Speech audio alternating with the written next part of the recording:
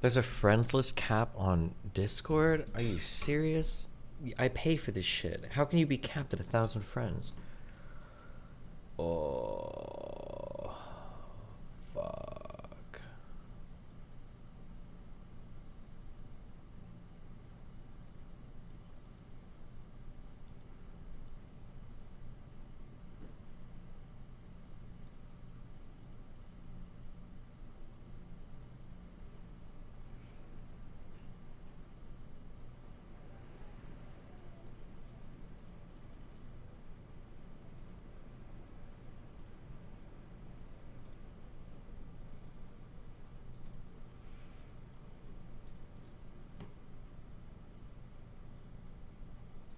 Did you see the Darius stream last night? Nope.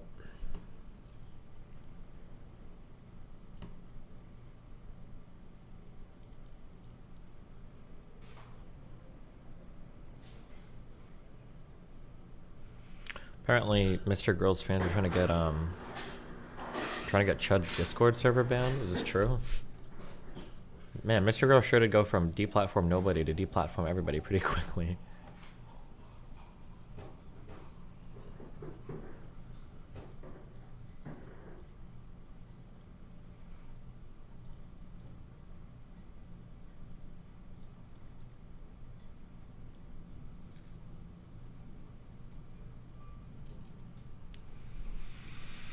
Mr. Girl admitting his dog shit article doesn't follow journalistic ethics. Or anything she said on the call that made me think she saw Lav as any type of adversary, or that she didn't like her or wouldn't support her coming forward, or knowing this, or even talking about it. Yeah. So I didn't see any reason not to tell her. Do you think that it was okay for Lab to divulge that on stream before the release of the article? I'm so glad that Lav exists, because Lav is like the perfect thing to hold up to show that Max has absolutely zero grasp of reality.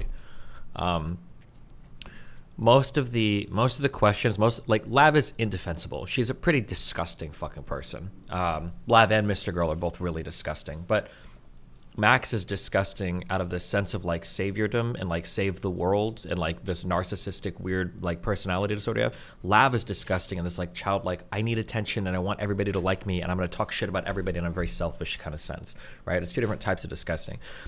But an objective, like, can I say purveyor of situations? Purveyor, that's a word, right? Purveyor. That supplies food and provisions. No, surveyor would probably be the word I'm looking for.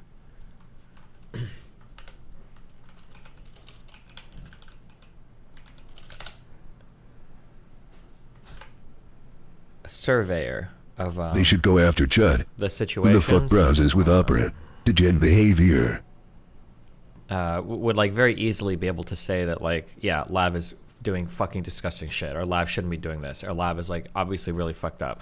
But every time he's asked any question about her, again, because I think so much of his article, probably is hinging on Lav's story, he has to defend every single thing she does.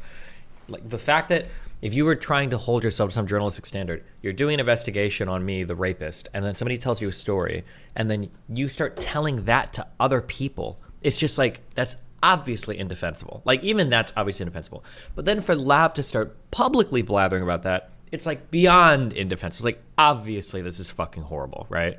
Do you think that it was... But the fact that he has to stop and think, like, well, how can I defend this person is like the most important. How can I defend the credibility of the person is like the most important? It's like so obviously bad faith. Okay for Lab to divulge that on stream before the release of the article?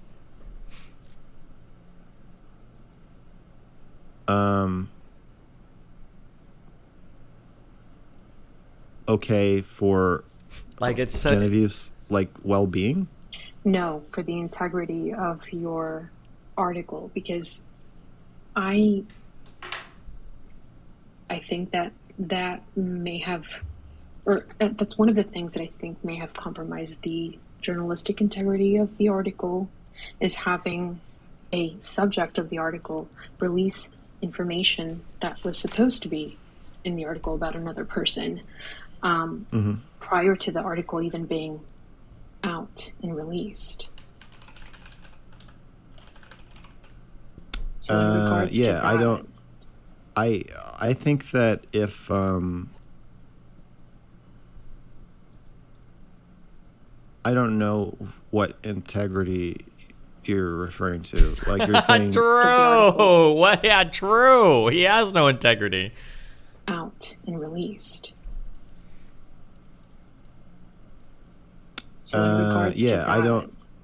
I think that if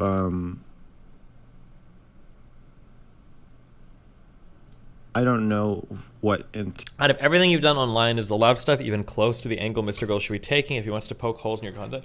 No, I know. That's the thing, is that, like, and again, I'm not perfect, but Lav is, like, one of the people that I probably would, I think I would use Lav as, like, a model for, like, this is probably how you should treat people who are on your stream that you've also had a sexual relationship with. Like, I was so blatantly clear, and Blav knows this. Like, I was blatantly clear about boundaries. I was blatantly clear. We didn't do anything sexual when the stream shit was blowing up.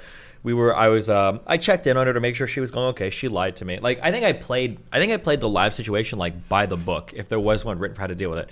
So it's like, it's so crazy that that's, like, the centerfold story that he's going to lean into.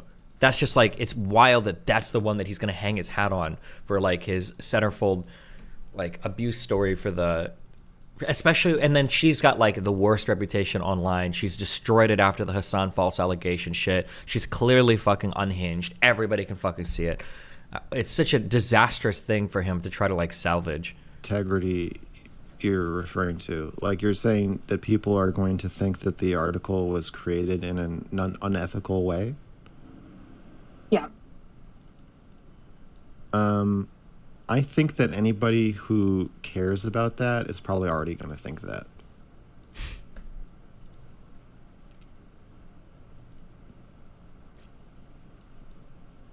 And I think that they, I don't know. I guess I feel like people have made up their minds at this point. I don't I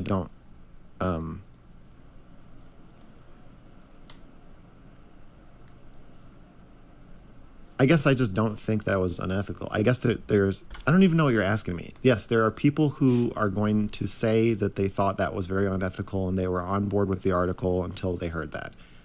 There are also endless concern trolls just making stuff up about how they feel and what they think.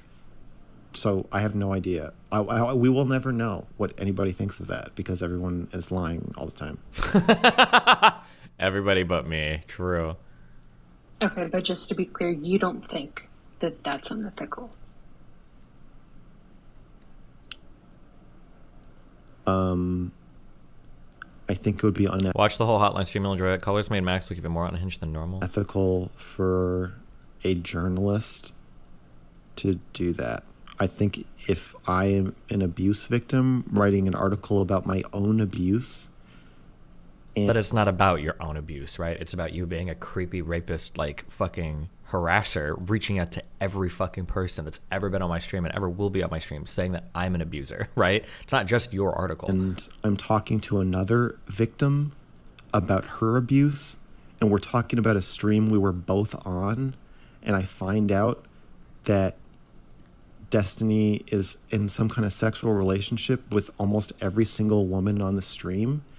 I don't think that's unethical for me. Sexual relationship. I think me and Madame Genevieve, I think we traded nudes one time. That was it. One time. And she does OnlyFans. Like, it was one time. I like the active sexual relationship aspect. I also like that he tries to make it sound like he uses this verbiage a lot where he's like, Destiny is pitting all these girls against each other. He's pitting these people together. No, I'm not. Lav was the one that started fights with all of these people. I'm pretty sure Lav's fights with Madame Genevieve started off my stream.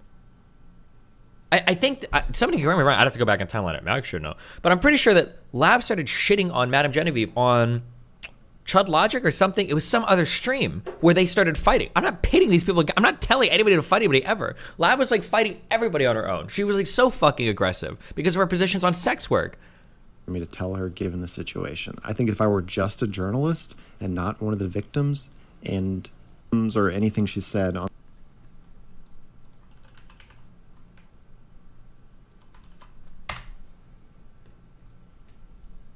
It matters to me because he wants to kill me, I don't Steven. care that he wants to kill you. That's not relevant to the He wants to kill my conversation. family, and he wants to kill my friends. That's great. why it Okay, matters. That's cool. That doesn't matter. Using the word It's or not not using the cool. word doesn't It's mean not anything. cool. Then go complain to the people that ruined the word. Then now we can't. He wants Steven to call Nick Fuentes a Nazi and be open about it because it's important to him, because Nick Fuentes wants to kill him, his family, and his friends.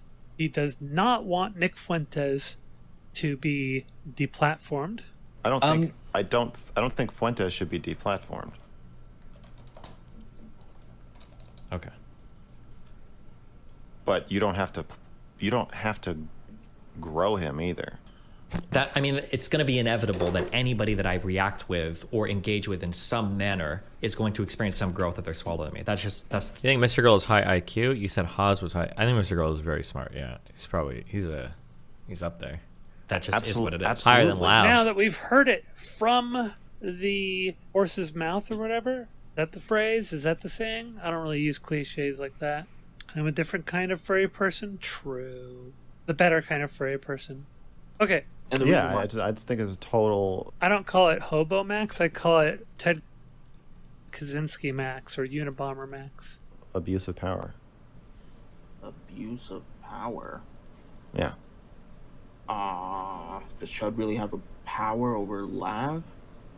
He has power.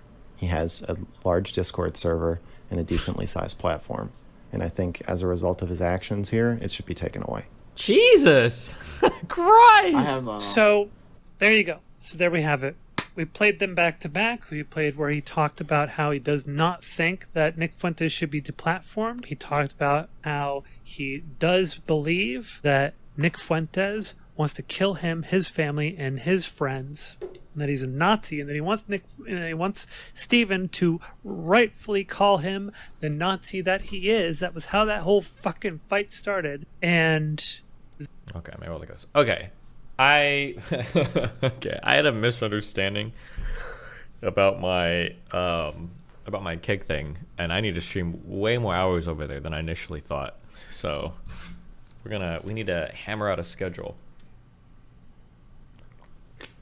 These next 3 months are gonna be a lot of streaming.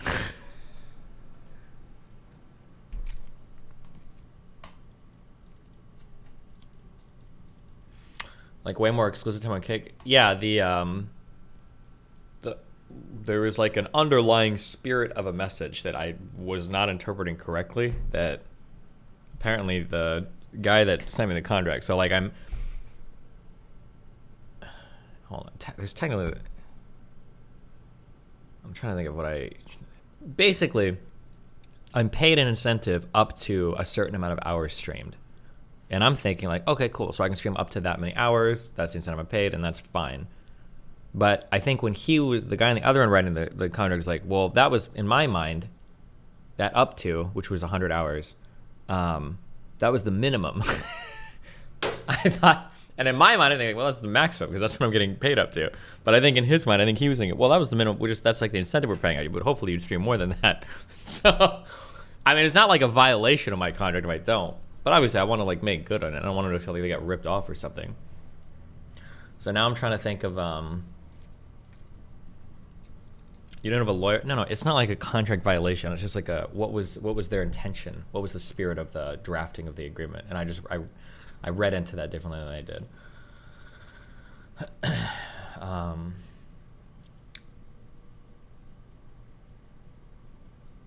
So now I'm trying to think of. I just need to write, yeah. What I'm trying to think of is how... Are they going to let you embed on Kick? Trainer's been pretty anti-embedding. I'm not sure. They might not. I don't know if they have the tech on their website. My tech guys are talking to their tech guys. We'll see if anything works out. But so I'm trying to think of like...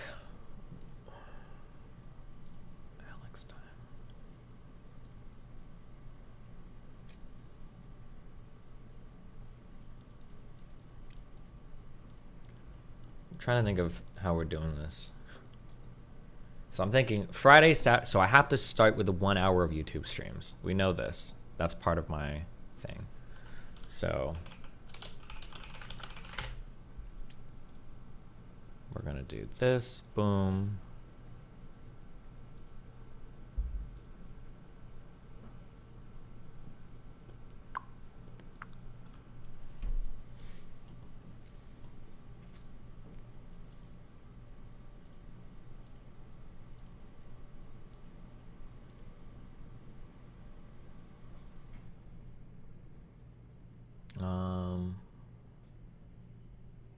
Repeats on Friday, Saturday, Sunday.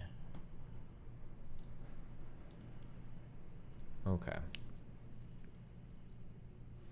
So I'm thinking Friday, Saturday, Sunday, we stream for 1 hour on YouTube, and then we do 9 hours on Kick.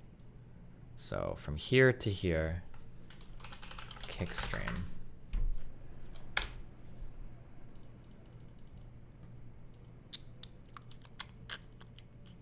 What is this? Hold on. It's a dude here who think I don't know what he do on the internet and shit. Reaction or some shit. I don't know what he trying to do. This guy? He just on some weird shit. We grown men around here. We grew up before this social media age shit. You know what I'm saying? So this shit don't faze us. We didn't have real ones step to us, and we really had to put shit down. You know what I'm saying? So it's cool. Look, it's gonna be on one of the shit. It's gonna be on something. So when y'all see it, just know. It's a dude here who think I don't know what he. Okay, so if I'm doing Friday, Saturday, Sunday, there's typically 4 weekends in a month, right? 28 days. There should be at least 28 days in a month on average. New Molina versus Fuentes drama. Destiny and Molina are sick, gross, and low character. Molina openly lusting after you in front of Destiny, who listens uncomfortably as Zerk laughs. LMFAO. Yeah, I saw that. That was gross. Did you guys see that clip? That whole scene is just disgusting, to be honest. And don't get me wrong, I mean, me and Destiny were pals at one point, but that situation they have is just so sordid and disturbing. I just cannot comprehend. And I was asking them about it, and maybe they thought that I was being rude, but I was sincerely asking how you do an open relationship. How could you be married to somebody? How could you have a significant other and they're out there having sex with other people? In a million years, I couldn't comprehend that. And you're okay with that. And you're like, you're defending that. Like, not only is it happening, but you know about it, you're okay with that, and you're defending the integrity of it. It's sick and it's sordid and it's gross. And, that just goes to show these are sick people. Destiny can never be a friend because he's a sick person. He just has very low character. That's just bad character. What's going on with Destiny's wife? I don't know how these open relationship niggas can do it. I don't know. I guess they're having problems. But, yeah, dude, it's weird. It's sick. It's really gross. Like I said, I don't know how anybody could do that without getting jealous and without being totally betrayed and offended. But if they could do it, The more I hear behind the scenes, the more I'm higher keyed into the idea that Nick is gay. I'm almost positive that is the case now. Okay. If I do so Friday, Saturday, Sunday are kick streams. That's 9 hours. 18 is 27. What is that? 108 hours a month of kick streams? That's okay. That's fine, right? 9 times 3 times 4. That's fine. That gets me over my 100. Okay, should be okay. Okay. However, now Rumble wants, I think Rumble wants 8 exclusive streams a month. Let me check. Go read this.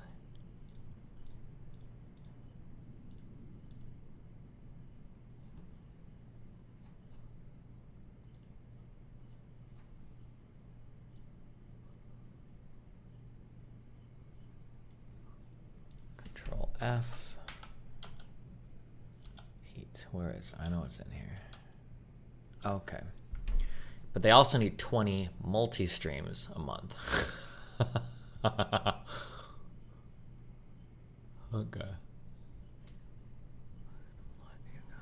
8 of the 20 components of live video content each month. And those 8 exclusive streams need to be at least 1 hour in length. Okay. All right. No problem. All right. 8 exclusive streams a month means 2 exclusive streams per week.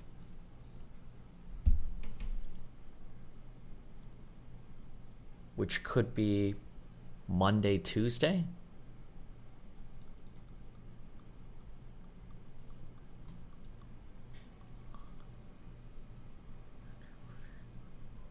Okay, so this has to be, hold on.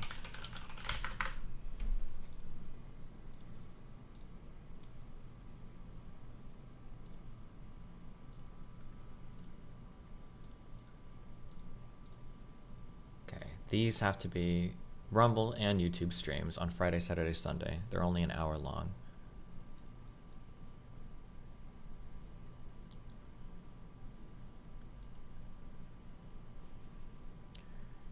Monday. Okay, so Monday and Tuesday should be my Rumble streams. So we do 5 hours. Oh, this is easy. We got this. No problemo, okay? I think. Okay. Mondays and Tuesdays. Boom, boom. And then Wednesday, Thursday will just be normal YouTube streams.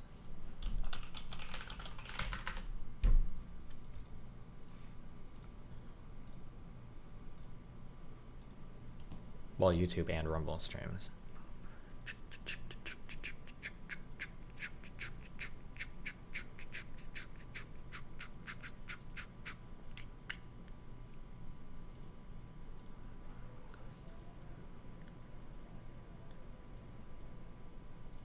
Boom, boom, yes. And then Monday and Tuesday need to be... How are you going to travel for this? I asked both of them, was like, sometimes I travel, so we might be a bit fungible on streams. And they said it was okay, so hopefully...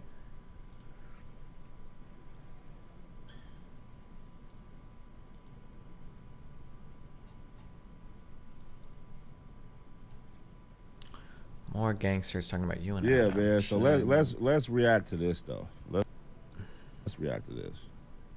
I got it. I had to look up like 30 things I thought you were invited. Oh, it's No, well, yeah, that's what I said. Adam was hip-hop. I didn't know you were like over. What you saying, my friend? Why that shit over? I had to look up like 30 things I thought you were invited. You thought I was black when you. No, well, yeah, that's what I said. Well, I said Adam was hip-hop. I didn't know you were just like over. Oh my god. See, look at that. Only person that didn't laugh was the girl. Everybody else getting. Oh my god. See, look at that. Only person that didn't laugh was the girl. Everybody else getting. No check. No. Nobody saying, whoa. Everything he building is off of our backs, nigga. Blacks, browns, nigga. He's building off of that shit, and then for you to be able to sit there and giggle about some disrespectful shit like that shows your character. Cause that nigga character is flawed. Nigga, he's a fucking snake. So your real intentions, your true intentions, and exactly who you are deep down inside. He said, "I thought you called me here." These guys are fragile as fuck. Okay. To fuck you. That's the first thing he said, nigga, like that. Right.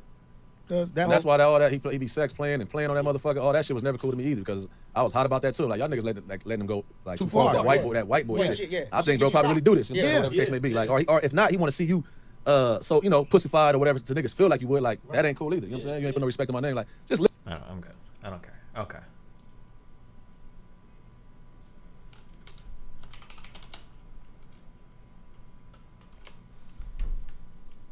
Wasn't the joke literally mocking no jumper haters that unironically called Adam a slave owner? Yeah, but I think for a lot of these guys, like they hear one thing and they're just like, they have a narrative. They just want to like get mad at everything going on. And that's it. Okay, hold on. I have to do this. I can't ADHD out on this one. Okay.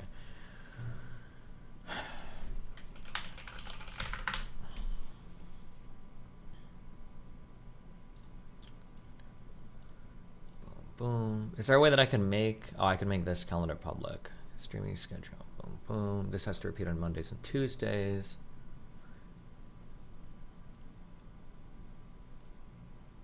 Custom Monday, Tuesday. Okay. Oh, no. Monday, Tuesday, Wednesday, Thursday, actually, is what it should be.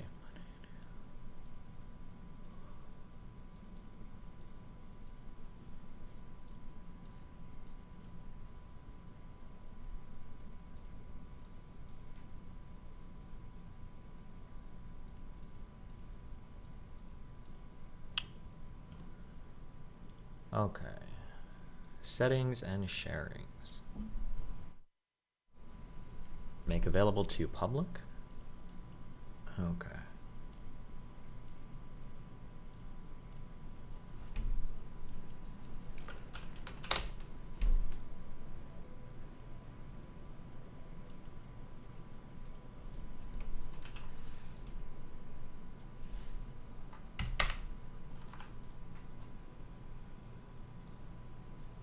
Does this work?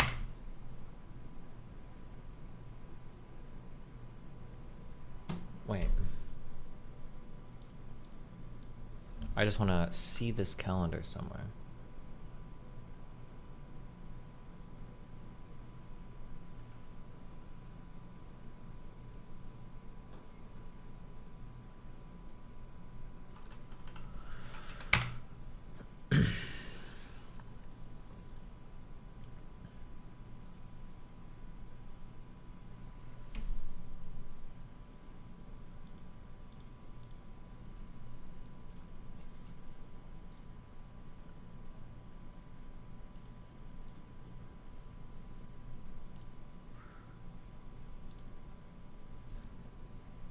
YouTube Rumble. Why is this not showing up yet? I don't know if Donovan Sharp's gonna be there for that debate. I have no idea. We'll see. Would you have specific topics, panels, guests only for the streams on Rumble and Kick? Maybe. Hopefully, I guess we can think. At least there's like we can be a little bit more edgy on those platforms too.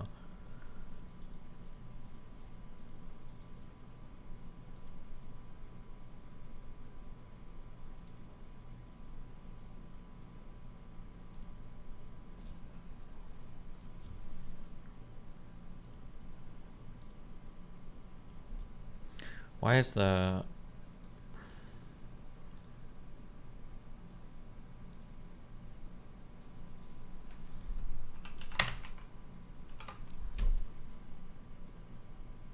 What is this?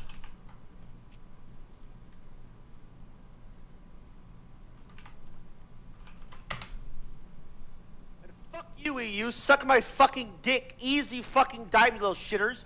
You guys fucking queue up and snipe me for the first 15 hours of the day.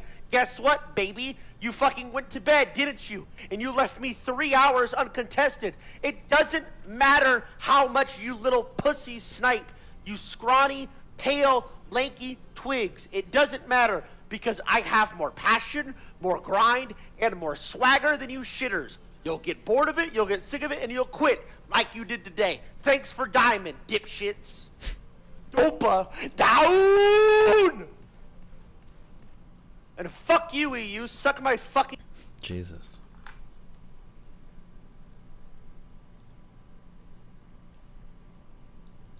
Can you get banned on YouTube or saying something edgy on Kick? No, that's Twitch is the only platform that does weird shit like that.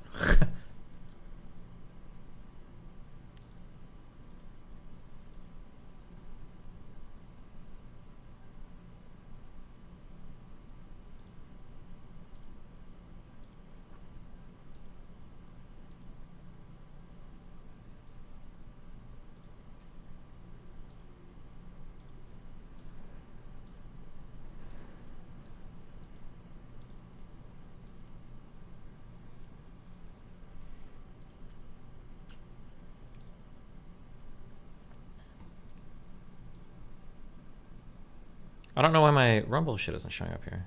Maybe it takes a while to refresh or something? Not for sale. No, excuse me. Not for release. Oh, sorry. Not for resale. You know? The reason why I told you not for sale, not for resale or release, because that's what that means basically, all in one. What? Not for sale. No, excuse me. Not for release. Oh, sorry. Not for resale. You know? The reason why I told you not for sale, not for resale or release, because that's what that means basically, all in one. George the new Moo Kitty? Obviously.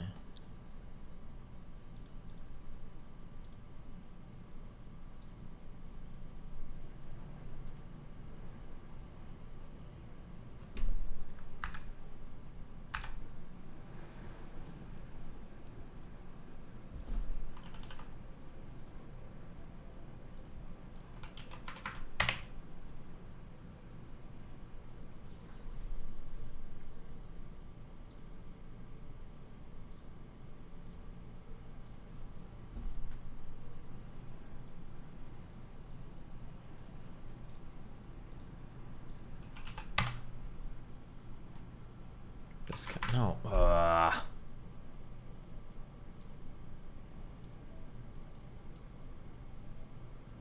Well, I just want to view this calendar without adding it to my other calendar. Is there not like a link to just see?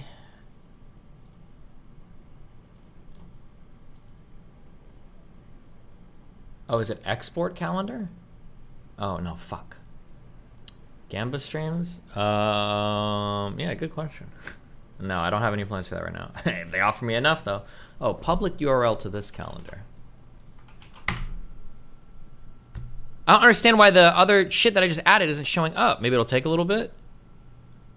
This is triggering me. The only worry that I have is I don't know if Control F5. Yeah, maybe it'll refresh in an hour. If I'm traveling, I don't have much time to make up streams.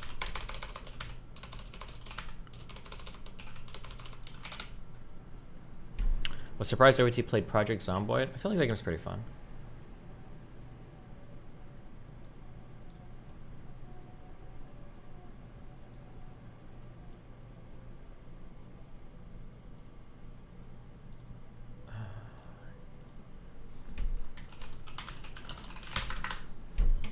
As long as you're playing like I think you have to have like permadeath or something though, otherwise it gets kind of dumb.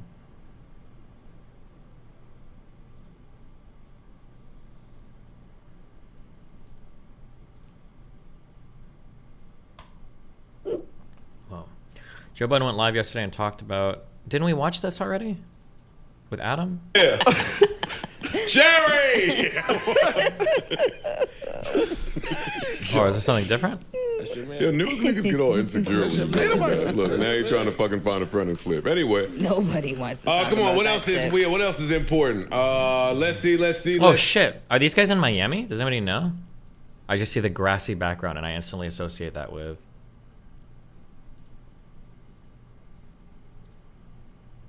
You gonna cue it up? Oh, why wouldn't I not?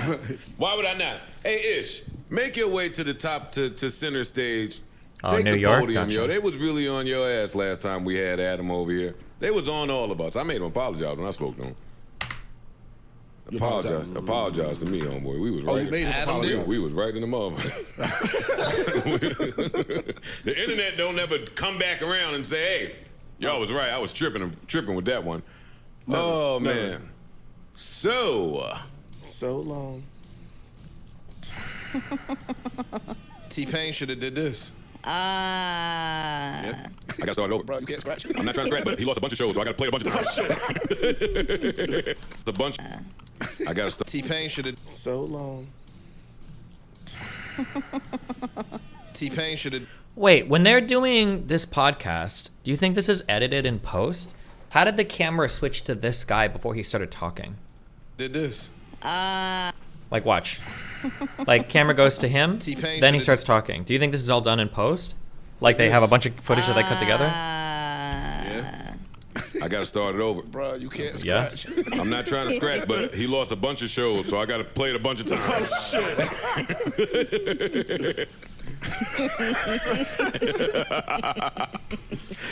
Hey! Oh, it brings me so much joy. And another one down, and another one down. It brings me so much joy. Yo, when I get Ish's age, I will be more mature. Honestly, that's why he's here. Like, so I look up to him. Honestly, when I'm his age, I'm gonna be my best self. So I got a 5-year runway to do fuck shit. Yeah, to just be, I gotta be me. Yo, Adam 22 has lost all of the important people from his network. I spoke to him yesterday. Boy, does he sound stressed. I didn't tell him that because I had an interview to do. But I'll try to give you a Cliff Note version of what I've gathered. And when you do that, I got a phone call to make to get the other side of that. This is spilling tea, boy. All right, the Cliff Note version. Adam wanted to make some changes to his Tuesday show. The guy on the Tuesday show is a breakout star for the network. He also has a Wednesday show, and he's got gang with him who's all on the network helping shit. Adam wants to take him off the Tuesday show, and he wants to take the Tuesday show and just the network in general in a different direction, which is more political, right-wing, white boy. Right-wing? Nazi. He interviewed a Nazi, which is the cause of all this. Oh, shit. On his Wednesday show with no black people. The interview is not the cause of anything. Oh my God. I wonder if Adam would ever want to talk on my stream about shit like this.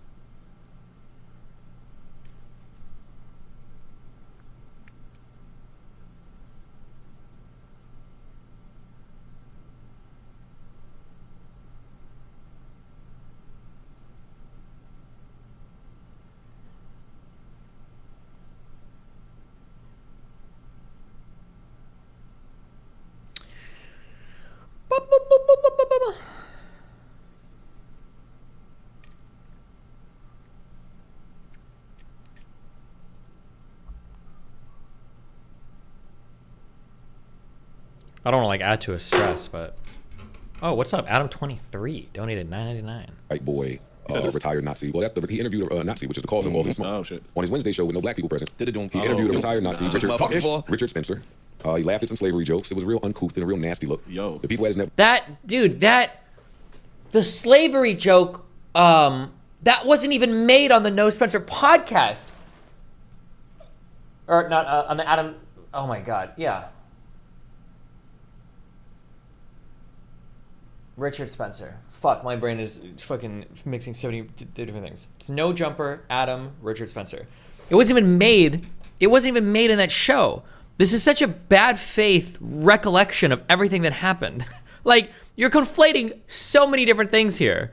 Like, Adam22 was busting a nut with 2 girls while Destiny was making slavery jokes in front of Richard Spencer without a single black person present. Like, this is like, you're conflating so many different things here. It's so bad faith. It's actually so bad faith.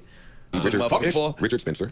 He laughed at some slavery jokes. It was real uncouth and a real nasty look. Yo. The people at his network said something about it. I'm all over the place with the story. But anyway, Adam thought he could confide in Lush One about what was going on. Lush One took all the content of their conversation to the Discord and to the gang. The gang is angry at Adam. The gang all ups and leaves.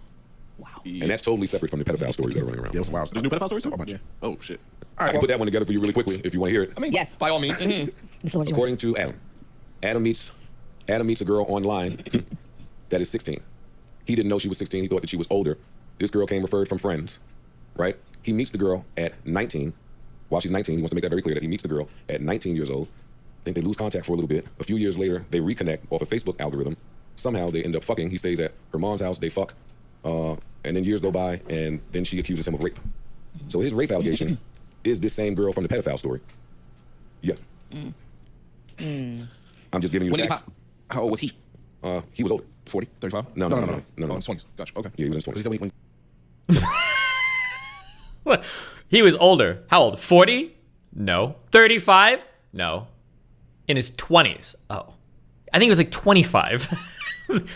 That's a wide gap. That's a wide gap there, but okay. When she was 16. I don't care when he falls. I'm laughing. I guess it's funny to watch it happen to other people. It's not funny. No, actually, I laugh when it happens to me. This, like, the level of character assassination and, like, conflating of, and, like, it's all public, too. Like, we've all seen everything. We know the stories to all of these. The fact that he was just so, and this fucking snake fuck was, like, talking to Adam yesterday, too. Like, trying to act like kind of buddy, kind of, I guess they're like industry competitors. It sounds like Adam's like interviewed people in the past and kind of shit on him, and so maybe he's a little harboring ill will there. But like for the most part, it was a friendly interview. But then to come on into his show the next day, and Joe Budden's girl Kaylin Garcia was 19 when Joe dated her when he was 35. Was that true? I don't like to repeat shit that you guys say in chat, 'cause I don't know how much is true, and you fucking retards get shit wrong too sometimes. So, dudes out there that be grooming 15 and 16-year-olds, so you can fuck them later on. I think it's disgusting. Talk about it. I always said dudes that like, oh, she 18 and now you could be. I think you just fucked up because the only difference between 18 and 17 is a day. It's a month. No, it's a day. You're right. No, it's a day. And I don't roll with that. Like, you niggas is trash too. But anyway, I try to hold him accountable for all the things that we spoke to him about on this podcast, which is milking the hip hop culture dry for every penny that you can, and then making a pivot and disassociating yourself. And going to Nazis? Bro, that is exactly what I've said. And handling Nazi people with more care than you handle. I'm not trying to dick ride him too hard. But I feel like Ack is like a million times smarter than every other motherfucking person I've heard talk in this arena. Like, oh my God, these guys are so stupid. Oh my God. And the rappers. Yep. For you to have a whole staff of black people working for you, just to interview the Nazi in a polite way. Like if you interview the Nazi, you should give him the smoke, right? Yeah. But if you laughing at slavery jokes or if you laughing at any negative thing that he's saying about a culture that represents, so like people are thinking this now, right? So if you're a Joe Budden dipshit egghead listener or whatever, hopefully egghead's not some racial, so I don't know. If you're watching this shit, you're thinking that like in your mind now, Adam is making slavery jokes, or the Nazi even is making slavery jokes. Richard Spencer is making slavery jokes in front of Adam. Like this is the impression that people are left with. What you've made your fortune off of, that is disgusting. Very disgusting. And he thinks what? Did he think Richard Spencer was making fun of rap culture or hip hop culture or black people? I don't think we ever treaded even close to those grounds on that show. for you. Which means none of these fucking morons that want to enter their opinion, their worthless fucking opinion, into the public arena, into the public discourse. You guys haven't even seen the show. You didn't fucking watch it. And you're going to sit here and pearl a clutch about it. Like, you guys are just as much culture vultures as fucking Adam is. You understand that, right? A black person can be a culture vulture off of black culture if they don't know what the fuck they're talking about, but they're starting to ride high on it, right? It's the same exact shit. Hold on, I'm sorry. It's not the same exact shit. It's even fucking worse. It's even worse. If you cared so much about the show, at least watch it so you can have some substantive critiques of it. Say, I don't like it when Richard said this. I don't like it when Adam did this. You're conflating two totally different shows because you haven't fucking watched either one. It's actually insane. It's such a grift. To interview the Nazi in a polite way.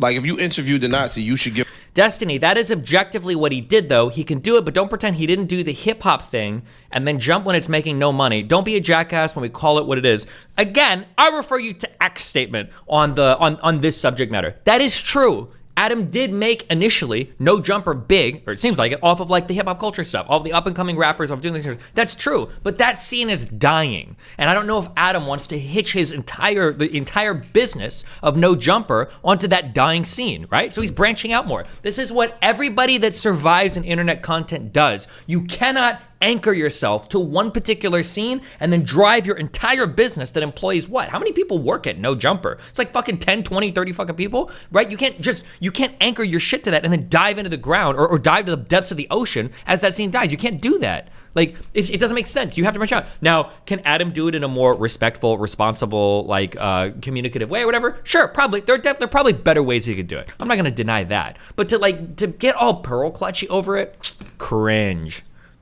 Give him the smoke. Yeah. Right? Yeah. But if you laughing at slavery jokes or if you laughing at any negative thing that he's saying about a culture that represents what you've made your fortune off of, that is disgusting, my nigga. Very disgusting. And that is what I've been saying. That these... No, like, yeah, Richard Spencer was not making jokes about black culture. Fuck Adam. I would have pushed back on that. I would have been the one fighting on that if he would have been doing shit like that. But he didn't say anything remotely like that.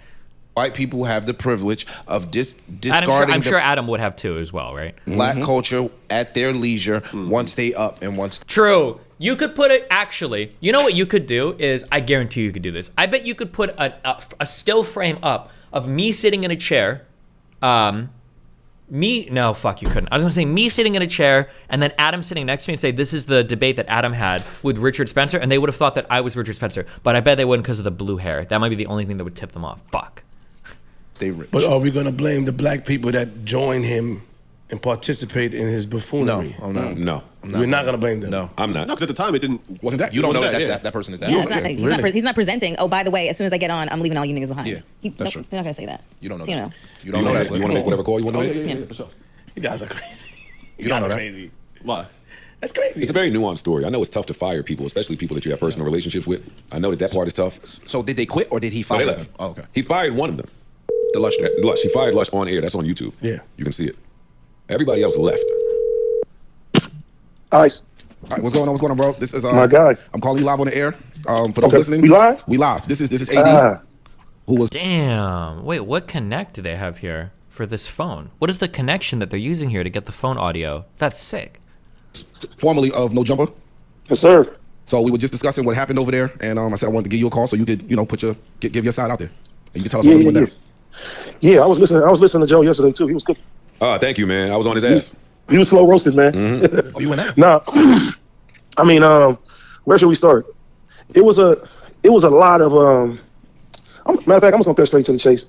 Aux cable, bro. Phones haven't had aux cable connections for like 12 fucking years. Okay. Adam, he has a real big problem with accountability. You know what I'm saying? I looked at him as a friend outside of the business.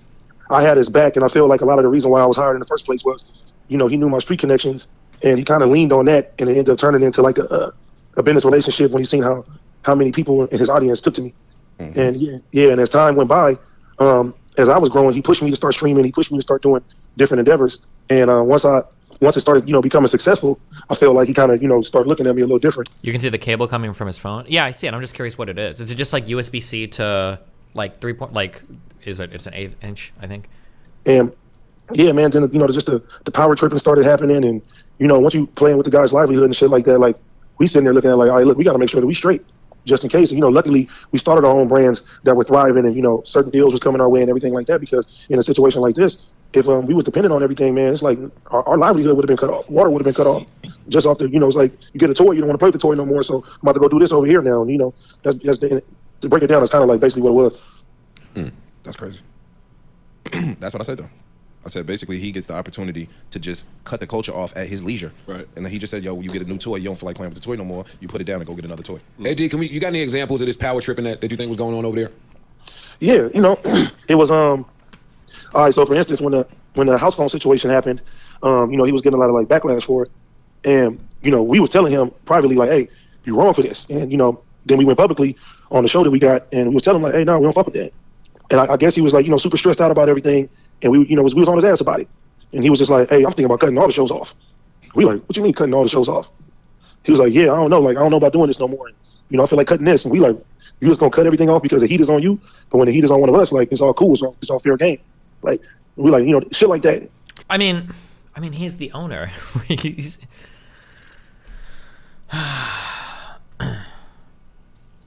Have you spoke to him since though?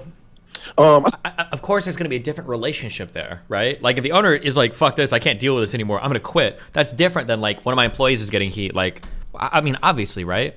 Spoke to him? Yeah. I mean, like, look, I'm going to keep it real. Just off the fact that, he put me in the game. He showed me a new way, man. I'm able to take it. Like, it's so weird to be like, this guy yesterday was fucking power tripping so hard. Really? What was he doing? He was, like, threatening to kill his shows. Wow, damn, power tripping. Who was he? Oh, he was my boss. That's not called power tripping. That's called having the power. That's your fucking boss, bro. That's not power. He is the power. That's his trip to have. What the fuck? Care of my family and do something differently. Like, I ain't got no bad blood. Like, Look at that real nigga sentiment that some other people out there. Feels like everyone that criticizes Adam only recognizes the one side that Adam benefited black culture, but didn't those rappers and people he brought on also benefit from the exposure? Yeah, but people only ever look at like him getting money off it. I'm sure, and again, I have to be careful because I don't really know the full history of No Jumper.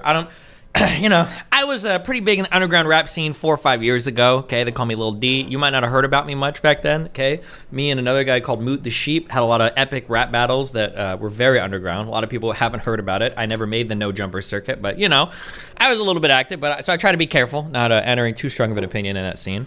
But, no, I mean, like, yeah, I'm sure, I would imagine that the underground people that was on Adam's show probably benefited as well, but, I mean, nobody wants to talk about that probably. It's just... I feel like if Adam was black, I feel like everybody would be treating this so much differently. But because he's white, he's such an easy punching bag for all of this. It's just so easy to shit on him as like the slave driver, the culture vulture, the white guy making money off all the black people and then backstabbing them, running all the black employees into the ground. Like it's just it's lazy.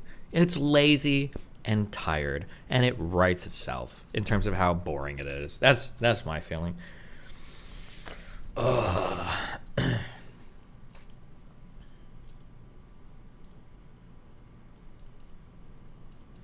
Destiny, you are way out of your depth. You are speaking on stuff you do not understand, LOL. I understand the dynamics. If I'm missing some of the facts, you can tell me if I'm right or wrong. But like, I've already seen enough on this show to see how horrendously misrepresented situations that I have firsthand knowledge of are, right? I think that when I made that, I'm trying to think. What show was I on when I made that slave owner joke? Which podcast was I even on for that? Trying to remember the order. The Dick Show?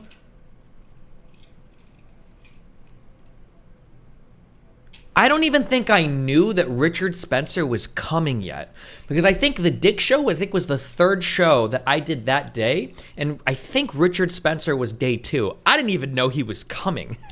But the way that they represent the order of events here, they make it sound like me and Adam are making pro-slavery jokes. Like, the fact that I'm hearing just that, I already know that the bad faith is off the scales, right? Even without knowing any of the background. To see the conflation of these things is fucking wild to me. It is so disgustingly bad faith. If I'm wrong on any of the other facts of the matter, you can feel free to tell me. If I'm incorrect on anything else, and feel free to say, oh, Destiny, like, you're wrong on this. But like, I haven't heard anybody correct me on any of the facts.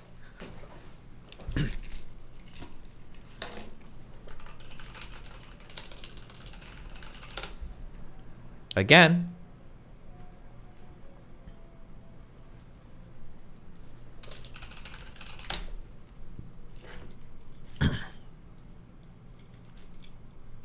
Sorry, jangle my keys. When Adam has in his career ridiculed and painted Joe in a horrible light whenever controversy comes up and out, just like Joe did, Adam is not some innocent, easy target. Sure. I mean, like, if and I don't know that. That's why I said, but I gave that qualifier. I literally said that. I was like, it sounds like Adam interviewed people in the past that were shitting on Joe. Now, I don't know if that's true or not. Adam had a defense for that. I don't know that.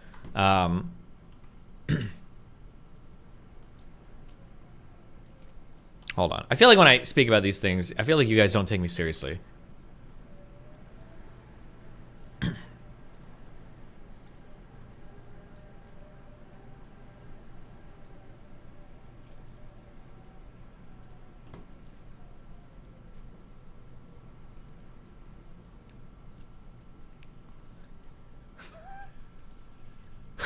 Hold on, I'm trying to think of how bad or good of an idea this is.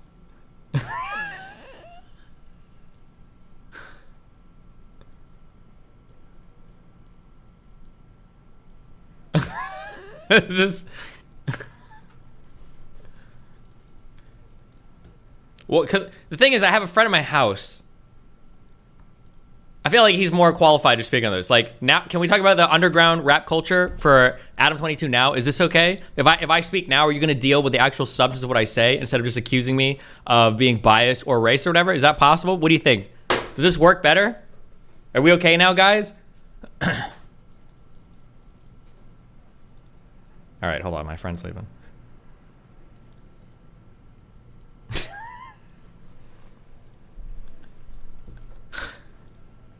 He's going to join us in later conversations if you guys are acting racist in chat. Okay.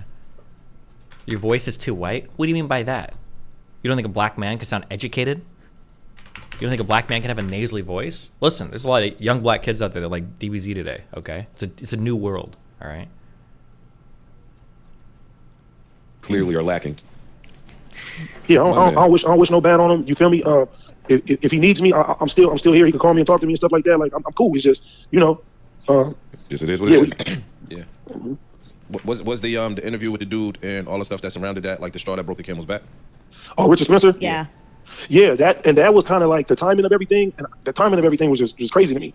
So why don't you take time to research the background of No Jumper? You make fun of Wash for speaking without knowing the facts. You're biased because you like Adam. I don't have any I could never do another show with Adam in my life and be just fine, okay? Fuck. I feel like I'm repeating Big Ack because he was right. Ack said it.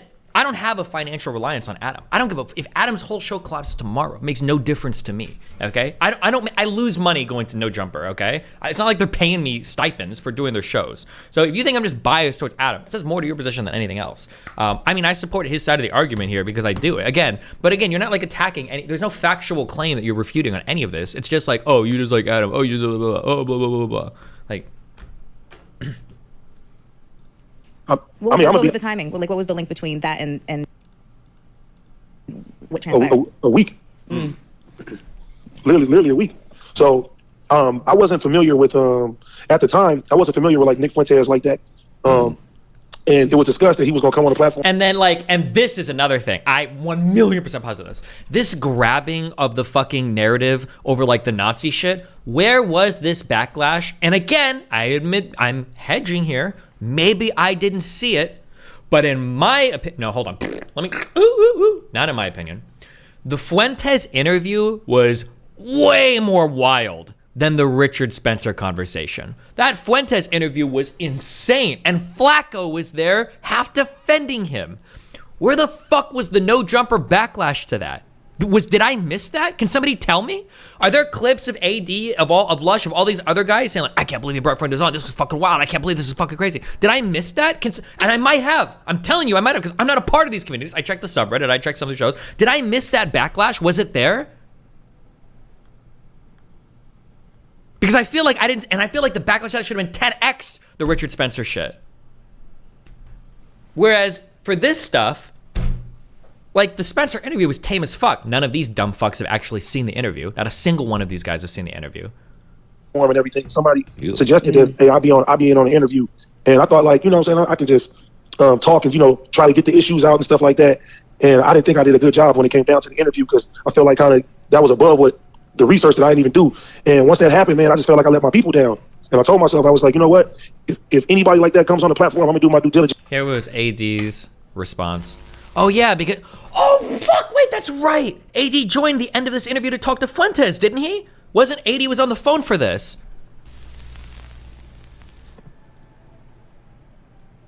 Were you going to be a part of the Kanye West interview that didn't happen? Yeah. Was that the Nick Fuentes thing? So shout out to my guy Guilty. So Guilty is a guy behind the scenes. I don't know how he does it. Was he? Or wait, or was he on a Mr. Girl interview? Fuck, hold on. It's been so long since I've heard this shit. Let me listen to this. But he contacts everybody. Or he might have been there with, for the Sneeko conversation. Put a lot of stuff together. Instead of the Fuentes one, that's right. Interview, he actually arranged that. I was going to say, that was kind of a weird, because I didn't know anything about Nick Fuentes. And I've seen you guys talk about like how, like, you know, we probably, you know, it probably wasn't the most productive conversation. No. Or was he in the student? Hold on, I don't remember. Hold on. It's been a while since this shit. I didn't know anything about this dude. And I think I saw Adam talking about it somewhere, just like people are going to be pissed about this. I was like, oh, let me see what the fuck this guy is. I was like, oh, this guy's kind of like a white nationalist. Yeah, no, but even that situation, that showed me, like, I have to do my due diligence before you talk to anybody. To talk to anybody, you know, like a lot of times I get to just use my personality and coast on certain stuff, and I'm not even putting myself in a situation where I got to hold it down for my culture, and I have to hold it down for my people, being an African American man. So if somebody has viewpoints and they're sitting there saying some stuff to me, and I don't know how to counter that, you know, it's kind of like a letdown for my whole community. So that first interview showed me where it's like, okay, I need to be more prepared, and I just can't not study and not, you know, get all the facts before I jump in the ring with somebody like that. Was that an interview that you got negative feedback from like just like you said, like the people think you didn't do enough? Yeah, they're like you should have said this, you should have known this, you should have known that, and I agree. I'm like, yeah, I should have did way better when it came down to that, because, you know, not knowing the history, like, that's not no excuse. I have all these resources, I'm in position, people look up to me, and I feel like I got to be a good representation for them. So if somebody's coming at my people or saying certain things, like, I got to be able to counter and do it intelligently. So wow, notice how when he's in the hot seat, notice how it's like, yeah, you know, I need to take more time to prepare and blah blah blah blah blah, and because he didn't prepare at all, he did nothing, right? Jumper, coolest part. And when I say racist, he was on this fucking show. Dude, the Fuentes shit was a million times more crazy than the Spencer shit. Fuck all these people. All right, hold on. I'm unplugging. I can't. Hold on, because I'm gonna I don't want to make it. AD seems cool. A lot of these guys seem cool. They're just like on the big like fuck no jumper train, because obviously they're trying to start their own shit. But I'm gonna end up like burning way too many bridges if I go too hard on this for no reason. That doesn't mean black people are dumber than white people. It means that there is a reality to race which is both constructed and biological, in the sense that race is real in the sense that, like, you know, some people say I'm not white because I'm Italian, Mexican, and Irish. But for the sake of example, you know, let's say I'm white, and that means certain things to me in a constructed way. You know, it means I have a certain nationality, and you can say there's a history there and there's a cultural thing. You can also say there's a genetic component too. Like, white people have white skin. That's determined. The point is that there was no black people on the Richard Spencer show. Who the fuck cares if there are black people there now? Why the fuck does that matter? Like, what if Candace Owens was on the Spencer show? Like, can we, how many more years until we can move past the like hyper obsession with like the amount of melanin in somebody's fucking skin to like have a conversation with somebody? Like, at some point, like, why can't we do it? Like, well, what was actually said? I feel like a libertarian from 2009 saying this. Like, by genetics. At least engage with the subject matter. Engage with the material that was said, not just like, oh no, there was no. And also, excuse me, I'm a proud Cuban European American, whatever the fuck. And so race realism is simply the idea that race is a biological reality. Now, what you're talking about is these disparities in IQ, which someone who believes in race would say that disparities in IQ, well, IQ is a heritable characteristics. You would say that that's, you know, the difference in IQ between the races is a function of a genetic difference. It doesn't mean that blacks are dumber than whites. And by the way, you know, I brought up Destiny a moment ago because he's been popularizing this. He's been trying to say, oh, you know, Nick believes these things, but he's going to put on his good face. You know, Destiny believes in the same facts. He just doesn't believe in the genetic explanation, which is a legitimate explanation. He just doesn't tell you that. Right. So, I mean, would you say that you've been... So, he's literally just saying, like, black people are genetically inferior when it comes to IQ to white people. That's what he's saying here. And nobody gave a fuck. Where was the backlash to this? And that's one part of an hour-and-a-half interview. This conversation is pretty fucking wild. And then Sneeko comes on, and I'm pretty sure these two are, like, in lockstep with fucking everything. Okay. All right, I'm good. Get me out. And make sure. Get me out. Okay.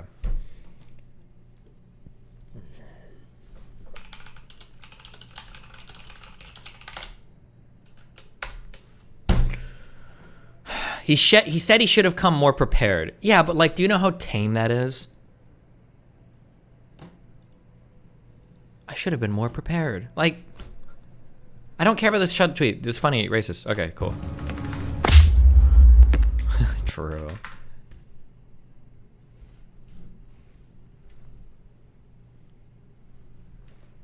Fuck off, Papa Gut. Wait, Papa Gut, why aren't you fucking YouTube verified? Is that actually you?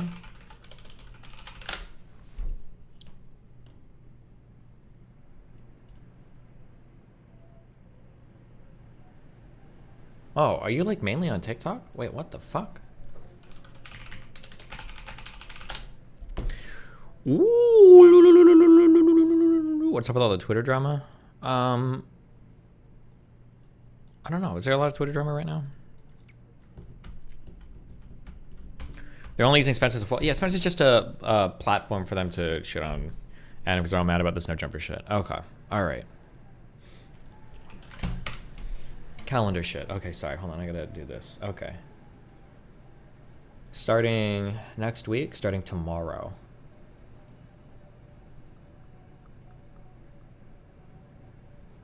All my internet friends are calling you a pedo? Well, if there's any under 18s calling me that, just tell them to shoot me a DM. Export calendar. No. Share.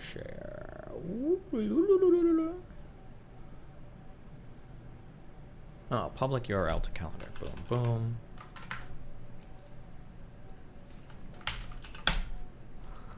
Okay.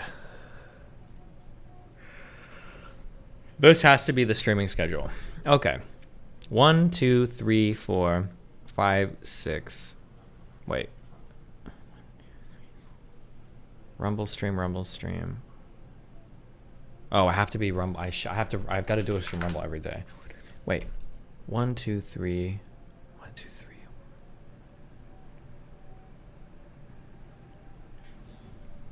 Hold on. What if you do stream on YouTube and Kick never wants me to dual stream? That's exclusive streaming. Does it start next month or immediately? I thought about starting it on the 1st, but I might just start it immediately. Fuck it. Fuck. Actually, I should ask to move it to the 1st. Oh, dude, next month is gonna be rough for travel. What am I out of town for next week? Oh no, I don't go out of town till the week after next. Thank God. Okay.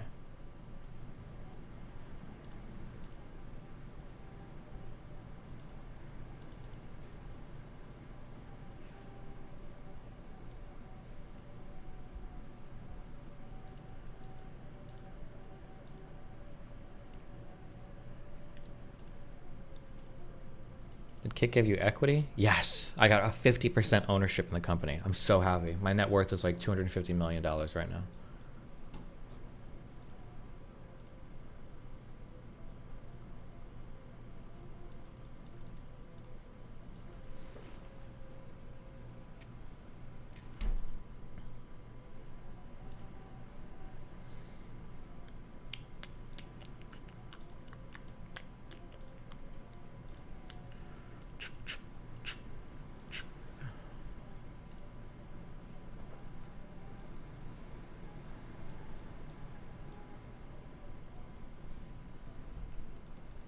If that's the case, if I want to talk to Train about the DMCA stuff, I believe you're now liable for everything. You've always been liable for everything for DMCA. What do you mean?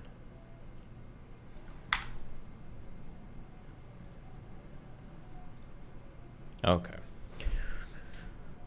1, 2, 3, 4. 4 times 4 is 16. 5, 6, 7. So these are the 7.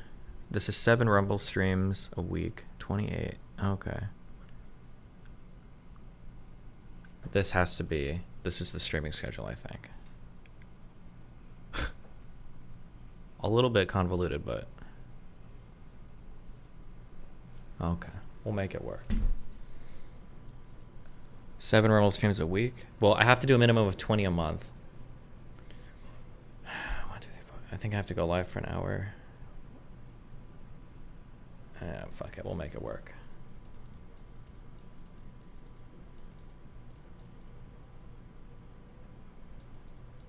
You said how much you're getting from Kick and Rumble? Enough to make this worth it.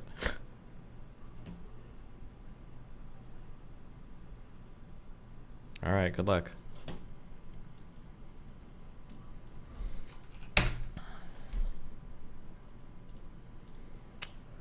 All right, let's see.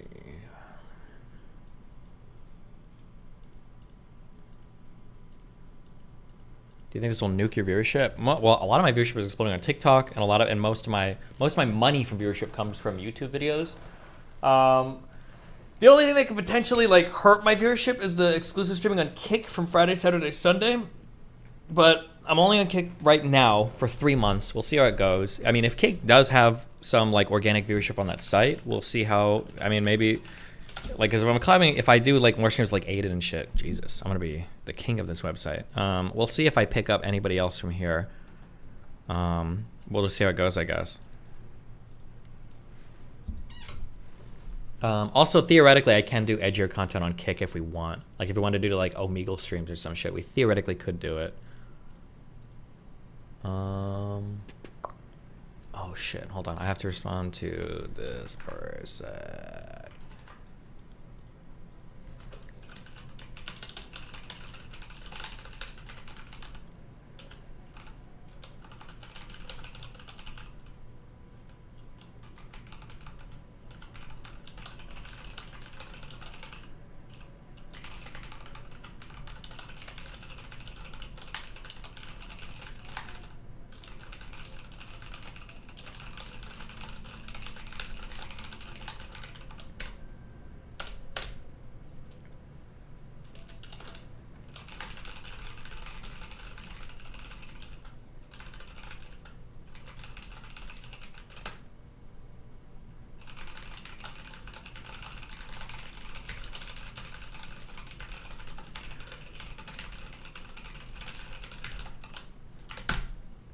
Rumble requires you to have like a video that loops on your channel before you go live, which is really fucking weird. But the video that... Everywhere. This is the video that I'm using right now. Everywhere I go, What is this? I see his face.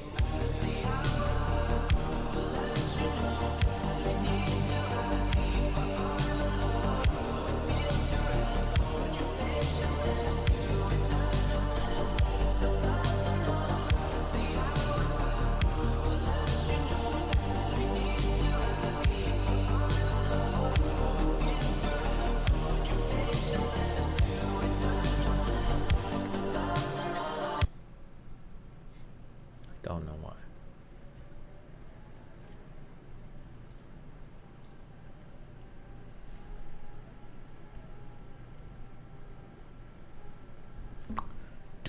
Do. Okay, boom, boom, boom. Sounds. Let's see. Sounds good. I can start tomorrow if you guys are all right with that? Question mark. Why did you want to stop hanging out? Because he moved to fucking Canada.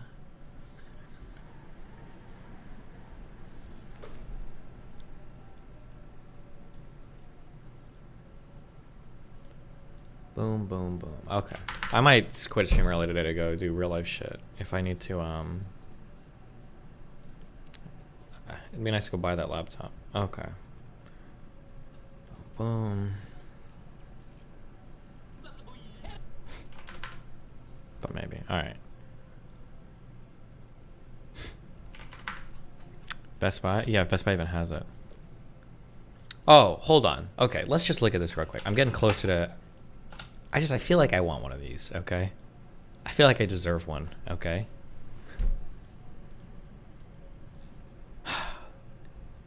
These new mid-engine Corvettes, they look banging, okay? And I'm pretty sure you can get one brand new, like kitted the fuck out for under 100K. So they're not even in the grand scheme of things that expensive.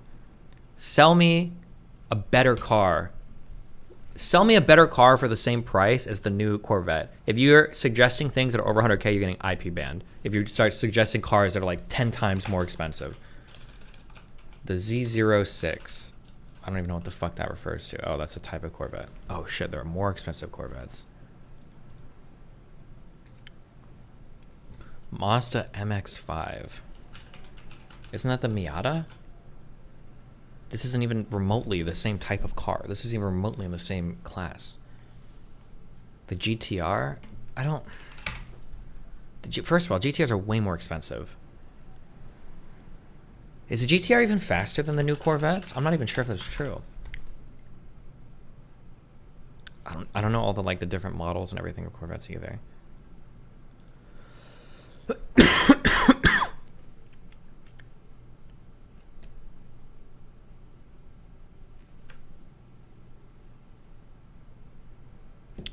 The Lotus Emira. What the fuck is that?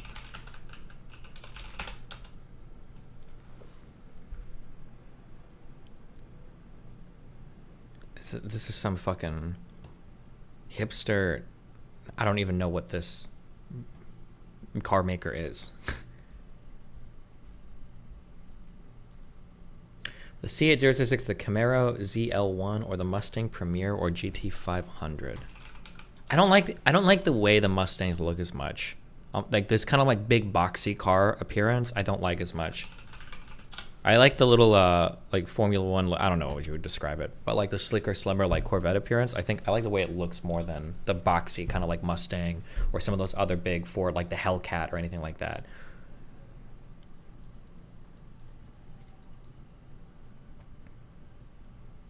Look at the Audi R8. I considered that a long time ago, but the R8 is quite a bit more expensive as well, right?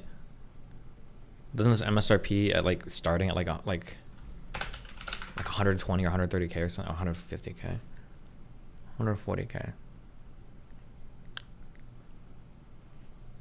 The boxy look is American. The svelte look is European. Sure, that's fine.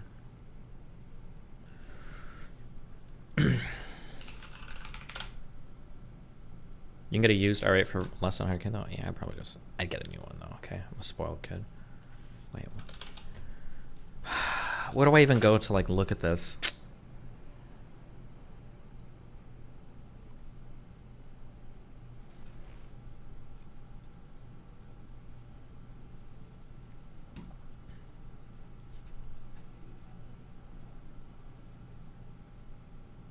What's the favorite car you've ever driven? What's my favorite car I've ever driven? What do I like? I really like the all-wheel drive on my Focus RS. Are all newer cars all-wheel drive?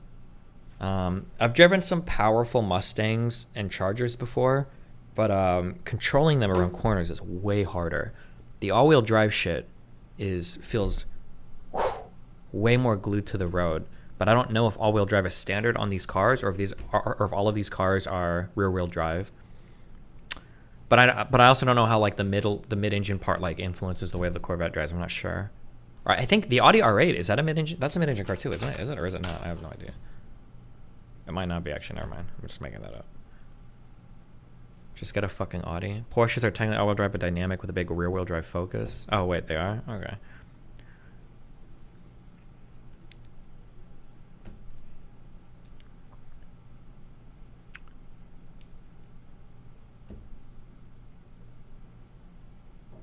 Have you test driven an electric car? No. Should I? What's like a good electric car like in the US? And also then finding charging and shit. I've been inside the interior of the expensive Teslas, and I think I said, now that I'm a bit more wealthy, I'm gonna commit to a little bit of luxury in life. Okay, I don't think I've ever had a luxurious interior for a car or like nice features inside a car. Like for instance, my Focus RS is a 2017 car, but like when I turn my blinkers on, I don't have like warnings for backing into people. I don't have like any indicators on my car. Like it's like a bare bones. That shit is stripped to the bone in terms of actual like luxury features or nice features. I think it would be nice to have like a car that has is decently feature equipped. The interiors of the Teslas were cheap as fuck. Like worse than a Honda Civic. It's insane to me how cheap the interiors of the Teslas are, but they're probably trying to save money. Why are you guys linking McLarens? McLaren 675 LT MSRP. Why are you linking this, you fucking retard? Who linked this? You're banned for 2 days, Matrix. I hope the joke was worth it.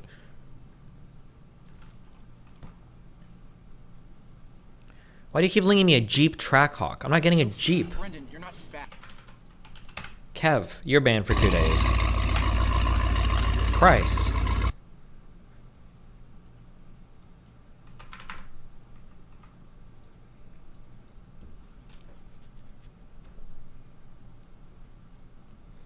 The 911 is 100. It's right now. The Mustang Mach-E is a boxy, but as fast as the Corvette. Is that an electric car?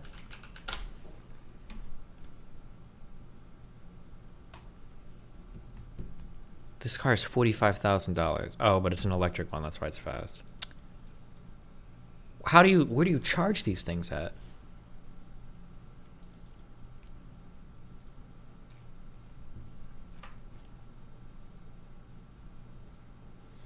It's closer to 200K, but the Acura NSX is well known as the best daily driver car.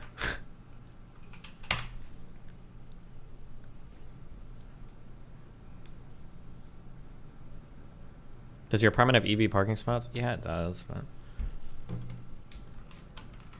Oh god, it's a hybrid?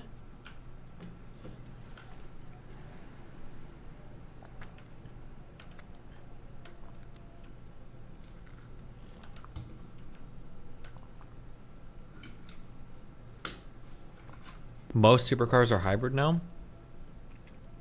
Can you drive stick? Yeah, I prefer manual cars, but I'm pretty sure whatever new car I get is probably going to be an automatic, because I don't think they even make, like... I don't think they make many of these in manual anymore.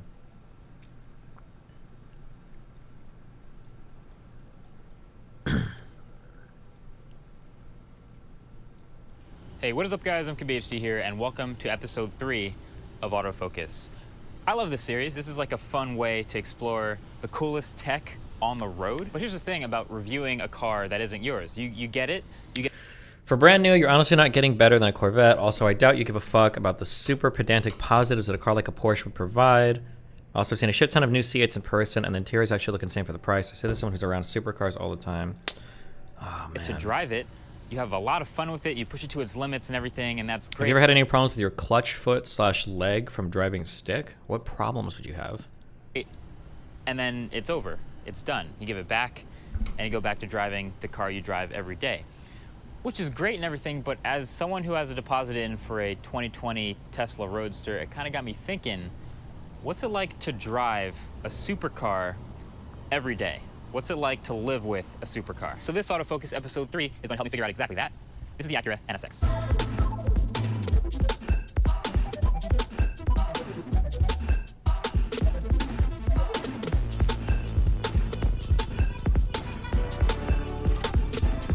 So there's a lot of different cars we could have done this episode with, but Acura reached out with the NSX as a sort of a everyday supercar.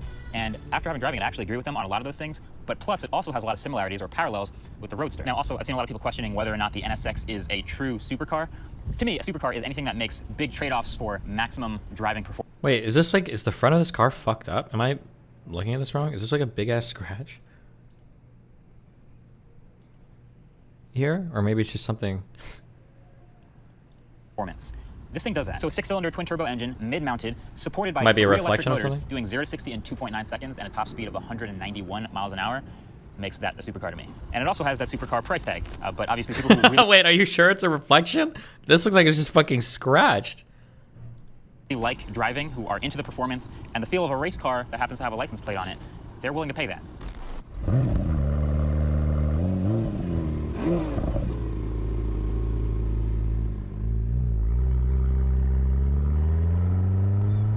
But what are you getting? Well, I spent the last week driving this car everywhere, every single day. So here are some things. My biggest fear about getting a car like this is I feel like I would just feel so bad if somebody fucked it up. But somebody hit my Focus RS. I think I complained about this like 4 years ago. 3 years ago? Somebody hit my Focus RS in a fucking garage. And it was a fucking Challenger driver. Challenger and Charger drivers are always asshole drivers that suck. It's not bad, but there's like a little scratch on my bumper. Somebody hit my car while it was parked in the fucking garage. It was a girl driver too. Fuck. But like if I had like this car and somebody like dinged it or hit it or some shit, I feel like I would be so irritated. Driving a supercar every day. Right off the bat, number one is how low you are. Even if you don't realize it from outside the car, as soon as you get in, you are way closer to the road, and everything about this car is lower and more compact. The suspension is stiffer. The front and rear bumpers are super close to the ground, which means two things. One, you will now feel every bump, and you'll start to notice certain roads. Also, the only thing I don't like too with these types of cars is if I get a car like this, I'm never taking anybody anywhere. It's just one person, right? Because these don't have back seats either, which also kind of sucks. What part of having a car like this is appealing to you? Is it mostly just the status symbol? I really like driving. Like, I don't get to drive much anymore, though. I don't even know why I'm saying that. It doesn't even make sense. I think the most fun I've had driving was probably in Nebraska. Because you're not... No, actually, long drives in LA late at night or during the zombie pandemic were okay. I can't really drive fast anywhere in Miami Beach because it's fucking traffic everywhere. For foreign traveling, the New Zealand was amazing. Holy shit. I almost died, but New Zealand was amazing. Yeah, actually, fuck. Even if I get this, it's not like I'm driving for fun. Even being in Miami and driving to Key West isn't very much fun because the speed limit is unironically like 50 miles an hour, like the entire fucking way. And there are cops everywhere on the Keys. It's insane how many fucking cops are along that road. So you can't even drive fast if you wanted to. Driving to the Keys in a car like this would be a lot of fun if that speed limit was set more reasonably. It should be like 85 on that. I don't even know what the name of the highway is driving down to Key West, but... It's because they're just slightly less than ideal pavement. And number two, clearance. It's really, really easy to scrape the front bumper or the bottom of this car. Driveways. Take the Turnpike to Orlando. The Turnpike is okay, but the Turnpike has a lot of cops on it too. They've got like special cop stations, like every fucking 10 miles on the Turnpike. There's the things where there are 2 cops sitting there every fucking time. There are so many cops down here in Florida. It's insane. Speed bumps, they all become a problem. Yeah, this is a scary thing too. This is why I never bought a nicer car in LA. Bro, coming out of any gas station in LA, you're on like a fucking 45-degree decline. Even my RS, I've got to like take these things at like, you got to come at them from like a 45-degree like horizontal angle to like kind of like angle your tires down so you're not scraping your bumper fucking everywhere. Easy to scrape the front bumper or the bottom of this car. Driveways, speed bumps, they all become a problem. Every single little pothole or speed bump or anything like that is a challenge in this car. You might as well just drive like a crazy person and swerve and avoid all of them because they'll be more important than you think later. Excuse me, sir. Coming through. I'm definitely at the end of visibility for other cars around me. If you're in like a minivan or a pickup truck or even a big car, and you look out your window at me next to you, you're just gonna see the roof of this car. You're not gonna see like the entire car. So visibility is important from inside the car, but also from the perspective of other people looking at you. It's harder to see a car like this. That being said, I do feel super planted and connected to the road and confident and pretty fast. When I get a nice BMW, that will be a nice ride over. I feel like I would like a nice BMW when I'm like 45 or something, but I'm still in a phase of my life where I like more aggressively styled cars. And every BMW I see is so, it looks like, what's like a nice BMW? Like they all are like, they're very like, I don't know how to explain it. BMW M3. I don't want to say grandpa car because that sounds like mean, but they're like, the styling is just not aggressive enough for me. Like they look nice, like my rich grandpa showed up, but it's just not, I'm just not into the styling as much of these cars. There are a couple of nice BMWs that look nice, I think, but use Waze to avoid cops. I mean, Waze was bought by Google Maps. I don't know if it matters, you know. You can probably just use Google Maps now because I think they have cop warnings. There's only really enough room in the car for the driver and whoever sits next to them at best. Basically, storage and space has never really been easy in supercars, basically because they're so focused on the whole driving part that storage is basically an afterthought. I'm just feeling like this very much has a cockpit type of feel. This big center console in the middle kind of separates the driver from the passenger if you have a passenger, if not. I fucking hate big dials. God, this looks fucking hideous to me. I hate these big dial things. Oh my God. Also, this interior here, this looks really cheap. These like plasticky buttons. I don't like these either. Oof, I don't like the center part at all on this car. It's just a backpack and some audio gear, but like you feel like everything is at arm's reach and everything is very forward. Very forward. So like I mentioned, there's electric motors in this car. There are 2 in the front, one actually at each wheel and one in the back. And technically that makes this a hybrid, but it doesn't You just want a huge touchscreen?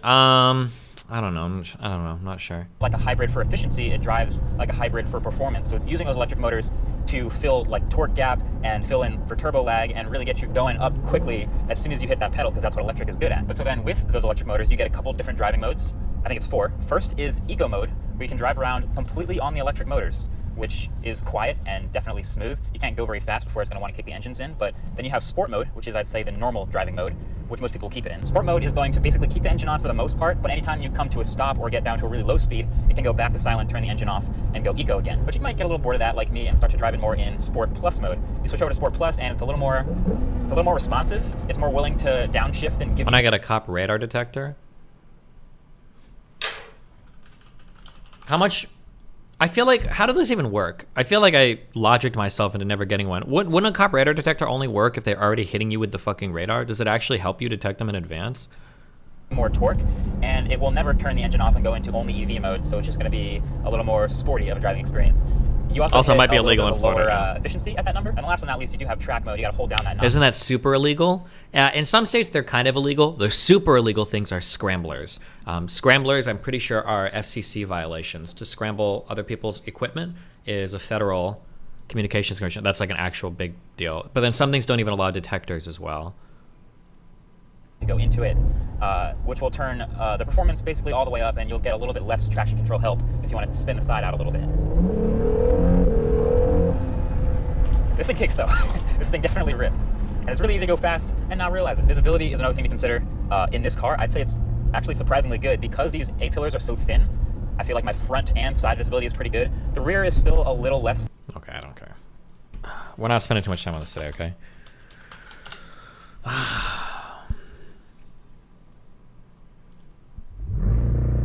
Oh my god, this interior looks fucking hideous too. I hate the screens.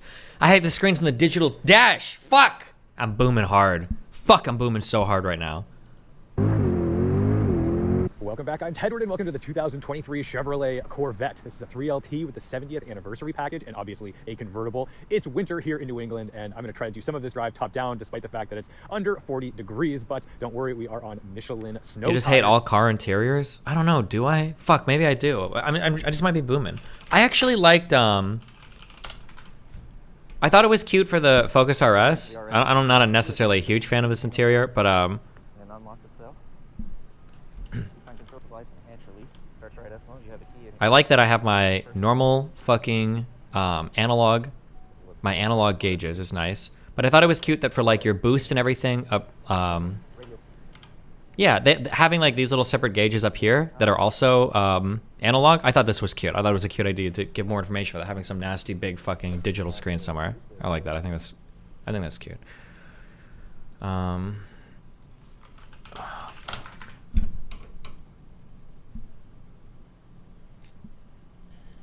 Hey, welcome to Car and Driver. You know, we have a fleet of seats, a comprehensive. Our Corvette was solidly equipped with the 2LT equipment group that adds niceties like a heated steering wheel, heated and ventilated seats, comprehensive exterior camera system, and so on. We also added the front axle lift to avoid scraping the nose. On the performance side, we got the must-have Z51 package. That includes things like an upgraded electronically controlled limited slip differential, upgraded exhaust, and a shorter final drive. We also ordered the fancy magnetorheological dampers.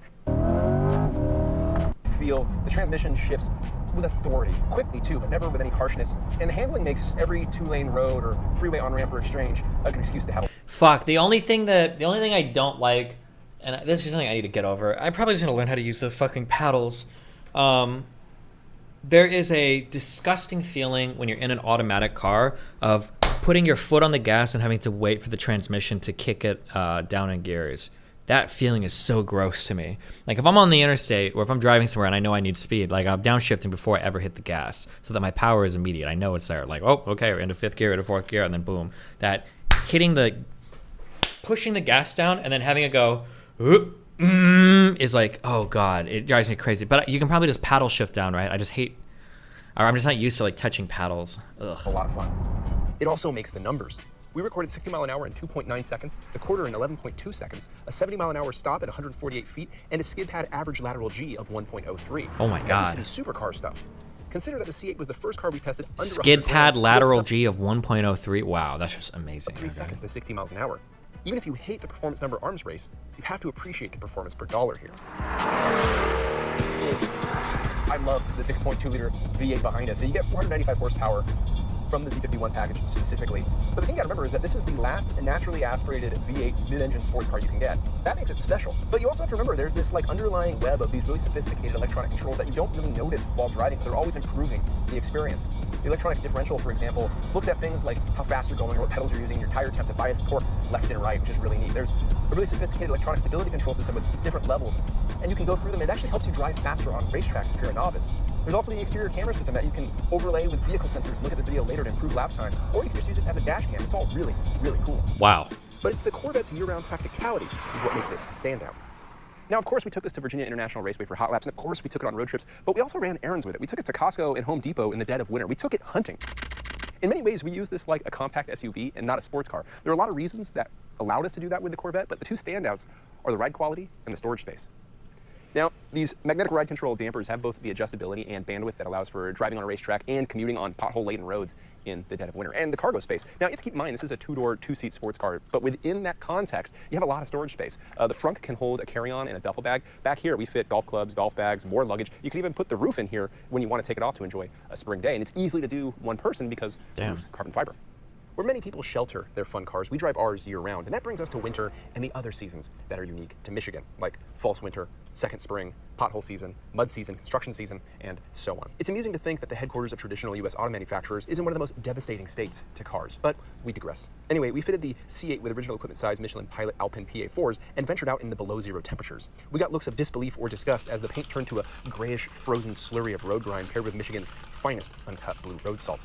Having the bulk of the vehicle's mass over the rear wheels certainly helps with traction, but so too does the winter drive mode that dial back throttle sensitivity and shift firmness that helps you be smooth. Now, some of us live in areas where they don't plow the roads during winter, and those people had to use the front axle lift to help the C8 from not becoming a snow plow itself. We also learned that if you park outside in a heavy snowfall, which some of us did, it's better to clean the snow off the rear glass before you lift the rear hatch, or better yet, use the remote start so the heat from the engine can cook off that snow before you want to access the trunk. Overall, you can drive the Corvette year-round in Michigan, and that's really cool. Why not just mod the RS? I mean, I could. I don't know. What didn't we like? Well, we found it difficult to dwell on the often trivial shortcomings. Here's a few. Because the trunk sits right behind the engine and right above the I'm pretty sure my RS gets can. about the same miles per gallon as a Corvette does. If I mod my RS more, we're talking like fucking 10 miles per gallon in city driving. I don't know. I also don't want like an analogy. I don't even know the fuck word I was looking for there. I don't want a car that is like so loud and obnoxious and sounds fucking disgusting too. I'm not sure.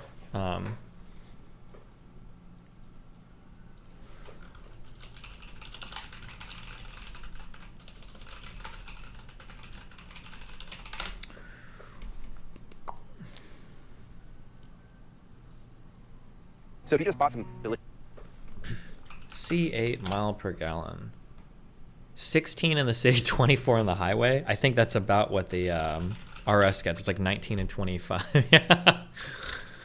Oh, for so much more power.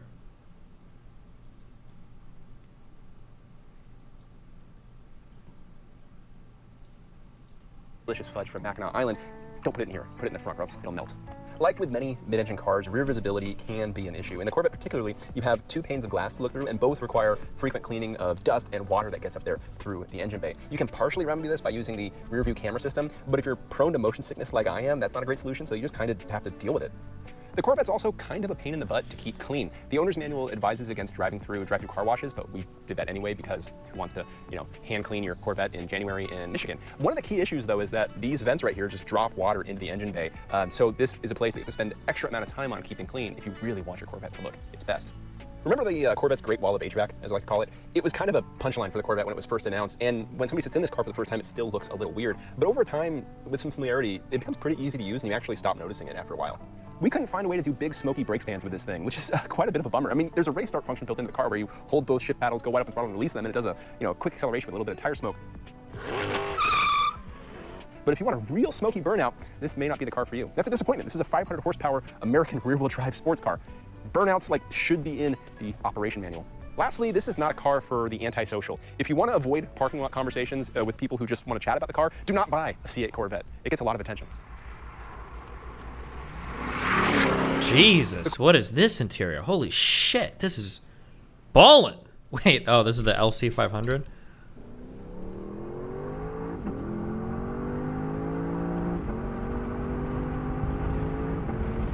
Oh god, it's so bad? I like it. Dinosaur. Wait, a real dinosaur? I just can't get over this. Ready? What are we ready for?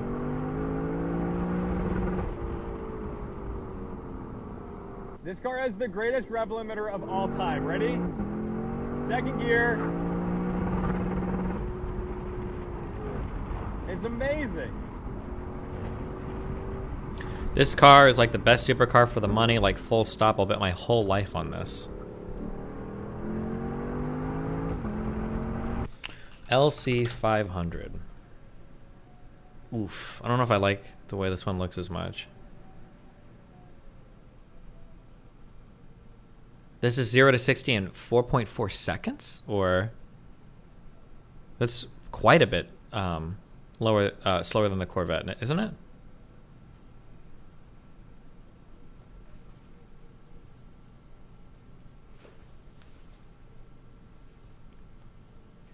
Oof. This is looking like... I don't know why, but like seeing this here reminds me of like...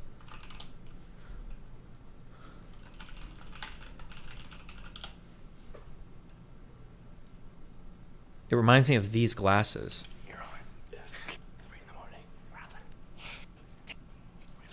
These glasses remind me of this car.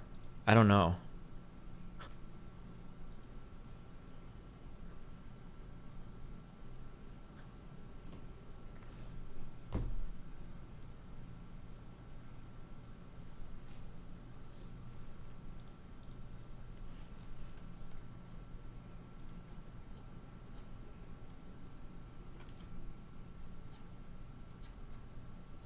It's a two-seater as well, right? The Porsche 911 Turbo S uses analog and digital.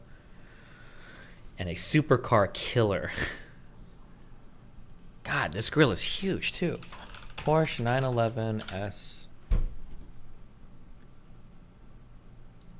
This looks like... If I say, like, Italian, am I completely fucking wrong? This just looks very weird. No, there's, like, a word I'm looking for. It looks like very like dainty and French-like or Italian-like. I don't even think Porsche's like a fucking. I don't know. I don't like the way this car looks.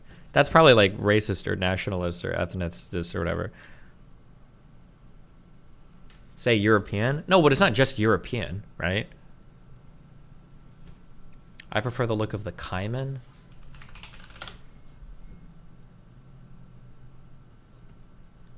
Do I say European? Is that what this looks like? Yeah, I don't know. Dude, I'm never going to make a choice. I don't even know why we're looking at this. I'm not going to choose any of these. Fuck me. You guys are giving me hardcore buyer's regret for a car that I don't even have yet. I haven't even bought the laptop yet. Well, we're getting the M16, right?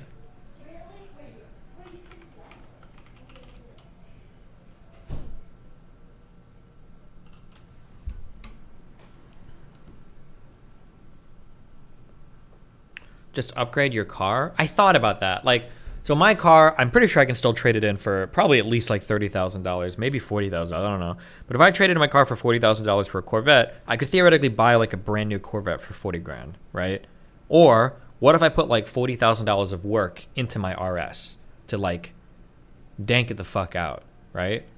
If I put 40 grand of work into my RS, but then I'm gonna have like, it's gonna be like the most riced up car in the world.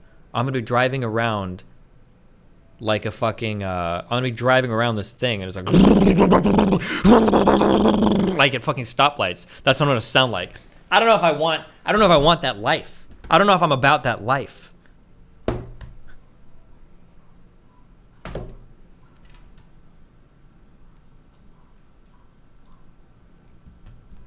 Jaguar Type F.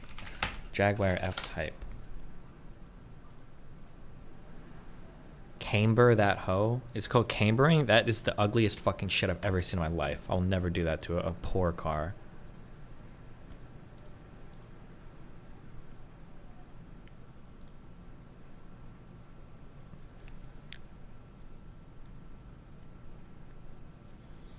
AMG C63. AMG C63. Why? Ugh. This is like a mini SUV? What is this?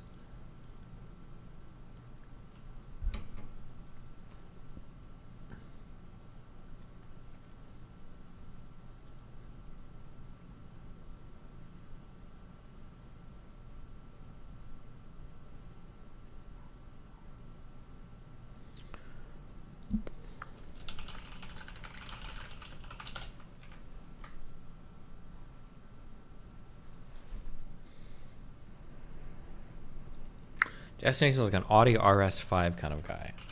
RS5 kind of guy. Ugh, no. Or a BMW 3, what did you say? 338?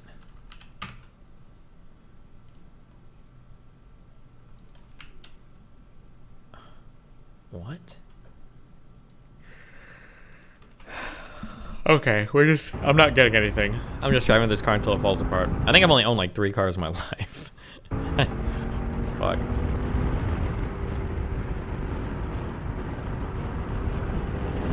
You can modify the RS's engine without modifying the exhaust to make it loud and be... Is there really that much more overhead? Can you squeeze that much more... It already feels like that the RS's engine is living on like the edge of what it's fucking capable of doing. Like... Does anybody even use this stage shit or whatever? How much are you... Like, how much realistically... How much more can you realistically squeeze out of this engine?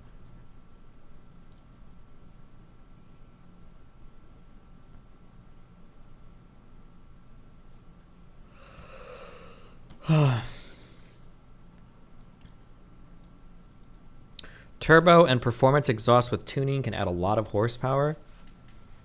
The exhaust is already fairly nice on the car, no? Unless you're talking about like chopping off like the cat. I don't know how much like a high flow cat. I don't know if that would make that much of a difference.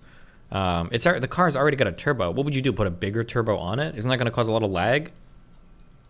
I have no idea. I don't know how good like super kitted out fucking RS is compared to like an unmodded RS. I have no idea.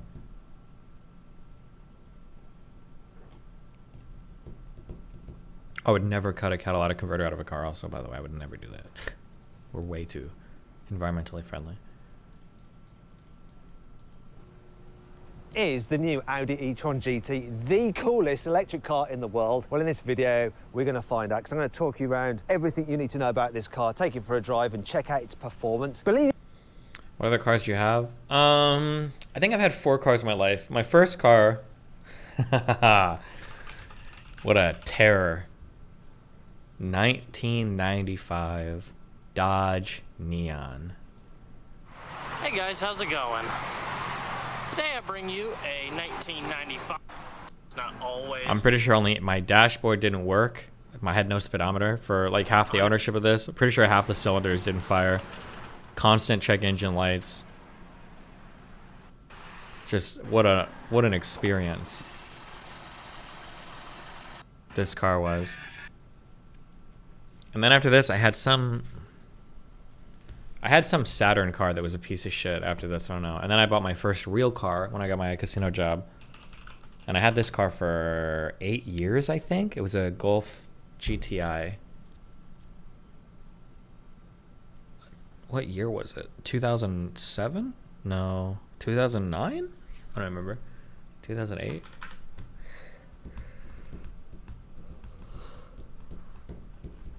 What are you gonna do if you want to go on a road trip with Melina Nathan? Yeah, true. Okay, we're done. Thanks. I'm not buying any cars now. Wait, how did you do italics in my stream? What the fuck? Is the new 2023 Lotus Emira, and it's the return of Lotus. Lotus has always been sort of a fledgling brand, on the market, off the market, and the Lotus Evora sports car recently went out of production. But now Lotus is back with new ownership and a new sports car, the Emira. Today I'm going to review it and show you all of its quirks and features.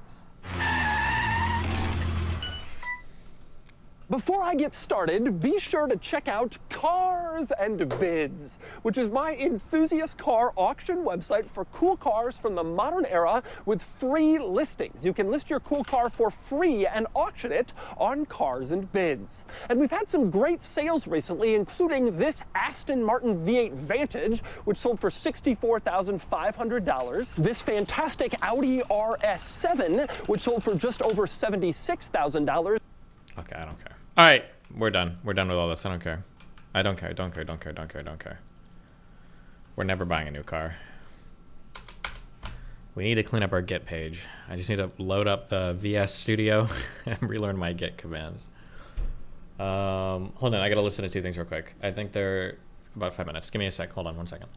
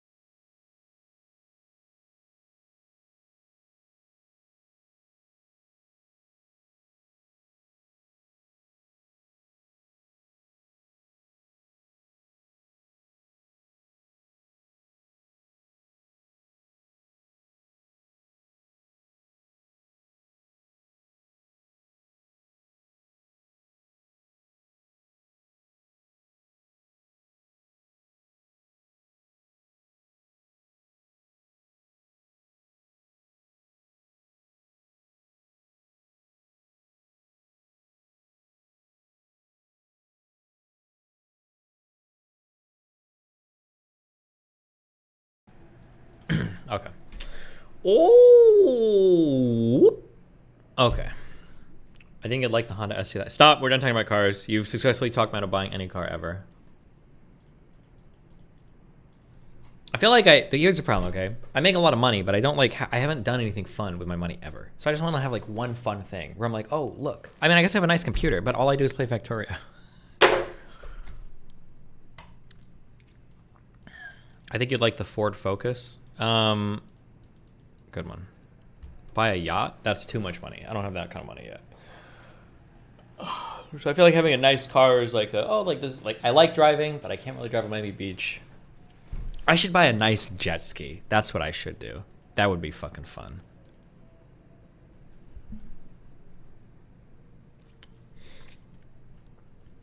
You haven't upgraded to the 4000 series yet, right? No, but I don't have any games to even play for that, right? You can buy tier 5 subs new computers to play games with. True.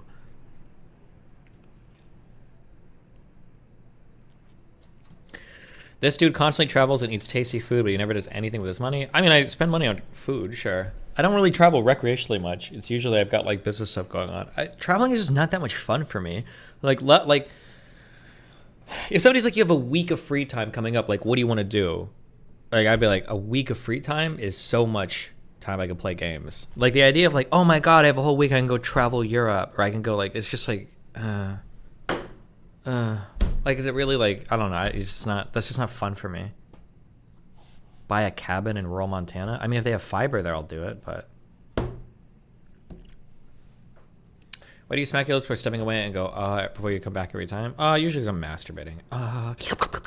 That's my masturbation noise.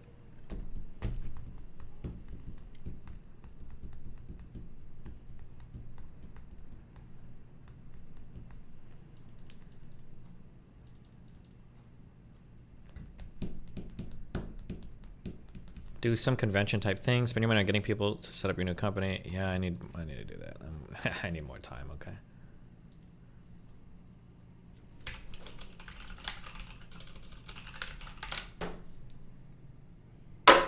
Okay. That bed is hella loud. Guarantee don't buy that. This bed?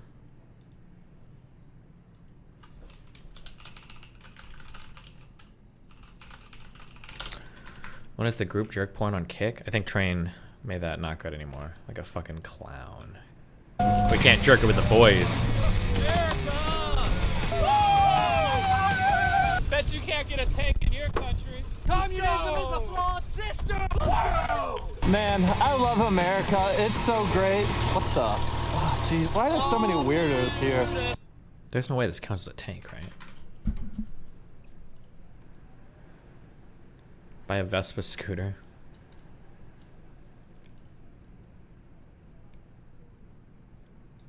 If you get liability insurance for yourself, do you have to get liability insurance on all of your cars? Or do you have like, is it just liability insurance for yourself?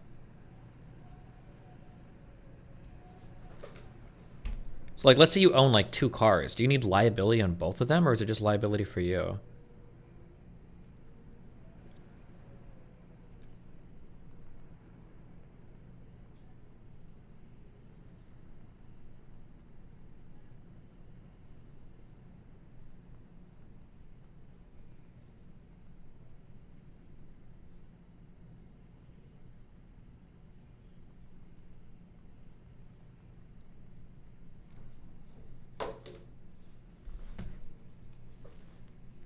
Have you registered your car yet? Yeah. I registered it in Nebraska 5 years ago. Come on, dude.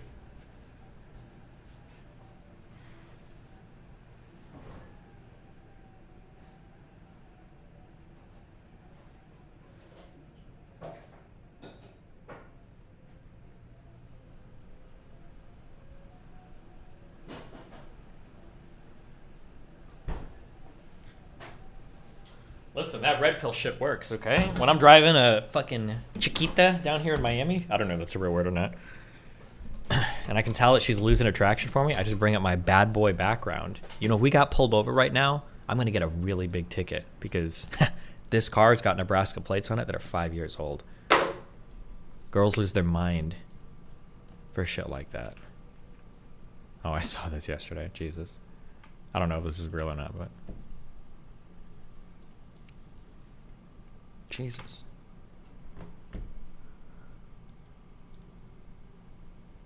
I feel like Chiquita might mean like little girl. Chica is girl. Chiquita would be... No, that'd be like cute girl. Doesn't mean little girl, does it?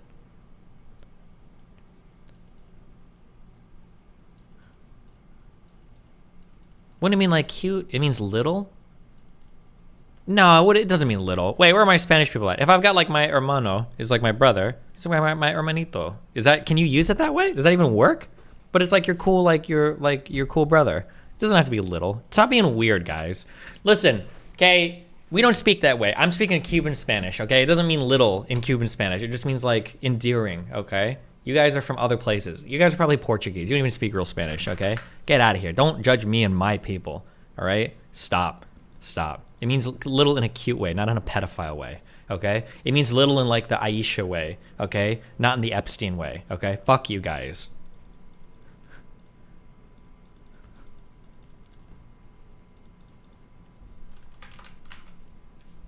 Okay, what do we got going on with our good friend Gross Score?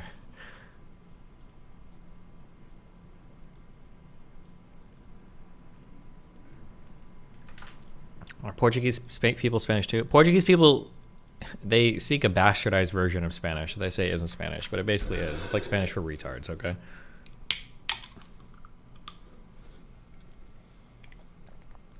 Their language is so fucked. I don't even think it's the same. Like, people in Brazil and Portugal both say they speak Portuguese. I don't even think it's the same language. They barely can understand each other, okay? They barely understand themselves, all right? Okay. I don't understand. Do people hate Gross Score because he's a cuck, or do they hate him for being so open about it? Gross Score is just an internet oddity. It's hard to say anything about Gross Score. He's like, yeah. He's just...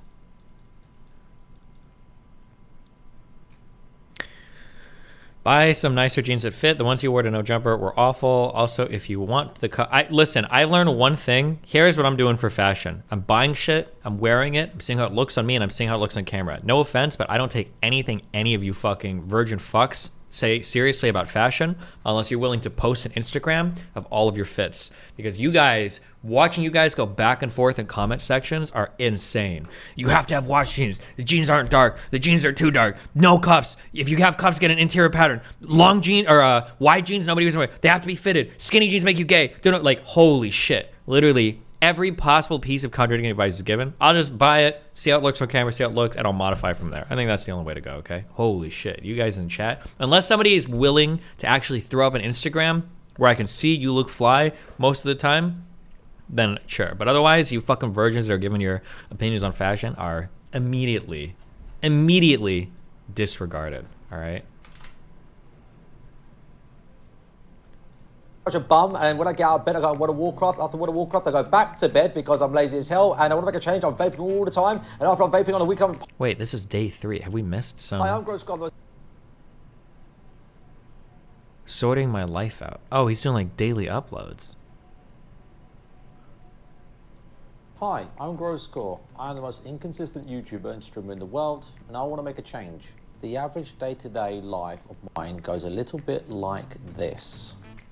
So the first thing I do with my life is I wake up in the morning, and the first thing I always do is I go on YouTube, Twitter, Instagram, TikTok for hours on end, spending it in time in bed with my girlfriend. This can last sometimes 3 to 4 hours every day. I eventually wake up and go downstairs and play my favorite game, World of Warcraft. I've been addicted to World of Warcraft for a while now, and after a nice long hard day of grinding, I eventually go to sleep and repeat the same process tomorrow. In between all of this, I'm constantly puffing on them 4-pound vapes. They are seriously addicting, and I can't help it. Every weekend, I like to go out with my friends and my girlfriend and get very drunk. I've been doing this for years now. It's one of the highlights of my week, to be honest. Most days I feel lost in life and I have zero purpose. Starting this journey gives me something to do. I want to make a change to my lifestyle, my mind, and my body. So please enjoy the journey of me as I vlog every day to try and make myself a better person and transform my body, as this is day 1. Okay, let's start with some reasons why I'm starting this journey. The first things first, I want to look better in clothes. As you can see right now, I just look like a bloody melted ice cream. On top of that, my chin. I've got a lot of saggy skin under my chin, I hate it. I don't really have much of a jawline, it really bugs me. I was watching Creed 2 recently and I noticed the guy was wearing a jumper that was so tight on him it looked bloody awesome, and that is my goal. I'd love to look like this. Obviously I want to become stronger overall. So strong I can pick up my partner with ease, especially on our wedding day. It's a big deal for me. I want to be more energized because most things that I do, I'm always out of breath or it takes a toll on me. It needs to change. I also heard that working out improves your testosterone and overall improves your sex life. So yeah, I guess that's a bonus. Our main income is my partner's OnlyFans. Audi Avant RS6. Thanks for the dono, buddy.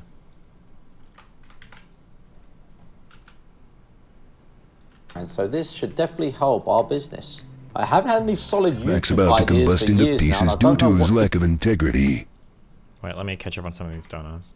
Oh, I read that noise thing that somebody posted. That noise builds on tiles if you don't like move your people. Thanks for that. That helps a little bit. It makes me understand why it would randomly trigger a fuck ton of zombies. Your hair is wilding out today, but it looks kinda cute, buddy. Also, any more video game content with friends coming soon. I know you mentioned maybe wanting to do more of that, but understand. If you want to just focus on politics or the like right now. I might play with counterpoints.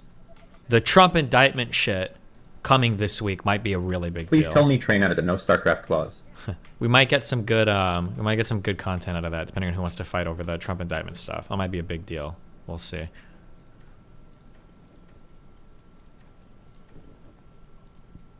to do with my channel. So I really do think that doing a Joe. fitness routine is really good for the channel. This bugs the heck out of me, but every time I go out and I'm having a few drinks, I always get compared to my girlfriend. It's always the same conversation. Men telling me that my partner's out my league, and that overall makes me feel bloody terrible, and honestly, recently, it's become extremely annoying. Okay, Yeah, so bro, how do I you gotta feel change today? it up. Honestly, like imagine if I Destiny feel was still playing StarCraft 10 years later or something. That would be a total stream killer. Based. pretty anxious, I don't feel tired, I'm pretty excited, at the same time I'm motivated, but overall, Adam I'm and Joe have been feeling having alright. this discourse Feeling for pretty years, excited for and this the whole black thing. community has a general distrust of Adam. That's why larger artists don't interview. Okay. Hold on, let me wait for all these donuts to cycle through. Because I think there's probably a few more still. Have you tested streaming on both Kick and Rumble already, or will you be testing the streams on day one? No, we'll be testing on day one. Holy shit, where the fuck did you guys come from? This mission is fucked. Damn, you start off hella surrounded here. The C806 or the Camaro, the old one, with a Mustang Premier or GT500. Wow, thanks.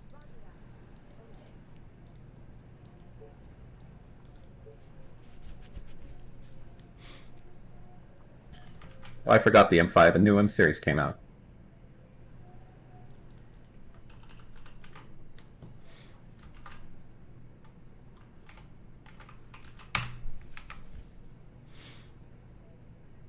What's the name of this mission? The Lowlands. They rank this A as Porsche a Taycan 4. Turbo is a good electric alternative to the Tesla.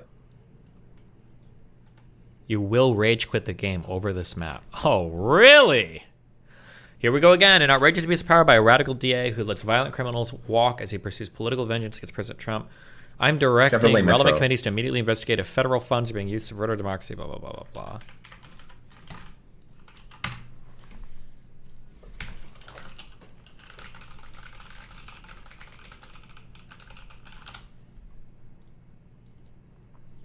Corvette has a hybrid out version.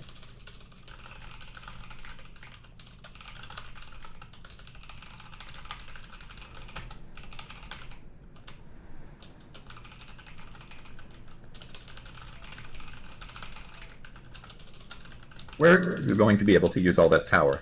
I gotta find the Goldilocks zone.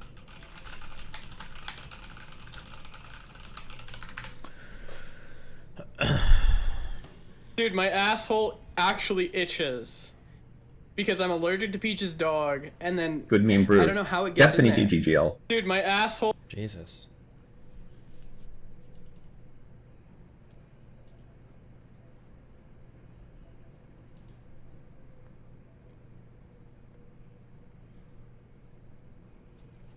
Hold up for the new toilet, Mr. 2. Every 60-year-old brain tumor drives the new vets. Very ugly. Bro, the new Corvettes look good. I don't care who drives them. They look fucking cool, okay? They do. I'm sorry. You motherfuckers will say some shit like the Corvettes look fucking ugly, and then you'll say buy a listening, but Hellcat. imagine buying a car at MSRP, Lola. And then you'll say buy a Hellcat, okay? Get out of here. Get out of here.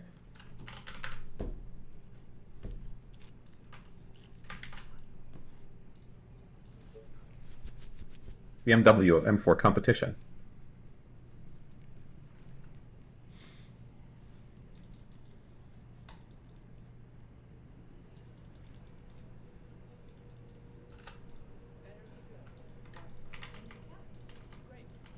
Audi A7 RS6.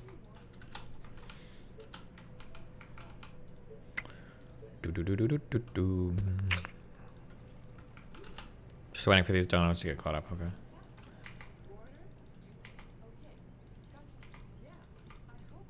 Destiny, peace be upon him. During your early 20s when bad things stacked on top of each other, how did you stay sane? I always say that there's like, you've got multiple areas in your life. You've got like work, you've got family, you've got like relationship, you've got friends. As long as like one of these areas... Buddy, pal, friendo, comrade, ally. When are we going to see some booty cakes Minecraft speedruns? Yeah, never. Please, Des, please. As long as you've got like some area in your life that's stable, I think usually you can use that as like a foundation of which to like be sane on. But if everything in your life starts to go crazy, then I think things get significantly harder. So just try to have like a cool group of friends or something. I don't know. Usually if you have somebody that you can like sit back and laugh at the madness with, it's okay. This is kind of like, it reminds me of like work.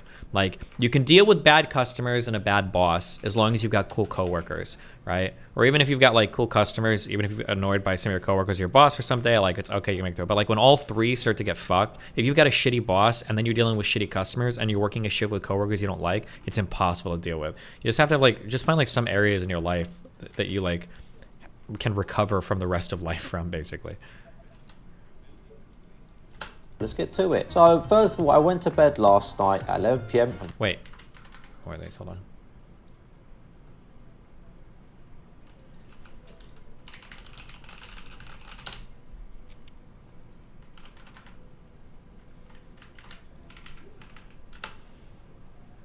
I think I have a few more.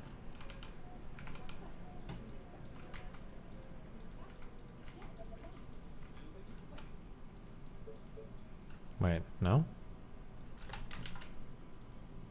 Nope, okay. I have 2 Model S, best cars I've ever owned. Thanks, buddy. Wait, I gotta wait for that to play. I don't know why I'm reading them when it's just gonna play. I have 2 Model S, best cars I've ever owned. Okay. Woke up at 7 a.m. Okay, so day one, this is what I look like. I hate my hips, flappy belly, dope definition, and not feeling too good about it at all. It needs to change. My weigh-in today is 11 stone and 12 pounds. This is a side shot of me and the other side shot.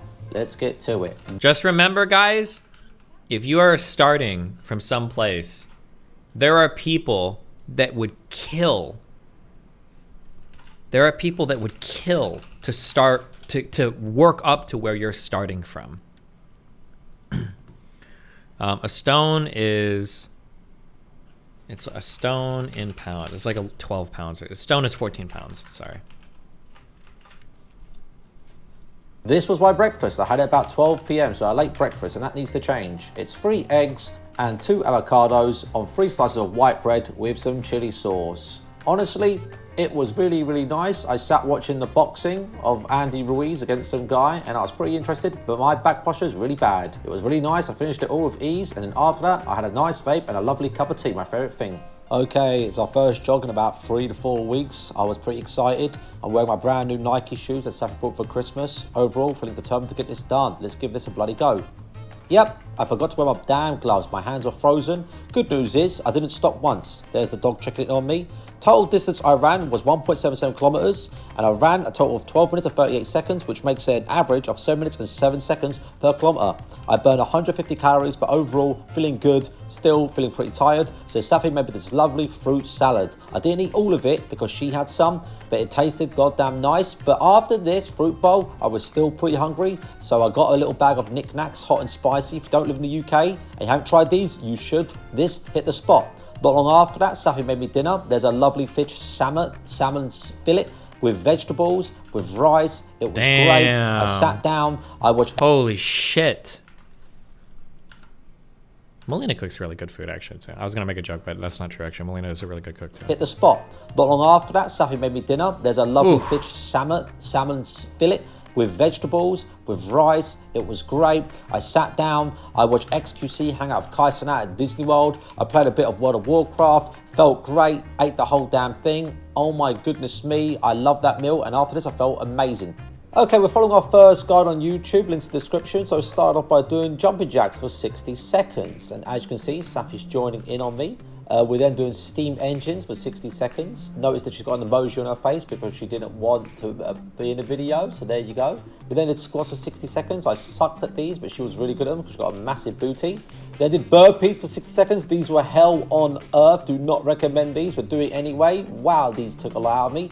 We took a naughty rest break, which is not included in the video. We then got straight to it. We're doing Supermans for 30 seconds, and then straight after Supermans, we're straight into the plank. Safi's wearing no makeup, so I put an emoji over her face. After the plank, we did jumping ropes for 60 seconds. At this point, I'm feeling a slight burn. We went into, straight after this, the calf raises. I don't wear high heels, so this really did take a toll on my calves. We then did arm circles of 60 seconds. It looks easy, but it does get tiresome after a while. Then do these things, ankle taps for 60 seconds. These were pretty fun.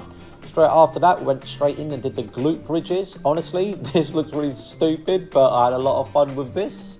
After this, we then did push-ups for 30 seconds. I absolutely love doing push-ups. We then took a rest following the video, and it was a pretty nice rest we took. Jumping jacks straight after that for 1 minute straight. I absolutely am feeling the burn at this point. Then did these thing called toe touches. I love touching my toes, so this was no problem whatsoever. Straight after that, we then did jumping rope for an additional 60 seconds. At this point, I'm actually getting sick of jumping and I'm losing all my bloody focus. So we're getting straight back in for the plank for an additional 30 seconds. Absolutely feeling the burn now. We're then going to take another rest. Excited to have for our next rest. Back in doing jumping jacks for an additional 60 seconds. Yep, feeling that burn now. Then we went and did these things called the mountain climbers for 30 seconds. This was horrible. I hated these. Then we did side plank for about 30 seconds on each side. Honestly, these were horrible. I was losing my balance. Doing the other side now. Hated the side planks. It was wobbly. I did not like it. Oof, do not want to do these again. Then we did these things called raise the roofs. Honestly, look at my face. I am struggling. My God, I hated these. Then we did flutter kicks. I've never done these in my life before. But yeah, feeling the burn now. 30 seconds of flutter kicks, 30 seconds of raise the roof. Then we went jump rope for another 30 seconds. Yep, getting real tired now. Then we went straight in, nearly at the end now, with a jumping jacks for an additional 30 seconds. That's straight after. I am so exhausted. I'm so tired. I can't wait for this to be over and done with. And then we finished on squats. And Safi is so good at squats compared to me. Look at my face. I'm absolutely destroyed. And then after this whole thing, we gave a big hug and a kiss. It was really cute. I love this woman to pieces. Then not long after this, I had my second dinner. It was a bunch of veggies, no salmon, and a bunch of rice. I finished the whole thing. Then I had some Jaffa cakes. Won't lie to you, I had 5 Jaffa cakes. Very naughty, but I fancied it. Then I started doing my own workout a couple of hours after the other workout. Safi was trying to get some sleep. So this is my routine. I did these dumbbell curls. I did about 20 of these. I can't remember. I just kept on doing it until I couldn't do it no more. Then after my dumbbell curls, I then went and did squats. As you can see the clips are fast forwarded, so I was doing it really slowly and I was absolutely feeling the burn. Now I want to let you guys know I did 3 sets of these, okay? Then after I did my squats, I then went straight in, got the weights lifting above my head. This was a struggle, but I did it anyway. Side note, the weights are about 10 kilograms each, so yeah, maybe that... Wait, did you say these were squats? Hold on, I'm sorry. Or did I miss something? I can't remember. I just kept on doing it until I couldn't do it no more. Then after my dumbbell curls, I then went and did squats. As you can see the clips are fast forwarded, so I was doing it really slowly. And oh, these are technically these are dips. These work your tries and shoulders, I guess. I don't know. Listen, there's nothing wrong. Don't make fun of the body weight workouts, okay? Doing anything is better than nothing, all right? I was absolutely feeling the burn. Now, I want to let you guys know I did 3 sets of these, okay? Then after I did my squats, I then went straight in, got the weights a little above my head. This was a struggle, but I did it anyway. Side note, the weights are about 10 kilograms each. So yeah, maybe that wasn't the best idea to start on a really heavy weight, but you know, I did that. Then I went and did my push-ups, where I go from the couch and I do my push-up. I've been doing these for years, but I haven't done them in about 1 year, but hopefully muscle memory will back me up a little bit. And to finish off on my routine, I did my crunches. Now, this is it in slow mode to show you guys what I did get my 6-pack before. I would do 100 of these. And you know what? After doing these, I really thought I wouldn't be able to do it. I thought I'd struggle, but my goodness me, I don't know where it came from. I honestly did 100 of these 3 times. It was honestly one of the best burns I felt on my abs in ages, and I'm actually worried about tomorrow how they're going to feel. But yeah, that's the workout, and feeling good now. I ended the day with eating some cucumber on sandwiches. This is me and Safi, we had half each, and that's it. Thanks for watching. I'm really tired. It's been a really amazing day. If you guys enjoyed this video and you want to see the journey, please click the like button, and I'll see you guys tomorrow. And yeah, it's been a hell of a day. Thank you. Thanks. Hold on. There's like 3 of these. I'm just... How do you target the guy that's behind the thing? I'm Gross Score, and this is my general comment of a fitter person. Every day I do nothing with my life. I normally wake up late and then I go on TikTok, YouTube, Twitter, Reddit, and just kill time. Oh, this is number 2, okay. Bed. And then when I get out of bed, I play World of Warcraft. After a full day of World of Warcraft, I go to bed, and that's the end of my day. During the whole day, I'm vaping on these elf bars. They're like £4 each. And on weekends, I drink and pipe with my friends. I've been doing this for years now. I want to change a lot of my life. I want to get better as a person and become fitter and stronger. So come, join me on my journey to become a stronger person and a better person. This is day number 2. Okay, so I went to bed last night at 1:30 in the morning and I woke up at 10 a.m. So this is my weigh-in today. I weighed 12 stone. That's it. I've gained like 2 pounds. Don't know how, don't really care. I just want to see change. There's my back shot, my side shots, and a little wiggle, but feeling strong overall. Let's do it, baby. Okay, how do I feel today? Honestly, pretty good, but I feel very achy, but in a good way. I'm excited to work out, but I'm really, really hungry. So that's about it. My friend Ian last night was helping me out on how to help me become less achy. So I got this gun, which you can all find in the link description. It's amazing. It makes all your muscles relax. Link to the description. Kind of recommend it. About 40 quid because of all the attachments. Recommend it, boys. It's amazing. As a breakfast, I had avocados with eggs, with some chili sauce. I made this myself, sprinkled with pepper. On top of that, there is white bread. I know you guys are hating on the white bread, but honestly, I do love my white bread. I'm mainly changing the future. I ate this whole meal. It was Fun fact, I don't think wheat bread actually matters that much. I think if you're shopping for healthy bread, you need to look for things that have like, you can look for protein contents, you look for like number of whole grains. But if you're in America, it might be different in Britain, but if you're in America and you're buying like wheat bread, just like normal wheat bread, it's about as good or bad for you as like white bread, unless you're looking for like specifically like whole grain bread, just as like a thing. Yeah, or like multi-grain bread or stuff like that. Like normal, heavily processed wheat bread, it's just not that much different than like the normal white bread. fantastic. I made the same portion amount as Safi. I sat and watched my new video, which you guys have already seen, and overall the meal was fantastic. I cleared my whole damn plate with ease. Honestly, I want to eat that same meal again. Must try. Lovely. We then decided to go out, and for some reason I'm doing a little warm up before I go out. But you know, overall I was feeling fantastic. There's the Trafford Centre. We live in Manchester. I'm doing a little robot dance, feeling that buzz. Tried roping in my girlfriend to get involved with me. There she goes. Not as better as me, but nice try anyways. When we go into the store, my girlfriend bought some stuff from the Lush store, looking cute. And I was with my friend today, Jack, is a very close friend, and he's been with me for the whole weekend. Safi bought some bloody bar stuff, and she bought some makeup from Boots. Here I am, still feeling amazing, still feeling fantastic, with my boy Jack, doing a little dance. You know how it is. Gotta bust the moves in public, feeling good, man. He's too shy, I'm not. Let's get it, boys. Went into the Samsung store, just want to include this. Oh, and he's playing League of Legends on his iPad. I can't get away from this game, god damn it. Spying on Safi now in the Boots store, obviously looking at more makeup, that's our favourite thing to do, and I'm just waiting. Sometimes I could be waiting for about 5 to 10 hours just for her to finish shopping in the Boots store. But yep, feeling pretty good now. Why did he stop blowing her face? If I have to guess, not to sound, I don't know how this sounds. If I had to guess, she probably, if she's appearing, because she's got like OnlyFans and stuff and her appearance is pretty important to her, she probably doesn't want to appear in a video unless she's got like a full thing of makeup on, and in the house, she probably doesn't wear like a full thing of makeup. So that would be my guess. But I mean, I don't know that 100%, it's just a guess. We then went and got lunch. We found this place called Wingstop. It's an American place. Safi really wanted to go, so we went in. Out of all the fast food, this looked the healthiest, the most protein, so we went here. They only served one burger, but we didn't actually get the burger. We went for the chicken. We sat in this lovely court place. It was like a cinema. If you haven't already been to the Trafford Centre, you guys should all give it a try. It's beautiful. You sit down, there's a television, you can watch the adverts, and this was us. Oh, did he just say? Oh, sorry, I was reading chat. Preparing for the meal. So the meal, 10 pieces of chicken, tenderless, one was spicy with chips. They've got some peri sauce on there or something. And then we got more chicken that wasn't, I think it was like spicy barbecue. And I got myself a Dr. Pepper. There she is feeding me with that, there was ranch dressing. It tasted amazing. Wow, it was really good. And then I had a chip with also some ranch sauce. And overall the chips, they just tasted like chips, pretty good. And here comes Safi feeding me. What is that accuracy? I haven't got a bloody clue. But overall, nice. Jack eating his burger. I'm getting pretty hungry watching this, to be fair. And overall, it was a great experience. We loved Wingstop and it was fantastic. We had mustard and we had ranch. Wow. Also, this bugs the heck out of me. No one throws their trash away. I feel like I'm the only person that throws their trash away. So boys, just want to shoot a video. Make sure you get that trash in the bin. Burn a few more calories while I walk towards the bin. Voila! Safi with the knife, showing her carrying the cosplay. God knows why, but there it is. At this point, when we got back, I was feeling very demotivated. I was feeling very flat. I was feeling like I couldn't do this. I can't be asking for a jog. So I went through all the hundreds of comments yesterday. And I just want to say, all you boys out there living all in comments yesterday, you guys are unreal. And you motivate me to get up and get ready for the jog. So here I am, about to jog. Honestly, overall, not feeling it. Feeling demotivated, age all over. I don't think it's going to go well. But I just had to get out the door. So, we've got the gear on, and we have got the gloves. Feeling prepared for this one? Again, I just want to say that, honestly, I was feeling very like I couldn't do this run. I felt like I'm not going to do this, I'm not up for it. I just got to get up and try my best, one step at a time. Am I right, boys? So, we got back from the jog, and it was fantastic. I didn't stop once. Here are my results. We burned a total of 148 calories. I ran 1.79 kilometers, a duration of 12 minutes and 9 seconds, with an average spit pace of 6 minutes and 48 seconds per kilometer. Honestly, so happy I did this, even though I felt like I was dying towards the end. As for pains, I had a massive stitch. I felt like I was going to be sick. My legs were aching. I had some sharp pains in my stomach because I think it was a chicken, but overall, glad I did it. Into the workout now. Here comes my crunches. So I did 100 of these bad boys. Honestly, this was pretty easy. You might notice Sappy sitting on the side there because she doesn't do this workout, she does the other workout. So I want to talk about a few things real quick. A movie we watched called The Whale. Honestly, guys, you've got to watch it. Brian Fraser, I want to Oscar, you must watch The Whale. It's an amazing movie. What if I put it in there? My legs right here killed me. Just want to include that. Don't know why, don't know where this is coming from, but my thighs around my legs were killing me. Right, it's time to do the arms now. So we're doing a little warm up. This is why I do to warm up my arms. And straight in, and I'm doing dumbbell curls. Again, these are 10 kilogram each, and I did about 20 reps of these. And overall, I felt a lot stronger than yesterday. So that was really good news. Look at my teeth. My goodness me. So that's a dumbbell curls done. Straight into the dips. These aren't squats. I don't know why I said squats yesterday, but these are dips. I did 40 of these with ease, not a problem. I also want to mention to you guys that I do 3 sets of these. Okay, so I do this 3 times, crunches 3 times, dumbbell curls 3 times. You get the picture. My Spider-Man pose. God knows why I'm doing that, but I did that. Took a cheeky little vape break. Definitely don't recommend doing that, trying to get fit, but I did it anyway. Right, let's lift them bloody 10 kilogram weights over. There we go. And we did about 20 of these, and I was pretty happy. Overall, feeling a lot stronger. And I do want to apologise at the state of me. Honestly, watching back, I'm like, God, I need to change. I look disgusting. I look like melted ice cream. So that's done. Next thing to do, wipe Dren's paws. It was raining a lot recently. I had to wipe his paws so that the mud don't go on the carpet. I guess he just wanted to be in the shop, and I'm trying to scoot him over, but he won't move that big arse. So get out of the way, dog. We got a workout to do. Right, it's time for push-ups. I love going off the couch, as I showed you guys this yesterday. Here we go. I think my form was pretty good. I don't think it better. Always happy with the tips, but we did about 25 push-ups per set. And overall, you're going to see in a minute, but my chest is really red, so I'm definitely feeling that burn. And yeah, I'm glad I got the push-ups done.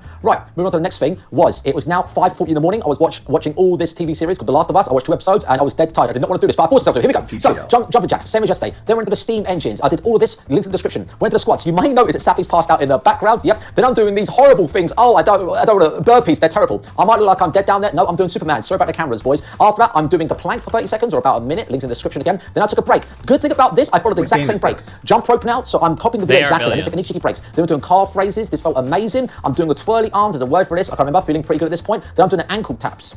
Looking good now, I'm feeling pretty excited. Then I'm doing these calf raises or groin raises. I'm not quite sure what they're called, but then we're straight into push-ups. These push-ups were insanely hard because I did push-ups prior. So feeling that burn, taking the break, as followed on video, resetting the camera, back into the jumping jacks, smashing it out, straight into toe touches. Keep going, Grossy. You got this, buddy. Honestly, feeling the burn now. Still feeling it. Jump rope again. In no time, we keep this up every day. Our hips are going to be gone. So straight down, we're doing the plank yet again. I've moved slightly to the left because I know as I was out of camera. We are now on another break. There's 3 breaks in total. Now, jumping jacks. This is towards the end of the workout. We're then doing mountain climbers. These absolutely destroy your legs. Side planks. I hated these. These were the worst thing ever. I was struggling so much to do this. We then raise the roof. Honestly, these are pretty easy. And then we're doing these flappy feet. I don't know what they're called. And then we're doing jump rope yet again. At this point, I'm so exhausted. Then we're doing the jumping jacks. And then we're going to go straight in on the last thing we're doing squats. And look how destroyed I am. This is towards the end of the squats. And look how destroyed I am. That is a destroyed man right there. I was exhausted. This was the best glass of water I've ever had in my life. I just want to include it in there. Look at that water. It just goes straight down the latch. My goodness me. I need to get myself some Gatorade. Don't get yourself primed. That shit's a scam. Right, carrying Sappy to bed at 6 in the morning. Bless this poor angel. I nearly woke her up. Let's take her to bed. And that was the end of that. Thanks for watching, guys. I am shattered. The back of my legs are so achy. I'm sweating. I've got to be up early because my friend Jack's here. I've got to be up early because I've got another friend coming over for the weekend. I've got to be up early to edit this video and get this out. I can't let you guys down. I wanted to go to sleep hours ago, but I just thought to myself, I can't let you guys down. Especially on day 2. Had to get it done. And I was looking at my body. And I could just imagine when I edit this video, I want to see my fat body all jiggle as I do the workout. Anyways, I better go. Thanks for watching. Please click the like button and I'll see you guys tomorrow. I haven't ate anything since my last meal at 8 PM. Well, I'm not hungry. It's getting dark. See you guys tomorrow. Please like the video. Thanks for all the support. It's been really nice reading hundreds of comments. Day 3, okay. That's what we wanted to see, okay. Day 3, guys. Ali Grosscore Lawson. Leave the Twitter video after 10 seconds because the audio was scuffed. Oh, whoa! This is not day 3. Hi, I'm Grosscore, and where's day 3? Hi, I'm Gross God, the most laziest streamer in the Hi, I'm Gross God, the most laziest streamer in the world, and I'll do nothing with my life. I get out of bed, and I basically go on TikTok, YouTube. I'm pretty much a bum, and when I get out of bed, I go World of Warcraft. After World of Warcraft, I go back to bed because I'm lazy as hell, and I want to make a change. I'm vaping all the time, and after I'm vaping on the weekend, I'm partying and drinking. I need to make a change because I want to be a better person, and I want to be fitter and stronger. Yeah, this is day 3. Okay, so today's weigh-in is 12 stone, 11 stone and 12 pounds. This is me on the side, Jack's in the background is watching, so he's driving up, got all today. There's my back shot, little dance of the boys, feeling pretty good today. This was my breakfast. I know what you're thinking. Uh-oh, sausages, what are you doing? Grossy white bread, it's not good. Look, man, Safi made me the food, okay? So I sat down and watched this video about this React crap and was enjoying the sausages. So that was a pretty nice breakfast. I ate the whole damn plate and I had 2 glasses of water. Yeah, you know your boy, drinking that water now. Come on, man, let's get rid of that goddamn fat. My boy turned up, XY level. He's a TikToker. You know what it is? XY level, up in the shit, with Big Bro Score, up in the crib, yeah? Hitting them shots, getting them licks, blood. You know what it is? You think you can fucking step to me, bro? You think you got what it takes, bro? Yeah? I will murk you and your whole family, bro. You think you're this, you think you're that. You get slapped up with a bat, rude boy. Oh god, I'm terrified. Anyway, I'm drinking cider tonight, my first can. Cheers to the boys. And then not long after that, naughty gory, I haven't done a workout yet, we ordered some chicken and a garlic was thrown in, and there's more chips, more chicken. That's my one right there, the chicken, boneless. More chicken, some chips and chicken, and we got 2 burgers. And you see that behind there? It's a wrap. That's what I ate. I had a chicken wrap, so that was that. And Draven's like, Dad, can I have some? So here we go. Second drinking, just ate some food, feeling pretty good at this point. I will work out, I will go for a jog, definitely going to do it after a few drinks. I'm now on my 3rd drink. I'm feeling really good. I'm definitely going to go for a jog. I still got to do a workout. It's getting pretty late. Don't worry about it, man. I'm going to definitely do it. Oh dear. Guess what happened? I didn't work out. I didn't jog. I didn't do anything today. It's currently 3 in the morning. I'm dead tired. I'm not feeling good. All that sugar is really kicking in now. And yeah, I'm starting to regret last night. So what am I going to do? So I sat there and Jack was basically giving me details on how to make my workouts better because he's been watching the series. So tell me how to do squats, okay? So that was really nice of him. He's trying to move Draven out of the way and he wanted to tell me a few more tips, like my push-ups. So he said that my push-ups would be better if I put my head out and then went down with the chest down towards the floor. So I'm taking it all in. Interesting. Okay, last but not least, he said, get your weights, Ali, take the plates off them and move them to the side like this and keep doing that. I was like, okay then, bruv. So I had an idea. How can I work out if I'm dead tired? I had no idea what I was going to do. It's 3 in the morning. I've got no content. I've let everyone down. I'm such a bloody idiot. No one's going to forgive me. I'm on day 3. I've already messed up. But what if I go to bed now and wake up at 8 in the morning? Yeah, that's what I did. So it's now 8 in the morning today, by the way, and I'm dead tired. I woke up at 8 a.m, went to bed at 3 a.m. Safi's going to see her mum in London, so it's just me here with the boys. Little dance, better get the roots somehow. Right, okay then, let's get to it, gory. So, I want to show this. This is how I make each chicken, by the way. Not impressed, but I had 3 of these wings for breakfast. Right, it's jog time, baby. Feeling pretty good. I was feeling motivated. I was feeling ready. I was up for it. I was like, yeah, let's get this done. It's now 12 p.m. in the day, and I got back from the jog. The boys are chatting to me. Ignore me because I'm chatting. There's the calories that I burned. There's the duration. Honestly, I'm very impressed. My legs were absolutely killing me. My shins were so bad, I actually thought I was like walking pace. Turns out, I actually was going like an average pace that I normally do. So I don't know what that means, if I'm getting faster, stronger, but overall, happy I've done the run, even though my legs are now destroyed. Here's today's weigh-in. Side shot, another side shot. I gained 2 pounds today, by the way. Must be with them ciders. Right. Now, before we start working out, I want to tell you guys how I felt. So, first things first. My shins are killing me, okay? They are. I'm achy. To be honest with you guys, I'm not feeling this workout. I don't feel like I'm going to do it. I don't know what's going on with me. Even though I didn't work out yesterday, I'm not feeling it. But let's give it a crack. Bloody hell, Ali. You got to get that purple hair washed out your hair ASAP. God, that looks terrible. Sorry, fellas. I left the conditioner in way too long. It's meant to turn your hair silver, but I clearly haven't washed it out properly, so I better go do that after this video. So, 100 crunches. I do this every day. And remember, boys, I do 3 sets of these. So this is the first set. I won't include 2 or 3. And how did I feel? I felt pretty good, to be fair. Then we're going to do the dumbbell curls. I put on a hat because my hair looks ridiculous. So dumbbell curls, let's go. I think I did about 20 of these, and you can see I'm not even struggling. Like, yeah, I'm struggling a bit in the teeth, but I'm not struggling. Overall, how did I feel, Grossy? Yeah, let's go, bruv. Right, it's time for dips now. We're going to do 40 of these, no problemo. Someone said in the YouTube comments that actually dips are really bad for you. I don't know. Is that true, boys? Confirm in the comments with me. So, we're doing the dips, and look at me. I'm like, let's go, bruv. Feeling it. My boy comes on. He's like, yeah, let me get in the shop. Like, yeah, bruv. I was about to do the dog poo picking, by the way. So I was like, yeah, go talk to him. I'll do the poo picking, bruv. Yes, here we go. What's up? What's up? How you doing? You look cute. Can I kiss you? Are you single? Nice one. Insane. Jesus. Right, there you go. So we're lifting weights right now. We got to do 20 of these. And honestly, I got through pretty good. But afterwards, I was like, it wasn't as nice compared to the dips or the crunches. So definitely there's, I need to build more muscle in my arms, my shoulders for sure.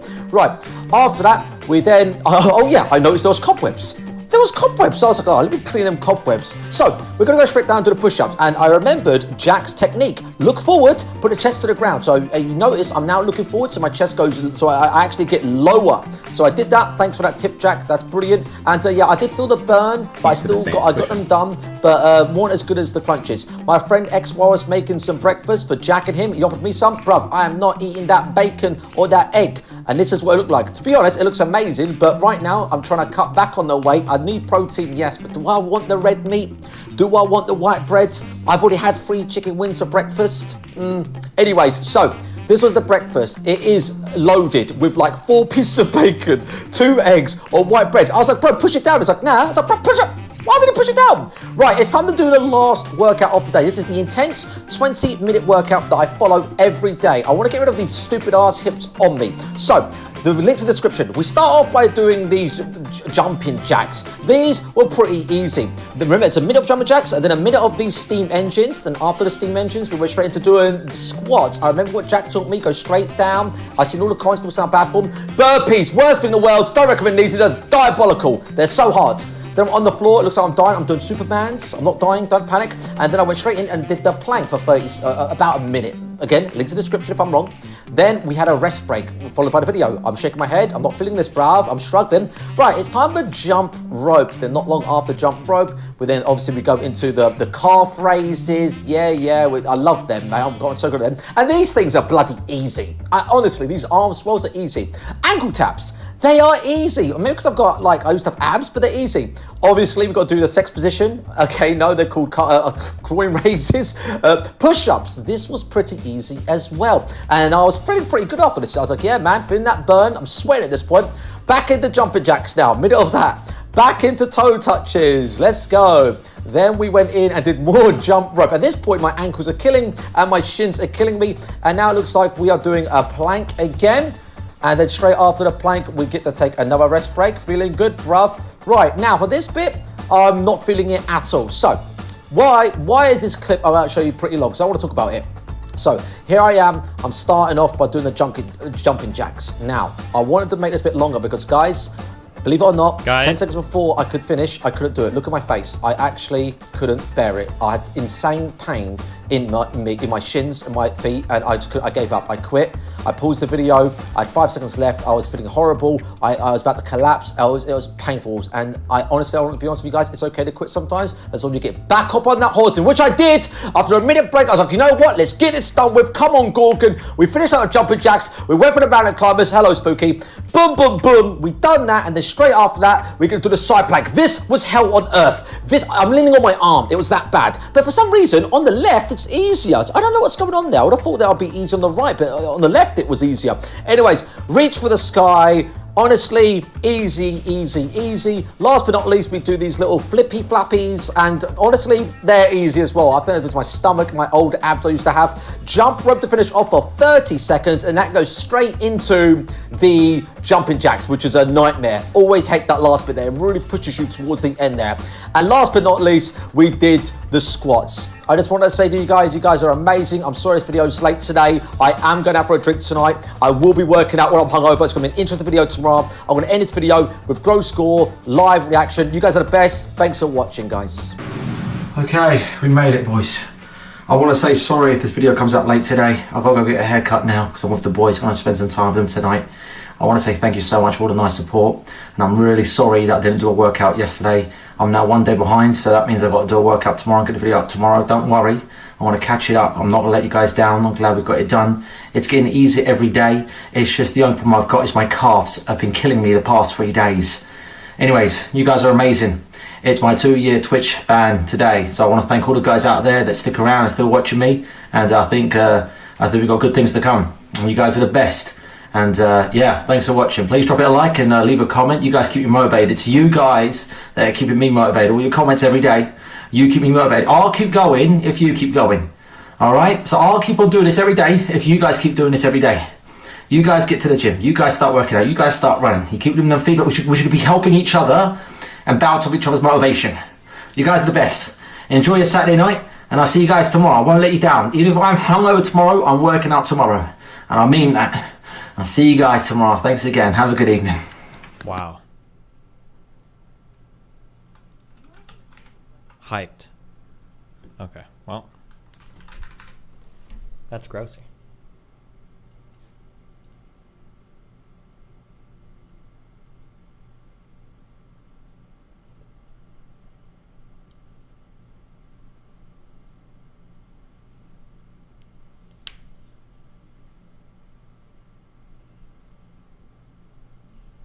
Please promise to never become like this. Going to film a video of me and my mates all fucking my girlfriend just to show you guys that it's not awkward. Everyone involved is very happy in this lovely atmosphere. I'm not a cuck. I don't sit in class and watch you guys. I mean, you know what? I support girls doing this. The whole I fully buy into the projecting thing. I think I've said this over the past like 2 years. It's like I fully buy into projection now. When people drop pedo allegations everywhere, it's because they want to fuck kids. When people are obsessed with cuck shit, I think it's because they like being cucked. They want it. They want that humiliating experience, and they live that dream through you. Like when I'm getting DMs from people, and they're like, "I bet you watch this fucking BBC, you know, slather all over your wife's fucking face and penetrate her fucking cummed in fucking pussy." And here's a picture that I drew, and I bet you're sitting in the corner, and I bet you're crying because you're being humiliated. And I wish I was, I mean, I bet you wish you were that, like, it's like, bro, are you okay right now? I fully believe that, like, most of the people that are typing this shit are fantasizing about it. 100%. Jesus Christ. All right.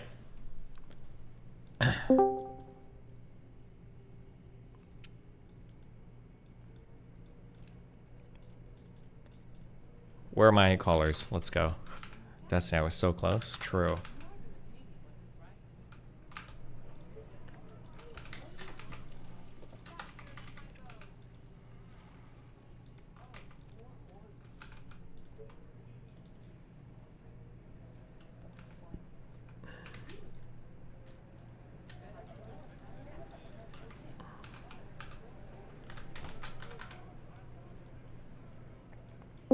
Rare. Tier 3 caller. Will. Oh.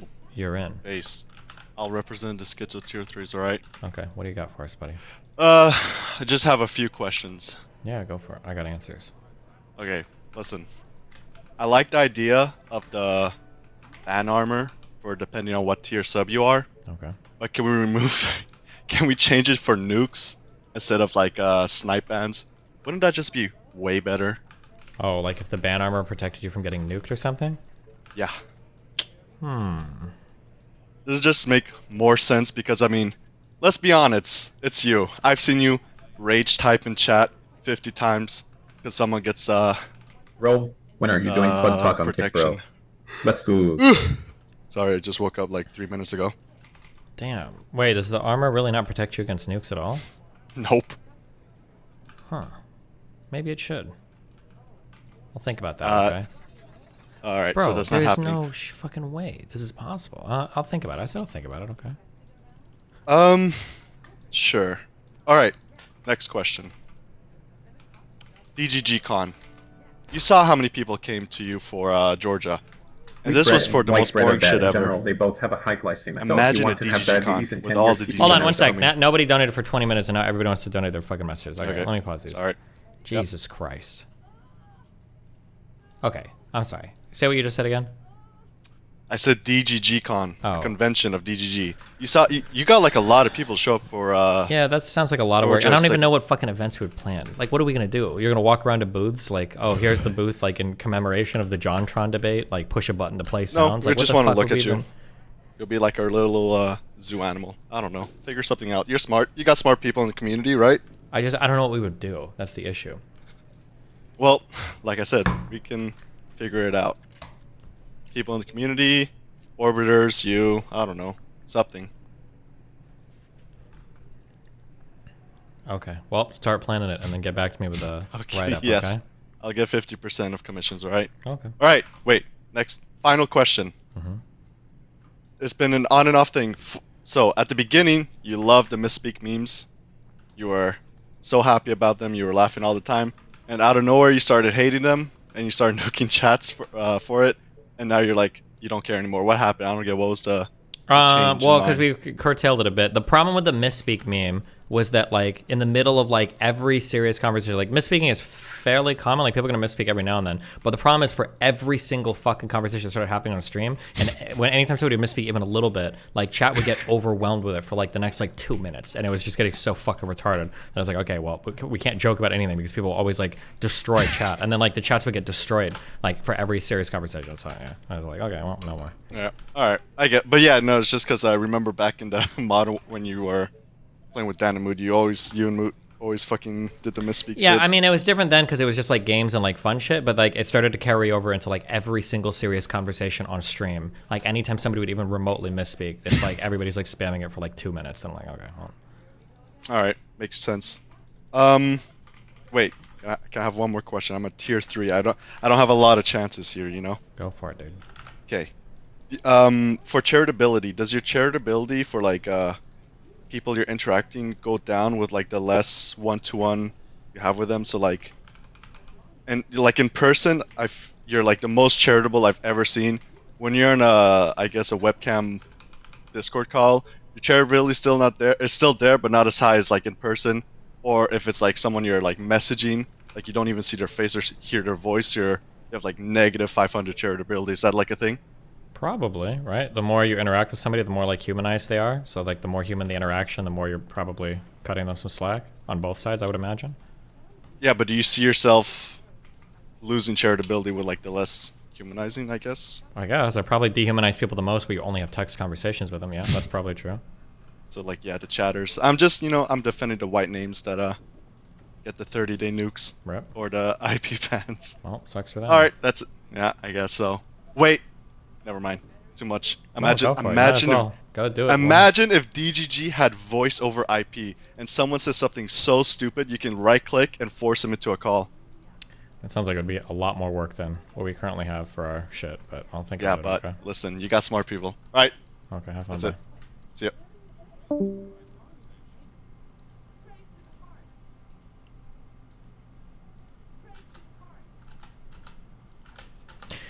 Like, how is this how am I not clicking on a zombie sometimes here? Like, what is this? What are the boxes sometimes? I don't understand.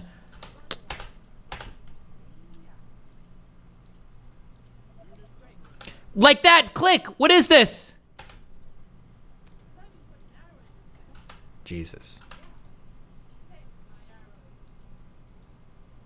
Oh my God.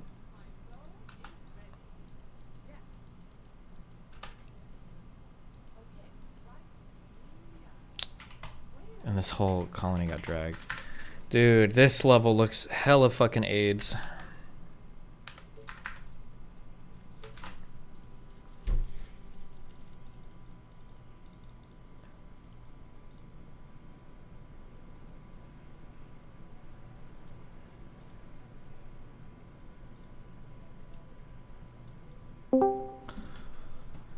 Hello, hello? Hi, can you hear me? Yeah, what's up? Excellent. Hang on, let me pause stream. I am here to redeem myself after my audio issues last time, which was basically one loose USB cable kind of fucked me. Nice. Well. Yeah. So, anyway, I kind of want to build out a picture of the world for you. It's a little bit of a jigsaw. So I want to put the jigsaw pieces together first and then tell me what you think of it, all right? Okay. So if I said to you that numbers don't exist, but numbers are real, how would you parse that statement?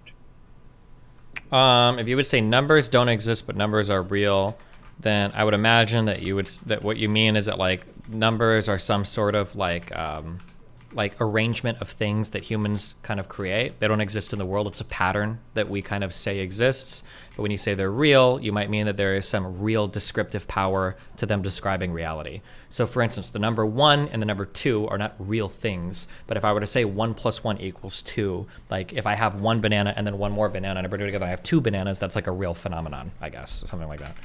Yeah, so they don't exist, but not only do they describe the world, but in a sense, based on how well we manipulate numbers, they can affect the world, right? Sure. So, would you be able to similarly parse the following statement? God doesn't exist, but God is real. Yeah, it could be, sure. All right, so that was cool. So I feel like there's something about being human that has some sort of an intrinsic proclivity for some notion of God, divinity, sanctity, and basically like if there's a vacuum inside your brain that the concept of God can fill up, eventually left to people's own devices, people will fill up that vacuum with some kind of a notion of divinity or God. Possibly, sure. So now, this doesn't mean we're all born with the concept of God. It's more like God emerges from the, interactions of culture, language, hierarchy, things we don't understand. But I've been trying to think of like why it's so universal.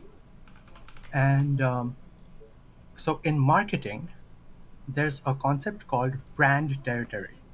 Marketers look at customer minds as like there's a lot of association space inside people's brains. Concepts that are associated to each other tend to kind of cluster together. So, for example, a cluster of concepts might be like liberal politics, political commentators, and a streamer who goes by Destiny. So, if you're a liberal who regularly watches political content online, you're also more likely going to relate to Destiny the streamer. So, this association space is kind of like a mental real estate that everyone has. And there's two kind of like association space. There's mapped association space and unmapped, or like you can think of it as like the fog of war kind of association space. Okay. Now, when was the last time that, say, you were using a product from a particular brand and you switched over to a competing product from a different brand? I don't know. I'm sure it's happened. I don't know if I can think of anything off the top of my head, but why? Or I mean, like maybe when I buy like a new keyboard or something, but right. So the reason I bring it up is like mapped association spaces are mental real estate where some brand or concept is already squatting, but the fact that some brand has a hold on that particular space in your head doesn't mean it can get complacent, because there are other brands constantly trying to move into that territory, right? Okay. So like Adidas wants into Nike's territory, or Wash wants into Destiny's territory. You may probably want a little bit into Hassan's territory. And whether you know it or not, your mapped association space is like in a state of constant war, and usually also a state of like constant stalemate, because the mental real estate market does tend to settle down over time as brands prove themselves. So that's happening. The other kind of association space, the unmapped one. Do you have an idea of where you might look for if you wanted to find unmapped association space? What would you look for if you were looking for unmapped association space? I have no idea. So this is like the mental real estate that's lying unoccupied by any brand or idea because no one knows it exists. Yeah, it would have to be some totally new but I feel like with the internet and everything, I feel like we're inundated with so much shit. I can't think of anything. Yeah. Well, maybe right now, I guess for newer generations of people that are a-religious, I mean, it may be religious space, sure. So every new generation is its own huge, like, unmapped association space because they haven't had time to solidify their identities yet and the brands that they identify with, right? Yeah, right? Like, the most intense example I can think of was, like, I used to play video games as a kid, I'm sure you did, but I didn't really think of video games as, like, narrative-driven until Final Fantasy VII kind of arrived on the PlayStation 1. And suddenly, like, it kind of, Final Fantasy dominated the narrative video game RPG market that no one ever knew existed until it arrived, right? Sure. So, now when it comes to new generations, kids, these are like the most fertile kind of unmapped association space. They're undefended, they're uncontested, they're super suggestible, and it's kind of fucking hilarious to me that when we talk about society and culture and all that, we kind of casually make distinctions between boomers, Gen Xers, millennials, zoomers, Mhm. as if this was like a natural way to stratify and categorize people. And the hilarious part is almost no one seems to acknowledge that that whole categorization started as marketing terms. It started because advertisers needed to optimize for like different population groups. Mhm. And they came to realize it wasn't just enough to target people by age, you had to target them by cultural generations, right? Sure. So now let's go into religion. Over the dawn of civilization, people discovered God, discovered religion, and because there was unmapped real estate where a concept like God could easily grow and establish itself, Mhm. it basically did, especially because the early civilizations were like so isolated from each other. So the different gods, as far as I know, weren't really like competing, Mhm. unless maybe, and if you had like a pantheon of type of god like the Greeks or the Hindus did, then it wasn't a competition as much as just like stratification, but everybody bought into the fact that there was like this one single pantheon that explained everything. Mhm. And when it left unchallenged, this concept of godhood basically became like a core, intrinsic, immutable part of your identity and how you view the world. And this happened over the course of centuries. So then if I ask you, how did something like that was this like you know this strongly built into the culture around the world, why do you think it began to fade over the last century and a half or so? Well, let's see. So you're saying that concept of God, a heavy part of our space. Why did it start to fade? Going by what you've spoken to me so far about.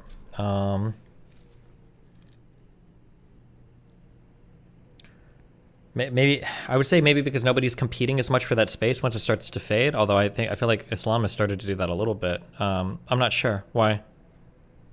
Okay, so my theory is the concept of God basically became too big for itself, too big to serve. It was basically so integrated into every part of society, especially what it meant to have a functioning society, that when I think, I'm just pulling this straight out of my ass. We call that, when you can just say conjecture. That's a smart way of saying it. Conjecture, yeah. Okay, yeah. I feel like pulling it out of my ass feels more honest. Sure. So, I think it was a little bit the fact that people saw that there were other religions with their own gods who were doing just fine. So the first thing was, hey, apparently our version of sanctity isn't the only one that works. And that's what started the initial troubles with it. The second part was, I think, the arrival of the middle class as a distinct demographic group. Like, you've said this like a billion times, I think, as people got richer, they began to realize that you didn't actually need God to be a good person, to follow your dreams, to meditate, to build and raise a family. You kind of just needed like good public infrastructure, good personal interrelationships, good health, good education. And I won't say that that killed this like, abundant adherence and like of God. Like I won't say it killed the notion of God, but that notion began to seem optional. Sure. And a lot of people did began opting out. So you got your atheists and agnostics. And then your weak Christians and your weak Muslims, like people that are kind of Yes. faithful, but it's really just like a cultural thing that God's space is kind of not being occupied as much anymore. Exactly. In your head, that God space is like now only partially occupied, maybe throughout the year, maybe during festivals or like particularly intense life events. You think you turn to God, but for the most part, you tend to go on without it. The problem is, especially with atheists and agnostics, I will say I am kind of mostly an atheist. Okay. You can say all you want that you don't need God, and maybe you don't. And that's why you evicted God from that mental real estate. I'm just going to call it the divine real estate. I'm not talking about God. I'm just talking about the space That part of occupies your in your head. yeah. So maybe you evicted God from that divine real estate, but that doesn't mean that you demolished the real estate itself, right? Mm-hmm. I have a feeling that if you don't fill that divine real estate where God used to live with something else of your choosing, then it's going to be filled with something else not of your choosing. Like, I feel like every single one of you, like non-religious people listening, there is in your head an unoccupied divine real estate that almost creates like a vacuum that other ideas and concepts are always going to try to fill. And whether you acknowledge it or not, there is a non-zero chance that you will someday eventually end up filling it with something that will potentially radicalize you. So what do you think it looks like, that stuff that replaces God in that real estate? It's probably some like overarching, guiding, spiritual or purpose-driven thing. That like that there's something in life that gives you like purpose and meaning. Like questions of like, why are we here and what are we here for? These are things that are largely spiritually driven, or were largely spiritually driven, and without God, that space just ends up becoming kind of empty. And I guess as an atheist, you don't readily fill that space. That requires like a great deal of like actual deliberate thought to do so. A lot of people probably haven't. I mean, one, it requires a lot of actual deliberate thought to do so, but the other thing is like even knowing that it is a space that needs to be filled in the first place. That to just acknowledge that, I feel like most people aren't aware that space exists in their head. Mm-hmm. So usually you end up filling it with stuff like, ethno-nationalism, or, Hitler's pure Aryan race, Mhm. or a communist utopia. Mhm. And even if you're like personally immune to this, even if you can personally put like a giant not for sale sign in front of your divine real estate and continue to function like a normal human being, Mhm. that doesn't mean everyone else can do that. In fact, I don't think most people can. I think most people will want, over the course of their life, to fill that real estate with something else, whether they know it or not. Mm-hmm. And that's especially true if you have kids. I feel like it always used to bugger my mind. I used to hear about, immigrant families who tend to be kind of like loosely religious or mostly agnostic atheist, Mhm. and they go to a different country and their kids grow up and they grow up feeling alienated in that country. So that kid looks to the spiritual or religious tenets of their home, like the parents' home country. Wait, who and just told me this? Was I- this an Austrian conversation? I either had an Austrian conversation with Farah, or I was talking to somebody else who I think said that that. you were talking to Richard Spencer, probably. Did Spencer say this? I feel like I spoke to somebody. I feel like I spoke to somebody off stream personally about their family. Off stream, I wouldn't know. Of course. Yeah, where somebody spoke about their parents when they came to the United States, they got more religious. Was it a caller? Maybe it was a caller. I don't remember. I feel like I've had a conversation with this recently with somebody, like a personal conversation. I don't think it was Spencer, but I don't remember. But go ahead. Yeah. Yeah, I like everything I'm saying now. It kind of like got triggered by your conversation with Oh, Spencer. sure. Yeah. Yeah. So most people aren't keeping, that giant not for sale sign Mhm. up in front of your divine real estate. That's especially true of your kids. Mhm. And if you don't help your kids fill that divine real estate with something of their choosing, then you're leaving it open for someone or something else to fill it. And that's how kids tend to get radicalized. And it's a coin toss on whether that someone or something else is like good or bad. And when it goes bad, it goes really, really bad. Mm-hmm. Hmm. Now, before Spencer, there was actually a different trigger for this conversation that had me thinking about this for almost like the last year. Mhm. And that was you were on a panel, I think early last year, around this time, with Nick Fuentes and Infrahas. Mhm. And you were talking like, I think Kanye and some other shit. But at the end of the call, you said something interesting, and that it was kind of nice how Fuentes and Infrahas had this whole grand narrative thing going on. Yeah. That it was all encompassing. It addressed every part of society, Mhm. every part of the human experience, gave answers to the most common hard questions. And the fact that they're terrible answers doesn't matter. The point is, those answers fit together very nicely. That's what makes them so compelling, Mhm. right? Yeah. And they're also compelling because one of the major functions of the concept of God and religion is like a societal anchor.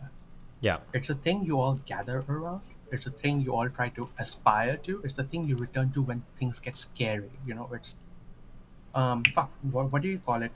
It's a congregation point. Yeah. So now I have a grand narrative of my own Mhm. based on like my own ideas, my own experiences. I don't think I can tell it to others and have them accept it because it works for me based on how I view the world, Mhm. and it's super personal to my life. But I thought I'd quickly go over it because if you want to try and build a grand narrative that can keep out competing toxic grand narratives, I think you need to understand the building blocks of grand narratives, right? Yeah. So here's mine in a nutshell. I was talking with my grandmom a long time ago, trying to convince her that space exploration was a useful way to spend our earthly resources, and her rebuttal was kind of basic. Why spend that much time, money, effort on space when there's so many people to help down here on Earth? Mhm. And I said, Grandma, the sun's going to swell up and swallow the Earth in a couple of billion years, and we got to get off this rock before it does that. And I was budging her on it. Obviously, I think she was pretty convinced that the sun was eternal and was going to burn forever. Okay. But it's true. The sun is going to swallow the Earth in a few billion years, and our problems start way before that. Yeah. Because in about 400 to 600 million years from now, the Earth is kind of toast. Because the sun doesn't need to swell up. All it needs to do is like get brighter by about 10%, and that's enough to boil away all of the Earth's oceans. Okay. And we kind of need to get the fuck out before that happened. And I've told this to other people, and they say like, okay, that's so far away. We'll figure it out. But it's less far away, I think, than people realize. Because if you go through a quick timeline of Earth's history, the Earth began about 4.5 billion years ago. Life began 700 million years later, so 3.8 billion years ago, as you know, singular cell life. At least that's what we think. Then, 3 billion years passed after single cell organisms arrived for multi-cell life to arrive. That was about 1.6 billion years ago. That another billion years passed before life migrated to land 600 million years ago. Another 350 million years, I think, before the dinosaurs arrived. Then 250 million years after that, humans. Another 250,000 years civilization, and then 12,000 years of civilization. You have us. And if we have only 400 million years before the Earth is toast, in percentage terms, considering the history of life on Earth, we've already used up 91% of the time available to us to get off the rock. Like, life has used up 91% of all the time it'll ever have. And if you kind of like put it on a clock, that's like, assuming you wake up at 6 and go to bed at 10, the time 6 a.m. and go to bed at 10 p.m., that's 14 hours. The time right now is 8:30 p.m. So you kind of have to save like all of humanity and life as we know of it existing in like the next 90 minutes. And I understand you, but I feel like there's a couple things. One, I think it'd be more realistic to evaluate our time scale from human existence, which is only like what 10,000 years for human civilization. But then two, from an emotional point of view, most people will only evaluate it from a human lifespan, which is what, like 80 years. No, I know. I know that most people will be, tempted to evaluate it from a human lifespan. But the thing is, we're talking about a project that clearly extends way beyond like generations of humans, right? Maybe, yeah. And how do I put it? We do kind of have limited resources on Earth. Like, I know the oil isn't running out anytime soon, but it is still limited. There are a lot of like what we call rare earth minerals and all that we have ended up mining to like a ridiculous extent. I don't know if we fuck up civilization as it is now, I don't know how many chances we get to start over. Like, if you actually want to, help humanity survive what we have. Mm-hmm. And if that's not enough to make you think about how late you are to the game, I don't know if how many people realize this, but when you look up at the night sky and you see all those stars shining down at you, Most of them are already dead. you are looking at the last 7% of the stars that will ever exist. Exactly. 93% of the stars that will ever be born have already been born and have already burnt out. And that fact kind of fucks with my mind. Because, like, you know how every element in your body was kind of made, like, that's heavier than hydrogen was kind of made inside of stars in, star fusion. Mm-hmm. And then every element heavier than iron was made when basically stars explode. It fucks with my head that the universe is running out of those element factories that fast, like the element factories that we need. And there is a video, I don't know if you've ever seen it on stream or off stream. There's a channel on YouTube called Melody Sheep. They have a video, I think it's the most viewed one. It's called Timeline of the Far Future. Whether it's on stream or off stream, I hard recommend you watch it at some point. It basically lays out the fact over the course of half an hour that the Big Bang, when it happened, it's not actually finished happening. If the Big Bang was the starting firework, we're currently in the last stages of that initial firework. Mm-hmm. Like that initial moment of conception. But that's still where we are as far as the universe is concerned. We're at the moment of the universe's conception. Because for most of its long life, the universe is basically going to be dark, be filled with black holes, and slowly all the matter in it is going to decay away. And there isn't much scope for life to exist outside of this conception time. And I feel like I can't deal with that on an existential level. I mean, I feel like these problems are so far outside of our human lifespans that it's probably not worth stressing about that much. Yeah, I kind of worry about the fact that people think we'll probably just figure it out. Well, I mean, like, even if we don't figure it out, this is so far outside of any of us being alive that it's not like we're going to be around to stress about it. Yeah, I know. Right? How do I put it? I know you and probably most people don't really care about, what happens to humanity and all that after you're dead. Mm-hmm. I don't know how to not care about that. Mm-hmm. Wait, how old are you? I'm 6 months younger than you. Oh, okay, gotcha.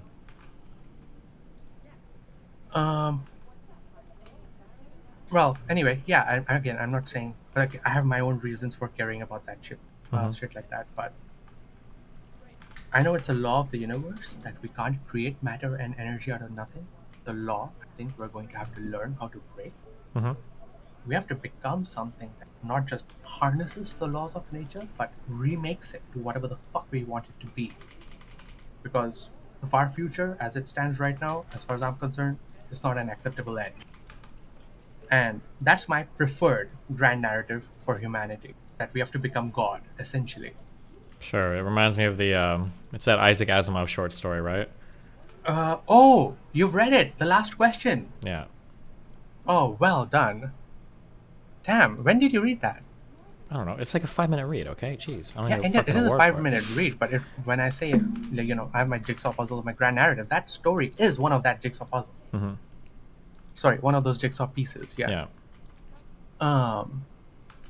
So I don't know what that looks like, whether it's like a AI human machine brain fusion or some sort of like giant collective hive mind or any other one of the billion science fiction ideas, but I feel like that is the power that we need to unlock. Mm-hmm. Now, the good thing, I think, about my grand narrative is, from my point of view, I think that's what we as a species have been trying to do anyway. Because I listened to your conversation with Richard Spencer, and you were talking about how pissed you were that it was some kind of social taboo these days to get hyped up about the cool shit that USA does. And I felt you so fucking hard, because that's how I feel about the progress of humanity in general. Mm-hmm. Like, if you're going to define God as omnipresent, omnipotent, omniscient, going everywhere, being all powerful, knowing everything, then okay, there's one thing to look at, like, the progress we've made technologically, scientifically, socially, philosophically as a species over the last like 3,500, maybe 12,000 years. Mm-hmm. But there's some other facts. Like, if I ask someone to look at the coldest place in the universe, with the background temperature of the universe is like 3 degrees Kelvin above Sure. absolute zero. But that's not the coldest place in the universe. The coldest place in the universe is in the University of Kyoto in Japan, where they cooled matter down to a billionth of a degree above absolute zero, and that means interstellar space is literally 3 billion times hotter than that. Okay. The hottest place in the universe isn't at like the core of some like neutron star, which is like around 100 billion Kelvin. Mm-hmm. The hottest place is like Brookhaven National Lab, and it's in New York. But these guys basically collided gold atoms together to achieve a temperature of around 4 trillion Kelvin, Okay. which is about 40 times hotter than a neutron star. So there's other facts, like in the last 80 years of history have been like the longest peace we've known, I think, in human history. Mhm. Where like no two major world powers have gone to war with each other. Most of humanity was fucked historically with smallpox, like a disease that probably killed, I think, more people in history than anything else. Mhm. And we eradicated that bitch in the last, I think, 50 years. Well, yeah, we had. I don't know if it's coming back now, but yeah. Smallpox? Nah. Yeah, I thought weren't there a couple? Or no, I might be thinking of measles. I'm sorry. in Yeah, the you're United talking. States. Dude, Yeah. that's measles. We Yeah. didn't eradicate measles. We only eradicated 2 of them, but one of them, I think, killed more people than anything else ever have. So that bitch is dead, and we got reusable rockets, probably getting closer and closer to an AGI. I know they keep saying that sustainable nuclear fusion is only a decade away, but it's Yeah. like. Although we they're getting closer. It seems like they are they're making getting- progress. Yeah. They are making progress. So, like, I think when they say it's only a decade away, is that they underestimate how much work there is still left to be done. Mhm. But every time they figure out what they underestimated, they get a better picture of how close they are, and they are closer. Mhm. And that fucks with me that we've basically managed to command so much of nature and overcome our limitations. Here's physically. a question. I'm Very- curious if you thought yeah. about this before. When it comes to physics, when I used to be a little bit more digging into this kind of stuff. Yeah. So here's something that would be kind of depressing and is a little bit scary. What if we actually have solved essentially like the majority of physics? There's still like a couple of like small loose ends to tie up, like reconciling gravity and QM, although we've got kind of working models for some of this. What if we figured out most stuff and this is kind of it? Like there is really no getting off of this planet. There is no like faster than light travel or teleportation. We have like a pretty good working understanding of the universe, and we're basically at the bounds of our knowledge of physics. All we can do is kind of like iterate and refine on small engineering designs at this point. But for the most part, we've got most of it figured out. Sorry, what was your question? Like, if that was the case, it seems like that puts us like out of the bounds of being able to solve things in terms of like that would suck, but I can't say definitively. Mhm. I don't think anybody can that is the case, right? Sure. But I'm thinking of like, when was the last when was the last big breakthrough in physics? Do you know? The last big breakthrough, I mean, Because I feel like all of our breakthroughs have been like in engineering at this point. But in terms of like actual knowledge of physics, I don't know if we've like shattered anything. Like the last big thing I can think of was the Higgs boson, which people are putting in chat, but that wasn't a breakthrough. That was just confirming the models that we'd already like mathematically Yeah. arrived at. okay, in terms of like, okay, I don't know what, I can't remember what the last big breakthrough was. The Mhm. last awesome confirmation of our existing models, I think, was like the last year's Nobel Prize for physics, Mhm. where, you know what? I'll come back to the Nobel Prize in physics if you want me to. It's like really cool, but I don't want to get. I want to answer your question first. Sure. Yeah. There are like a couple of problems to answer the question. First, there's the expansion rate of the universe. Yep. We know the universe is expanding and it's Mhm. accelerating, but there's a problem with what the measurement of that expansion is supposed to be. there's one measurement. I forget the specific names of the two different methods used to measure this, but the first one measures an expansion rate of about 64 or 67 meters per second for every megaparsec. Okay. And the other one is, I think, 74 kilometers per second for every megaparsec. And the problem is, these two numbers shouldn't be different. You're both measuring the same thing. You're using different techniques, but every improvement upon each technique to measure it, or to measure the expansion, confirms, or sorry, gets more and more divergent. Like the answers get more and more divergent from each other rather than converging to a single point. So I feel like whatever breakthrough has to come next will probably be there. The other breakthrough will probably be is in sense of why do we exist at all? Like when the universe was created, why wasn't there an equal amount of matter and antimatter? Mm-hmm. And like where has all the antimatter gone such that all of this matter that we are is allowed to exist? Mhm. Like that would probably be a breakthrough. I'd like to think that we have good answers over there. But say I accept your premise that we have figured out all of it, and there really is not much to achieve or unlock other than engineering successes. Mm-hmm. I still think it would be really fucking sad if we didn't try our fucking best to you know to actually figure out whether or not the heat death of the universe was the inevitable end of the universe. I feel like that's a question that should not be left unanswered. Mm-hmm. And if the heat death is inevitable, I'm going to go ahead and say we should become God and remake reality. Because, Okay. yeah. Because, yeah, so to come back to what I was saying, my grand narrative is like, if you look at human history, we have been getting more and more omnipresent, more and more omnipotent and omniscient. I don't see an indication right now necessarily that we're going to slow down, especially if like promises of AI end up playing out without killing us all. And the way I like to put it is, I know the Abrahamic religions describe humanity as having been made by God in God's own image, and I think they have it reversed. I feel like it's God that's going to be made in humanity's image. If we play our cards, and there's only a small chance of it. There is a chance. And I think that's what we've got to strive for. Okay. And now, building blocks. I think at the very least, this was my grand narrative. So at the very least, if you personally want to maybe try and offer people a good grand narrative that can compete with like other toxic grand narratives, the type being sold by Fuentes and Haas, Mm-hmm. here are some technical requirements I think a good grand narrative needs to fulfill. Right? Each one of these is technically a whole conversation unto themselves, and maybe we can chat about it in future callings. I don't want to get into the weeds just yet. Just tell me quickly what you think about it. Right? Okay, go for it. Okay.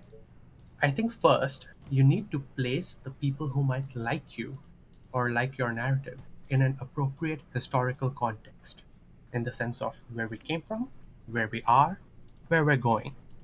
If you want to call it a grand narrative, I think there actually does have to be a narrative. Like in mine, humanity is going through an extended hero's journey as a species to eventually become God. Okay. Your thoughts? What? Your thoughts. Like I'm basically going to give you each building block. You just quickly fire. Yeah, off I mean, your like, thoughts I and mean, reactions. I understand where you're coming from. Yeah. Okay. The second one would be a set of morality and ethics that is compatible with group living, and also of like multiple groups living together in proximity. Something that kind of restrains destructive and violent behaviors. Because you can sell all the grand narrative you like, but if you don't restrain that violence that people tend to turn to in the absence of a good grand narrative, Mm-hmm. you're gonna end up marginalizing your own movement. Okay. I think you need some way to explain, and I feel like this is the one you don't give a shit about. I think you need some way to explain the concept of and consequences of death, what it means that we're all going to die, Sure. the good and bad of it. Because I feel like you do an incredible amount of good work in terms of breaking down philosophies, in terms of like, having your principles, living up to them, differentiating between what makes like you do excellent work. I also feel like a part of the reason you are not as maybe as big as I feel like you should be is because you don't address the death part. People are scared of death. Like whether they admit it or not, or you admit it or not, eventually somebody is like gets like into this whole existential angst, and they're like, "Fuck, I'm gonna die, and I don't want my life to have meant nothing." And if you don't deal with the fact that you're going to die, that people around you are going to die, then another grand narrative that actually does confront death, even if that narrative is worse than yours, it's going to win out over you. Okay. I'll keep this in mind, yeah. All right. So you also need, I think, rituals. Birthday parties, funerals, weddings, coming of age ceremonies, anniversaries, public holidays. You especially need rituals, I think, related to death. I think you need rituals related to sex. This sex is, I think, another part where the whole narrative falls apart if your grand narrative doesn't address the romantic aspects of people's lives, because it's too like death. It's too visceral of an experience to go unaddressed, and something else like fundamentalist religion that says sex is so great you can't have it. That still feels a lot more meaningful than a narrative that doesn't give a fuck about sex. And I feel like in my narrative, I'd say people should be having as many kids as the Earth can sustain, and once we're off the planet, as many kids as possible, so we can generate more brilliant minds who can solve the problem of becoming God. I feel like that's how sex would play into my narrative. Okay. But you talk a lot about good relationships, and you talk a lot about what makes for like good sexual dynamics. But I feel like most of your conversations about that tend to be pragmatic rather than spiritual/philosophical. I could be wrong about this, but that's the impression I have. Yeah, probably, yeah. Okay. You'd need some kind of so the sixth thing you'd need would be some kind of like local organization or infrastructure that people can gather and organize around on a regular basis. You need this at the individual level, at the family and friends level, and at the neighborhood and community level. And before, I think it was pretty much just like churches, temples, and mosques that used to fulfill that role. And we said a billion times that it's weird we haven't found something to replace it with. But I feel like there is one institution that can easily replace it. That's everywhere. You want to take a guess as to what that is? School? Exactly. Okay. Like, I don't understand why every single function that you went to the church, temple, or mosque to perform that was, that revolved around the community coming together in solidarity so that you could protect each other and help out people in trouble and like talk about your hopes and dreams and aspirations. Every single one of those things applies to school. I think it applies to schools more than it ever did to churches or temples or mosques. I don't understand how that transition hasn't happened naturally already. Especially in fucking US where everybody where is the like, schools are fucking huge and our schools have like 50 million different things that happen inside of the schools, yeah. Yeah, and the way again, this was like one of your gripes, but the schools tend to be tax funded by district, right? You're literally paying already into the coffers of an institution by district. Why can't the entire district just naturally congregate around it? It actually fucks with my head. I don't understand how this hasn't happened already. Sure. Yeah, I understand. What you mean. And I think finally you need some kind of like symbols culturally to tie it together. And I'm not talking about just like a logo. I mean, logos are nice, but you need stories and music and art, something that is either born of the grand narrative or contributes to it, and also captures the narrative and indicates some sort of like, oh, here's a potential future direction that this narrative might go in. Like, you need art and culture that engages in a vibrant way with the narrative. I think my favorite movie of all time right now, Everything Everywhere All at Once, Yeah. is an excellent jumping off point for my kind of grand narrative. If you just want to talk about uh, potential of the multiverse and everything you could do, your unrealized potentials and how you have to relate to your family and blah blah blah blah blah, being kind and etc. Mm-hmm. I feel like if you want a good grand narrative to sell to people, have you need to be able to give them a library of yours. Like, here's some movies you should read. Here's some books that have already been written that you should read. Here's some music you should be listening to, because I mean, obviously the church has like the Bible and all of the hymns and everything, but even people like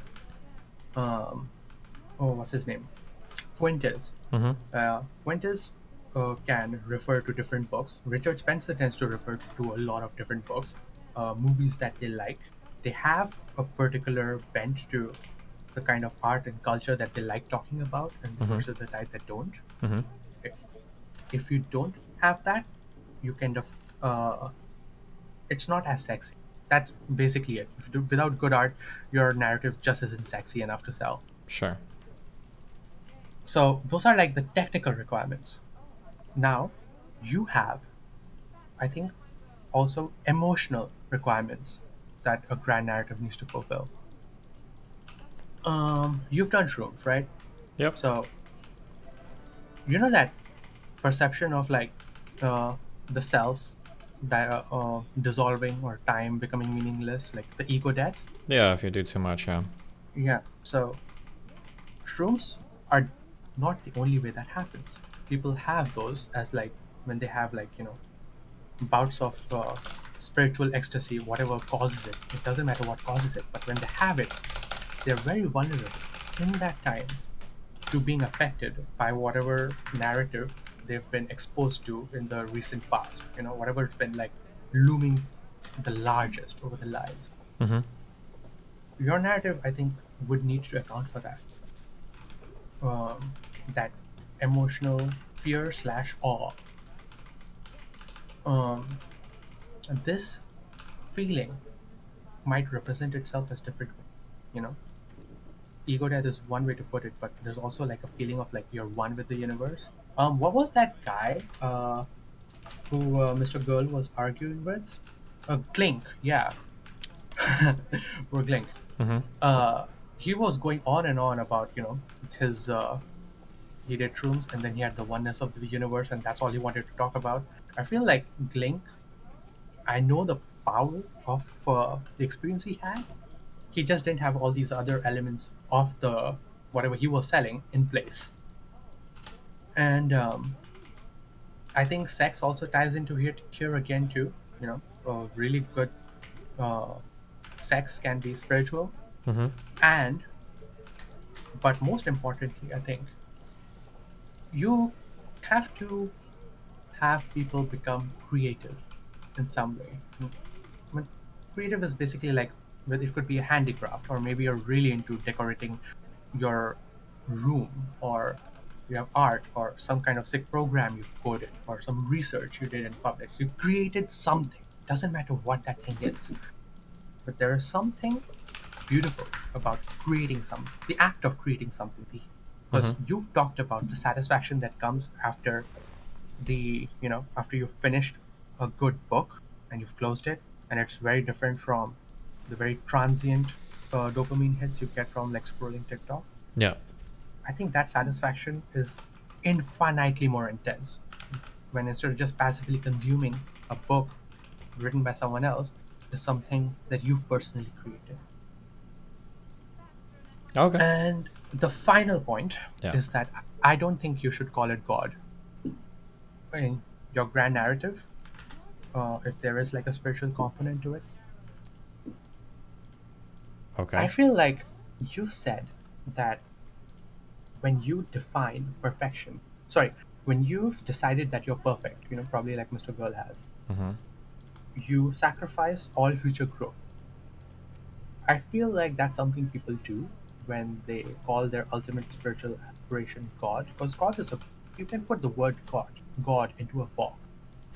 You can define it. You can define its bounds. I mean, if you say those bounds are unlimited, and you can say these are all the things that are irrevocably associated to it, and every time you add something irrevocable to the God box, you kind of limit it. And I feel like if you, instead of calling it God, you just called it, not even capital it, like, lowercase it. So you could still talk about it in the sense of like somebody creates a really cool project and you're like, that's it. Whatever that thing that you were chasing was, that's it. You've got it. Now, and people have that experience often enough, I think, that you could sell that. And I don't think you should ever try to formalize what that grand narrative looks like personally for someone else. Mm-hmm. Because I do think it's a deeply personal exploration, and if you end up like stamping out somebody else's expression of their grand narrative and replacing it with your own, yeah, I think historically that's just tends to work out not well. I think you should curate people in your life who you feel like are also looking for it, whatever it looks like for them. Because there's definitely like people who I feel like are way more alive because they're aspiring to something than people who basically just aspire to nothing. And I think the seventh rule would be you have to take full responsibility and accountability for how you want to express it and the consequences of that expression. No more, no less. Gotcha. Okay. If I ever start my own religion, I'll come back and keep all these things in mind, okay? It's less about starting your own religion and more about those are like, I just want to make people aware these are your weak points. These are all the places that if you ever were to get radicalized, I think these are the places you'd be attacked. Okay. All right. Well, listen, yeah. It's been fun. I'll catch you next tier 5 viewer dragon, okay? All right. Sounds good. All right. Have fun. Be careful. Thanks for listening. Bye. Bye.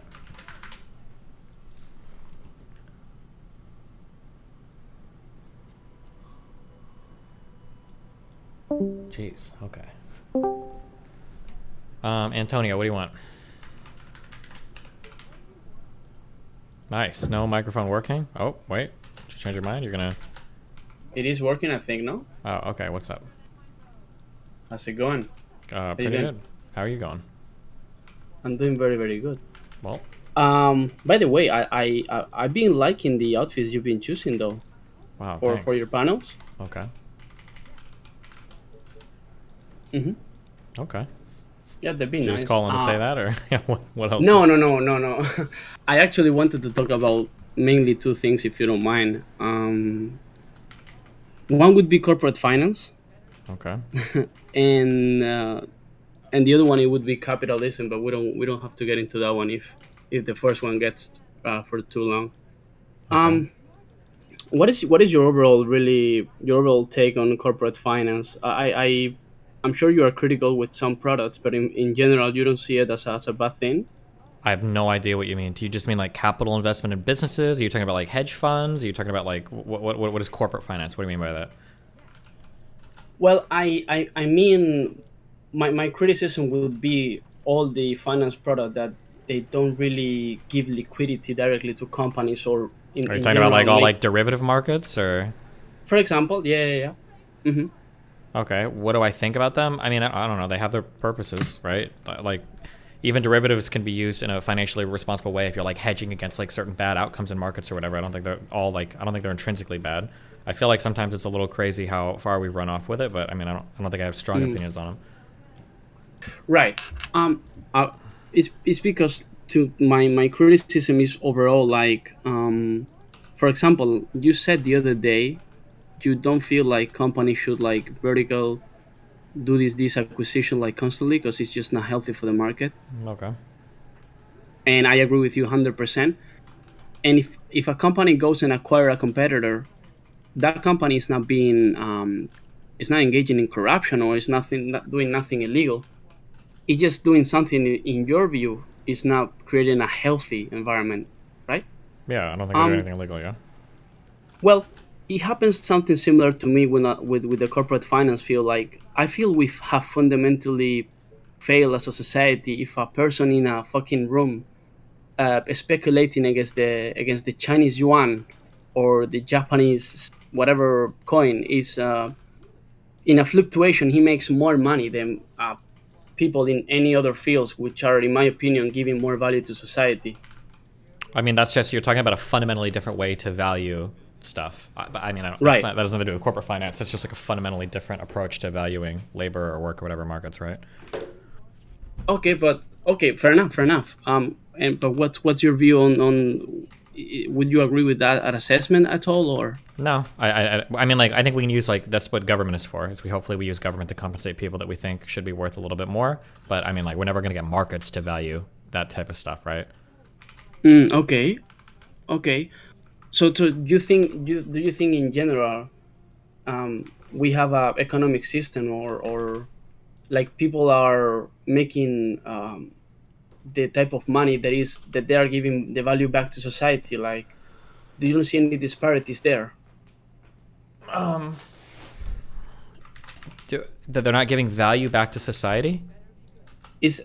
Would you say that there are fields or maybe roles in the economic system right now that they are making more money themselves that the value they're giving back to society? I mean, how do you value that? Like, the value they're giving back to society? Like, what do we mean by that? It's a difficult thing to value. I agree with you. I'm just asking if you see any of that.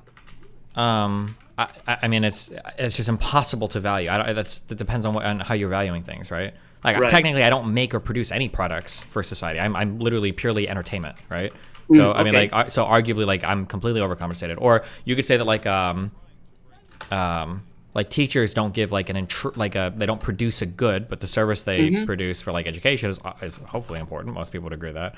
So Right. it depends on like what are you valuing and how do you want to value it. No, that would be a good. That's actually a good point. Teachers, for example, like they are literally building the next generation, and again, they make less, like maybe too few money compared to other people who are like just sat down doing God knows what. I don't know. But yeah, I guess I would have to go specifically to examples so we can compare those.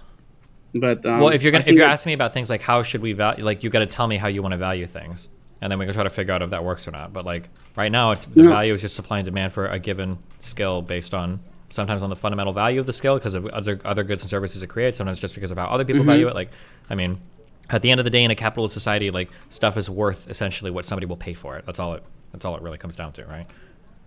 Absolutely, no, you're right on that one. I guess my problem then would be that I see a lot of you also get paid based on the wealth that you produce, not the value that people want to attach to it. You know, like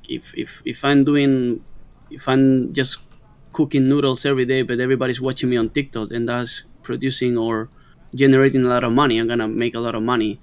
And I guess I see a fundamental flaw there, because not everybody that is producing a lot of money is giving anything of value to society. Well, but that's I mean, but what does that mean when you say that? Like, Well, under whose I think- opinion? Like, how are you say who do you think gives no value to society? Because clearly there are people that disagree if they're willing to pay big money for it. Other people willing to buy services from people that are doing these things that you say are valueless, right? Clearly, some people disagree Right. with that. Absolutely, that's why I'm giving my opinion. I think when the only measure that we have whether somebody's giving back to society or not is how much money they make, which is I think the current system that we have. I think we engage in flaws when it comes to really valuing things. That's my view. Okay. But yeah, I guess for the next one I can have a specific roles one against the other. I mean, you point out some example like why is a teacher making less money than Sure, but then the I don't question know. there is that like there probably needs to be some form of like government assistance. Like I know why teachers don't make much money. It's because the training and Mhm. qualifications for it are relatively low, and because a lot of people Right. want to be teachers, right? That's the reason why, right? And then probably because like the cost of education has to be maintained under like taxable revenues as well, right? We can't just pay like a fuck ton of money to schools because then we'd have to raise taxes for property taxes, and a lot of people are probably opposed to that, right? So these three things probably come together to make teachers pretty underpaid. Okay, yeah. Oh, beautiful, beautiful. I guess there is a systemic, or like you can. I like that you walked me through that one, but I guess for somebody that doesn't know how those things work, that person see a teacher making this money, and then a guy doing pranks on the street making that money, and goes, why this person is doing like 5 times the other person when these guys just go out of the street to travel people, but he has a YouTube channel and he's monetizing the videos and he's making a lot of money. But yeah, when you really know how things work, of course it makes sense on the system that we have. I just think I wish things were different, you know. Yeah, I mean, I can understand, but then we have to come up with a different way to value things, or a different way to compensate people, right? Absolutely, you're right, and that's the hardest part, I guess. Good. Well, the other thing that I wanted to talk, which is related to this one, is you never consider yourself against capitalism, no? No. Not really. Well, no, not at all. But yeah. Not at all. Not at all. Is there anything? Because I grew up very close to the socialism and communism. Just my grandmother was a communist. Like, I'm very close to that ideology, but I've only was part of it during my youth, really, because then I grew up out of it. However, I still am very far left, if you can say that. I guess my biggest problem with capitalism is not how efficient it is as a system. I cannot really argue against that much because it really fucking works. However, I'm really concerned about the cultural damage that is.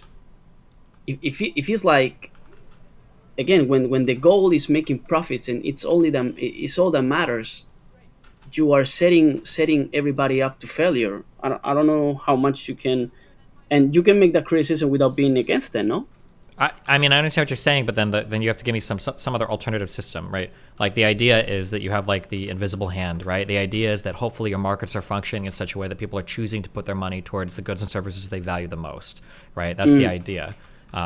A socialist or a planned economy or a command economy theoretically is better because a government can dictate where those resources go, but then you've just got another set of people that are in charge of dictating where things should go. And if people disagree, how do you resolve that disagreement? And also, are governments even capable of making those decisions that are that complicated? Because there's so many like different things that you've got to take into account for how to like sort those things out to people, right?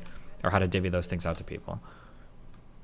No, absolutely, and yes, I wouldn't say it better. The thing is that when for example, the Soviet Union was still when it was still a thing. One thing that I really liked about that system is that it was not only people didn't have like 300 type of cheeses and 205 of fucking jeans and 100 pair of shoes, and it's like it looks like back then people had other things in mind rather than I need to have a lot of things in material things. If I don't have 3 type of keyboards and 2 type of mouse and 143 screens, I will not be happy. Well, yeah, but I mean, like, that's because those people are probably more concerned with just getting enough like food and shit to survive, right? And on the large, but maybe. Like, is that a better system? Is that what we'd rather have? Like, people are more concerned with getting just, like, one type of bread? Rather than having... Is it? It might be, no? I mean, I don't think so, but... I mean, maybe it's humans that are only concerned about meeting their needs, but if we are making them less materialistic and more concerned about other things in life, maybe we're creating better human beings. Yeah, maybe, but it'd be nice if we could do that by choice and not out of necessity. Not like, look, like, you guys are better human beings because like the only thing you can think about is survival, right? Hey, you're absolutely right on that one. It should be by choice, of course, not enforced. But I'm just saying that I like how the Soviet Union was proposing a different type of mentality when it comes to. Sure, but I mean that's like saying like I like how in primitive societies they're more family oriented because if they're not, like a lion will eat them, right? I mean like there are pros and cons to probably every different type of way you could organize human society, but. True. Okay, well that would be everything from me for today. Actually, if you ever see me here, you want to bring me up again, you're more welcome to do so. I am excited for the things you have coming up, to be honest. Wow. And yeah. Oh, sorry. One last thing. I promise, is the last thing. Super quick. When the red pillars say the men are holding the world and they are in charge of. Oh, hello. Hi. How's it going? I was about to say that when Red Pillar said them, men are in charge of everything and they pretty much build the world, and without men we wouldn't be anything and all that they say, right? Which I agree to an extent. Sure. Would be men also blamed then for creating and set up the condition for women to behave like they do? Maybe, arguably. Based on Go on their- Fresh and Fit and argue with them. Yeah, probably, yeah. Okay. Fair enough. Have a good one, Destiny. Thank you, man. Yeah, have fun. Be careful. Take care. What do you want, Kelly? I came to pass on a message. Prismagic is sitting in the T1 waiting room. I was wondering if we could let him finish his little D&D thing that he tried to I need start. to. Melina needs me for a second, so I'm probably gonna go do that. If you want, Okay. you know what? You can knock yourself out. You can go. Have fun with him. Okay. Wait, he's gonna do the D&D thing with me instead. Yep. Good luck. Be right back. Okay. Alright, nice. Sorry, you're stuck with me instead. How's it going, buddy? Prismagic, are you there? What stopped the Blinkerton? Wait, what? What? Where are you from that you were asleep? Wait, what? Wait, you said like oh, wait, are you high? No. Okay, never mind. I vape, bro. Alright. I mean, we can wait for him to come back, but he told me to do it. Wait, you want to play D&D? I mean, I can. Why not? I don't Well, know if throwing me in it now ruins everything, though. How fast can you think on your feet, buddy? All right. Let's see what we can do here. Can I roll my own dice, or do you? I need you to roll a d4. Okay. Quickly. Can I? I need to go look up a site to do it quick. Stop telling me to rizz her up. I'm married. Wow. Based, married, DGG. Okay.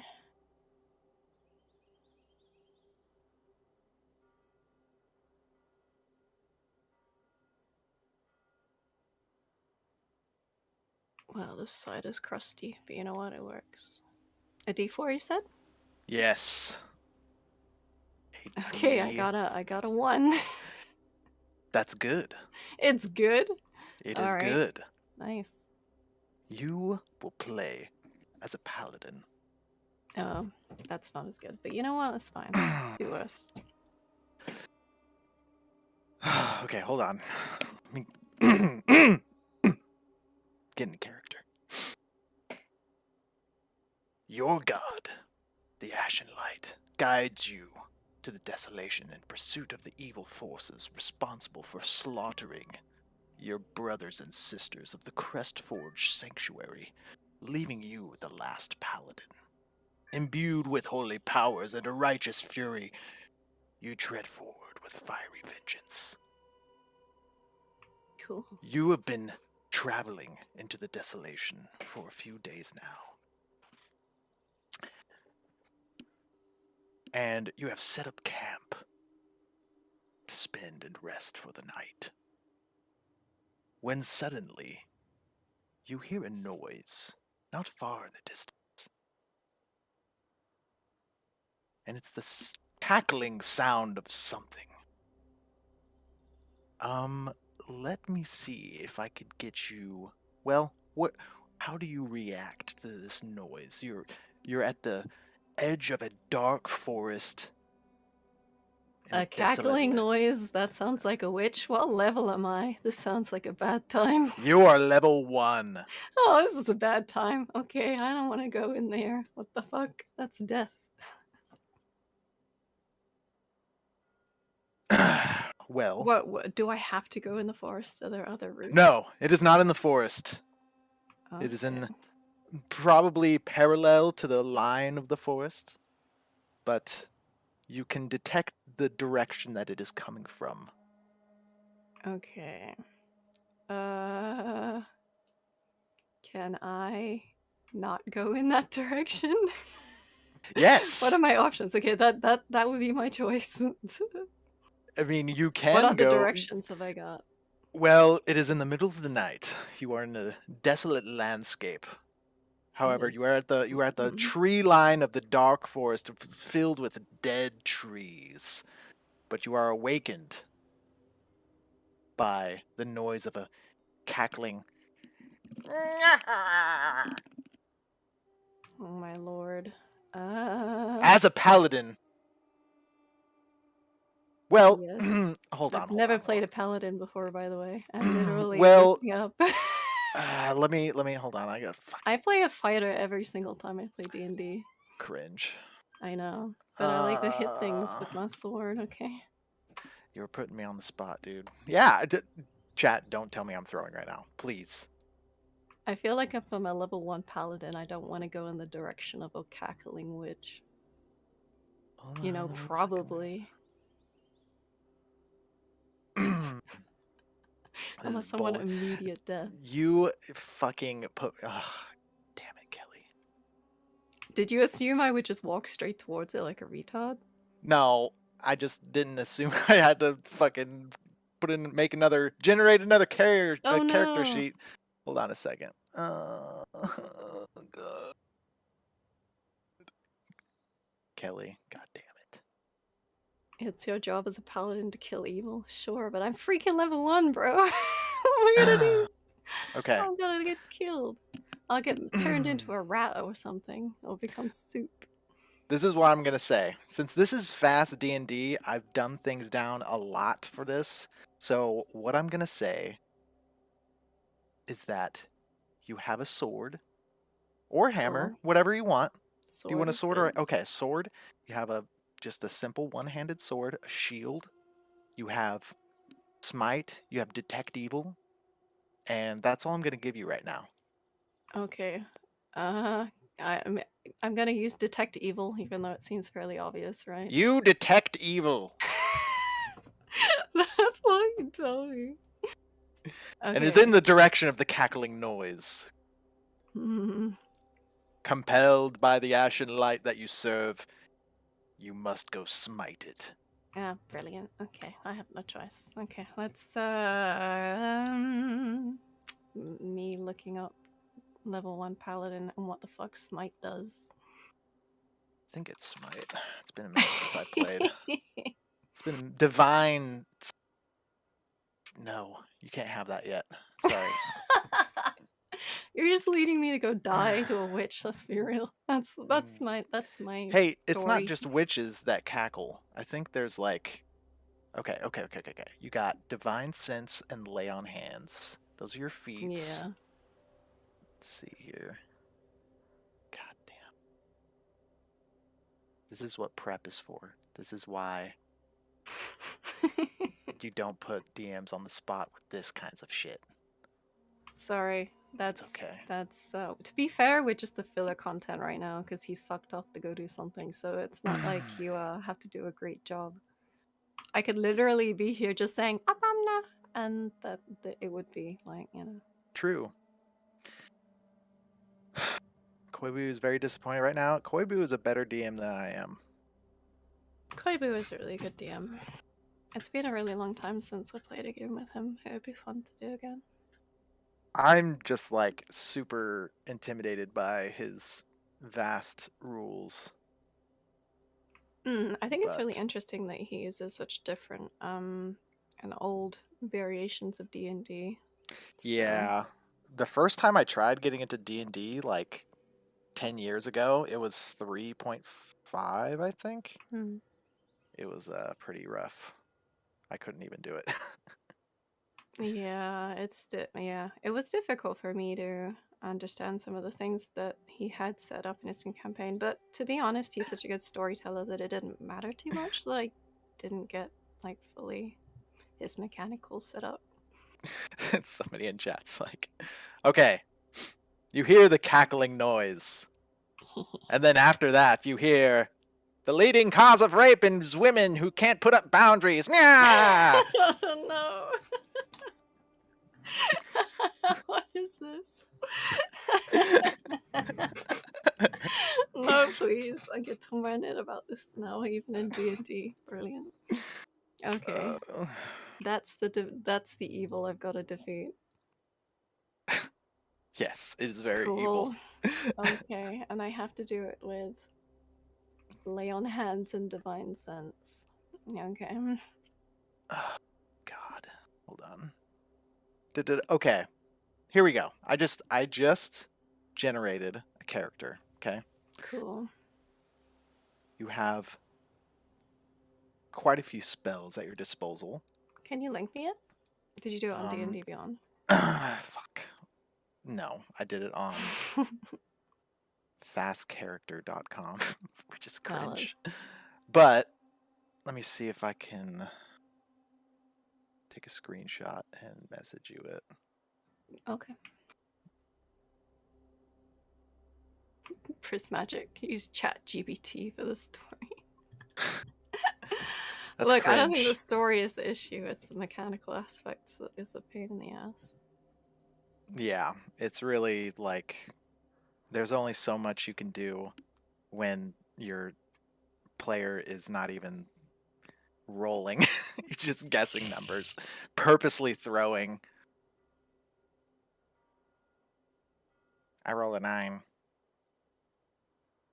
Is that good? I rolled an 11. That's what he rolled last time. Just like dropping numbers, random numbers. It would be cooler if he was like, I rolled a 20. Oh, wow, I rolled a 20. Let me know when you send it. I did send it. Oh, shit, okay. I sent Probably in my it. message request. Yeah, there it is. I got it. Don't care about the race and all that shit. Just bottom Sure. right, prepared spells. Okay. Yeah, pretty much like all that. Wow, I've never heard of any of these things. Cool. Let me go look it up. What do these do? I'm guessing smite is some kind of a damage that is like holy damage. Is it? Fuck, I know. Is any of this holy damage? Probably. The only thing I know about paladins is we didn't have one at a point in time where we really needed somebody to do holy damage. Yeah, you didn't have a cleric? We didn't have a useful one. Too many of my my D&D players are like multi-classing, so some of the classes are absolute dog shit level of useless, but good for them. How long have you been doing your campaign? 2 years actually. We just hit 2 years like a month ago. Yeah, my real life campaign is like almost 2 years. Nice. Yeah, it's the longest one I've ever played. Yeah. Before that, I was playing a 3.5 campaign for I think 2 years, and we would have like fucking 8-hour sessions. It was nuts. Oh damn, I'm kind of jealous. We usually just get 3. But hey. Okay, Searing Smite. You hit a creature with a melee weapon. Okay, so I've got a sword. It's just melee damage. Uh-huh. Yeah, let's just say you have Searing Smite. Searing Smite and Shield of Faith. I have no idea. Thunder Smite 5e. Oh, I need to do the concentration This shit. shit The first seems time you hit with a really- melee weapon, attack during this spell's duration, your weapon rings with thunder that is audible within 300 feet of you, and the attack deals extra 2d. Oh, that sounds pretty good. All right, let's go. Let's go. How good is my stealth? Is it really bad? Your stealth is -1. Whoa, Freddy, why? Okay. That's cool. That's fine. That's fine. He wants Let's me to die, and that's my feeling. let's do this. -1. Love that for me. Okay. All right. You make your way along the tree line. After hearing that god-awful statement, you're compelled to destroy it. Eventually, you start to hear some noises. And you feel like you're close. You see a giant boulder, and directly on the other side, you know that there's something going on. Do you want to make a stealth check, or do you just want to jump out there? I would like to make a check. Yes. Let's do a stealth check. Okay, d20. Yes. 16. Does that pass? Is that -1? I don't. Oh. A 15? Yeah, 15. Okay. You go up against the boulder and slowly peek around. And you see a skeleton reanimated, walking with a giant rusted sword. And as you see where he's walking towards, you look and you see a kind of short, you're not sure if it's a halfling or a gnome or just a really short human, in blue robes and a blue hat. And you see that there's a fire that was attempted to be made, but it didn't catch, and you see a poorly made bed, and you see this wizard seeing the skeleton walk towards him, and he looks quite afraid. Okay. Let's go save the little guy. All right. Right. While the skeleton has all of his attention fixed on the small man, small wizard. Do I So get you any could- kind of a bonus if I attack with advantage or You anything? can get advantage. You would attack at advantage if you appear behind the skeleton and smite him. Okay. So, do I roll to see if I would hit first and then go from there? Yes. Do I get to roll So- twice then if it's advantage? Yes. Okay, Yes. cool. Well, let's go. Your character sheet says you have a fucking battle axe. That's dumb. Okay, first roll was 7, but the second roll was 19. Perfect. Fuck yeah. That is a hit. Hell yeah. And that was a thunderous smite. Yeah, so that's 2d6 thunder damage. If the target is a creature, it must succeed on a strength saving throw or be pushed 10 feet away from you and not prone. Damn, okay. Well, how much? Let's roll for some damage. Okay. That's a short sword, 1d6 piercing. 2d6, total 7. 7 damage. Okay. I'm gonna roll for, what do I gotta beat? Good question. Strength. I have +2. Strength So saving would it be? throw. Would it be? Yeah, 15. Yeah. Okay. Let's go. Here we go. A 3. The skeleton, you hit it, and a large boom of thunder crashes, and it flies back. Its back hitting the tree. The gnomish wizard is surprised that you've shown up out of nowhere, but now the skeleton's attention is fixed upon you and what he's going to do. But he's not prone, right? Oh, he is prone. That is correct. He is now prone. But now we need to roll for initiative. 9, that. So yours is going to be -1. It's a d20 -1. Okay, I need to roll a d20. Yes. Okay.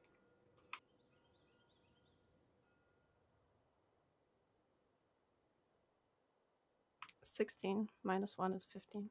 15, okay. And I'm going to roll for Steve just because he might jump in. Wow, cringe. Okay. What did you roll? He rolled a 6. Okay. You get next attack. The skeleton is prone. You have advantage. Okay, nice. Let me check my other things.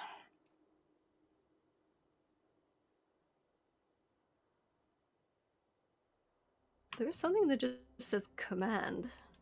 Yeah, you could basically do simple commands that you can make them grovel. You can make them do some dumb shit that really pisses me off as a DM.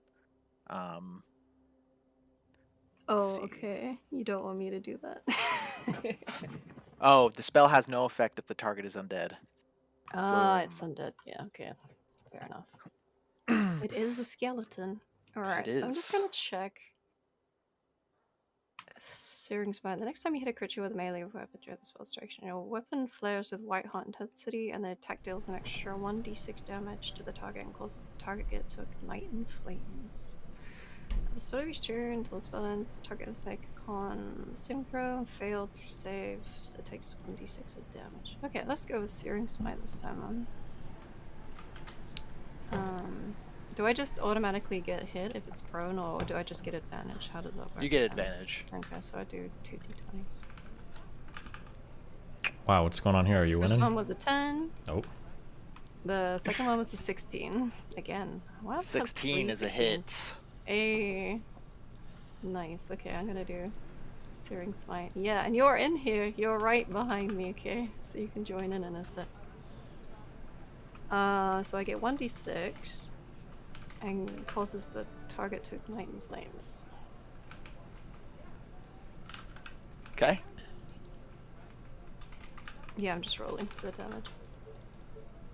The 1d6, it was 3, so 3 damage. And The it's got spooky skeleton crumbles before you. Oh, okay, easy. Nice. Yay. You missed a paladin show up and attack the skeleton from behind it, saving you. And now you are out of combat. That's you, Steven. I want to kill Kelly. Hey, why? Excellent. I just saved you. Alright, fine. Yeah, fair enough. Excellent. I'm actually not a paladin. I'm an evil paladin. Okay. You're a wizard. You're not You're even a wizard. paladin. Oh, okay. What spells do I have?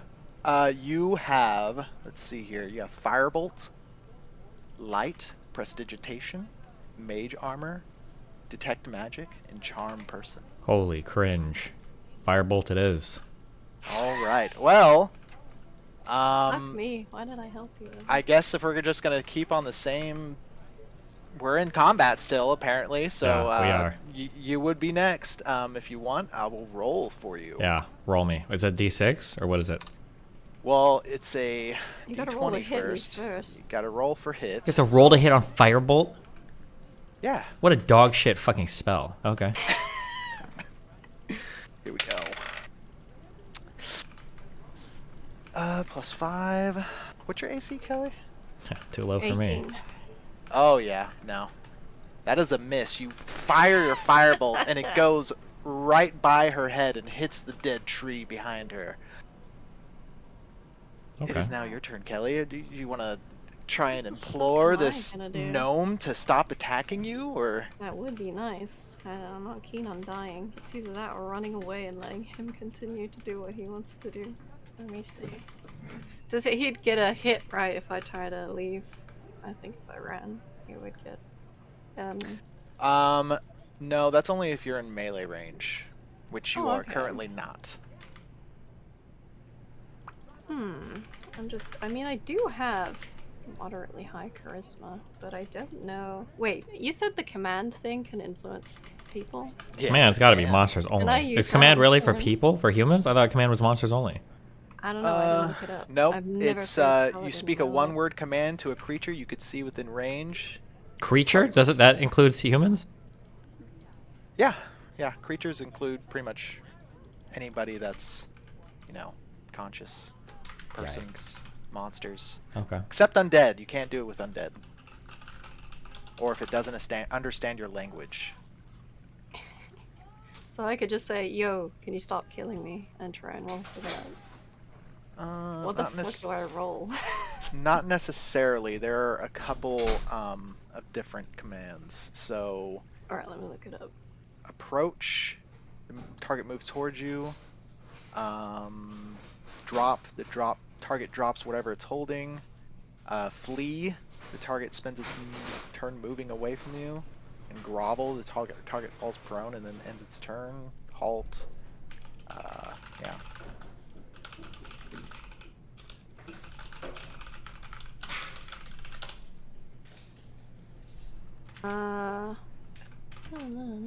Okay, I guess.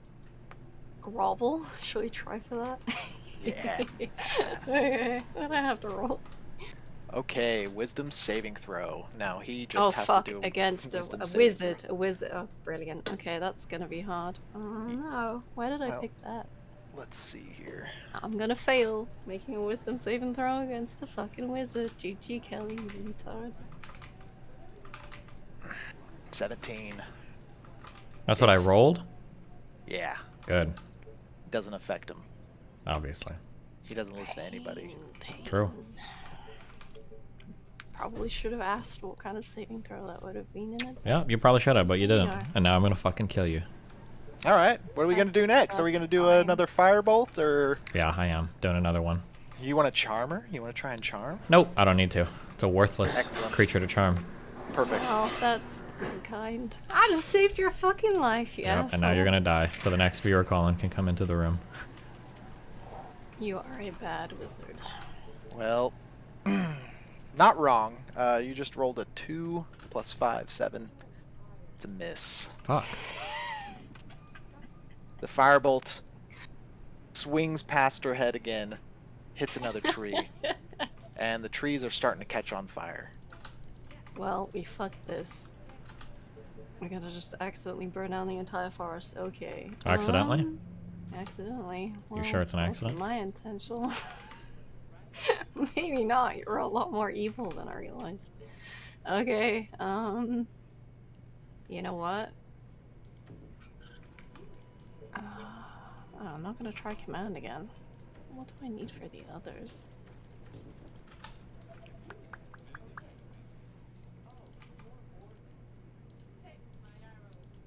What is... Oh, I don't know. The others are just... Two are just straight up attacks. What's Armor of Agatha's Shield of Faith? Is that like... Oh, Shield of Faith is super good. Use that one. Okay, I'm getting trolled, so I'm gonna Google it. DM, it's 1 minute combat rounds. She doesn't have time for this. She forfeits her turn. This is Yeah, she forfeits her pretty turn. crit. Yep. You She know, forfeits her turn. just to let you know, I had these planned out like 5 minutes tops, and then Kelly Jean just came in here and Yeah, well. I was trying to get I had to going. I had to roll another character sheet. I had to. Sorry, Kelly, I'm not trying to really throw you under the bus, but Throw her under the bus, A dude. shimmering field appears and surrounds creature of your choice within range, granting it a... Okay. No, I'm not doing that. Fuck you. Oh, wait, are we in 5e? Oh, then it's 6 Yeah. rounds. Oh, she's forfeited like 3 turns at this point as she pulls out her Shut up. manual I don't of know what the fucking paladin fuck spells or I'm whatever. doing. Alright, you know what? Screw it. I'm just gonna hit him because he's trying to kill me. Fuck it. Good. Yep. We'll go with Thunderous Smite. What I have Okay. to roll for that? She rolls a nat 1 and stabs herself and dies. Shut up. Alright, rolling a d20. I got an 11. I failed, I guess. what was it? An 11. An 11. That's probably a hit, I think. No, it's just by 1. You missed. Oh, jeez. Damn. Yeah, Yikes. you swing your sword at, but the The wizard gnome is nimble and fast. I am nimble. Jumps and out of fast. the way. Let's just. Are we just gonna keep doing firebolts until? Yep. Unless I got stronger spells. Apparently I'm level fucking 2, so. Level 1. Yeah. You rolled a 17 That's plus a 5. hit. That's Absolutely. a 22. That is a huge. As a monster hit. We're gonna do 1d10 damage. Oh. Yeah. And let's see here. I have 31. You only have how many hit points? 31 apparently. 31? What level is she? How the fuck? That's what's on the thing you just sent me. 31 hit points. This is what happens when you rush me.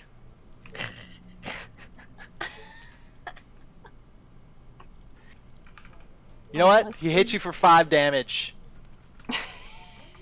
And you know what? You're on fire now. Jesus Christ. Wow, we're adding new... We're gonna speed this up. We're gonna yeah. You're on fire. You could either continue fighting this really irritated gnome, or you could run. That is true. Or could I try and intimidate him into not trying to kill me? Like do like a So that kind of stuff, between players, I don't really like to do intimidation, charisma, stuff like that. Guys, are you really gonna roll to convince me? Right. Yeah. well, no, that's not cringe. convinced, like intimidating. But yeah, sure. Okay, That's listen. fine. Good job. Congratulations on this Thank you. one-shot, Thank guys. you. Yeah. You know what? I'm gonna run away so that he can try and finish the thing he wanted to do with you. Right. Let's do No. something extra. You run away. Yes, Okay. I'm And I'm standing not before here your now. body, before you, is the skeleton's body. And after searching it, you find a scroll that simply reads, Bob number 3. Please return here if lost, with a crude map that appears to lead to a destination within the Dark Forest. You are awarded 300 experience points, and you are now level 2 wizard. Now, kick me. Thank you. Sorry. Cool. Nice. Good job, guys. Wait, that was it? I thought there was something else. It was base. That There. was fun. Have fun. Don't go talk up there. Gay sheriff. Constantly bouncing back and forth between fan and anti-fan. Where are you at currently in your arc? I have never been an anti-fan. I don't know where all this slander is coming from. I've always loved you very much. Okay. Well, what do you got for us? Okay. All right. My question. J.K. Rowling. Opinions unrelated to transgender people. Where do you stand? Because I see a lot of leftists talking about it, and I don't think I've heard you talk about it. I don't have strong opinions outside of the trans stuff. I don't know. I don't have very strong opinions about her. Why? Like I see a lot of takes on Twitter that are kind of trying to retroactively indict Harry Potter and J.K. Rowling for being racist, anti-Semitic, all of the buzzwords. And I think she used like kind of some dumb tropes, I guess you could say at the time. Like calling a Chinese character like Cho Ching or whatever the fuck is kind of dumb. But I wouldn't call it racist. That was just kind of dumb. She could have been better. Well, I wouldn't call that racist either. But okay. I guess we can agree to disagree. Wait, you would or wouldn't call that racist? I wouldn't. Because like. Wait, what are we agreeing to disagree on? Oh, like I don't think that Cho Chang, calling a character Cho Chang, is like racist. Oh, at all? Okay. Is it even a real Chinese name? I mean, I just learned yesterday the most popular online Islamic debater is called Muhammad Hijab. I would have assumed that was a fake name, so I don't fucking know. Maybe Everybody has different names. I was talking to a Chinese friend I have, like from China, Chinese, and I asked him like, "Oh, would Cho Chang be like a weird name for someone to have?" And he was like, "No, that's like a totally real name." I think people just like see online like, "Oh, Cho is a Korean last name, Chang is a Chinese last name." Clearly, she just matched them together, or she tried to say Ching Chong and messed up. But I feel like people are just ascribing. Then I have bad no intentions. fucking idea. I don't. Yeah, people just get mad at everything then. Yeah. Okay. I just wanted to. It's just like I see like a lot of the culture war stuff, and I'm like, oh my god, this is like so stupid. But if you don't care about that, it's just a transphobia then that she has, in my opinion. Sure. Do you think that like enjoying Harry Potter now is like fine? Yeah, I don't think that there's like transphobia inside the work of Harry Potter. I think it's fine. Oh, I think there is, but wait, where's that at? In Rita Skeeter's character. Was she one of the journalist people? Yeah, she was the journalist. Yeah, like the way she's introduced. I remember I was rereading the Harry Potter series recently, and I was like, oh my god, this is actually transphobic. Basically, the way she's introduced is they introduce like she has a bunch of artificial feminine characteristics. She has fake crocodile handbag. She has like obviously fake lipstick, fake eyelashes. Everything about her is fake.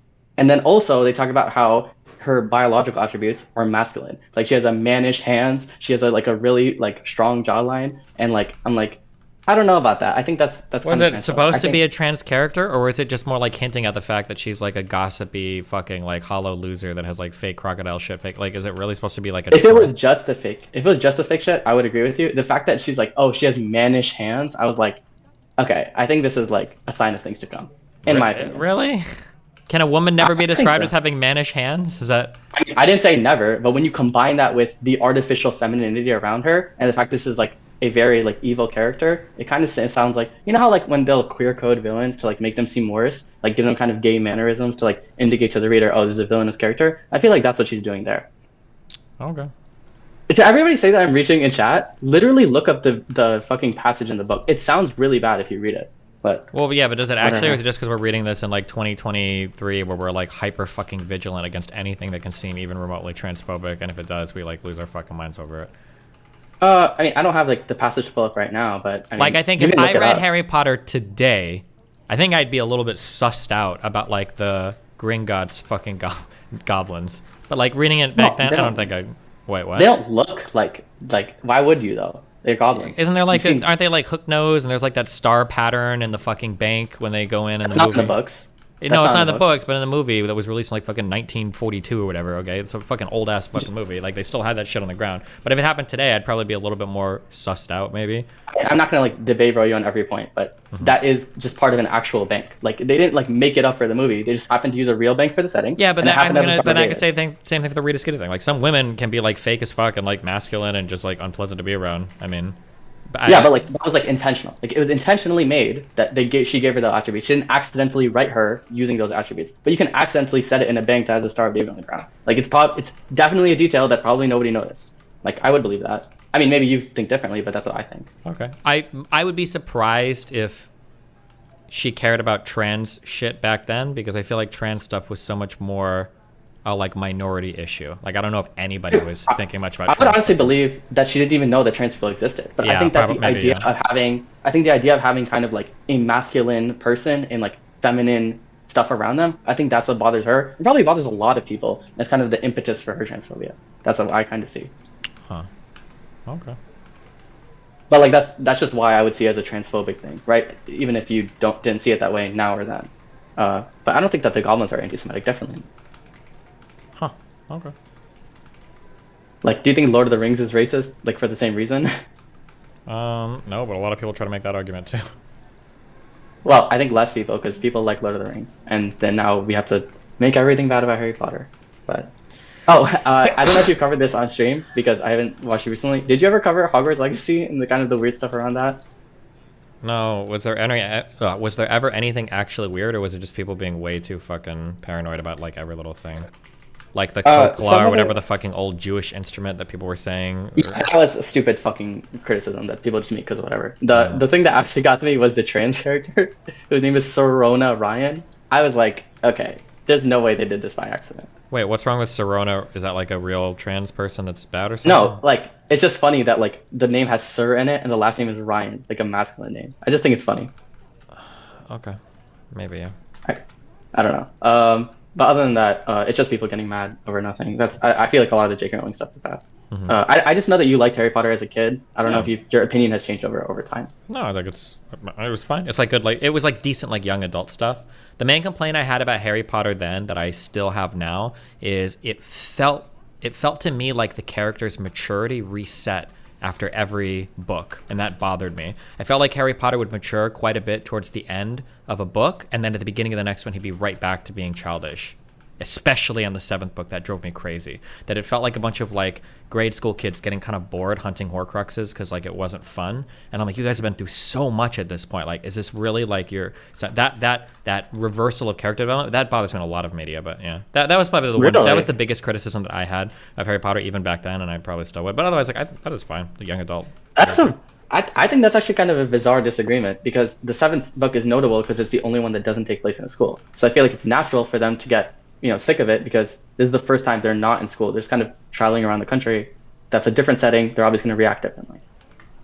Sure, maybe, yeah. It was just weird to me that like you guys have been like doing some like world-ending shit for so long, and like Ron is just like, I'm so bored, I don't want to do this anymore, and they've been hunting for what, like a month or something? It wasn't even that long. I don't remember. It just seemed kind of silly to me, but. Well, Ron's main like thing was about his family, right? He's worried about his family, and he was like away from them, and he's like, we're really just doing this dumb shit. Like, I just want to like live. Well, and then Hermione was like, fine they with kind it of have because- to find these like Horcruxes, right? It's pretty fucking important.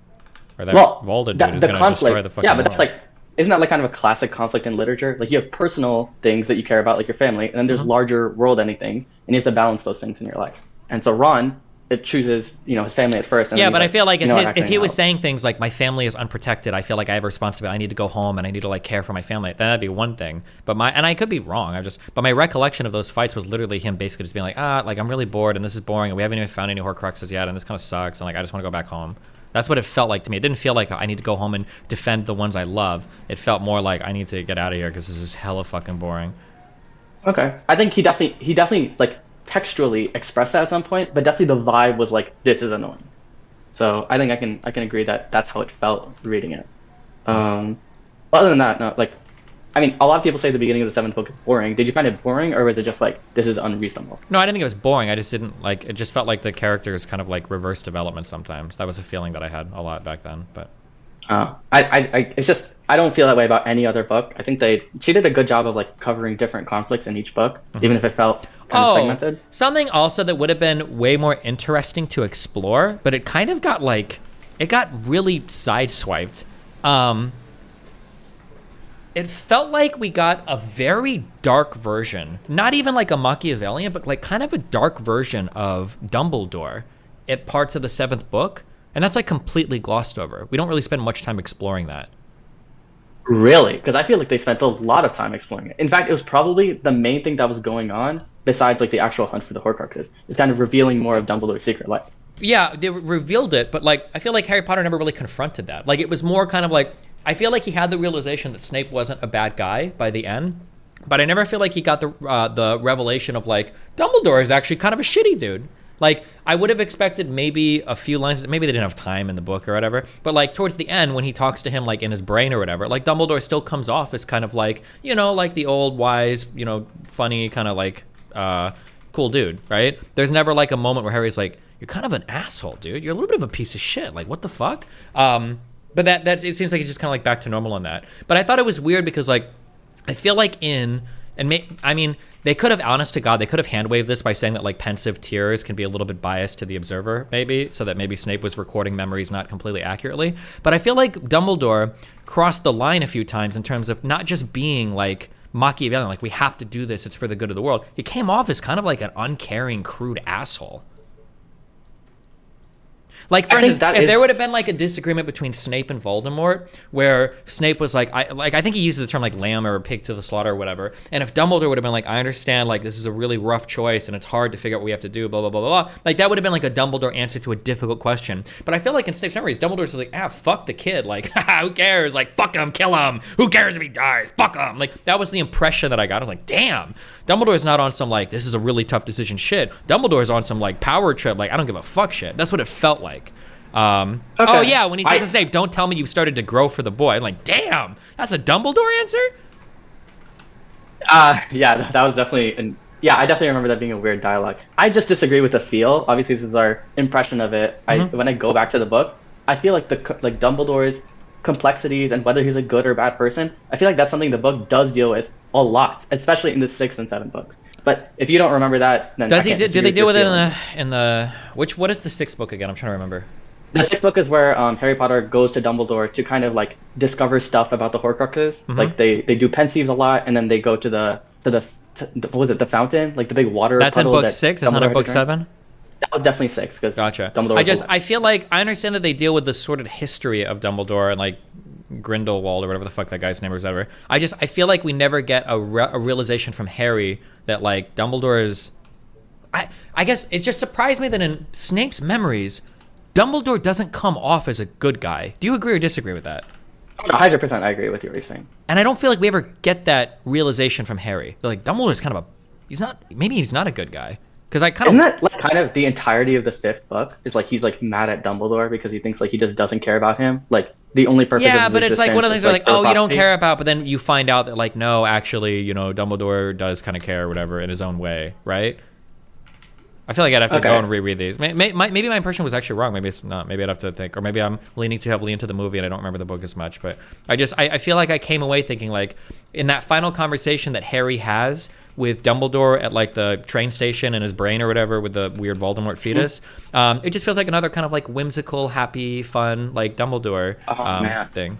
Do you disagree? Yeah, I mean, okay, I disagree, and I understand why you're saying what you're saying. I don't know what happens in the movie because I haven't seen them in a long time. But in the books, Dumbledore literally starts crying and saying, "Can you forgive me? I was such a piece of shit to you. I treated you really terribly." And then Harry's like, okay." Like I definitely remember that being like a scene. But maybe it gets glossed over in the movies. Maybe I'm remembering it differently. I just remember that. I want to Harry Potter, Deathly Hollows. The chapter is called King's Cross.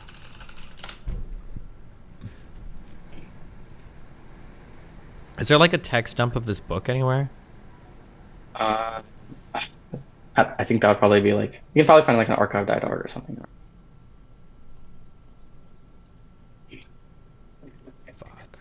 If somebody wants to find a, I'd be curious.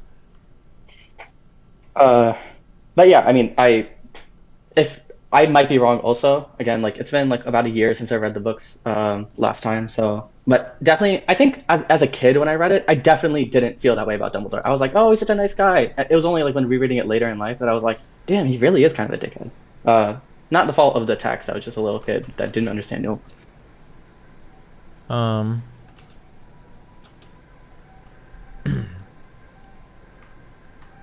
Can you just like let me read this? Hold on, I'm curious. Yeah, 100%. I don't care. Okay, hold on.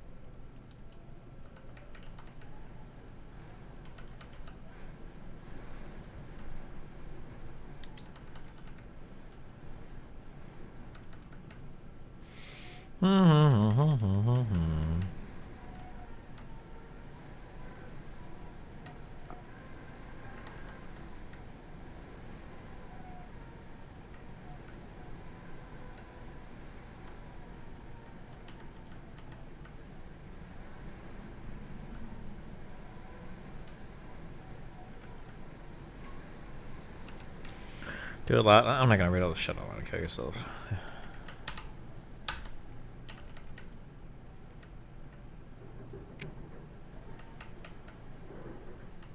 Wait, Mel? Did you order food?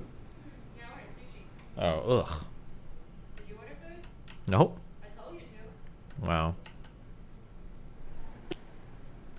You want me to order something? No, that's okay.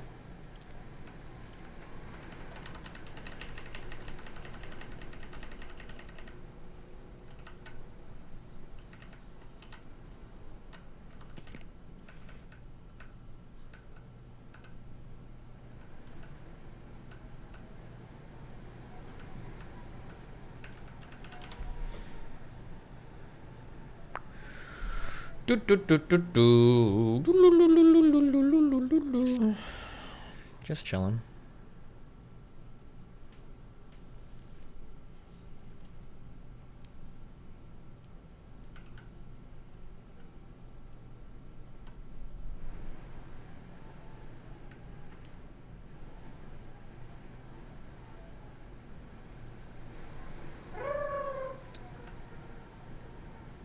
No, I disagree. Hold on. Okay, let me read this part, okay?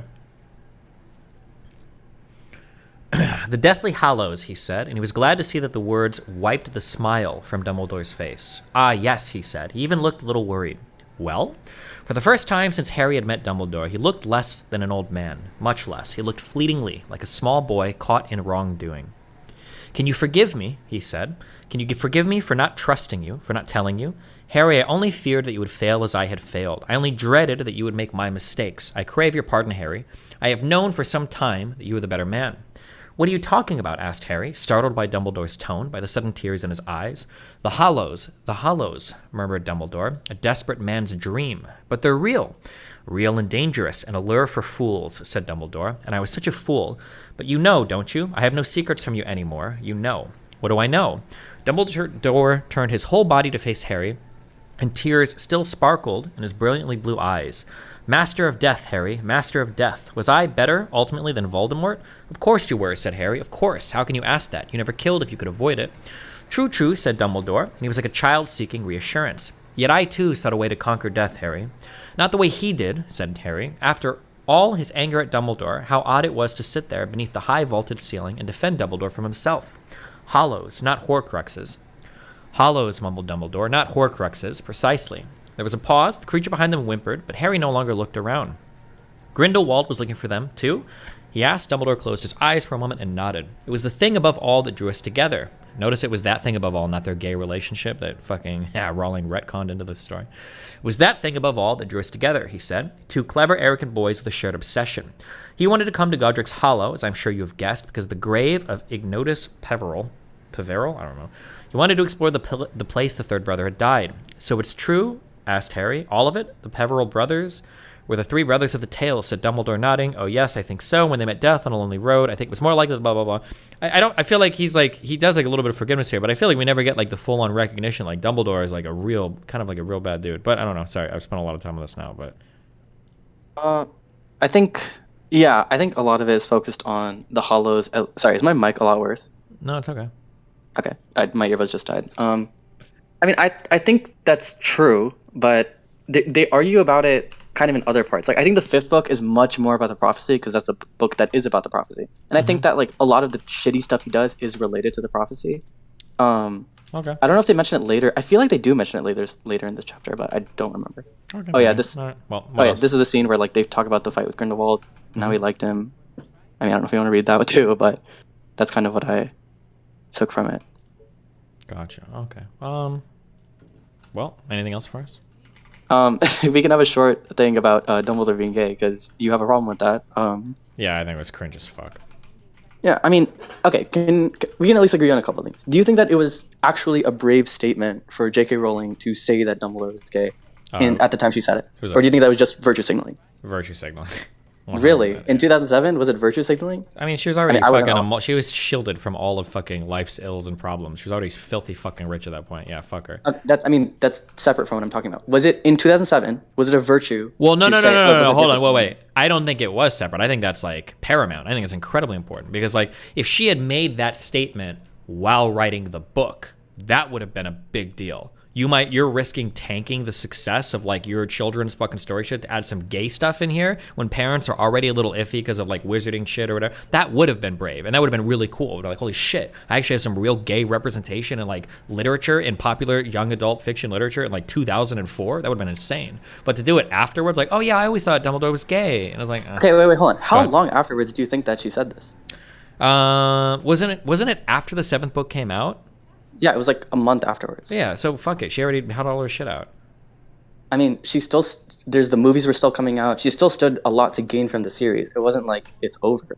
I just think it would have been cool to have like some of that in the book. That's what I agree 100%. So I feel like think doing it's it ridiculous to afterwards, say, like, just because it was after the release of this last book means it couldn't have possibly, been in her intentions. Yeah, I mean, it could have, like, maybe it was pure the whole time, but I'm just saying that, like, to do it after the last book is even released is just like feels, and it's not like in any of the movies they fucking talk about Dumbledore being gay at all either, right? The movies make my argument a lot worse because they didn't say anything in the movies. I don't even think in the Magical Beast shit they had anything about him being gay, did they? Nope, they didn't. But I feel like that's weirder because in modern day 2023, you can put that stuff in the movie, and people do that literally for the purpose of marketing. So it's weird. It's actually especially weird that they didn't do it. That makes me think, like, I don't think it was Rowling's decision. I do think, like, it was China or whatever that made them not do it. Bro, she's like an actual billionaire. She's like one of the richest women in the world. Okay, You don't think she had any control? What is the other reason? What is the other reason? Why they didn't have him being gay? Like, why couldn't they just, like, put that in? Because she never envisioned him as being gay. It was probably never part of his character. And if anything, he almost comes off as like the genie being a snake woman. The movies are a bunch of like cash grab bullshit. Wait, why they never not? what? They never. She probably never imagined Nagini being like a snake woman, right? They make up a bunch of random shit for those movies. Wait, did they make Nagini a snake woman in the movie? Am I missing something? Yeah, she's a woman that turns into a snake. Spoilers. Like, she was a woman once and then she turned into a snake. Was that in the book? I don't even remember that. No, it was a total retcon. They retcon a lot of stuff in that movies, and that's why. I mean, that doesn't have anything to do. There's not like a virtue signal there, right? It's. No, I know, but my point is. Oh, I'm sorry. That's in the Fantastic. Distort... That's in the Fantastic Beast movie. I'm sorry. Okay, yeah, I didn't remember the. Yeah. I didn't have it. She's not above like distorting the canon for the purpose of like integrating these things. Okay. So that's why it's weird to me that she didn't include it, and that kind of signifies to me that there's something else going on. It's like she might have wanted to, and then she didn't include it because she talks about it in interviews all the time, even recently. Okay. Yeah, I don't know. It just. But like, okay. There was just like never any indication of like Grindelwald and Dumbledore having any romantic relationship ever. I don't even know if, like I said, Dumbledore, if anything, comes off to me as like Ace. Like. Hey, okay, is it believable to you? Reading the book that way, do you feel like that's inaccurate to his character? Do you think that like it's egregious or like egregiously inaccurate? Is it inaccurate to his character for him to be gay? Like, if like it feels like not right for him, I guess.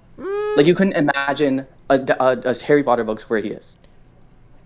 No, I don't think it's like unimaginable, but I feel like the Grindelwald stuff would have taken a different shape if the driving force behind that was romantic. I feel like we would have gotten different impressions of the Grindelwald Dumbledore relationship if like romantic was a big part of like what was going on there. I mean, we can go back to the book if you want, but I definitely think there's passages that are like, I don't know, there's maybe something there, but I'm not gonna litigate that. This has already been a long convo.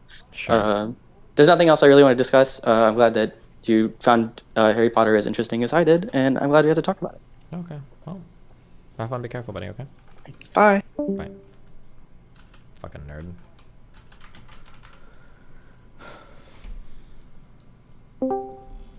Cormac, bruv. What is up, dude? True. Dude, me too, dude. Hey there. Is my mic okay? Yeah, what's up? Hey, what's going on? Thanks for having me. Yeah, thanks for letting me have you. Oh, God. All right. I guess I wanted to come on and interrogate your motivations for wanting to start a media company. Yeah, go for it, dude. So I guess my initial assumption is that you would do this and have some type of like news media content on there. Is that true, or would it be more of a variety thing, almost like No Jumper? If I do this, I would envision it to be like the Daily Wire. I think they have the best setup for this. Oh, okay. So it would be, to be honest, I don't watch much of that, but from what I can tell, I see them showing up in like Snapchat. They've got that Brett girl who does React content essentially. I'm sure Ben Shapiro does numbers with YouTube and whatnot, but oh yeah. Okay, so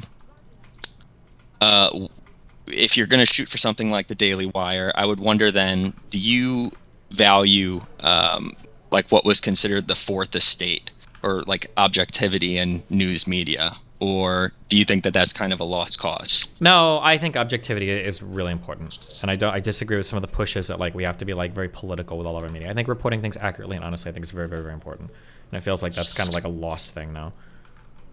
I like to think, yeah, I mean, I think so too. I think there's a meme where a lot of people would say that it's a lost cause, and they would push for more diversity of biased opinion. And Well, I think that diversity of opinion, and even things like is like diversity of skin color, I think that is an important part. That can be an important part of objectivity. Like having different voices can be an important part of fleshing out and understanding a story. You know, but it shouldn't be all about that. That can't be like the defining fact. You know. Yeah, I get it. So like when you have like a picture of your newsroom and it's like all like white women or some shit, I'm like, this is fucking cringe. Like nobody gives a fuck, dude. Especially when you're like other issues. Yeah, sorry, go ahead. Oh no, yeah, you had reminded me. I just watched a big debate between, I think it was Taibbi, some British guy I don't like, and then there was basically it was alternative media versus mainstream media. It was like a 3-hour debate they did, and the concept, Taibbi basically lauded the for the state and objectivity in media, saying like we should all strive to be more like Cronkite. And Malcolm Gladwell, I think, from the New York Times, basically said, you know, that worked really well back then for people like you because the newsrooms were all just filled up with straight white males, and that just felt like such a low shot. I mean, yeah, you have to, and this is why like I'm so big on this now. Whenever I do debates or conversations or whatever, you need to ground things out with examples. So like saying that a newsroom is full of straight white men, that can be a good. It can be a good criticism, but you need an example to back it up. So for instance, when you say like it's all straight white men, well, can you give us an example of what's something that they're missing because of their background? Like a really good example I can think of, when me, Erudite, and sometimes Dan were doing like dating advice, or we were doing some of these like kind of call-ins on stream, I don't have a true gay experience. I don't know very many people with gay experience. Some guy called in and he talked about how he had trouble because he lived in some conservative area, I think. I'm butchering the story a little bit, but he lived in some area where there were certain guys that were ghosting him and he wasn't understanding what was going on. It was happening quite a bit. And I thought, like, I don't know, maybe they're not interested in you. Maybe you're doing something wrong. Maybe something cringe is happening. I'm not sure. I got an email afterwards from a gay guy who was like, this is actually really common depending on the gay area you're in. Some gay guys start to talk to other dudes and they get more attached, but they'll never meet you in real life or go further because they're too scared of coming out to their family. And that's something that's like, oh, I never even thought of that. Yeah, I guess that could be a thing, but I'm not gay. I don't have that experience. I never even knew that was a thing people worried about. So that would be like an example where like, if you're reporting on certain stories or whatever, like somebody with that lived experience might actually be able to bring something to the table where it's like, you're not going to know this. You're not going to think about this because it's not part of your experience. Whereas like a more diverse background can give it to you. But you have to have those examples. It can't just be like, just having a black person doing like financial reporting isn't like rounding out your cast any better, you know? Yeah, I get it. Have you ever spent much time watching that Bill Maher show? Real time or something different? Yeah, sorry, real time, exactly. Not too much, but like I've heard of it. Yeah, what about it? I used to be someone that would watch that religiously because I thought, and Bill would still say this, that he does a really good job of bringing on people from across the board, and they're totally objective and they stick it to the establishment. And like to the point where I used to like clap along in my living room with some of these like liberal points he would make. Okay. Yeah. Now you're watching me. I'm like a younger version of Bill Maher, but okay, go ahead. Oh, if only you knew the travels I've been on in terms of news media. But I laugh at it now because I used to watch Bill Maher and he would have on basically an edgy Republican, an edgy young Republican, and they would make a decent point, not that they were racist or they were hateful or anything, but they would make a critique of the Democratic establishment, and it would infuriate me because I was so tribal at the time. This had to be like 8-10 years ago, and I couldn't figure out at the time, I literally couldn't process why I was so angry at this guy making a good point.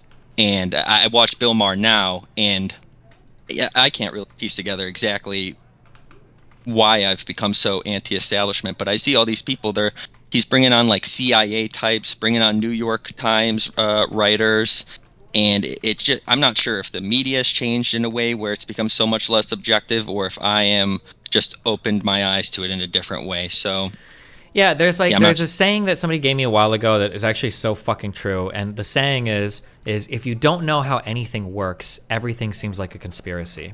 And I think what happens is there's a lot of society where we don't really know how it works, and then as soon as somebody points a spotlight out and they go, oh my god, did you know this or this or this, for some reason in our brains we're thinking like, holy shit, there's a lot of fucked up shit going on here, like why is nobody talking about this? But in reality, it's always been that way, you know? Like, if I were to make like a report saying like, did you know that there are fucking bugs in your fruit, right? When you buy fruit from the store, the government knows there are bugs in it, and it's measured, and there's like 3 insects per thing. Like the FDA is crazy, blah blah blah. Like that story might go viral and be like, holy shit! Like I can't believe we're eating bugs now. Like the Bugman fucking meme is true. But then it's like if you find out like historically, well, no, there's always like some minimum threshold. It's agriculture. There's always gonna be bugs in your food, or pesticides, or chemicals, or hormones. Like there's gonna be some minimum level always, you know. Yeah, these are things where it's like if you don't know anything about them and then you expose them for the first time, you feel like, holy shit, the wool has been pulled over my eyes. When in reality, like the world's always worked this way. You just haven't like paid attention to it, you know? Sure. Brief segue. So I think for that Ohio train derailment story, I think you did a decent job covering that. The most insightful thread I saw on Twitter basically it looked at all of the chemicals that were on the manifest of the train, or at least the best they could tell at the time. And then they referred to, I think it's some type of regulatory agency has a scale that measures how long these different type of toxic chemicals persist within the environment through different agents, whether it's like water, air, or through animals that eat it. So that I thought was so informative because it really broke the story down to its most like base components, I think, without any loaded language. And I don't know, I saw the chat message you had about like what channel or what direction you were trying to take the channel you want to have people on you disagree with, so I was intrigued by that. And I guess I just wanted to give the input. I thought that like the moments where you try to break down that loaded language when you have people on where you disagree, that's like the most cathartic thing to listen to. Sure. And I thought that was really like, I know it kind of ended up blowing up, but that Mr. Girl conversation you had about whether you would categorize Fuentes as a Nazi, that was really great to listen to, I think, until ABBA kind of derailed it. But essentially you were asked to break down that definition into 3 components and then see how, like you said, you get examples of how each thing would actually apply to this definition. That was definitely a cathartic listen, and you know, I totally understand how that ended up blowing up. But yeah, in terms of the channel, I wish you luck. I played a lot of video games on Game Battles and MLG back in the day, and to flip that into a streaming career, it's impressive, and congratulations on that. Yeah, thanks. I mean, with people like Hassan paving the way for me, you know, I think I was always set up to succeed. So it's easy when you can do that for you, right? Yeah, for sure. All right, well, hey, that's all I got. Thanks for having me on, man. Yeah, no problem. Have fun. Be careful. All right, take it easy. Bye.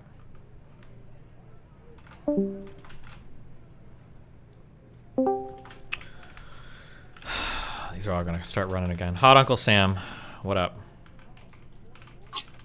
Give me one. Holy shit. Let me take your pause because they're ass. Hello, can you hear me? Yeah, hello? Hi, I'm so sorry. I'm at work right now, but I didn't want to lose my opportunity to get in. Well, you made it. What's up? Yeah. Hey, is it possible that I could try and get in later, or is this my one shot? Because I just have to clean up at this point, sweep and mop, and I'm out of here. So, how much later? I could give you my, like, 20 to 30 minutes. Yeah, I'll keep it going just for you, okay? Daddy, I love you. Thank you so much. I will be back. Thank you. Be careful, buddy. Bye.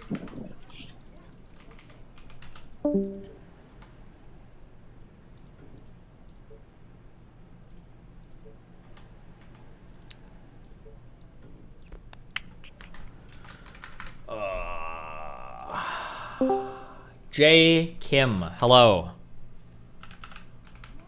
Hello? Hello. Give me 1 second. Just switching my earphones. Okay, go for it. What's up? Hello? That's Hello. me? Yep, that's me. How are you? I'm doing great. How are you doing? Can't believe I'm in here. Well, you made it. You're in here, so. How's my mic? Is it okay? Yeah, it's doing fine. Alright. I just wanted to ask you some questions related to keyboard. Is that okay? Musical or like typing keyboard? Like typing keyboard. Yeah, sure. What do you got? I think you said previously you use a Leopold keyboard. Is that true? Yep. Do you know like which model you use, or any thoughts on that one? It was okay. I don't think I had like strong feelings about it. I mean, it wasn't like horrible. It was like, eh. But what about it? How do you? I don't know too much about the Leopold keyboard because I know they have like electrocapacitor switches, which is like super cool. for FC660C or something like that. Okay. And I was looking into that before, but yeah, never mind that, I guess. How do you feel about your current Logitech now? It's okay. I like it. Okay. Is there any specific things you're looking for in a keyboard usually? Like do you require like a F key, or do you require a numpad or anything like that? I just like full keyboard. I don't like the You like 10K full-size boards. Yeah. Oh. I guess next question is there any specific switches you like? Because right now you're using blue switches, right? I think I have browns on this keyboard. Browns? Okay. Yeah. I don't have like a preference. I just like type on whatever. I probably like whatever's new to me. So if I've typed on browns for a year and I switch to blues, I'll probably like blues, etc., etc. Right. Is there any like a particular sound profile you're looking for, or you're not just that? I don't really care much. The blues sound nice, but I'm sure if I use blues for a long time, going into brown sounds cool. It just depends, yeah. Have you tried linear switches? Like they're just no sound, kind of very smooth feeling? Nope. Would you be interested in? Is this a sponsor thing? No. No, not at all. What are you asking me? Like what keyboard? I guess my kind of goal was I'm trying to do something that kind of customizing, creating custom keyboard, and I want to see if I can see what other people are like and what kind of keyboard they like. Like I have like my own CNC machine and stuff like that, and I'm trying to create something on my own right now. Gotcha. Yeah. I was just wondering. Yeah. So you're just trying to get me to see if... Wait, are you trying to like make custom keyboards, or are you just trying to like get a custom keyboard for yourself? I'm trying to make custom keyboard. I have myself a custom keyboard already. Yeah. Oh. Wait, so this is like an advertisement sponsor thing? No. Well, I'm not advertising anything, right? Am I? No. Well, it sounds like... Wait, are you trying to say you want to make me a custom keyboard? Well, in a way, yeah. Okay, well that would be the advertisement then, right? Well, I'm not requesting for an advertisement. I just want to make one for you because, I mean, you kind of helped me got through a lot of hard times and, you know, got me through college. And now I have a full-time position as a software engineer and doing well for myself. And now I have like time and money to do my side things that I want to do. So it's my way of like giving back, I guess. Oh, gotcha. Yeah. Huh. Well, any thoughts? Have you tried any high-end keyboards before? Not really. I don't think I would care that much. I know that like some people do. I just don't care about what I type on that much, I guess. But I know that really bothers some people. Like I also don't care about like nice chairs or whatever either. Like I don't get my like I think I have like a $1,500 chair right now, and it's like it feels like a normal chair to me. That is the most offensive thing I've ever heard. Yeah. Aren't you using a Herman Miller? Yeah, the Logitech Herman Miller one, I think, or like the gaming Herman Miller one. Yeah. Oh shit, that's a nice ass. I don't know. Do you have any problems with your back? Because like for me, I have a lower back issue. So if I'm using steel case right now, and that's really nice for my back. Oh no, I don't really have any back problems. So maybe I'd feel differently then. Okay. How do you not have a back problem when you're sitting so much? You know, it's all the time I spend at the gym and then outside, you know, doing hay bales and shoeing horses, and you know, it's all the outdoor stuff I do probably. Okay. Is that? I'm pretty sure that's not 100% true, but have you been continuing working out? Because we haven't seen much updates or anything related to your workouts these days. Yeah, I talk about it sometimes, but yeah, I do. I don't actually think, I don't know if like posture or whatever affects like back health at all. I don't know if that's even a thing. I think that... What else could it be, like genetics? Picking up stuff in an improper way or moving in an improper way, and then just like generally having like very weak, weak muscles back there, I think probably affects it more than anything else. I don't know if like posture, I don't actually think that like, I don't think posture affects anything at all. I'm pretty sure it's the opposite actually. Like if you try to sit with like really good posture all the time, I'm pretty sure that'll hurt your back. As long as you like don't feel sore when you're sitting, I don't think it matters much. But I could be wrong. Like don't take my advice, but yeah, I don't know. There's just like you know those like, oh sorry. Okay. You know those like a posture fixing thing? Like you put it on your back and like kind of your shoulders to like keep your posture basically very flat. Mm-hmm. Those will like tire the shit out of me basically. Huh? Maybe. Yeah. Yeah. So yeah. So I think you're right in that sense. But like when I talk to any chiropractor or anyone, they'll tell me like, oh, it's because you have a weak back muscle and you're just not training it for any purpose. So that's why it hurts all the time. Oh, well, I would say to ignore chiropractors always, but yeah, I think that's pretty good advice. Anytime I've ever, I think this is my bullshit theory on a lot of muscle pain, and I could be totally wrong, and this is completely and totally my own opinion. But in my personal opinion, I think that a lot of problems that you have in your body that like slowly develop into chronic pain, I think it's because if you don't ever use your muscles, what happens is you start to overcompensate with other muscles that aren't really like suited to the job, and in that overcompensation you'll slowly start to injure yourself because you're using your body in ways that it's not meant to be used for. That's like my bullshit guess on like why a lot of stuff happens. So like I think that the reason why when you work out, the reason why you improve things like your posture or muscle pain goes away, it's not because like working out like makes it healthier and all that. It's just that like you learn to kind of like position your body and use your muscles in a correct way, so you're not like dramatically overcompensating with things. Like if you have a really weak back, for instance, you can still pick up heavy stuff, but chances are when you go to pick it up, your back is going to slack a lot, and you're going to pick up a lot of like the lifting stuff with like really bad like shear forces all along your spine, because you're not used to actually like keeping it straight when you pick stuff up. So you're not hurting it because it's like you don't work out of your bad posture. It's because you're using a bunch of like bad muscles to compensate for the ones you should be using because you don't know how to use them because you don't actually work them out. Sorry, that's my guess on everything. I think that's true, because like I think when I tried to work out for a few months and I kept it going, I don't know why that's so hard for me, but to keep it going is really difficult. Even that, just working on my chest or anything, it will like open up my postures a little bit, and that itself like lessen the pain on my back quite a bit. Yeah, probably. Yeah, that's not surprising to me. Yeah. There's a lot of issues that I'll have sometimes with muscles that hurt, but like certain exercises will. I feel like active like recovery is like the most important thing you can do for any type of like muscular issue, assuming you don't have like an actual like damaging injury that's preventing you from working out. But yeah. How do you get over the hump? I feel like there's always a hump. Like when you work out for like the first month and you work out really, really hard and you have like all these sore muscles. Yeah, how do you kind of get over that hump to get into the gym again? I think has to do with discipline, but might have. Yeah, I mean, there's like two different questions. One, like discipline in terms of building a habit or routine. That's like anything that you use to build a routine. You could probably put towards training. I would imagine it's like building it into your schedule, getting used to doing it at certain times. Don't start off like overly ambitious. Like I'm gonna start with like the Skull Murder fucking 7x1000 T400 program. Like if you start with shit like that, you're never gonna follow through with it. There's a phenomenon that's really important to understand called DOMS. And if you don't understand DOMS, it will probably discourage a lot of new people from ever working out. If you use a muscle for the first time and you haven't used that muscle in a long time, and like over 3 or 4 weeks, then what'll happen is the next day and the day after, you will have an excruciatingly sore experience where the muscle, you can't stretch it, you can't touch it, it hurts like a motherfucker. However, DOMS should always go away when you warm up. So even if it hurts a lot, like do body weight exercises, do whatever, that DOM should go away and the muscle should be like completely able to be used and everything, you should be fine. But I think a lot of people probably let DOMs like discourage them from ever working out again because they think that like, oh my God, like it's always going to hurt this much after every workout. But that's not true. Like DOM should largely go away, I think, after like your first week of lifting. Like you shouldn't have that. There'll be other types of like soreness you might experience if you're like lifting really heavy, but like DOMs should not be something you experience throughout your entire lifting career. That shouldn't happen. Okay. Do you stretch a lot before you actually start working out, or do you just get into it right away? There's a guy called Starting Strength who triggers everybody. But listen, he says that warm-ups are your stretching. Okay, so that's what I do. I warm up. I think that largely that stretches you. Hopefully for the exercise you're gonna do. For leg stuff, there's a couple things you can do where you straighten your leg and you kick it forward, you kick it to the side, stuff like that. Like that kind of stuff is probably important to do. But if you start lifting, you'll figure out what you need to stretch because you'll injure yourself if you don't enough. So yeah.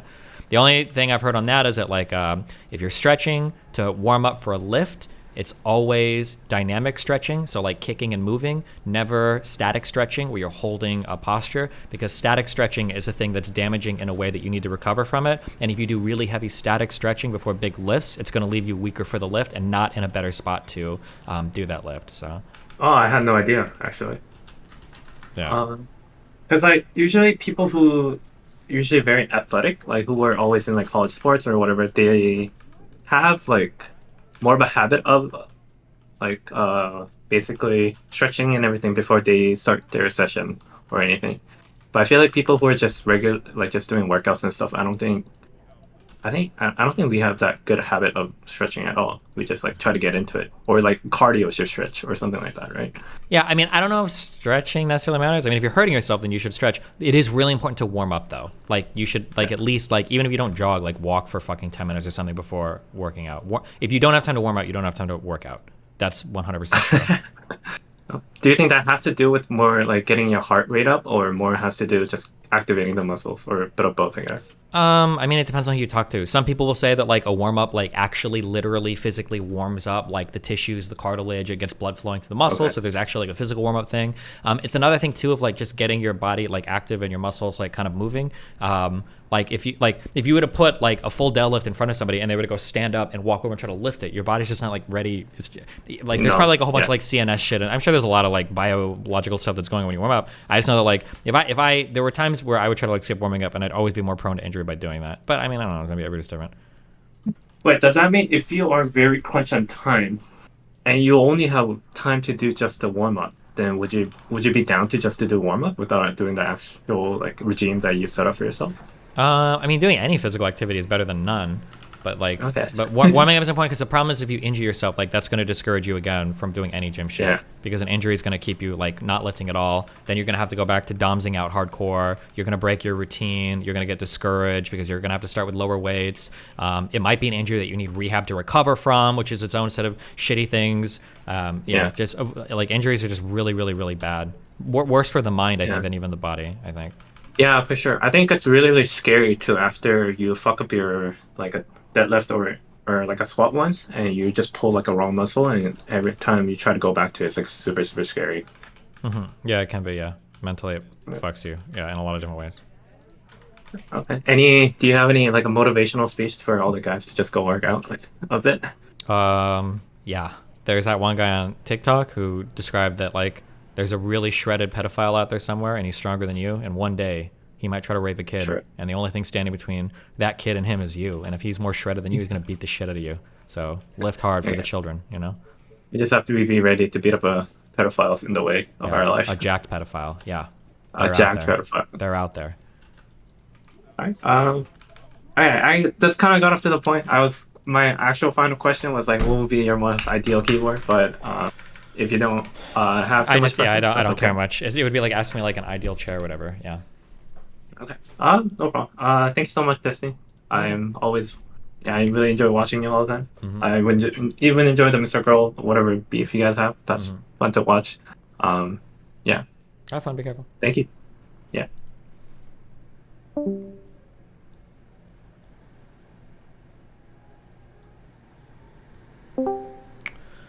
Film phylactery. Hello. Oh, hey, what's up, brother? So, your, Wait, can you turn your mic up like 7,000%? I'm not boosting your fucking volume. There you it's go. maxed out. Okay, you're a little bit I better. just need to get closer. Yeah, what's up? Your Deathly Hallows take, what do you think they were doing when they were out in the woods the whole time? Do you remember? Weren't they like camping, like trying to find leads on like Horcruxes or some shit? No, so they had the Locket Horcrux. Yeah, but they didn't even know how to destroy it, right? Yeah, well, that was the whole point. Do you know what a Horcrux is when you think about it? What is a Horcrux? Some like special little gizmo or gadget that you've put part of your fucking soul into. Like a phylactery? Okay, I don't even know what phylactery is, but okay. Oh, well. Isn't it like a vial of something? What is a phylactery? It's what a lich puts his soul in. It's actually a Jewish thing. I'm not going to get into it unless Dan was here. Anyways, okay. Yeah. But yeah, so that just like the One Ring is also essentially a phylactery from Lord of the Rings. Anyways, and just like Tom Riddle's journal, which is also a Horcrux or phylactery, it can cause influence, and that's kind of what was making them all angsty and stuff. And then it also kind of fits in nicely to the theme of like the series ending and they're going into adulthood and they're kind of, they're growing up and they're kind of losing that, and that's angsty. And then, yeah, so that's pretty much, yeah, because then right after that, that's when, and then it's also just kind of like the One Ring because, Frodo and Sam, they kind of have the falling out, and then Sam comes back and saves the day, and it's the same thing when the sort of Gryffindor shows up because Snape leaves it there and they got to go in like the ice and they meet up and then all that kind of fun stuff. But that was essentially it on that part. There's some reasoning behind it, you know, fuck Harry Potter and all that shit. But anyways, I saw Glass Onion, thought it was better than the original. What? You should watch Yeah, I liked it a lot. What problem did you have with it? Did I have a? I don't know. I didn't like it that much. I thought it was. I mean, you know, I'm not gonna get into why I like the whole thing. That'd be, you know what? Originally, because I waited so long to see it because the advertisements, it was kind of like focused on the puzzle box, and I was like, oh, this movie, I don't know, is Ryan Johnson gonna miss? And then, you know, within the first 10 minutes, I was like, oh, okay, I'm gonna like this movie. Okay. But you should watch Tar. Tar was really good. I liked it a lot. Mhm. It was actually probably, I don't watch a lot of movies nowadays, but it was, oh man, it was really fucking good. Yeah, I heard good things about Tar. Yeah. Honestly, I think it, you know, it kind of coincides with a lot of things you've been dealing with lately, you know, accusations and such Yeah. what's, but I just want to, I miss Dan's voice, and I've been waiting to give a business proposition. This is gonna be my last thing, real quick. Is just, intelligent chastity. What do you? Cock cages for men. Cock cages? Yeah. We need to get. See, this is why I'm talking to you. You got the in with Loner Box. We got to make the Loner Box boner locks. I think they'll sell real well, man. But yeah. Okay. Love you. Okay. 2 Pro Center. What do you got? Hello, can you hear me? Yeah, loud and clear. What's up, buddy?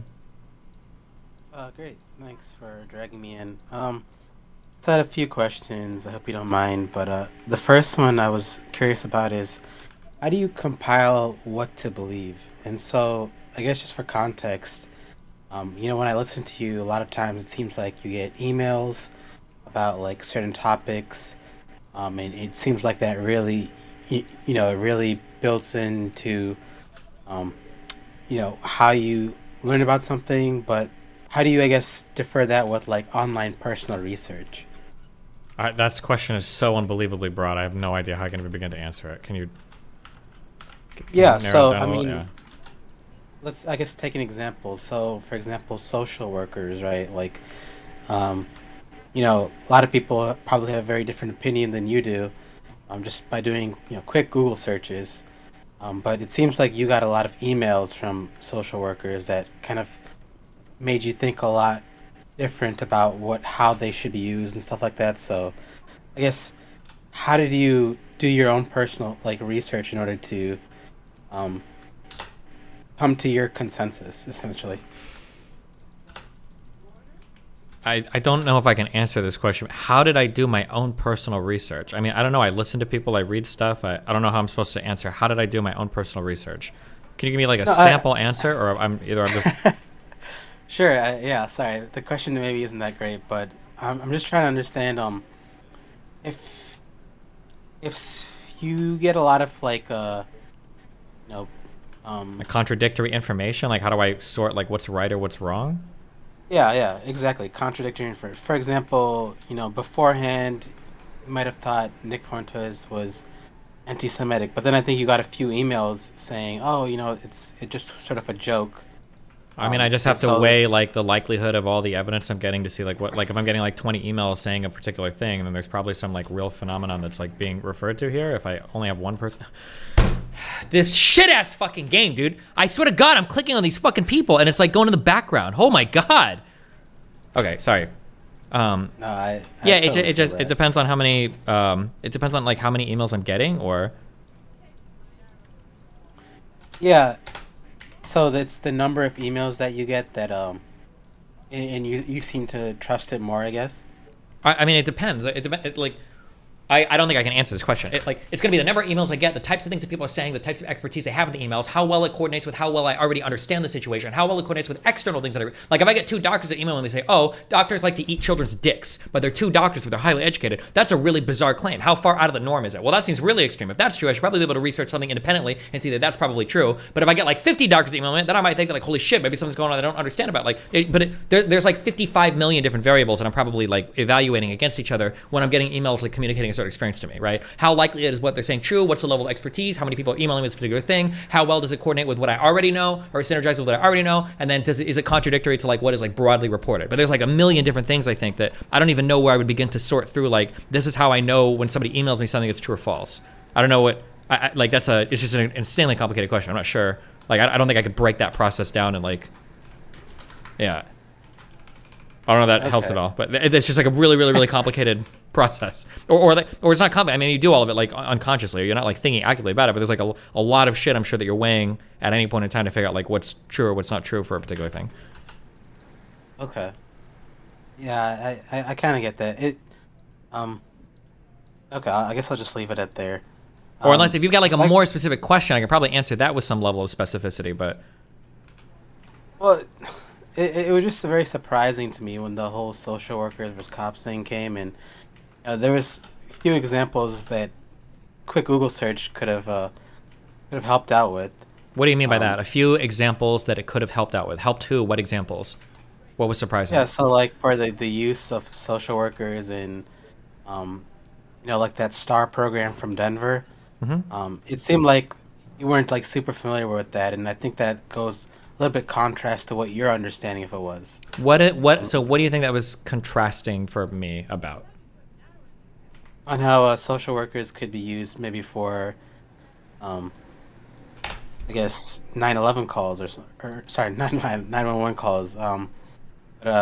Sure, I would have to look into the specificity of that program. The STAR one was where they were trying to use certain types of social workers to respond to certain types of 911 calls without the accompaniment of a police officer at all. I would have to look into the specificity of that program, but I received so many emails from social workers that are like obviously make sense to me, that it seemed like I would need like some pretty crazy evidence to like overcome like the descriptions of reality I was getting from those people. So the general gist that I was getting was that oftentimes social workers are called into situations that are already like pretty shitty. They're going to be low income areas, people that can't afford proper medical treatment anyway, and that sometimes people they're dealing with, they might not necessarily be violent, but the people in those situations might be violent, or there might be locked doors or places they don't have the authority to break into. So in those cases, it's nice to have like a police officer to show up. All of that like logically makes sense to me. Like I feel like that makes sense. It seems like a lot of people had personal stories with it.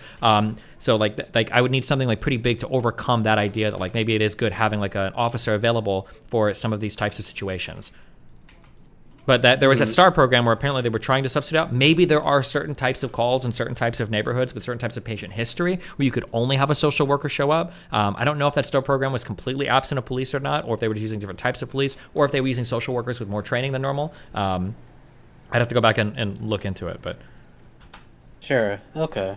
I mean, yeah, just when I was looking through the program, it seemed really interesting how successful it was, and I think a lot of other cities were really impressed and wanted to start adopting as well. And I think even the police there were recommending it because it helped save money. Mm-hmm. Yeah, I mean, I was just curious on that. The second question I had is, so my understanding is you're not a big fan of Brianna Joy Gray. Is that correct? Or yeah, generally. Greyjoy. Yeah, Joy Gray. Yeah. Joy, okay. And I can't tell sometimes if you're being bombastic when you say things like you hate this person or you just don't like them. Usually when I say hate this person, what I mean is I hate the ideas that they have or stand for or talk about. I don't know her personally. She's probably a nice person personally, or maybe not. I don't know actually. Oh, okay. So it's just the ideas that you're talking. Okay, got it. Because I honest to God, whenever I hear that, I'm just like, I've never heard her say anything bad about you. So I was curious, like, why there was such a huge vitriol there. But like, you're just talking about, oh, I don't really like your ideas. Yeah. Okay, got it. And then the last question I have is, so I think from the house phone situation, it seemed like your problem with him was that he tried to attack someone for flaming his mom or something. His mom wasn't even really flamed. That was my issue. He attacked his boss live on air. Uh huh. But I mean, I guess the question went to like if someone is you know, verbally assaulting your mom, like It's a funny way of putting it, but yeah, go ahead. All right, we'll just Sure. say insulting. Okay, no, Yeah. insulting, you know, your family and whatnot. Do you think you have any right to attack them or like um, not like kill them or anything, but like attack, just like you know, could you smack them or something? No, I think it's pretty dumb. But I mean, if you want to, I mean, go for it. I mean, I don't understand it, but I don't think you should. When you say you probably shouldn't, is that just because the legal thing or like morally? You know, I don't know if it's ever right to like attack somebody over like words that they say. It just seems like a weird precedent to start like creating a world where like we're attacking people based on what they're saying. But I mean, like, it depends on like, I guess it depends on the scale too. Like if somebody's like in your face, you're like, oh, your mom's a fucking slut, fuck that bitch, blah blah. Like, I mean, I don't know. I'm not gonna like I'm not gonna judge somebody for doing it. Like I understand it. Okay. Yeah, because I was trying to rectify this with another take that you had. But you know, correct me if I'm wrong. Did you say that like if someone steals a piece of grass from you, you have the, I guess, the right to kill them, or? If somebody is like stealing from you, the piece of grass was like the most extreme possible example of this. But yeah, if somebody is stealing from you, and they know that they're not supposed to, and they're on warning, and they're of full mind or whatever, then yeah, I think you have a right to defend your property, up to and including lethal force. The extreme example, you would still hold that true for it though, like if someone was stealing a piece of grass. I'm sure there's probably some level where like, yeah, stealing a piece of grass is probably ridiculous. Like how, like I imagine like you would say that like if somebody's whispering from across the room, like, man, I don't like that guy's mom, she's a bitch. You probably shouldn't run over and beat the shit out of the person, right? Yeah, exactly, yeah. Sure. So there's probably, I mean, there might be some calculus where it's like, if somebody was trying to steal, you know, like a thing out of your driveway, you know, is it okay to murder the person for it? Like maybe not. I don't know where that boundary would be, but.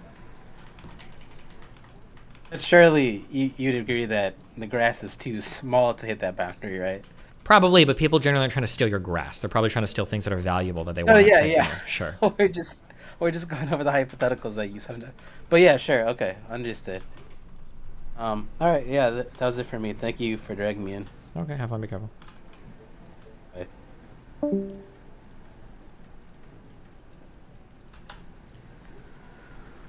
Bro, this fucking mission is actual fucking AIDS cancer.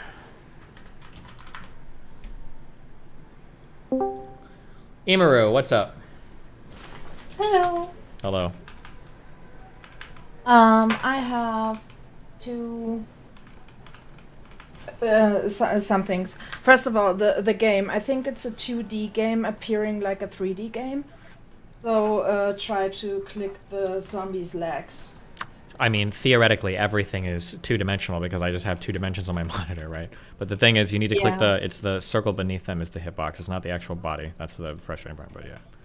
Okay, yeah, that's what I meant. It's just like Project Zomboid. It's actually a 2D game. Yeah, and if you talk about disassociation, I can... Disassociation, yeah. Yes. What do you what do you mean by that in your head? Disassociation is some mental phenomenon where, for whatever reason, you're like starting to like disconnect from your body. I guess things can start to feel not real, or you're just having like an altered conscious experience. I guess something that's like not even necessarily being sober. I don't know. It's hard to explain, but why? What about it? Not just because you were talking about it on stream sometimes, that Love basically used it for like about everything. And, yeah, I think people use like they'll say like I'm disassociating like all the time for it's just stupid, I think. But. Yeah, and as someone who is experiencing it, it's basically yes, it's can be more than one thing. I basically have it when something traumatic happens or when something's triggering me, then my brain just runs off. And you can dissociate like emotionally, like not feeling your emotion, feeling numb. Sure, I don't think I would ever describe that as disassociation, though. I think I would just say that that's like being numb, but... Yeah, it's not... how to explain? It's not for a moment, it's not for a day, it's like basically for weeks and months on end. So you can't experience the emotion. Isn't that just Or like at least anhedonia or it's whatever? What? Isn't that described as like anhedonia, like a loss of desire? Like blunted emotional state? Is that what we're talking about, or...? It's not like a loss of desire. It's when I feel too much, I feel numb. Like I can't process the emotions, so my body goes to don't feel anything. Okay. And it's it can go for, and it's not just me. I heard that from more than one person. So it's not just like I and me thing. Okay. It's but I can't, like, I don't know how it's called in a psychologically sense. I just say I'm dissociating, but it's not the thing you would connect with dissociating. It's more like that what you said. It's a traumatic experience, and dissociating, like, go away. Brain is somewhere else. Okay. Yeah, and using it for everything is so dumb. I hate that too. It's like you just swipe away with your brain, and everybody says, "Oh, I'm dissociating." Yeah, I like you were arguing against that. I like that. Just Gotcha. wanted to say that. And I have one more thing, but I can't remember. Okay, well. Well, can't remember. All right, well, hey, Thank you listen. for dragging me in. Yeah, no problem. Until next time. Bye-bye. Bro, I can't. This mission is actually impossible. Did I already talk to this guy? Hot Uncle Sam, were you just in here?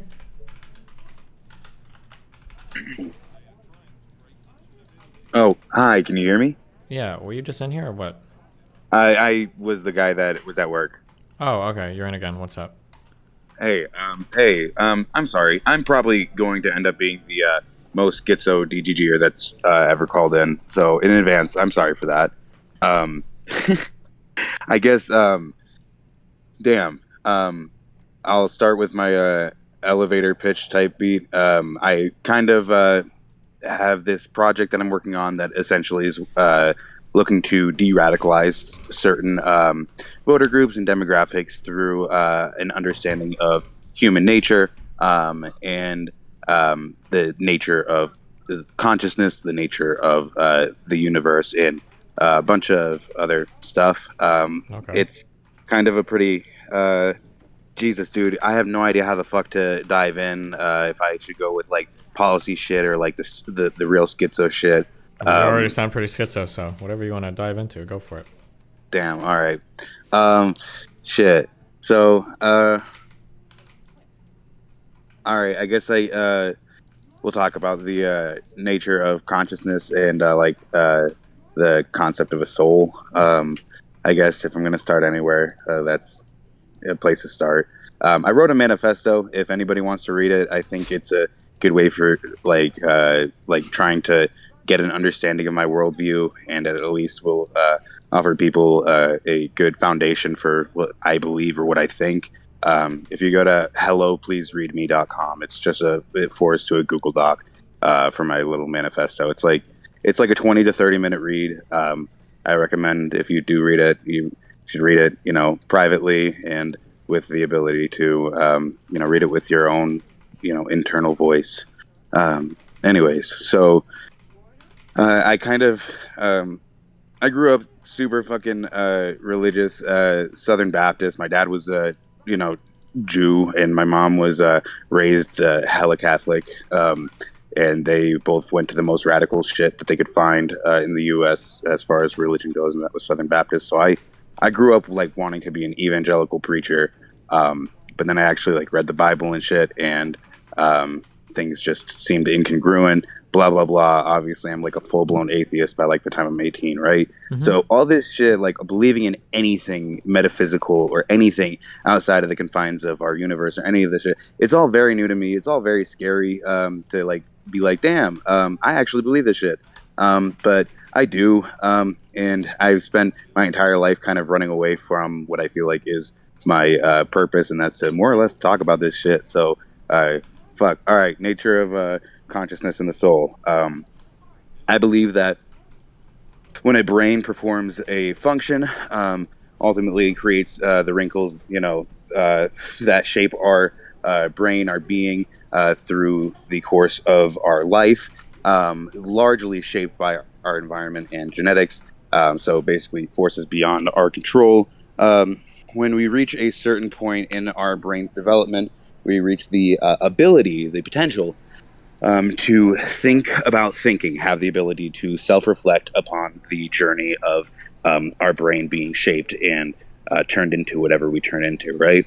And I think when that process happens, when that function is complete, it generates more or less like a sequence, of some sort of mathematical principles. I don't know, man. And that is our essence. That is our soul. And we have the ability with the passenger, with the ability to think about thinking about our brain's development. We have the ability to more or less make moral choices. I kind of think that our universe is not like a prison as much as like a sandbox, a place for us to develop and grow, and for our consciousness to become aware of its own existence on a much larger scale, and for us to recognize ourselves as a much larger being overall, and escape the confines of time and space and ascend to some sort of godhood, alongside our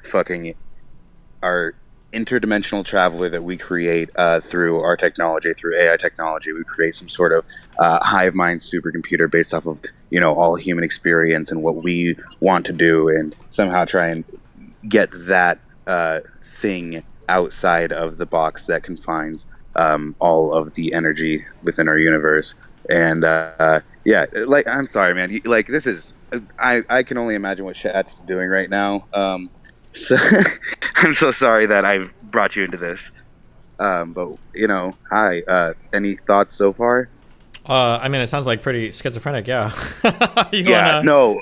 I for the longest time, I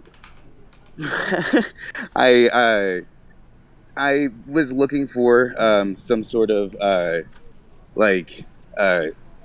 something, right? I was looking for something, some truth, some purpose, some actual meaning behind the madness of existing, and that kind of led me to atheism. It led me to cynical thinking. It led me to critical thinking, and just overall trying to develop a worldview that was more based in reality.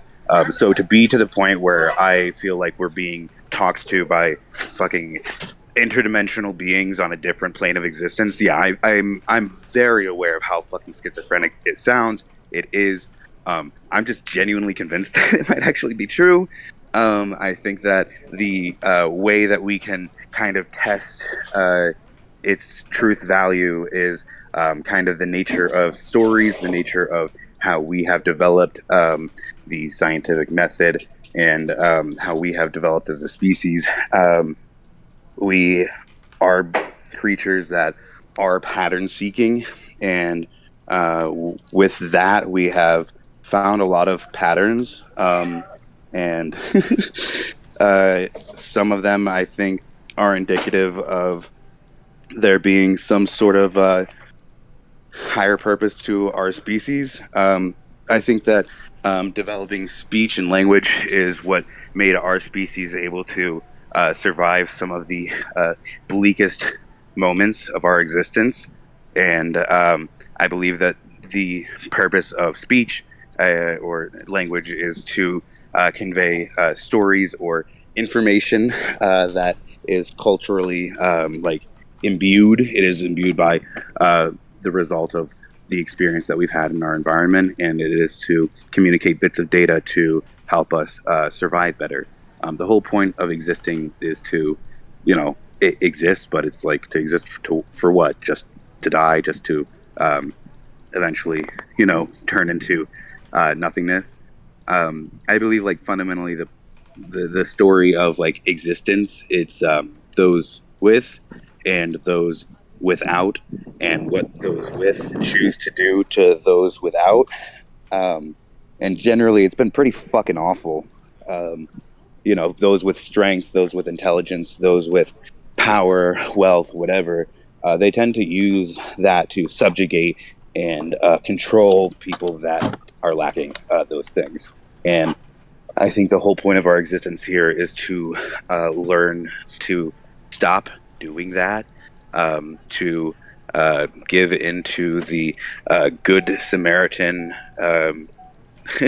kind of concept, theory, story, and recognize that we do have a higher purpose, we do have a higher form that we can someday attain as a species, and it all starts with what I'm branding Christian socialism, the Sad Ghost Project. It's the same shit that people have been trying to say for tens of thousands of years, but there is a reason why we as a species have been kind of locked in this. I have this phrase I use, like, we're the same apes in different clothes from thousands of years ago, because holy shit, we seem to be very stuck in a cycle of violence and carnage and wanton, like, self-destruction, because we're convinced that ultimately death is going to come, and so because of that, it's every man for themselves, and that has led to a lot of horrible shit. I think, like, jealousy is another, like, huge thing that we as a species need to learn to evolve past, because that is another thing that has caused, like, some of the greatest atrocities that humans have ever, not just humans, that life has experienced. Let me go back to the soul thing. I think basically anything is capable of developing a soul, or a conscious experience.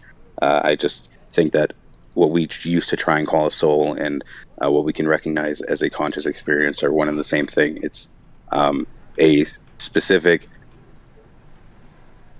I guess, frequency that, electromagnetic frequency, or something that exists when the brain performs a function, and it doesn't exist until it exists. But everything that has the capability of sending, like, these electromagnetic frequencies or whatever the fuck, way of transporting energy and finding some sort of form is capable of developing different levels of complexity, obviously, but some sort of soul, some sort of passenger, some sort of observer that is there witnessing and experiencing life. So I don't know, man. There's a lot more to this. I'd love to talk about, like, actual, like, policy things that I think we could do. I'd love to talk about more metaphysical schizo bullshit, or some maybe more, like, I don't know, grits and gravy philosophical stuff. But yeah, hi, I'm sorry. I mean, yeah, if you want, you can hit me up with a policy thing if you want to tell me a policy for your... So I guess the whole point in all of this, none of this stuff really matters if we just die out as a species, if we just give in to our own selfish desires, if we continue to be the snake eating its own tail and just continue our endless self-consumption, right? So I think that what we try and do through policy is try and defy our nature and appeal to a higher sense of self. So I think largely what we are lacking as a country, generally speaking about America specifically, because it's where I live, but I feel like this applies to most of the world, if not all of the world. I believe that there needs to be a huge reinvestment in community outreach from the community. I feel like we need to fundamentally shift the way that we view people and business.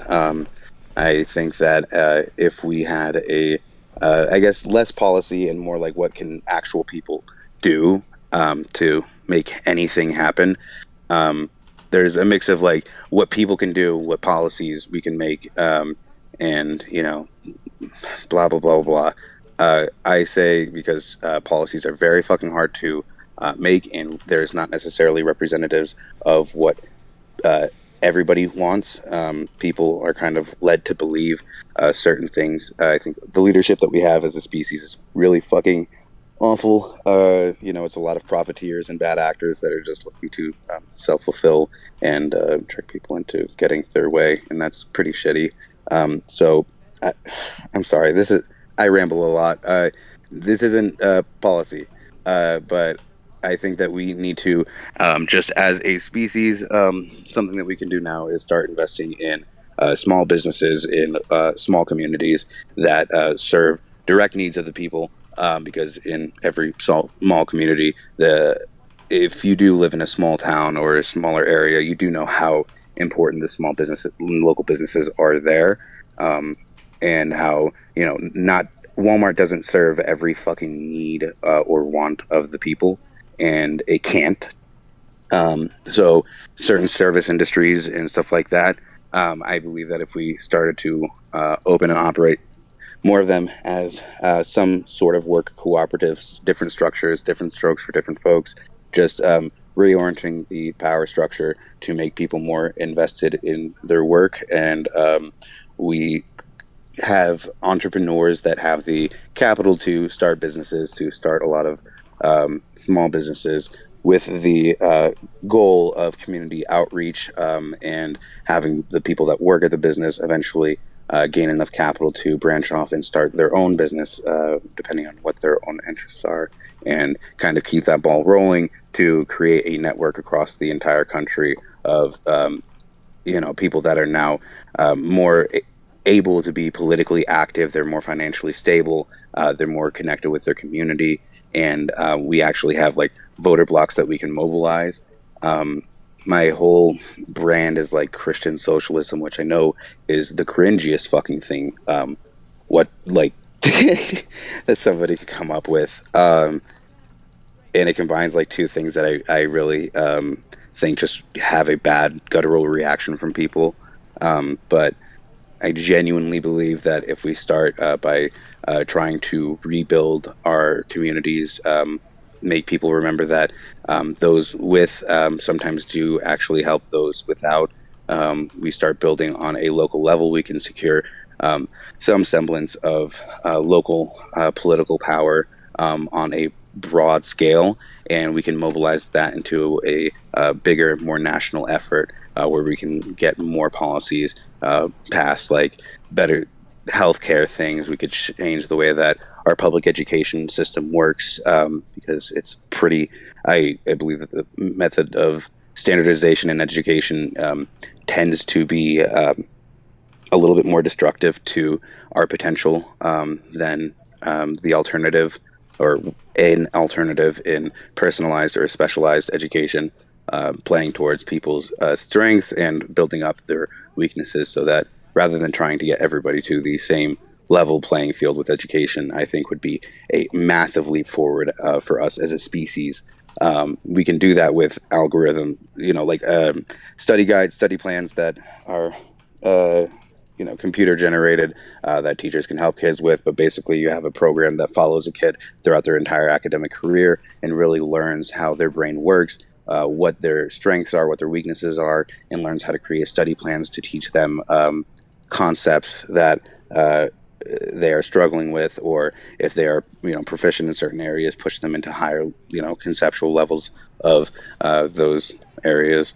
And as a species within generations, if we just changed the way that we did education, if we emboldened our local communities, if we if we started caring and feeling like there was some sense of accountability, there was some sort of sense of purpose, that we actually could make a real difference in the plan. And I think that's what we're trying to do already.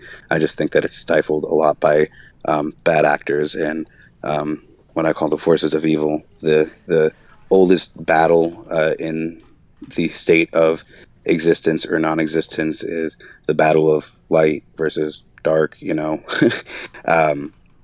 with life, there obviously is like positive experience, but to have positive experience, there also needs to obviously exist some sort of counter to that.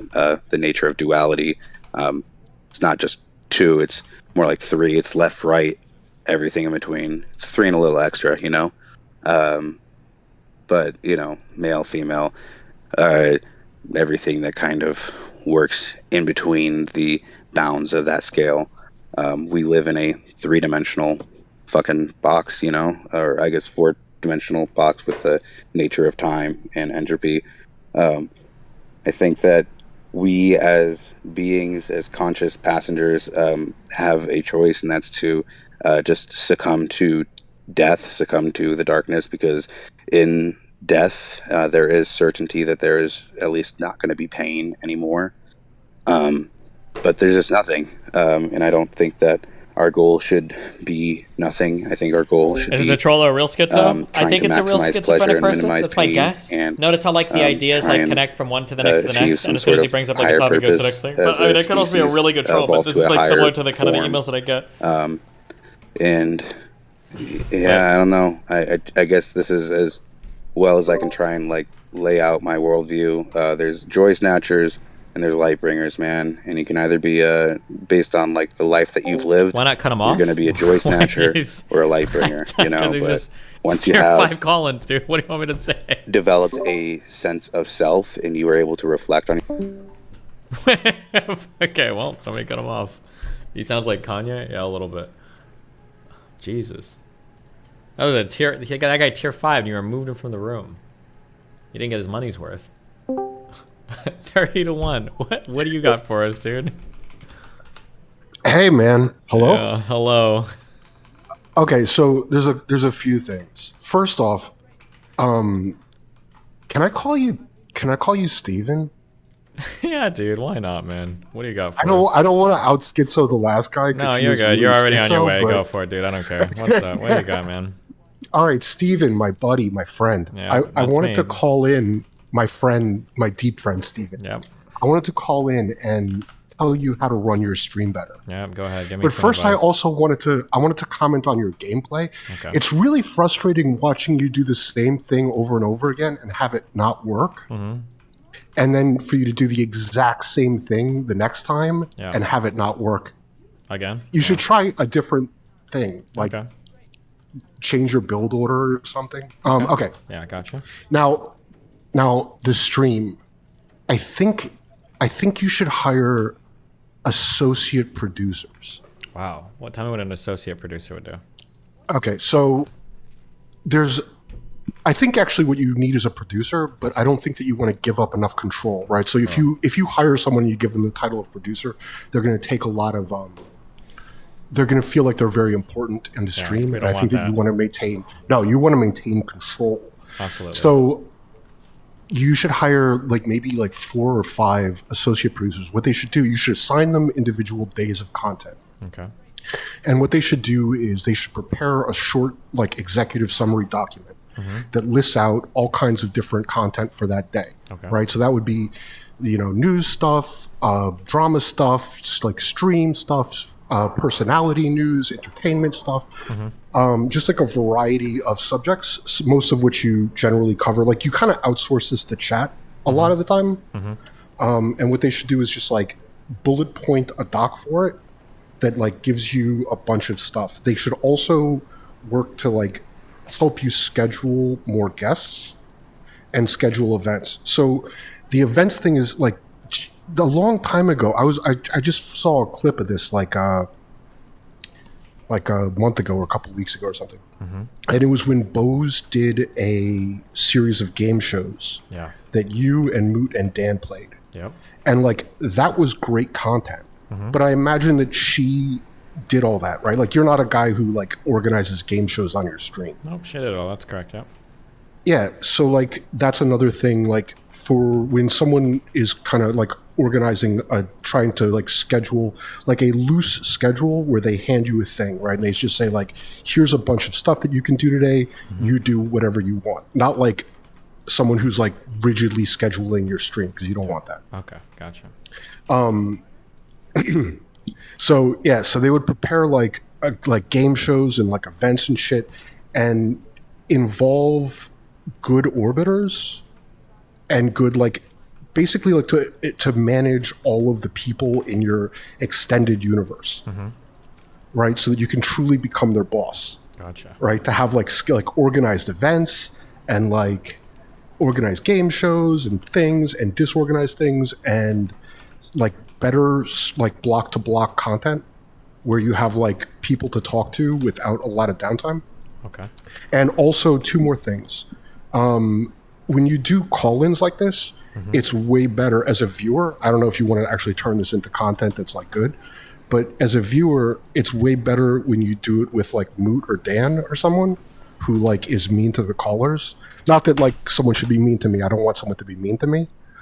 But like it's way funnier when like they're like, you know, cut, like get to it and then cut it off. You're way too nice to the fucking tier 5s.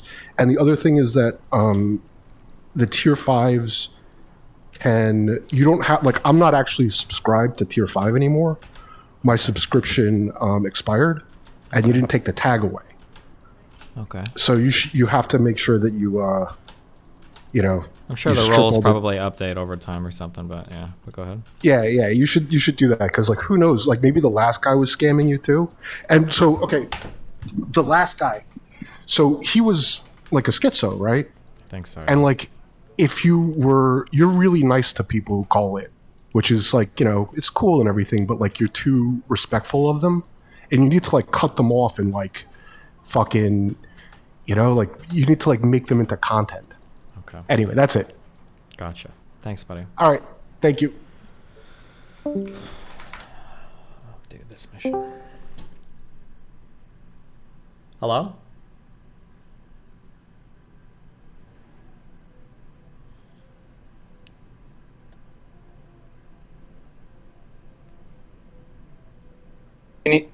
Can you hear me? Yeah, what's up?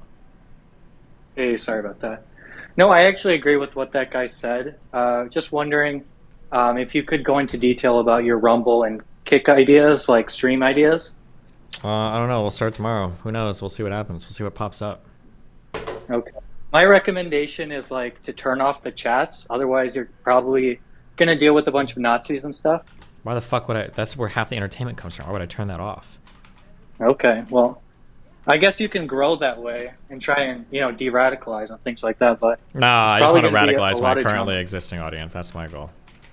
Okay, well, alright, that's a good idea, actually. Thank you. The other idea I was thinking about was about that schizo guy earlier. It brought up this idea that I've been seeing in the news recently about nicotine.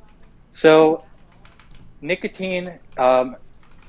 there's like this drama or not drama, but it's more like Twitter drama about conservatives and the use of nicotine. And it's like, now it's cool to use nicotine if you're a conservative. And Tucker Carlson was talking about it a lot. Okay. And they're saying, oh, it can, you know, reduce schizophrenic tendencies and it can open up your mind and things like that. And the liberals have been attacking it. I'm just wondering your view on nicotine, because you had that whole thing with Zerka the other day about cocaine and everything. I mean, I've never heard those benefits of nicotine given before. I mean, if they exist, then I guess I would maybe reconsider. But right now, nicotine just kind of seems like a shitty drug to be addicted to.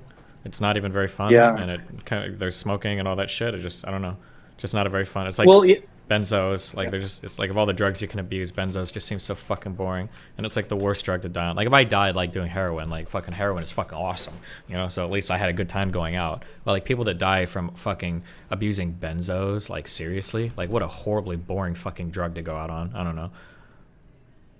Yeah, that's an interesting take. Yeah, I just know someone who just died 2 days ago from cocaine. And From cocaine? You know, it was right. Yeah, a cocaine overdose. Was there something else in it? Well, I don't know. I'm not a police officer. He just, you know, it was close to where I live. Coke can and it be was someone that I knew. because Coke, depending on who you're buying it from, cocaine I think is one of those drugs where really good Coke can be pretty expensive but harder to find. But there's a lot of other dog shit stuff you can cut into cocaine. Fentanyl like is a thing, and there's even harder things in fentanyl now. I think they can get cut in as well. But anyway, go ahead. Yeah, just I was just listening to the Zerka thing about you guys, doing a cocaine, or Melina and Zerka doing cocaine together and doing a podcast. And I've known a lot of people who have really suffered from cocaine, so I was like kind of scared when that was brought up. Okay. But anyways. Okay, never mind. People are saying fentanyl is not cut into cocaine. I've never heard of anybody ODing from just cocaine before. But I'm not saying it's not possible. I've just never heard of anybody dying from doing cocaine. But maybe it is, maybe it's not. I don't know. Yeah, I'm not a drug expert. Okay. Just curious. And then the other thing I was going to bring up is, I was just wondering if you could restate your position on mental health care in the United States, and what kind of things we can do to prevent schizophrenics and stuff like that from emerging so often, because I know a lot of people who are schizo, and usually it goes, it's probably 90% that their life ends miserably. So just wondering if you could restate your kind of personal beliefs about what we can do to revamp the healthcare system, especially in pertaining to mental health. Are you asking me to rebuild the whole health? I'm not sure. I don't know. I mean, I think a public option is probably good but I don't know what specifically you're asking me. How would I change the whole way that we approach mental health issues, or? Yeah, maybe you don't have a strict policy that you champion or anything like that. It's just, it seems like this issue is really, being a problem these days. And you see it more with streamers and things like that, but I don't know. It seems like it's not sufficient enough in the current state. And, I'm guessing that the liberals would have a better, future vision for mental health than, the conservatives. So, well, I feel like I feel like we've got really good mental health and stuff in the United States. The issue is always just ease of access. It's just getting people access to it. They don't have the money for it, or that it's not affordable for a lot of people. But then I guess we'd probably have to fund it more and pay for more mental health practitioners if people did have access to it. So I don't know. Okay, so just taxes and spending. I mean, initially, yeah, but I'm sure we'd have to revamp it in other ways too if more people were using it, right? Because you'd need more mental health care workers and everything. But yeah, okay. Well, I didn't have a lot of stuff on my mind today. Just wanted to touch base. Okay. Well. All right. Thanks. Yeah, no problem. Be careful. Just wanted to touch base.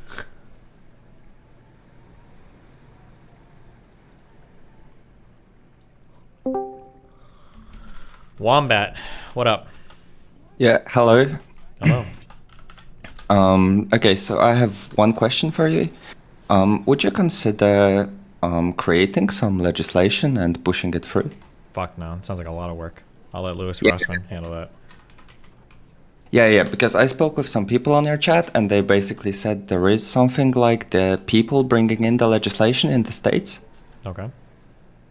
So my idea is you seem to have a lot of sane takes.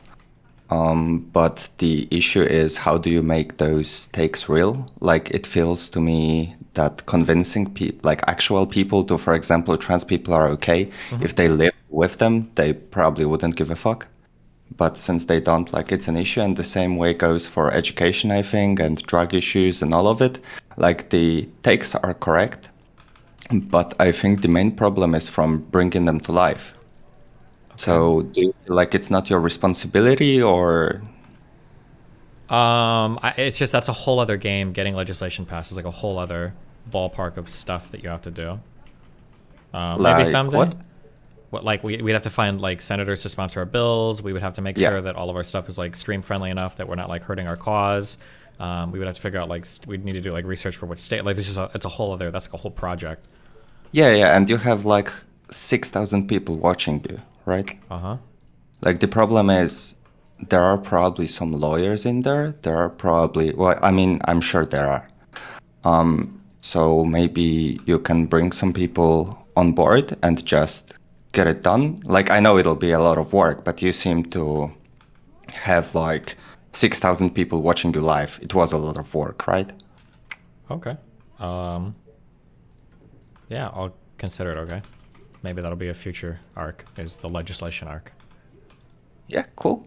That's all I wanted to get. Although, if you have time for one more question, I'm super curious on your idea. Go for it. Because there is the red pill, blue pill debate, and my question is, why don't people just figure out what they like, and then figure out what that type of people likes, and then just find someone who likes them back? Like, isn't it? Because nobody's life is complete without some huge fucking ideology, apparently, now. Okay. Thank you very much. Good luck with the rest of the stream, and I've sent you an email if you want to reach back about the legislation idea. Gotcha. Okay.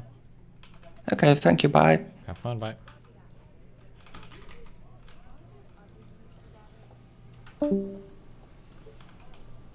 Okay. Is there a world where I make like 3 ballistas here and clear out that whole western area? Do you think that's possible?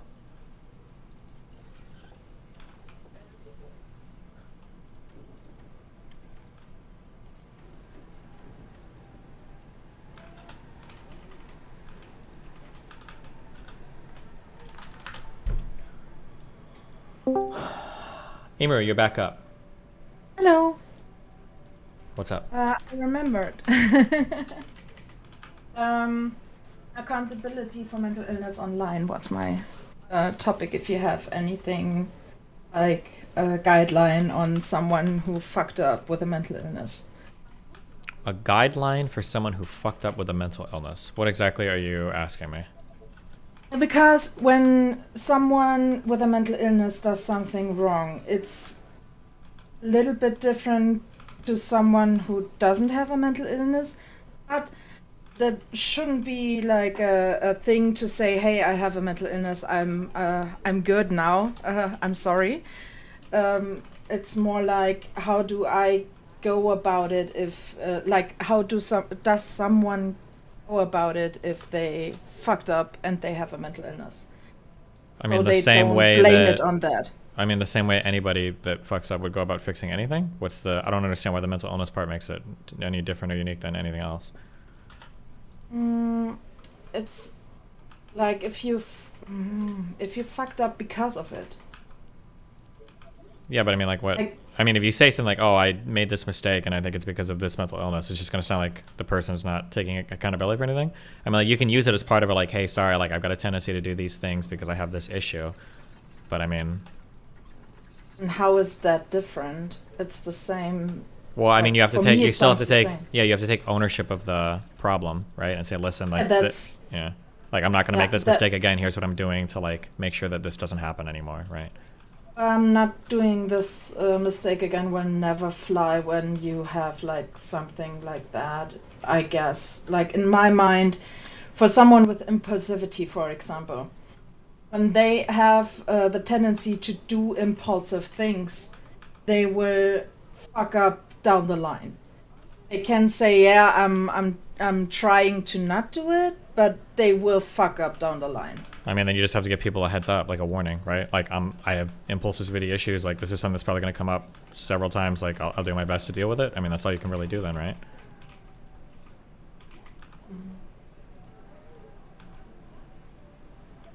Do you, like, should you give someone with impulsivity issues more of a slack than someone who doesn't have impulsivity issues?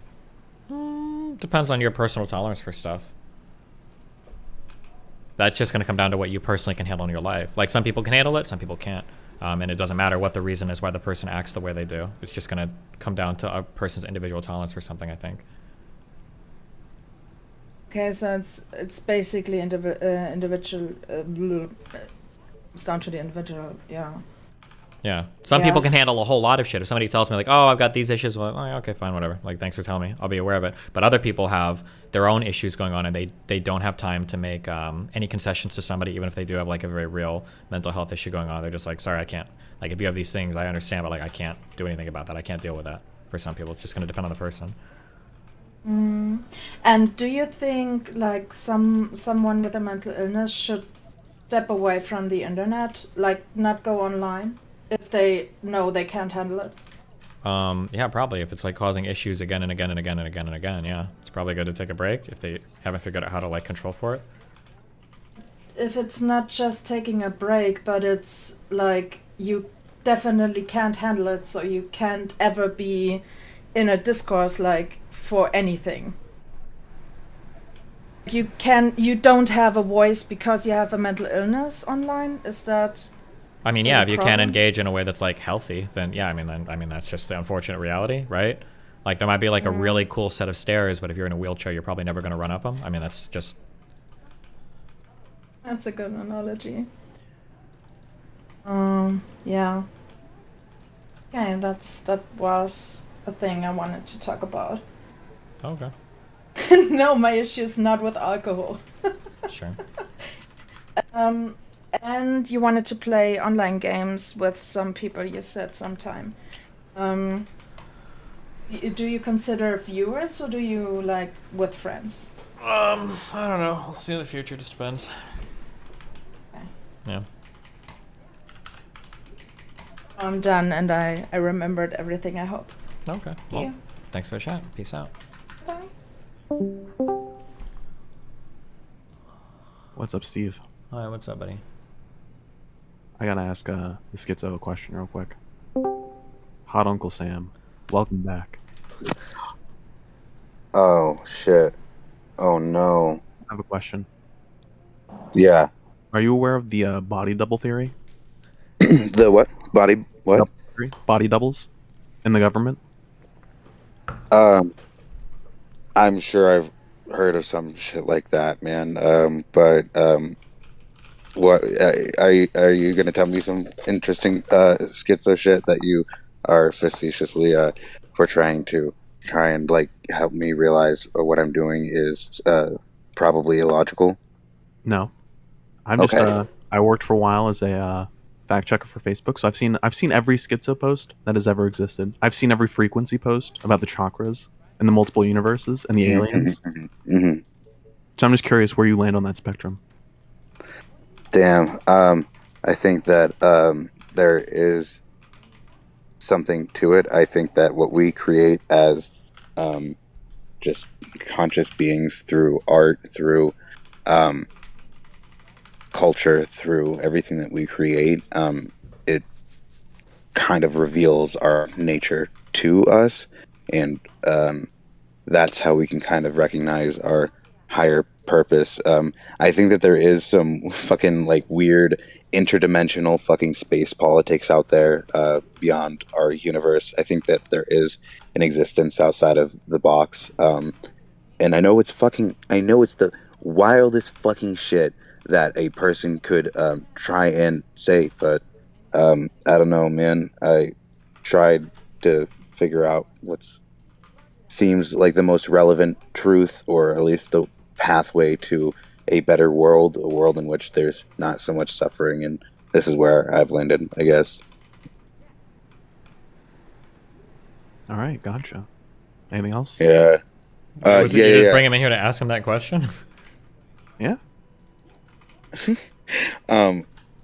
Real quick, I'm sorry, guys. I haven't been wearing tinfoil in my hats the last year, and so shit's been really fucking wacky. But wait, was that a serious comment or a joke? No. Shit, dog. Yeah. Fuck. I understand that, like, literally, especially if, like, the definition of schizophrenia is seeing things. I think and if I let him go, hearing he's going to go off things into a whole other thing and, again. He's going to believing keep that going. things are We'll see there what happens. that there is no tangible way to perceive is actually there, aside from an individual's experience. But I believe that what I can try and do is reach beyond my experience to a kind of relatively universal experience. I think that all my schizo shit, if you try and argue with God, I mean, arguing with schizo shit is... Did you drag him What? out, or is someone No. else doing that? I think it's RTBA or some. God damn it, guy. RTBA. I was about to ask if you could astral project. Have you ever spoken to people like this before? Spoken to in particular? There's someone in college that was kind of like this, and I had an old roommate that was really deep into conspiracy stuff. But no, that guy's like a certified schizo. Interesting. But like the chakra memes, the projecting into other realities, the international intergalactic politics thing, like I've seen so much of that shit on Facebook. It was hilarious. Well, I feel like that's just like a lot of conspiracy shit. For the things that I feel as a non-qualified person who maybe doesn't know anything, but it feels to me like especially when I listen to schizophrenic people, there's usually themes to a lot of what they say. But one of the things that I notice, Chad always tells me there's a word for this, and I always forget it. But there's this thing where you talk and you keep talking and talking and talking, and like you'll connect at the end of the sentence one word to like the next word of another sentence, and you can basically talk infinitely, connecting completely disconnected ideas like that over and over and over again. And it's like a pattern that I think I've noticed for some people. Kanye actually did it for a while, so maybe it's not just, or maybe he is actually experiencing psychosis. But there's a name for like this type of like chaining together. Yeah, I know what you're talking about. Yeah. It's been a while since I did AP Psych. Sure. All right, I'm gonna go get some food. Be careful. Let me grab you a non-schizo. Okay.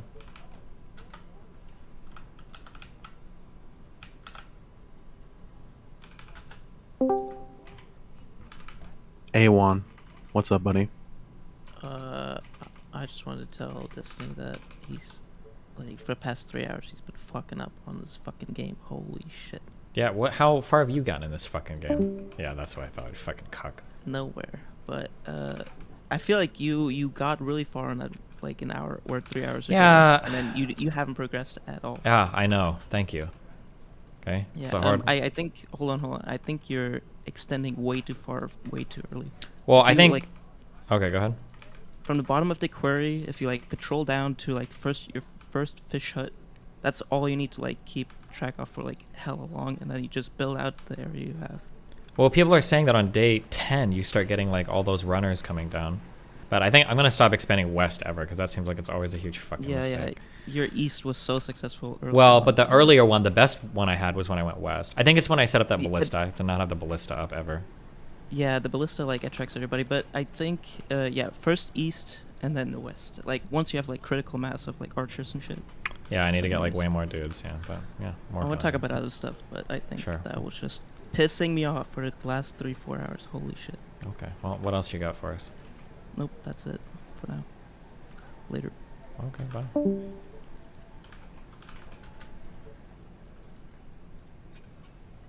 How do I not have enough stone? Oh no, wait, they're a wood workshop. That's what I need. Ah, Jesus.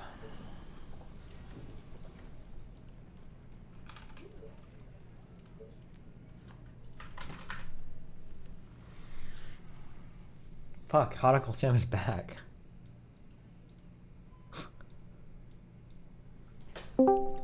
Noni, what's up?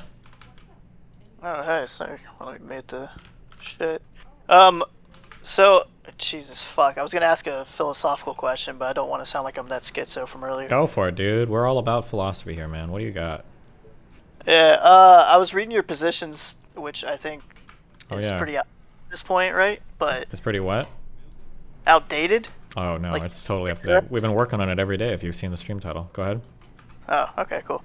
I know you consider yourself an omni-liberal, Absolutely. which I guess my understanding is it's like some of the tenets of liberalism, like what free will and I don't know, whatever, with other pragmatic philosophies added in. Do you believe in free will? No. So you'd call yourself like a determinist? Yep. Okay. Do you like what's the extent? I guess. What's your understanding of what determinism is? Determinism means that conscious experiences are bound by the same physical laws of every other thing in the universe, and we wouldn't say there's something in the universe that exists beyond causality. If conscious experiences are held captive by causality, like any other physical interaction, that would mean that necessarily, given all the set of preconditions, we should be able to accurately determine like every single reaction until the end of time, theoretically, right?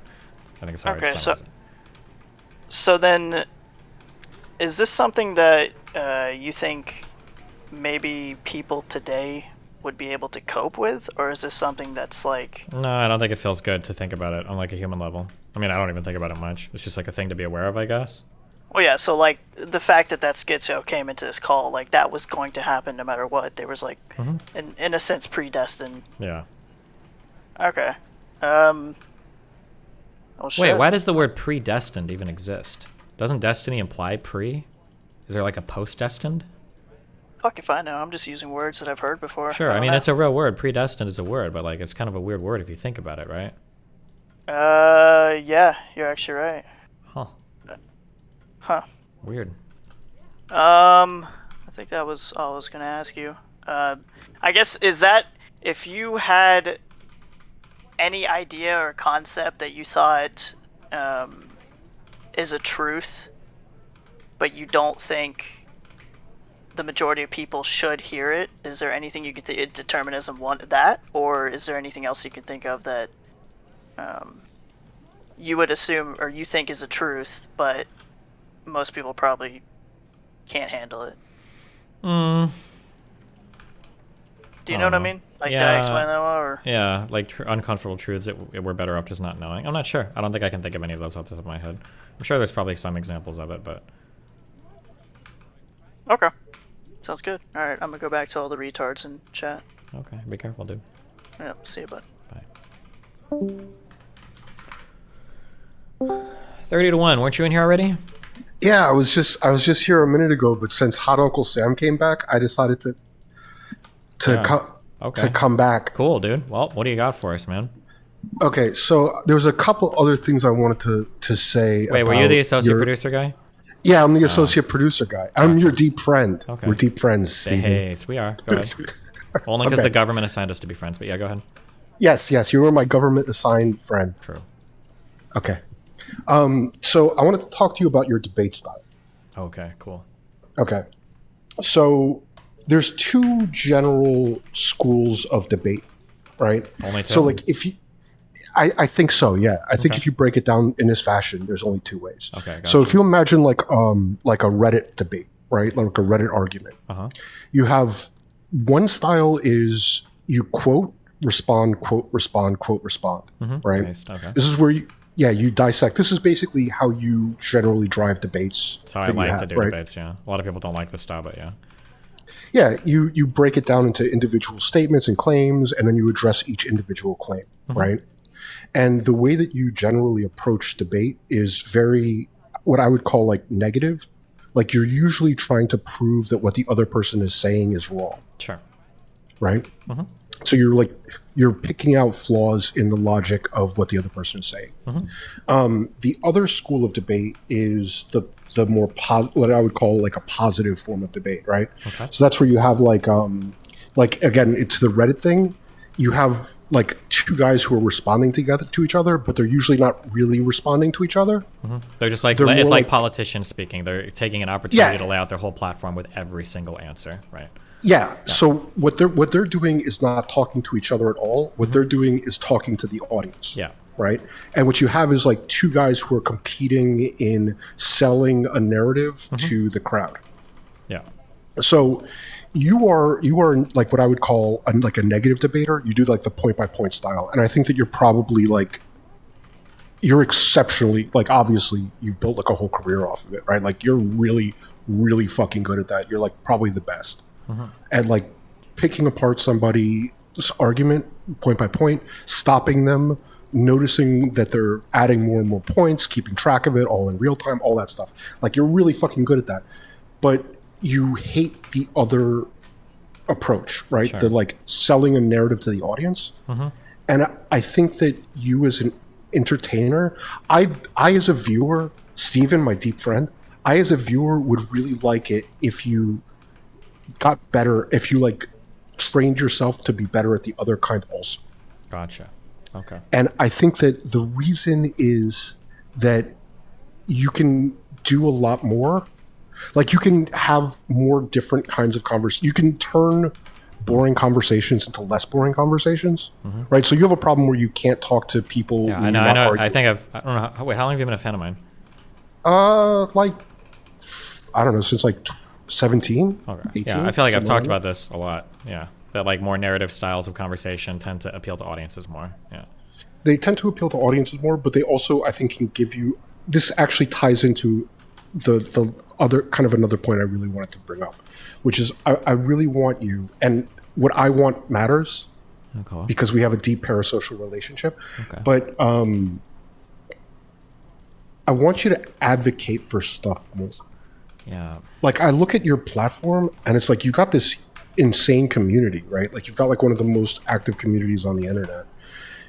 Like, you should advocate for things that you want to see happen and like push for that more, right? And like all of these times when you don't have someone to fight with, like that could give you something to fill that space. Does that make sense? Yep. What do you think? Okay, I'll do that. Yeah, are you going to do that? Yep, tomorrow. That's awesome. Oh my god, you got it, dude. Okay. All right. I'll let you go. Thank you. Okay. Bye.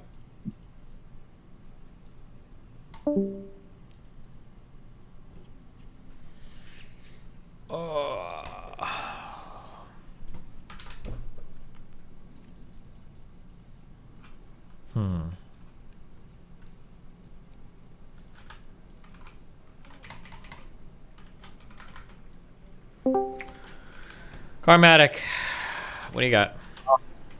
Hey, so something that I was just curious about. You still go to the gym and everything, right? Yep, what's up? Fuck, you just definitely didn't sound like you wanted to talk about that. No, go for it. What do you got? I'm just curious how often you go and how much time you spend. Because I'm looking to be better about that, but I'm just trying to get baseline. I'm not trying to get ripped. I'm just curious on your. If you're trying to find something, literally just Google like starter PPL or strong lifts 5x5 or starting strength. You can do any fucking shit like that, and as long as you're supposed to, you'll probably do okay, I imagine. Unless you've got like some kind of like disorder or. Okay, no, nothing like that. Not physically, mentally. That's up for debate. The other thing I just wanted to ask you.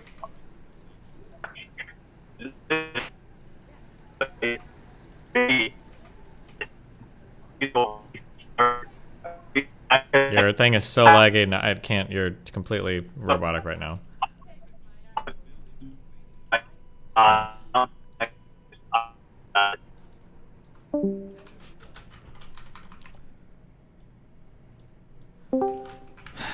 Ken, you're in. What's up? Yo, can you hear me? Loud and clear. Oh shit! How's it going? Going great. What do you got? Let's see. So, I have a document. Of course you do. What is it? So, my question is about you've kind of talked about supererogatory and how like Bosch was kind of dumb for taking this like position on things. Okay. But when it comes to like donating money to charity, it may be morally permissible to spend money on personal needs or wants, but like donating money to a charity would be better.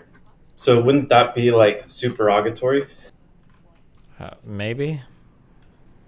So my question is like, how do you decide like how altruistic people should be versus how like egoistic people should be when you're determining what is good? I mean, I don't think that individuals have an obligation to fix structural problems. I feel like there needs to be like some super organization that's in charge of that. Okay. So like a government. That's how I personally feel about that. Okay. But okay, so people all right, I guess I'll think about that some more. Thank you. I have another question though. What's up? Do you know about chimeras? Like the monsters or? No, so they're like real, human, non-human animal hybrids that are used in research, like scientific research. Oh, sure. Okay. So like, I think a liger, is it considered a chimera? Yeah, but like my question is mostly about like human chimeras. What does that mean? So, like, say that scientists create a creature that's like 99% pig and 1% human, like DNA, so they can do like research on it. How do you feel about that? I don't know. I have no idea. I'd have to think a lot about what that creature is and what it is capable of doing, and yeah, I'd have to think a lot about that. Right. So you'd be, I guess, like for you, you'd be worried about like it having human consciousness. Maybe. Okay. because I think it's interesting to think about what traits you would look at to determine if it has human consciousness, given that it has human DNA and such. And for example, it'd be harder to determine maybe if it didn't have vocal cords or hands with opposable thumbs. Mhm. You might be more inclined to rule that it doesn't have human consciousness. But okay, I guess, man, I'll have more for you next time. Thanks for having me on. Okay. Have fun. Be careful, buddy. All right.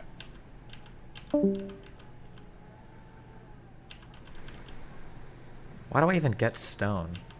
Oh, I get stone to build soldiers.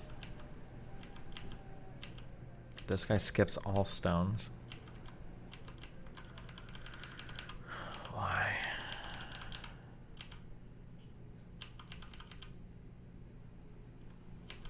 Oh, he just waits for the train to bring enough. I wonder if not mining that quarry to the west helps with you the noise reduction, so you can just focus on this eastern bullshit.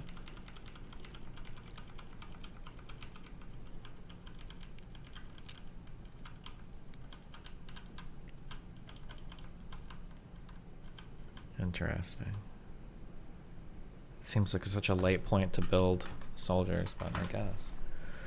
Oh, Jesus.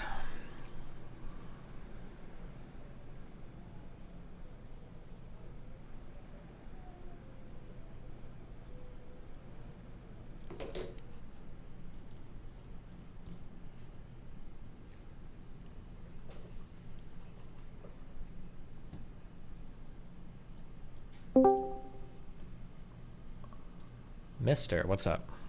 How's it going? You can scratch the cringy fucking name. Name's Logan. Okay, Logan. What if that's a cringy fucking name? It could be. Okay, well, what's up? What do you got?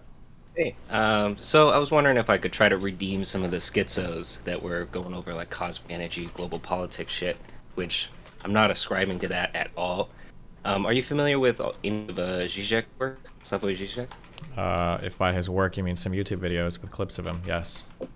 Okay. Little bit of Zizek stan. So I was wondering if you might agree with the premise that these guys that are like, ooh, cosmic energy, global politics, are Zizek and Lacan have a concept called the Big Other. Are you familiar with that at all? Nope. So for them, just so I'm not fucking fumbling, according to Lacan, it designates like an radical alternate reality of otherness, which kind of transcends the illusionary, other. It's like, okay, it's a little bit of a Hegelian notion that we identify ourselves by what we are not. So what is often called a double negation. So we know that we are not others, and by knowing that we're not the other, we know ourselves. Okay. So it's kind of this radical, the idea of the entire other world that we can't really consolidate into anything, but has some sort of symbolic order or structure that we can't really recognize or entangle with. I think it's something that's kind of a little traumatic for most people, like in the way they interact with it. I was wondering if you have any opinions about that kind of idea. Seems interesting, but considering you literally just introduced it to me, I'm like tangled with it a lot, so I don't have any strong opinions about it, but... Well, that's a good point. Well, I'll get out of here. Later. What was that? Did you...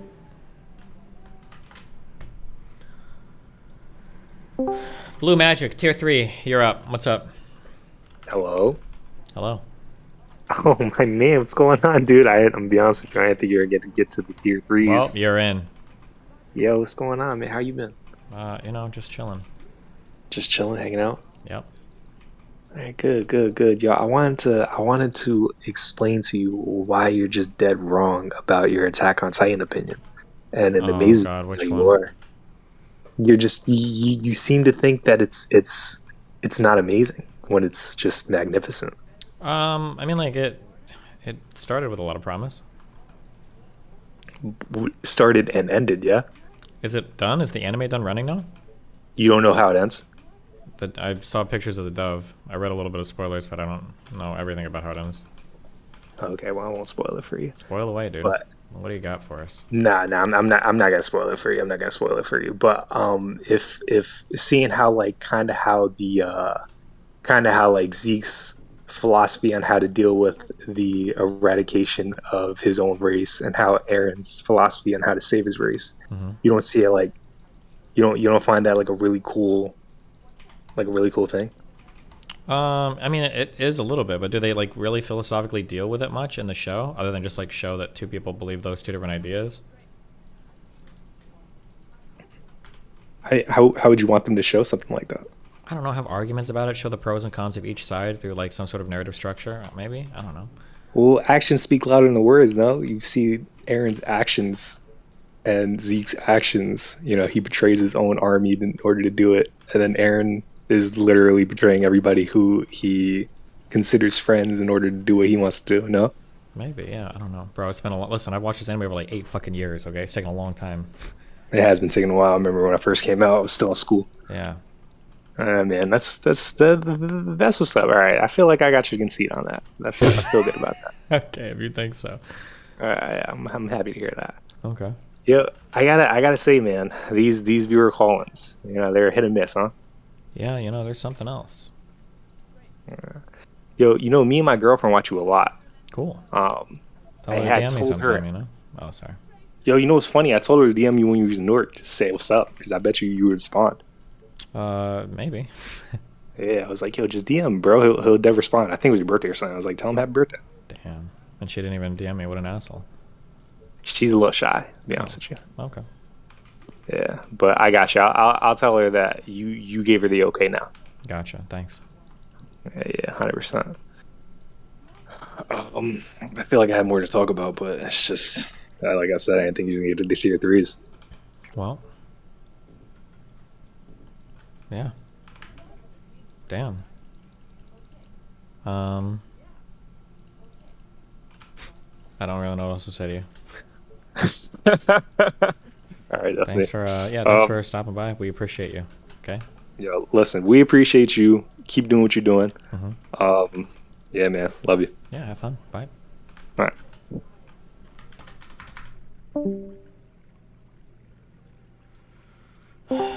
Jessica, my favorite Groiper. What's up?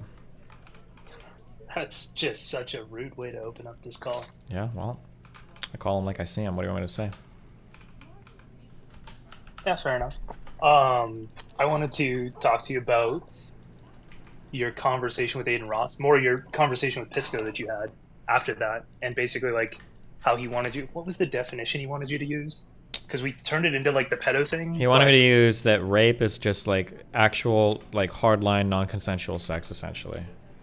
Oh yeah, right. Yeah, so I was thinking about that, and it sort of goes to this whole problem we're having in society, where like people are speaking different languages, Mhm. and it really like kind of kicked off with social media and the internet. Yeah. Like you can just have these completely divergent meanings for different words. Yeah. And then the problem that I think you're uniquely running into now is that there's like live footage of you speaking to like one of those sort of siloed off areas, and the language that they use is fundamentally incompatible with another one of those siloed off areas. Mhm. So like you go to the second one and they basically grab clips from your first one and go, okay, just based on what you said there, you're evil. Like Sure. we can't talk to you. Like fuck you. Okay. And so I don't know how you solve that. The I mean, best like example- these. You just have to maneuver around these with debate tactics, literally, because people aren't engaging with you in good faith, right? Like I said, I joke about this a lot, but like the only guy that seems to actually give a fuck about what I say or mean about anything is that Alex guy, the pickup artist dude, because he'll ask me like, "Hey, so you said this? What did you mean?" Like, honest to God, every single debate / conversation should have that line of dialogue. Like, "Hey, there's a clip of you saying this. Can you explain what you mean?" Because then you find out what they truly mean, and then you push from there. But most people don't actually give a fuck about what you truly mean. They just want to like get you on things. So like conversations suck. That's true. And so when you're in that situation, I think we're rapidly approaching a place where like you're not going to be able to do that anymore. You're not even like even asking for that charitability. Like, ask me what I mean, or I'll like redefine this for you. Mhm. Like, you're about to start talking to people, especially if you're on Kick and talking to like Aiden and Sneeko and some other people. Mhm. They're explicitly going to deny you that. And so, how can you like talk to these people while they're denying you that? Yeah, I don't know. It takes a lot of verbal jujitsu, right? So like on the Tate stuff, I can maneuver around the pedophile stuff because I can show that Tate's a hypocrite on that if they believe in Tate, or that they're hypocrites for following Tate if he's like done arguably worse. But yeah, I just have to, I don't know, look for situations like that to fight on. But it's hard, obviously. Yeah. I think so I was trying to think of examples, and the best one I came up with, which is a little bad because you are sort of like changing what you mean when you talk to these people, but it's like when kids go and talk to their parents, they talk in a way different way than they talk to their friends. Mhm. Those are like two different languages they use. Yeah. And so it's like, I think that's something that's pretty accessible to everybody that they can look at. And it's like, yeah, you wouldn't talk like this in front of your parents. It's the same concept. Like, I'm talking to people a certain way over there. Is that what code switching is? Maybe, yeah. That's what code switching is. I mean, But, it like, might how be do the you case too that explicitly- like maybe I could just start like kind of like what Pisco is suggesting. Maybe I could just start off every conversation with like, okay, let's define these words. How are we going to define these words? I don't know how much it would help, but like the only thing that's scary there is that like depending on how you define some words, like the whole conversation might just like root down into like we're going to fight over what rape means, right? That would be the only spooky part. Yeah, and so that's where it actually goes back to the Nazi explanation as well. Sort of like, yeah, everybody freaking out about your definition of Nazi Mhm. with Nick Fuentes. Yeah, so like the Nick Because- Fuentes was a good example of that because like we never really got to argue about any of his harmful positions or what's harmful or why. It was just like whether or not he was a Nazi, which is like that became like the entire conversation. It's like, well, this sucks. Yeah, and it's like that's literally the least interesting discussion that we Yeah. could have here. Kind of like Um, defining rape is like a not interesting discussion to me either. Yeah. I don't care what the exact Uh, definition is. Like we can talk about all these things. Yeah. Yeah, I was getting very upset in chat during that conversation because it's just like, this is the dumbest thing you could talk about. But I think with Pisco, he's extremely good in certain conversations. But I think like being a lawyer, he talks to lawyers all the time. Definitions are like incredibly important there. And so it's Mhm. hard for him to get, he's like, we don't have the exact definition of what we're talking about, and he doesn't want to move past it. And you're sort of like, well, no, I don't want to like work on the exact definition because that's going to immediately set off like half of my audience, and they're going to stop listening, and they're going to like be freaking out about the wrong conversation. Sure. Or that'll be all the conversations about. I mean, like I think there's merits to what he's saying. It's just there's just different things to consider on both ends. But yeah. There are definitely merits, especially like if you're talking about the legal code, right? Mhm. Like, Well, you yeah, of have to have course. For that, an we're actual working on- definition. Yeah. So like I totally understand why he's doing that. I'm not like trying to call him out. I'm just saying that like that definition that he provided, it stunts the actual conversation. Because with like sexual assault, I feel like we should, and again this is weird, but you should just explicitly describe the attributes of the encounter Mhm. for each encounter. You should never say like this person was raped. It's like, here's, they were inebriated. Yeah, but that's not satisfying because people they want those words because they want to moral- bring yeah, in the the moral moral of it. outrage. Yeah, exactly. Yeah. But yeah, that's why I think it's really unfortunate that Nick met up with Kanye, because I think you were 100% right on fighting on that point about Nazi, but then Like Nick is a Nazi bunch now, of- right? Like now he kind of Yeah, yeah. But the Ye shit well- legitimately pushed him to a more extreme point, which is like fucking wild to me. But yeah. Yeah, it's like, I think you were like 100% right in your call there and everything you went through, and then you just got fucked by like that InfoWars stream where he kept saying "I love Hitler" over and over Mhm. again. And It's then like, Fuentes fuck is going to defend him no matter what, right? Because it's fucking Yeah. he's literally wearing hoodies and shit to appeal to him. So yeah, you're kind of at that point like, well, okay. Yeah, but we just keep seeing this pattern repeating. So there's the sexual assault conversation in your community, the pedophile conversation with like the Muslims and Aiden Roth and like that community, Mhm. and then the Nazi one with Fuentes. Mhm. So we just keep running into this problem where it's like there are these diverged communities. The words mean different things. We really need to stop talking about what the definitions are, unless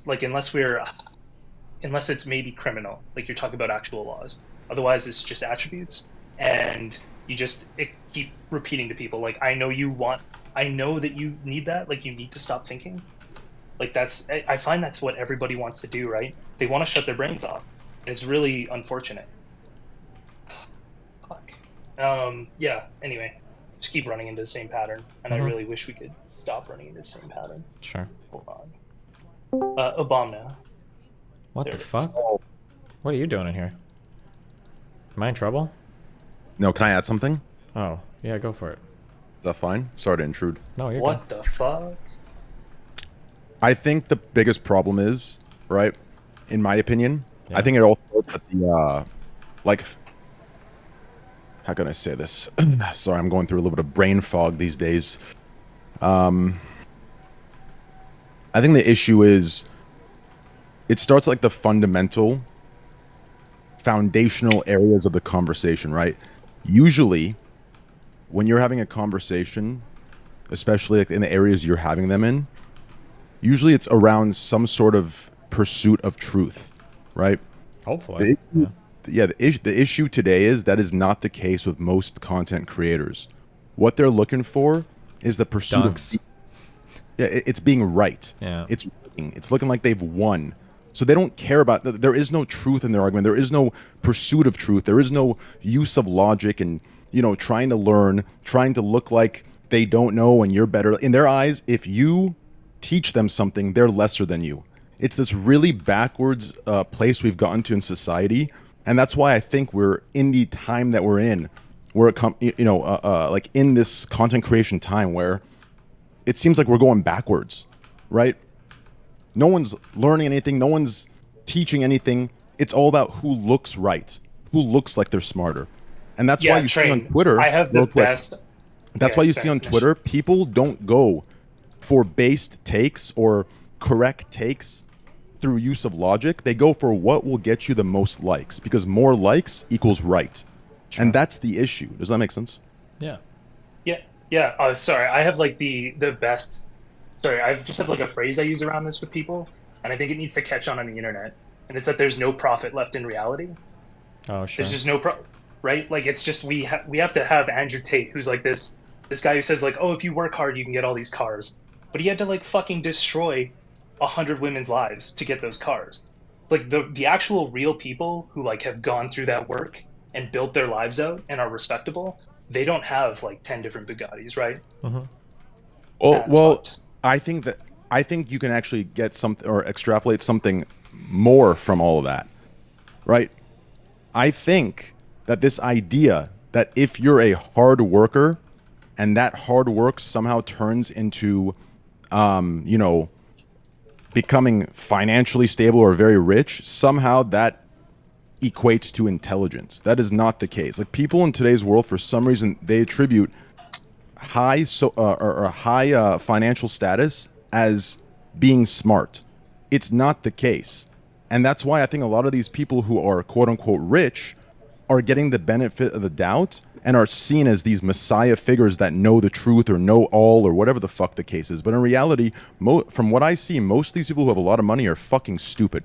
They're stupid, and God knows how the fuck they got where they are. I can't even understand with the shit that they preach how the fuck they got to where they are. But it shows that we're attributing intelligence and we're attributing quote unquote IQ, if you want to use that, which I guess isn't a good measurement because, you know, half people believe it, half people don't. But I think you know what I'm saying. They're attributing that to where they are financially in life. And that's a big fucking issue. On top of that, if you want to go further, I wouldn't even say the creation of Andrew Tate comes from like, you know, stupid people that, you know, want to listen to him and because they believe in that stuff. I think the creation of Andrew Tate came actually from the opposite extreme side.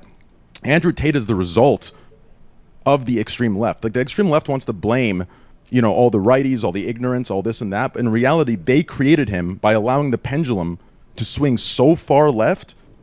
Andrew Tate is the result of that pendulum swinging far left. Do you understand? He is the result of that. So you could argue they created him.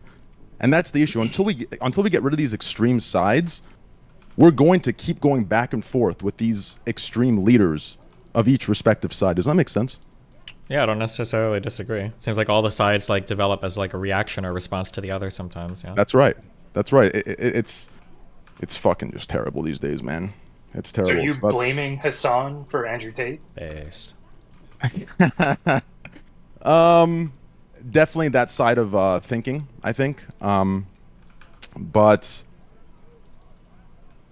yeah, I think there needs to be a more middle ground. You know, there needs to be a more like centrist point of view, or at least, you know, middle left, middle right, middle. Like, these are the takes And these are the places that we should be. And that's what I believe the future will be. Like, if we ever do progress to a future where, you know, mankind is at its peak, I do believe it's from a place where it's in the middle, or middle right or middle left. It's never going to be following one extreme side's philosophies or perspectives or policies or whatever the fuck. Does that make sense? Sure. Yeah, I mean, I'm kind of center leaning myself at the moment, I guess, depending on who you ask, so. I'm probably not going to disagree, yeah.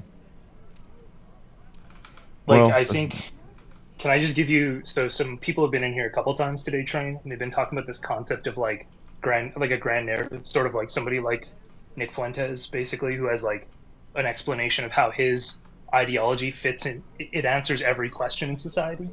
And people feel like there's a lack of that with like a liberal democracy, where like we don't have like any grand narrative. We just have like a mosaic narrative, like every small problem has its own solution.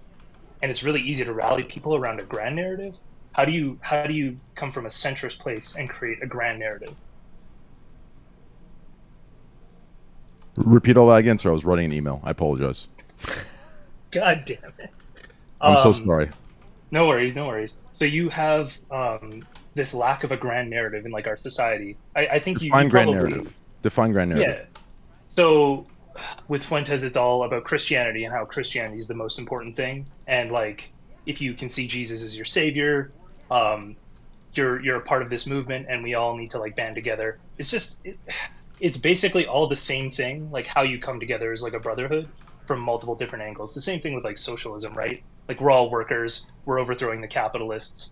We're all brothers, and we're all going to be equal. It's like these grand narratives, but they require more control. They require more people to be. They basically require like autocratic control to put them into practice. A grand narrative is just like one lens that you view the world through that can kind of explain everything, basically. So you know how some feminists like say that like patriarchy is the result of is causing like all the world's problems, or some religious people will say like running from God is causing all the like a grand narrative is like a thing that kind of like encapsulates and explains huge chunks or all chunks of society, basically. And sorry, just also on top of that, that seems to be fundamentally incapable with like liberal democracy. Liberal democracy is about having specific solutions to specific problems and then allowing people with differing viewpoints to work together, whereas these grand narratives require everybody to buy into the same ideas. Yeah. So what was your question at the end of that? So the question is how do we get everybody on the same page from a centrist point of view? Like, how do we give them a centrist grand narrative? I'll tell you how. First, we focus on education.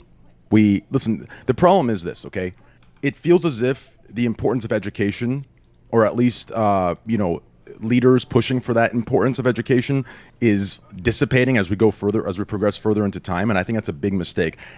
Sure, our system is backwards financially, and that needs to be fixed. But this idea that education is pointless it doesn't do anything, or all these classes you take, you can't actually apply them to, the everyday jobs or entry-level jobs, et cetera, et cetera.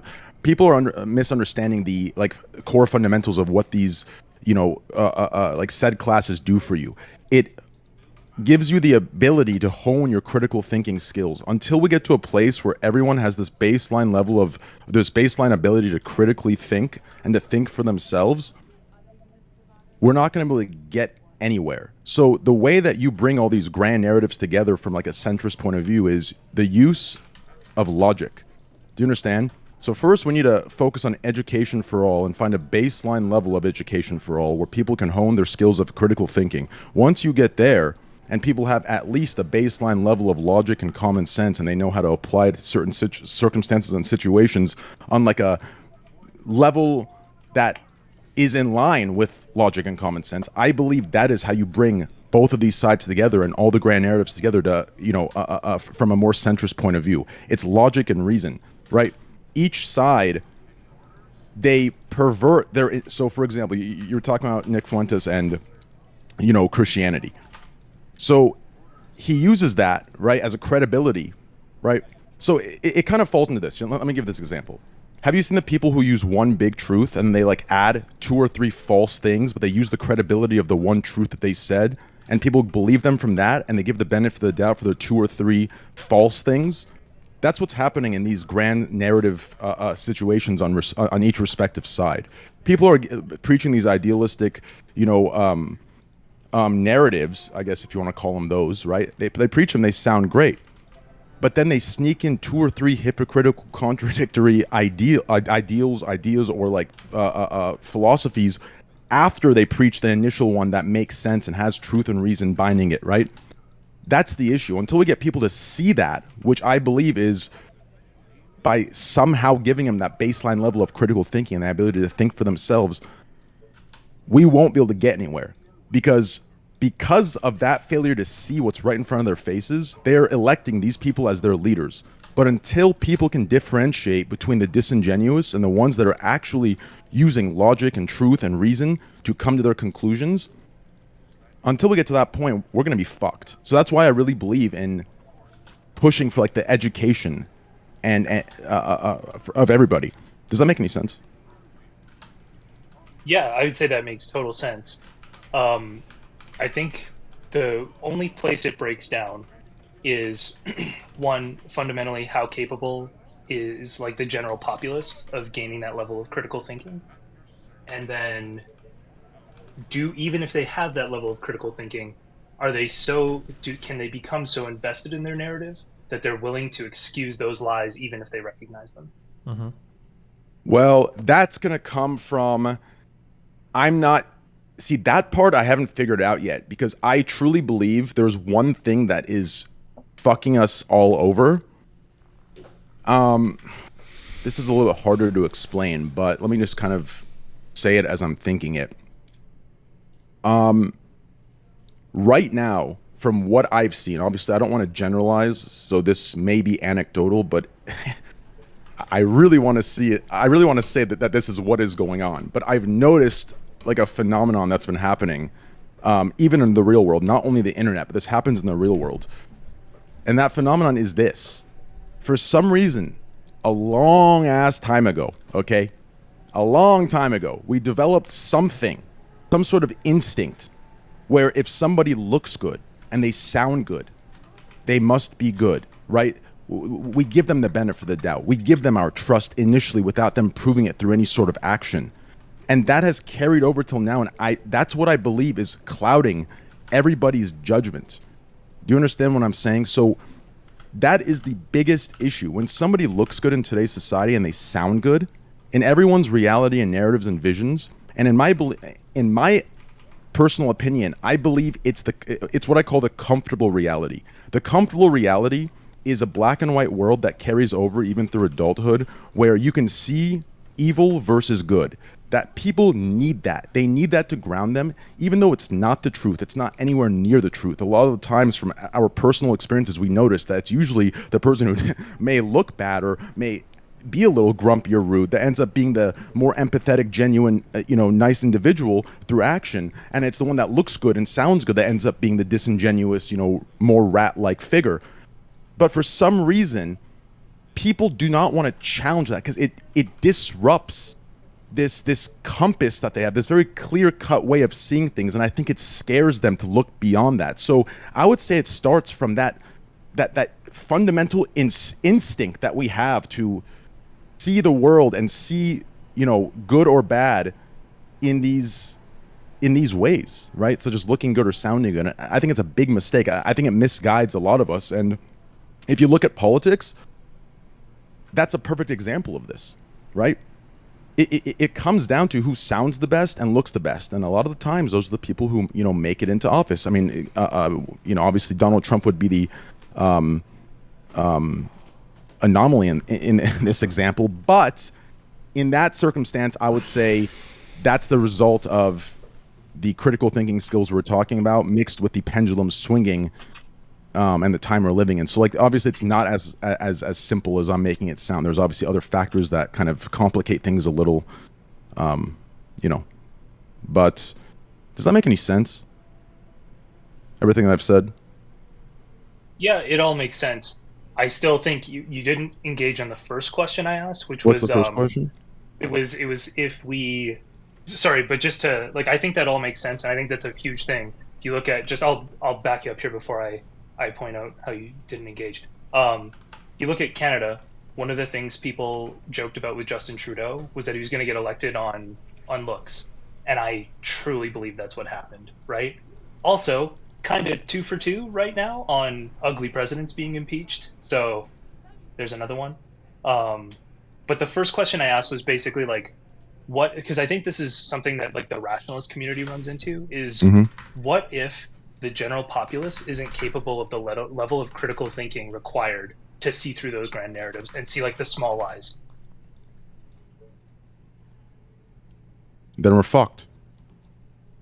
It's that simple. Like, then we are fucked. Like, if that is the case, then we are royally fucked. It's that simple. Like, I mean, maybe I would need to sit. I mean, yeah, I would need to think further about that. But my gut, I guess my reaction would just be, we're fucked. Yeah, like it's that simple. We're fucked. But I don't believe that's the case.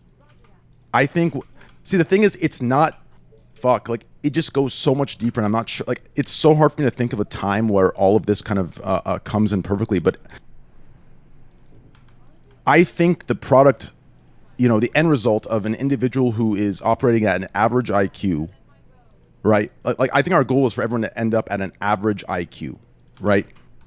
And I don't think it's only education that leads to that. I do think it is upbringing, right? So it's a perfect mixture of upbringing mixed with education,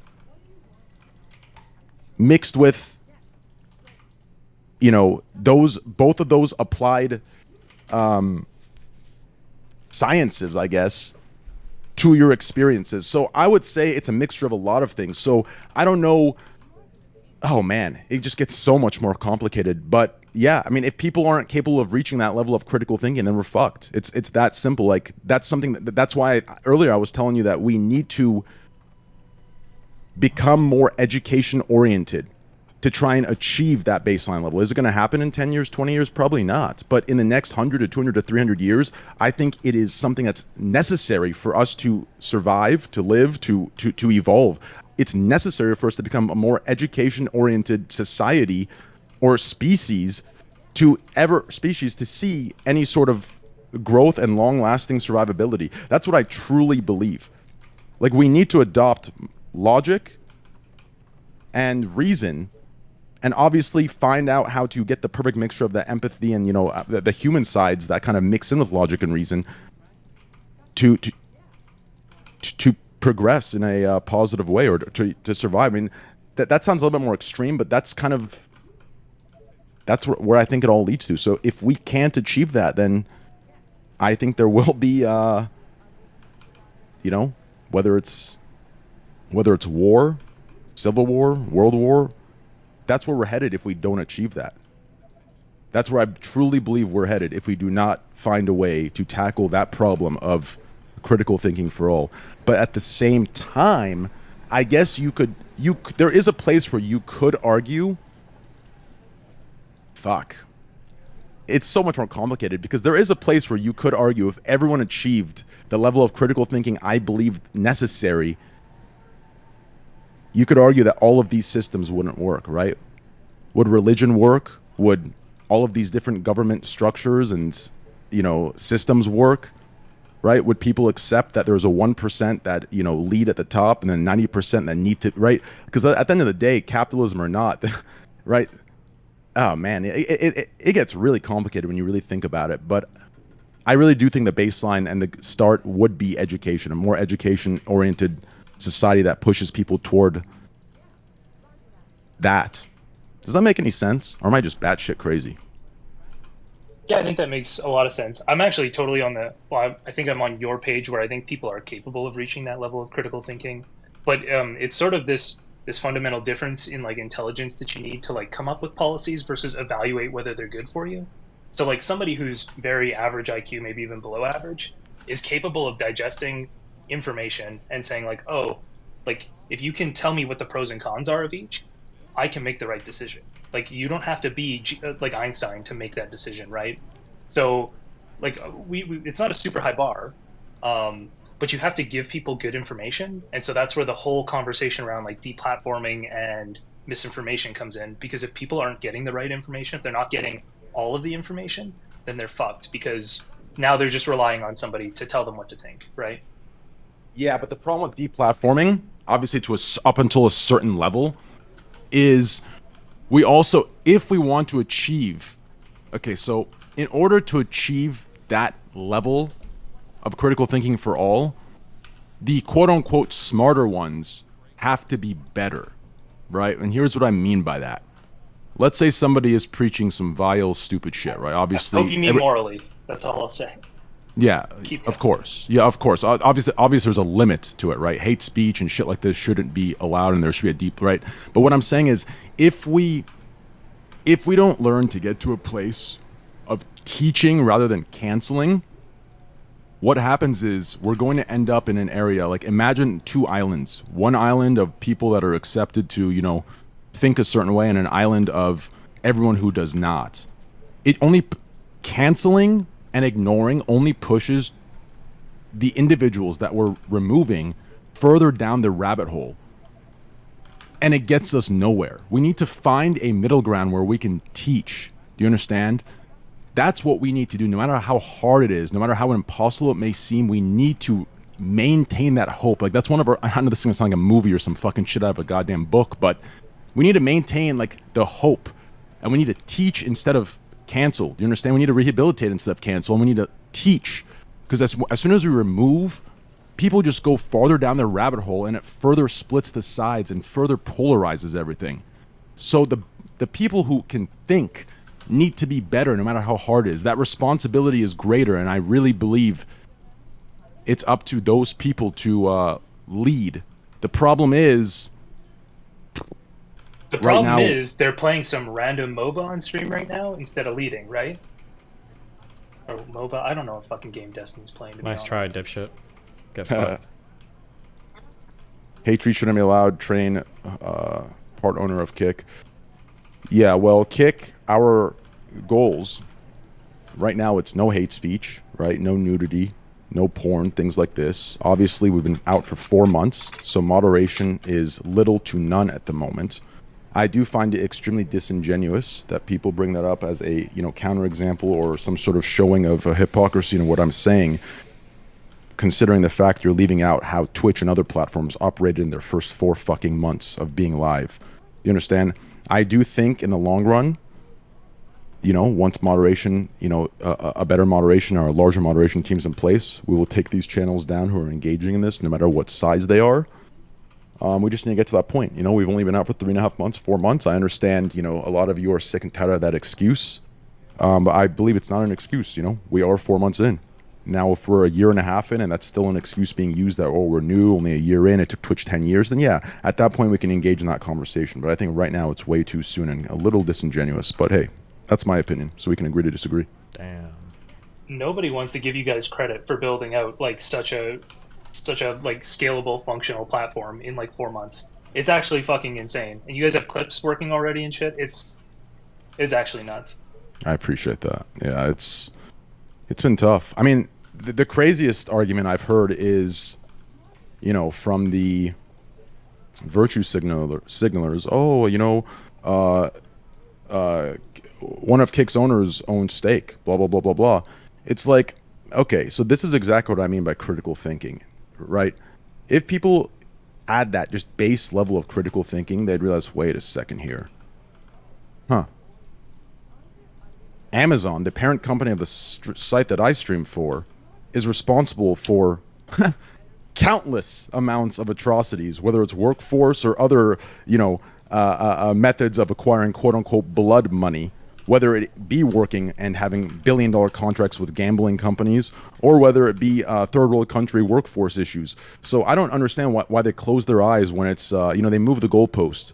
When it's a company that, you know, has found a way to run and dominate the world, and, you know, they close their eyes. But as soon as it's somebody running something else, suddenly their eyes open up and they want to, you know, attribute things that they wish to inconsistently attribute to their own parent companies that they work for. It's just very odd. But like I said, I don't want to start justifying lesser evils with greater evils, etc., etc. I think that's wrong as well.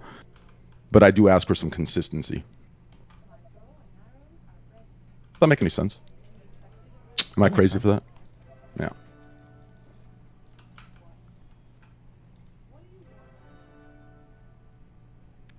Give me a quick second. I need to use the restroom. Yeah, be careful.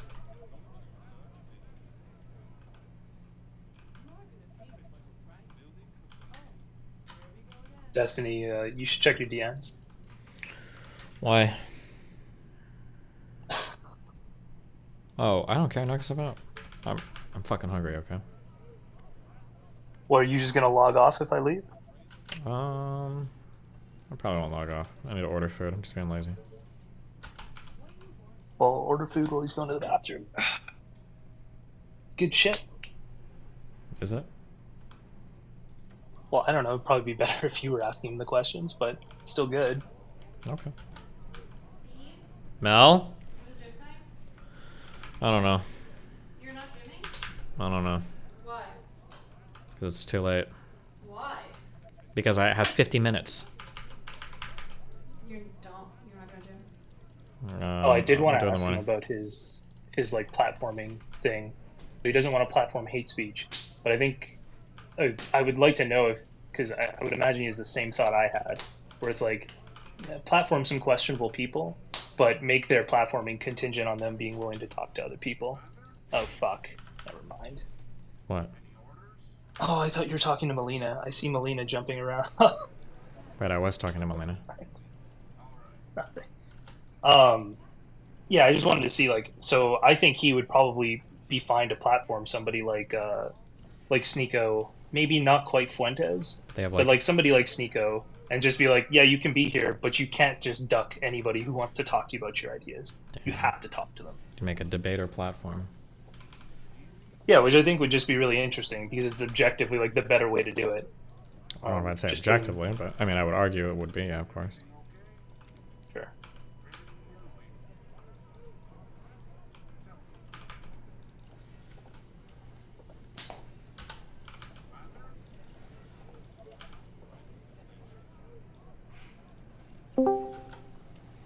Good evening, Destiny. Hey, what's up? How's it going? There's another guy on Discord with the same name as you, Destiny.g, but Destiny.gg. Damn. On my Discord server? Yes, on your Discord server. Oh, well, that's pretty weird. Playing 100 something. Playing 100 something? 100 %. Not percent. Okay. Well, what's up? What do you want? People were saying that you need to go into Destiny and talk to Destiny. Train is there. Oh, well. Are you soon coming over? Am I coming over to Kick? Yeah? Yeah, probably. I'm probably going to stream there on Friday, Saturday, Sundays, I think. Will there be any gaming? Or just talk with idiots like Sneeko? I mean, I imagine we'll play some games, but I mean, people watch me for politics mainly now. Why? Why? What are you doing? Have you played Diablo 4 at all? Yes. Do you like it? Is it fun? It was pretty fun. Did you beat it already? Did you beat the demo? Only the main storyline, but I haven't done all side quests. Gotcha, gotcha. Yeah. It was pretty, well, short. I don't remember how many hours it was, but it wasn't many. Mm-hmm. Do you think it's going to be more fun than D3? Are they hitting the mark, or...? I have to say, I have never played Diablo before. Oh. You ever played Path of Exile? No. Oh. I've only played FPS shooters. You're what? I'm dancing. Oh, okay. You've only played shooters. Gotcha. Yeah. Before Elden Ring, of course. Mm-hmm. Well, how's life going? It's going really well. I'm just laughing at this chat, farming emotes. No, my life is going well. What about yours? Pretty good. Are you on Kick like full time, or are you just like part-time streaming there, or what? Part-time. I do some late nights on Kick. Gotcha. We do the normal Twitch streams at daytime. Well, how are you enjoying it? Sell it to us. I think compared to YouTube, it is pretty similar to Twitch. It feels like the same almost streaming there. The only difference is that the moderation tools aren't 100% up yet. Compared to YouTube, it's way better when it comes to the interaction with chat, everything around that. Emotes is better. What more? Because I tried to stream on YouTube as well, and YouTube feels more like it's set up to stream like bigger events where chat doesn't matter at all. Well, I mean, it probably can. I just ignore them. But I know what you mean, yeah. Yeah, of course. You ignore them, or you have your own chat, Destiny GG chat. No, I ignore DGG too. Fuck them all, okay. That's true. Well, then it doesn't matter, probably. Then they just need a picture anyway. True. No, I was just curious how you felt about it. No, but it is very similar to Twitch. That's how it feels. Gotcha. And the viewers enjoy it way more than YouTube. Because when we tested out YouTube a few days, they hated the streams. Because of the chat stuff and the emotes and everything, or what do you think? Yeah, mostly because of that. And when you're on Twitch, you can farm viewers just by doing something that shows off a thumbnail. Yeah. But you can't do that on YouTube. Oh, true. You have to have, like, people need to be, like, actively I'm back. Clicking and engaging with everything. Yeah. Yeah. Hello, Tyler. Hello.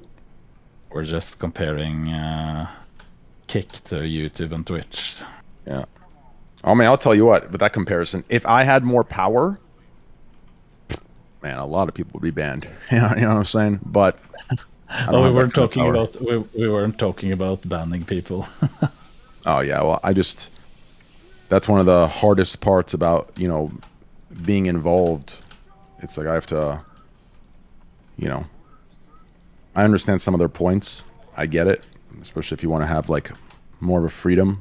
Obviously, the line would be hate speech and all these other things, which I still see from time to time, and I definitely report it. And believe me, I am. If people saw, what I type to these owners and stuff, I go in. Problem is, that line is obviously, except for the obvious stuff like hate speech and shit like that, like the line of what should be allowed and what shouldn't be, it's tough, especially looking at other platforms and other things. It's so tough, because like I have my ideas that are more like in the middle, that are off that reason and logic we're talking about, that I just think some things that they shouldn't be allowed. I really don't believe it. But then on the other hand, once you go down that path, right, you end up in a situation where you're getting rules on rules on rules, rules for rules for rules. And it's like, where does it end? Where does it stop until you have a platform that is literally, now pushing one political side? It's just like, it's tough to find that happy medium, right? Because you have two vocal minorities on the internet that are just constantly bitching. Oh, why is this allowed, right? And then the other one saying, why is this allowed? And then no matter what's a lose-lose if you're trying to stay in the middle and have a more reasonable area. But I do agree that there's a lot of things that should be banned. I've been pushing for it, but it's been I don't have that kind of power as far as the bans go. But I think that doesn't mean I'm going to stop bitching. Believe me, I'm still bitching. But anyways, go ahead. I think as long as you make the creators feel more safe from those accident bans, I think a lot is done. Oh yeah, the one thing that I really want to do, and I've been pushing very hard for, is transparency on bans.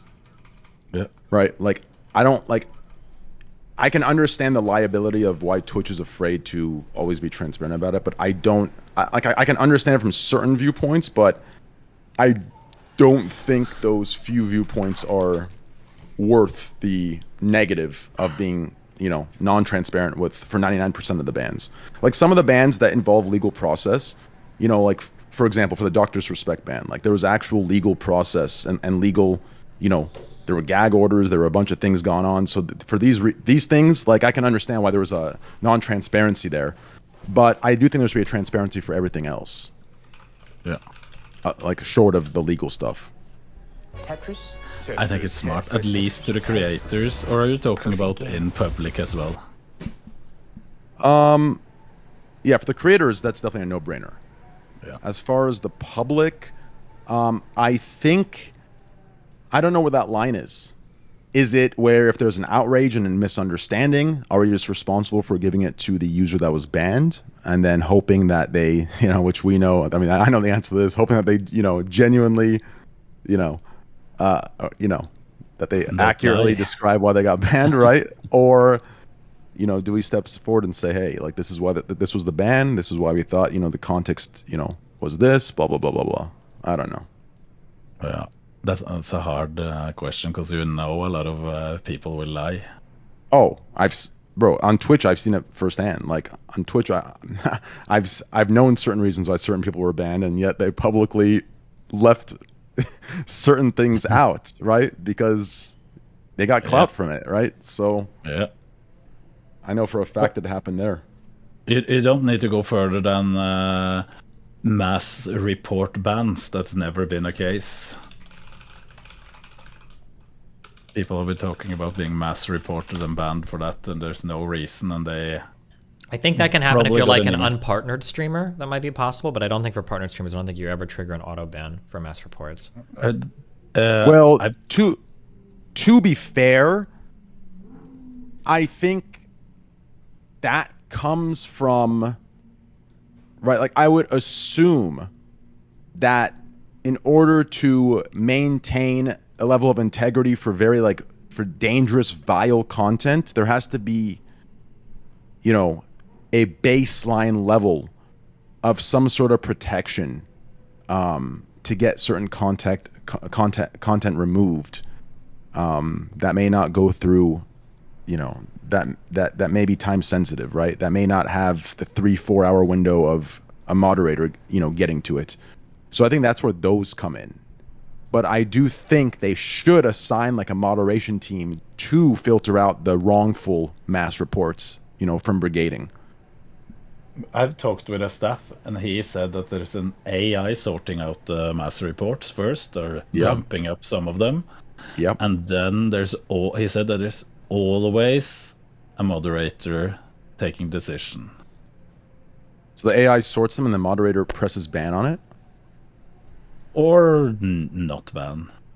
Or not ban, yeah, that's what I'm saying. Yeah. So that's interesting. So the AI sorts it, and then the moderator has to actually like enforce. Yeah.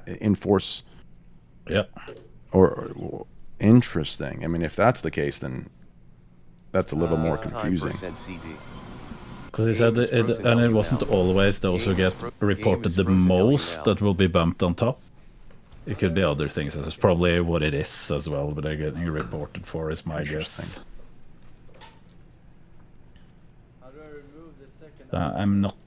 I haven't seen the system, but I saw XQC claim to have seen his reports. But it could... What he said was pretty much in line with what a different guy told me that works on Twitch.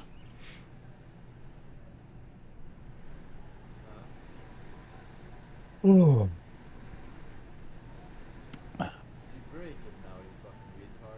True. Yeah.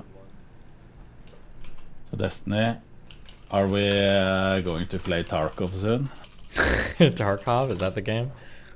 That is the game. What do you play mostly now? Is it usually Tarkov? Shooter games, it has been mostly Tarkov, and I played some CSGO as well, because the rumors of a new CS. Oh yeah. Do you think everybody will be playing Counter-Strike 2, right? I would guess they're doing that in the beginning, at least. Yeah, for sure. That's gonna be fun. Yeah. The only issue with Tarkov will be all the cheaters. But I'm not sure how bad it is right now, because they had like a mass ban or something. Other than that, I played a little bit of different games. It's time for Sen CD. Game is frozen. LUL. Do you think Forson's on the run right now? No. He has been doing this for months. Whoa, bruv. Yes. There's a clip on LSF every day of him dying in Minecraft. This is the run. He's about to break the record, okay? It's gonna happen this time, alright? Maybe.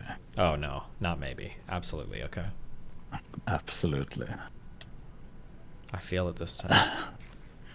As long as the portal point isn't in the lava, right guys? It just can't be in the lava? Game is frozen. LUL. I feel like having locations where you're supposed to throw an ender pearl, that feels kind of cheaty on the calculator, guys, no? Do like pro speedrunners use these things? I've never played Minecraft, so I don't know. Is there any new games coming out soon that will be yeah, like CSGO or League of Legends, GTA, that will be played for years? I have no idea.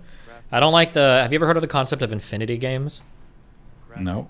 It's kind of interesting that we have this concept now of like an infinity game where there's like games that come out and you're just kind of supposed to play them forever. Like another one doesn't come out. So like League of Legends, Dota, like these are like infinity games. I wonder how much of like the overall game playing space they occupy for people's time, right? Would we have other games if people weren't playing League of Legends or, you know, I don't know. Or maybe.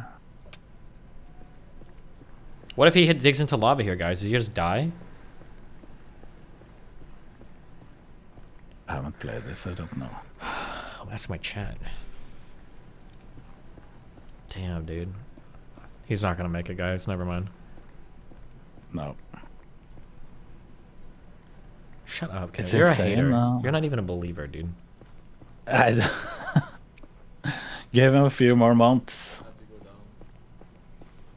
Oh, but Forsen, it's funny to see how his chat can entertain themselves. They're just sitting there. I don't think they're even watching him.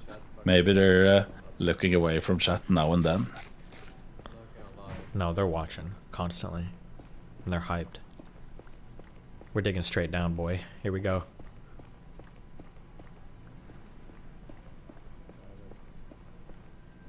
Where are we going, guys?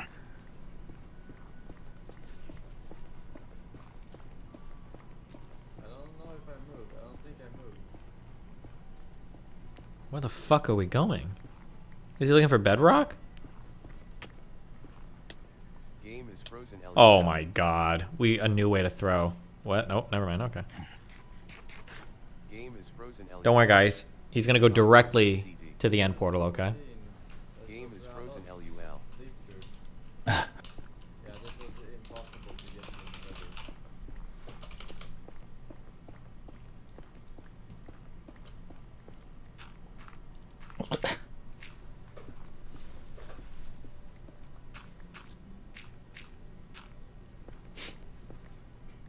Nice. Wait, hold on. He's fighting for his life right now, okay?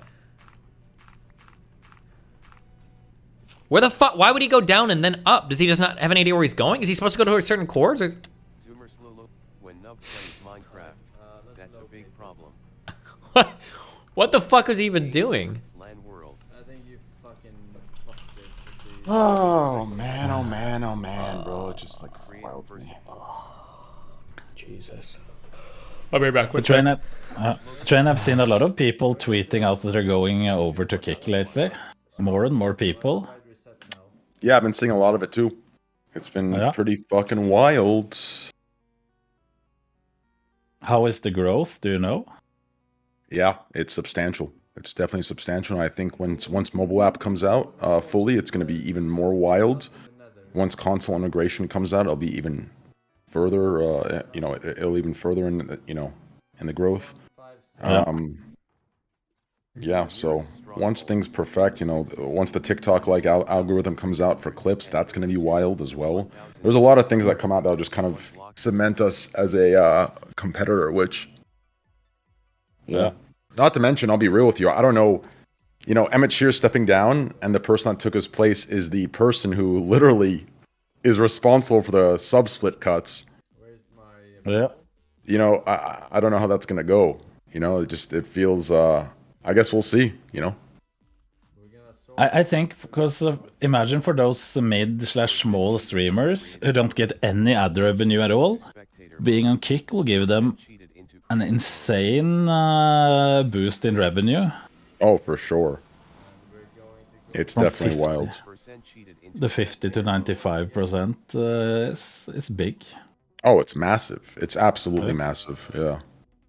I saw Zorro was tweeting that he had some offers for a month deal for ads. I think it was like $20 to $40 in that range. Oh yeah, the ad incentives are disgusting over there on Twitch. It's just I've seen some crazy ones. Like I saw one on like a mid-sized creator's channel that said or maybe it was like a larger creator. It said play like 7 minutes of ads per hour and you'll get paid anywhere from $4,000 to $12,000. It's like if you can't even give like 7 minutes of ads per hour is a lot, right? I mean, not to give a closer, set of numbers, or an estimation of what you're going to get paid is wild. Like, imagine playing 7 minutes of ads and they say between 4 and 12,000, and they pay you 4,000. Like, what the fuck? But I've never gotten between anything. I've always gotten just a number. Yeah, it's new. It's new. It just recently happened. Yeah, it's something I new. haven't seen that. Yeah. But I guess those larger creators, they can actually get a good amount of money for ads. Well, see, the problem is, and I'm surprised the largest creators don't talk about it, especially the ones that, virtue signal 24/7. There is a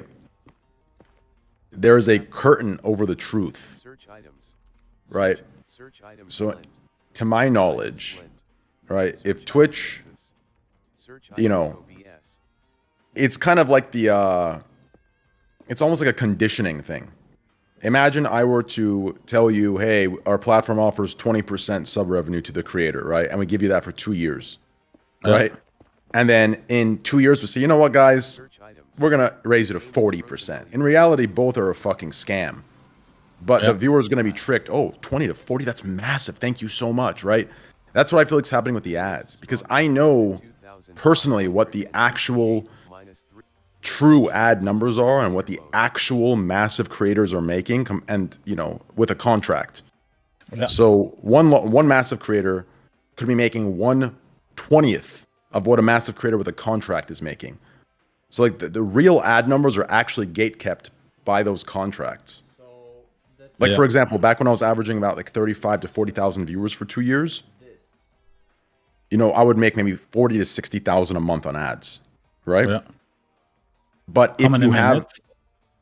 I don't know, maybe like 3 minutes, I don't know, 3 to 6 minutes per hour, right? Yeah. Somewhere between that. And that's the range of 40 to 60K. Yeah. But I know if you have an actual like contract for ad revenue, like an ad heavy contract, that 40 to 60K, for some a month is 40 to 60K for some a day. So a stream. Yeah. Right. So like until the veil is pulled back to what the real numbers and what the real CPMs and what the real, values are, I truly believe they're being conditioned to feel like they're being taken care of, but in reality, they're being ripped off still. Yeah. I talked to a creator. He told me that he had a stream that didn't even last that many hours. And yes, the viewership was good, but probably in the range of 40,000 viewers that you have. Maybe a little bit more for that stream. And he earned $22,000 in one stream from ads alone. I didn't say the name because I don't want to say the name. Wait. We were talking about... So talking about Twitch ads. Pretty much, I was talking about how... I guess the TLDR would be this. Okay? I was saying the ad incentives are complete fucking trash, and I believe until the veil is pulled back... Wait, you think the ad incentives on Twitch are trash? Yes. Yes. Completely trash. Wait, why do you think they are too, Canute? Yes, they're the dog shit. Let me give you an example, Destiny, of what's going on. Okay. Wait. So- Hold on. I just came back. What was it? I just missed about a guy making $22,000 in 1 hour on ads. Yeah, but that wasn't the ad initiative program. He had a contract. He has a contract with Twitch, so he gets the real revenue split. Oh, okay.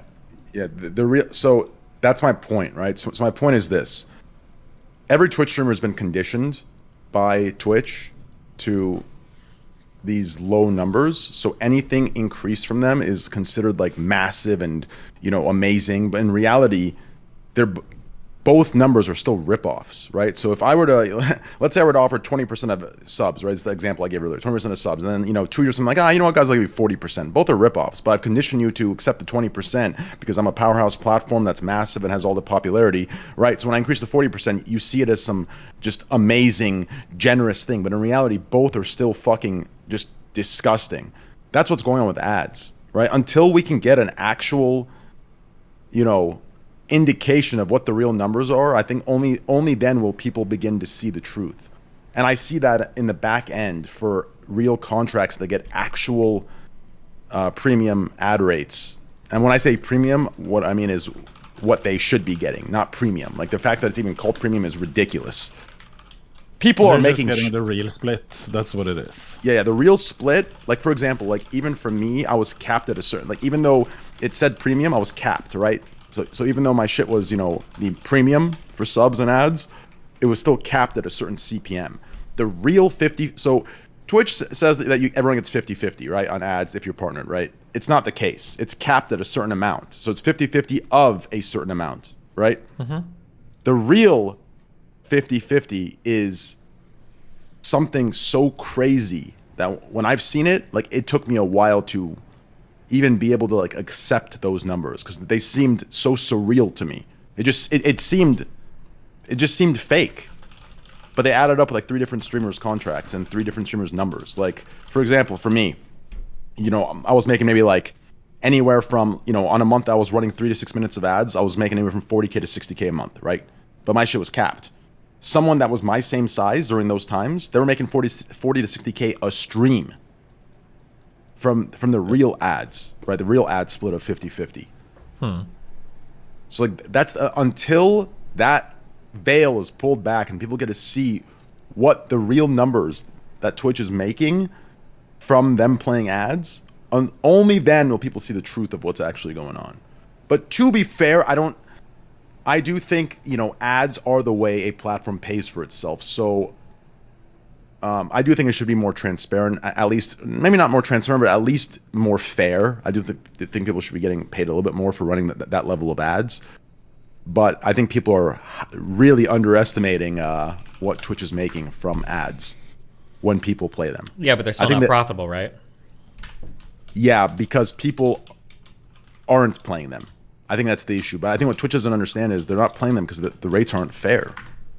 If you were to actually offer, like, even just I don't know if fair. Do you know if YouTube is profitable yet? YouTube gaming or YouTube? Just YouTube. Profitable for Google. I'm not sure. But Destiny, you wouldn't run ads either. Like if you got offered $40 a month.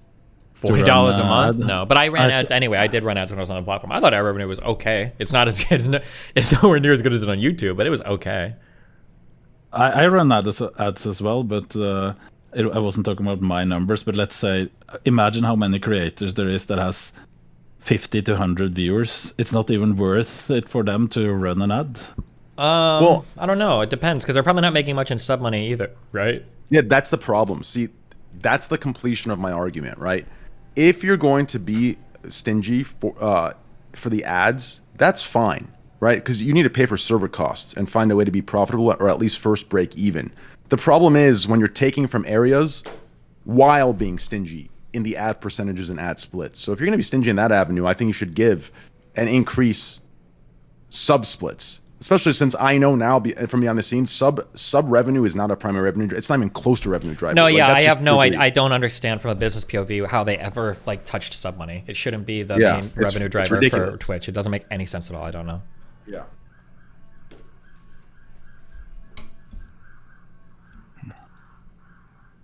But as I said, Destiny, that's reality for a lot of streamers that has like 50 viewers. They get even less viewers from running too much ads. Oh, and potentially, they don't make yeah. any Yeah, potentially, and they don't even get any money from it. Like if you got paid $40 a month for running 7 minutes with ads an hour, you would rather just play 1 minute of ads and have $10 or $5. Yeah, for sure. Yeah, I think there are some things that lend themselves really good to advertising. I'm just like, for instance, playing like League or StarCraft. Games like that are really good because you can play the game. When the game finishes, you run the ads and then you start your next game. Especially in League when you're waiting in queues, or StarCraft like between a game. But if you're not doing stuff like that, then yeah, it's kind of shitty because you're like running ads to cut off your content is like really shitty. Yeah. Yeah, but ads now on Twitch is on auto. Wait, for everybody? No, if you accept the ad money. Oh, if you accept the incentive or whatever? Yeah, because if you don't do that, there's nothing.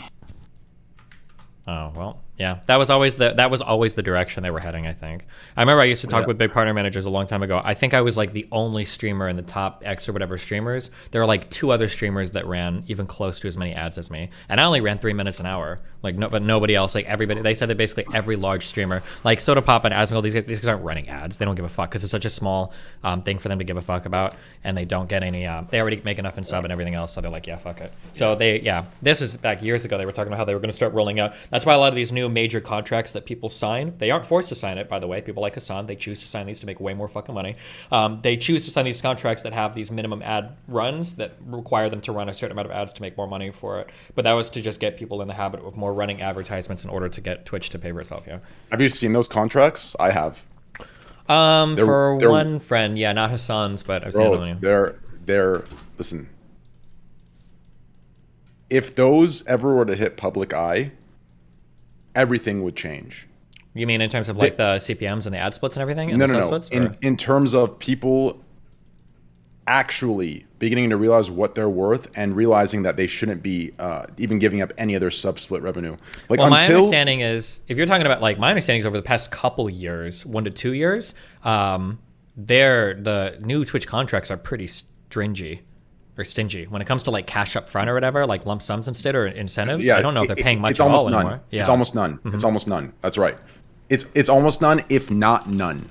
But you have to understand, if these deals aren't based on a money value up front or even at the end of the year. They're based on a true 50-50 ad split. Nah. And that, yes. And yes. No shot.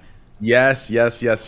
And that number comes out to anywhere from, for these larger creators, that comes out anywhere from to 6 to 10 million a year. No shot. Yes, I've seen it. It's talent acquisition money. The contracts that you guys are writing at Kick, the contracts that Rumble are writing, these are not contracts that are based on the true value of a creator based on the money that they bring in. No, but even on Twitch, those contracts are not written as the true. It was for talent retainment. They wanted to retain talent so that they weren't bought off by other platforms because that can lead to like snowball effects. No. I'm referring to the more stingy deals that people like, these special deals that are in effect are ad heavy. And yeah, they are, but that's I think that's so Twitch can try to recoup some of the money. But those big lump sums that were paid up front, like I don't think Hassan is making like millions of dollars. There is no lump sum. What I'm saying is retention. It's an ad incentive. It's an ad heavy incentive deal. Oh, so there is no lump sum, but because of the true 50-50 split, if they run their ads, they're getting more than what they get if they did get a lump sum. So as long as those ads are being played on that heavy ad incentive deal with the true 50-50 split, they're going to be making more than what they'd be offered for the lump sum deals. Oh, that's potentially true. Yeah. No, it is true. I've seen it. Sure. I've seen it. The numbers are wild. Like, so that's what I was referring to earlier when I told you, on a good month, I'd be making 40 to 60K a month on ad revenue. People on those contracts, if they're running ads with those view counts we're talking about, 35 to 40K viewers, they're making 40 to 60K a day. Sure. Obviously, on good ad months, on bad ad months, maybe they're making 20K a day. But on true splits like that, that's what those contracts are for. It's ad incentive contracts, no lump sums. It's fucking wild, bro. Like if those that's what I'm referring to. If those deals hit the public eye, people wouldn't be fighting. I mean, they'd want the 50-50 true split, but Twitch wouldn't give it to them. But at the very least, they'd be fighting for increased sub splits. Because like you said earlier, and like I said, and like Devin Nash has backed up with the numbers, it is not right. Taking sub revenue is not even close to a primary revenue driver. It's I don't just know pure why greed. they would even. It's just pure greed. Well, it's not even greed because they're not even getting much from it. It's just stupidity. It's such a bad optics look, and they're not even making much money off it. I still don't understand that, but who knows? Yeah. But I think Twitch is obviously having a lot of problems right now. We'll see how they land, I guess, on everything. Well, the new CEO, which was the president, is the one that furthered the cutting of the sub splits. So Hassan making 10 million a year. I think Hassan is making at least. I think so. If not, I think he's like close to it. That'd be my guess. It's clearly that they have some trouble and that they want to keep viewers by not banning certain streamers that have done. Well, I don't know actually. I understand what you're saying if you're referring to the Kai Cenat stuff, but like, I think that maybe they're starting to reconsider, but I think Twitch's ban policies are incompatible with the WL community. And that's like it represents like such a new, huge potential community that Twitch could have. And they've banned like 3 of their largest creators from the platform. Speed, I think, is banned. Jadian is banned. Sneeko is banned. Aiden is banned. Like, holy fuck. Like, how are you going to kneecap yourself so fucking hard in a market where you're like desperately fighting for new viewership and you're having like dips and even new streamers? Like, yeah, I don't know. I think. Yeah, but that's what I'm saying. That's why they're not banning them. Well, maybe now, yeah, but like they should unban all those other people, or even like me. Like I'm not necessarily on this tier, but like Jesus Christ, like yeah, like I mean, like it just seems like the banning shit is like just so fucking wild that your moderation policies are actually like hurting your platform that much. Like, are people really staying? Like, is Twitch really like cultivating this, you know, like such a friendly platform that you're drawing all these new viewers and shit? I don't know if I believe that. Like there are safe spots on Twitch, which I think are fine, and you can hang out there. I don't think you need to like so aggressively ban like all the other streamers because you're so worried about them. I think that's a little cringe. I mean, I think a good heads up to them would be those very rules that cater to those very large streamers. Those very large streamers themselves, half of them left to another platform. So it's like that should be a wake up call to themselves. Wait a second, you know, these communities and creators that we're kind of catering to and pandering to, these motherfuckers were leaving, right, for the paycheck, which is fine. I'm not, you know, I don't think that's an issue, but that should be a wake up call to them to realize, wait a second, maybe we should open up a little bit. Maybe we should get with the times, you know? Yeah. I don't know. You're talking about those who went to YouTube? Yes. OTV, a lot of them? Yeah, Twitch just they don't make any like new products or anything. Like what like the fundamental like nature of like the Twitch business is like not changed in so long. I don't know what the fuck. Like when was the last like update that happened you got excited for on the website? I repeat the same mantra like every couple of years and it feels like there's just nothing. Oh, it's a fact. It's a fact. And then all the changes that do happen, I'll be honest, they're almost inconvenient to creators that have been there for a while. Like they're just like UI changes that are unnecessary. Like it's almost just like something to make it look like they're doing something. Sure. Right? Like they do a couple they do a couple UI changes, or they add like a feature that no one's really going to use, or it's not really something that can be applied to everyday streaming, which I guess shows their disconnect with streamers. And then what they'll do is the actual fundamental like revenue driving policies that make streamers want to work harder, they cut in half, right? They cut those in half, but then they add these other. It's wild to me. I don't know what the fuck's going on over there. I don't know. What was the last change they did? I haven't seen much lately. Only one I remember is them removing the host feature. I hated that. I hated that host removal thing. I hate rating. You like hate rating? Wow. No, I said I hate rating. We all heard it. It's the host. The hosting was just so much better. You just host and you get off. The rating was just so. I don't know. Hosting was really nice as well. Let's say I was on a different stream, did some collabs when I was on Nick's stream. My community could sit in my chat and just watch it from there. As an example. Yeah, they can converse with each other. It was good. Definitely. It was good stuff. Yeah, they have added in a new feature some guest star. Have you seen that one? Yeah, I saw that. Yeah, the guest star thing. So now we can have viewers on stream and not having a risk of being banned. Because they will get banned themselves. Their accounts are connected to our streams, so they will be banned instead of us. Nice. And that's going to be loopholed so hard by toxic people. Yeah. But I do think that's a good change. I actually like that. It is a protection for creators, at least. Yeah. Well, I think the next protection I need to do is stop fucking banning, you know, like, I keep thinking about that ban that XQC got for showing we're talking like you had to stop it in the millisecond frame. And then even in that frame, it was a pixel. Like, it wasn't even a clear nipple. It was a pixel of, like, the areola that you could see the difference in the, like, color between the skin and the areola itself. And then he got hit with the 24-hour for that. Like, that's ridiculous. Like, that... Like, if you're having dude, I've caught bans for stuff like that. There was an Indian, like, fucking YouTubing. It was a video on YouTube, so they didn't even know it. And the and there was, like, it was one frame of a guy jerking off into the camera. Like, you couldn't even tell. It was so pixelated. And I caught a ban for that, and I had no fucking idea. I even had a moderator that was, like, going through my donos to make sure I didn't get anything like that that showed up. But, like, yeah, I was like, I can't even believe this. You guys have, like, the fucking ninja eye for dicks or something. Like, Jesus. Yeah, facts. Like, it's wild to me. And it's like... In my opinion, there is no excuse for that, especially when they add the context matters clause. Do you understand? Like, that, so even if you don't add that, I don't think I should be banned. But once you add that, that should definitely never be a ban, right? Because the context isn't around that, right? You can tell the context of it is, you know, it showed, you ignored it, you moved on, right? And if they gave you features where you can cut it out of your VOD before publishing, we would, but they don't. No. We don't want to do an entire fucking 16-hour VOD because of a millisecond of pop-up, right? Give us a feature to black the screen out in that VOD.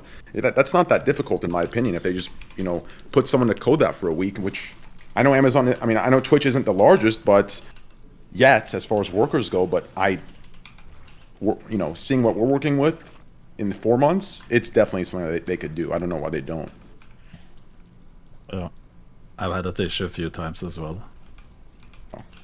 It's annoying as fuck, deleting the VODs. Pretty goofy. Hopefully they increase sub splits at the very least.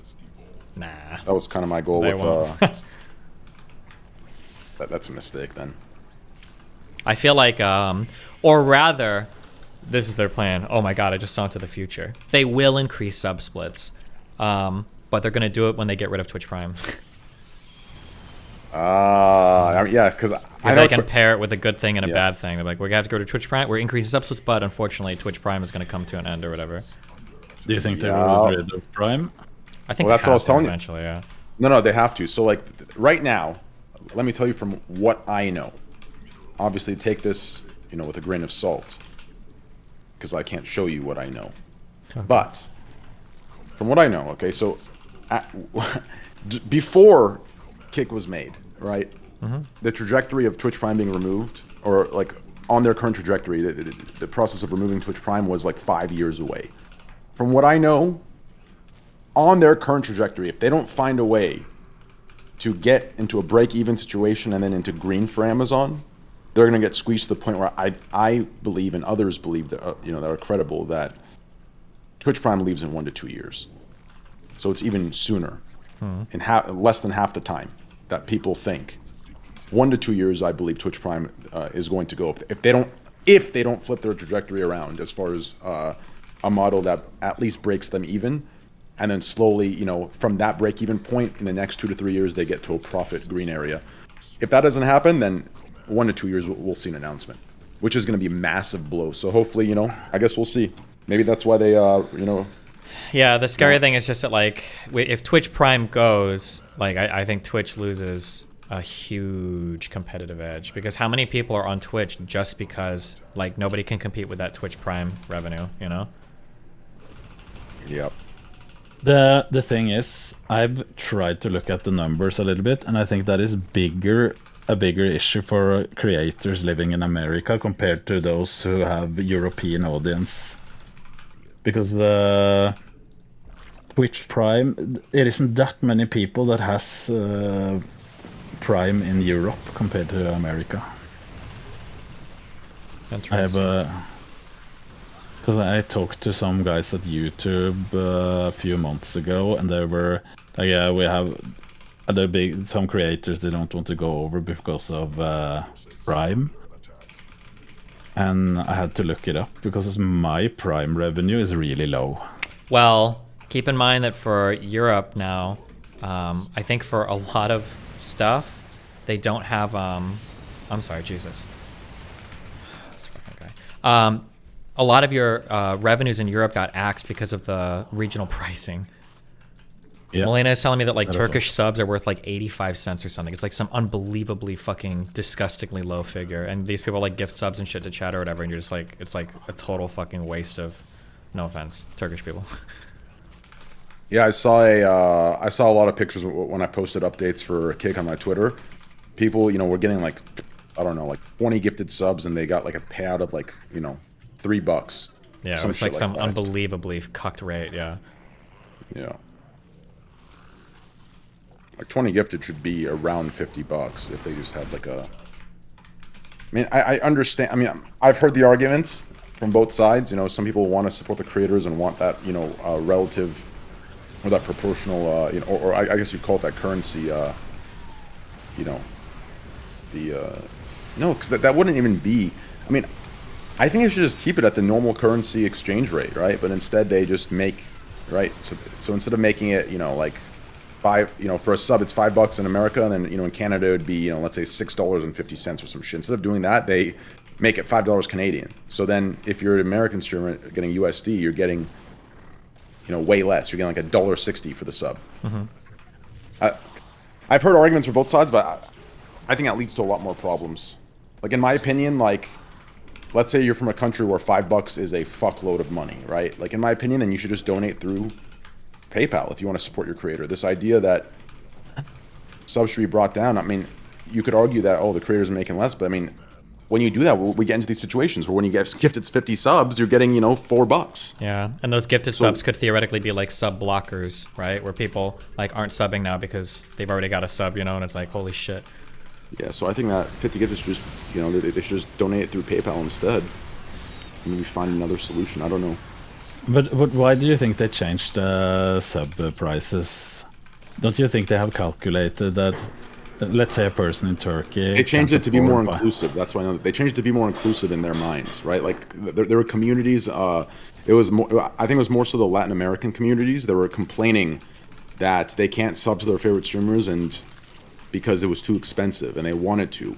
So this was like their solution to it, instead of kind of like standing a little stronger and explaining, finding a different solution to it. I think they just gave in and gave people what they wanted to be more inclusive, not realizing that, on a creator side, I don't know. That's a very tough discussion to have. This discussion, in my opinion, leads to what we were talking about earlier, Destiny, before Canute joined, right? Like having a discussion like around like, for the pursuit of truth versus, having a more touchy conversation and people, pulling out bullshit gotcha moments to make you look a certain way, right? Because if I were to say like, I don't find this to be practical, I can see, an attack coming from different, areas that, don't understand what I'm saying because, does that make any sense without me having to say it? I think so. They're just trying to be inclusive, right? No, I was referring to the second part. Yeah, the first thing I said, yeah, they did it because they're trying to be more inclusive. Canute. Yeah, but also because if you calculate total money in, let's say, you get way more subs from a country where they lower the prices because now they can actually afford to sub to some streamers instead of not being able to afford. Yeah, I mean, like, that might be the case, and I'd be interested, I guess, in hearing, like, what streamer experience... I just know, like, I'll see, like, Melina with, like, 5,000 subs making, like, $4,500 a month, and I'm like, what the fuck? I don't even know how the fuck this is possible. It seems so stupid. Yeah, so I guess now that I think about it, it comes down to... See, the problem in that structure comes down to the disconnect between viewer and streamer, right? It depends how the viewer and streamer kind of sees a subscription. If the streamer is seeing it in a light of, that community bond, then it all works out. But if the streamer is looking at the end of the day to make ends meet, then obviously there's going to be disconnect between the viewer and the streamer. The viewer is going to like that, inclusivity for the price adjustment because they can sub to their favorite streamer and show that they want to be a part of a community and show that support. But then on the streamer's end, that might be trying to make ends meet. When they get 5,000 subs and they compare it to someone else with 5,000 subs, they're going to kind of be like, damn, like what the fuck's going on here? Not realizing. So the issue is you can't see both sides. If that streamer could see a world where maybe this price adjustment wasn't in there and the streamer would have maybe 100 subs, then maybe they would be more accepting to this price difference, right? But I think the problem is now with the price adjustment, the streamer's imagining, oh wow, what the fuck, I'm getting fucked with 5,000 subs. But the real question is, would you still have 5,000 subs if the price adjustment didn't happen? No, yeah, I understand what you're saying. There's like a theoretically an opportunity cost. Yeah, that's the issue. But I think even like psychologically, it's hard to see. It's hard to feel that, right? It's just gonna feel bad if you look at it, you know? Oh, for sure, yeah.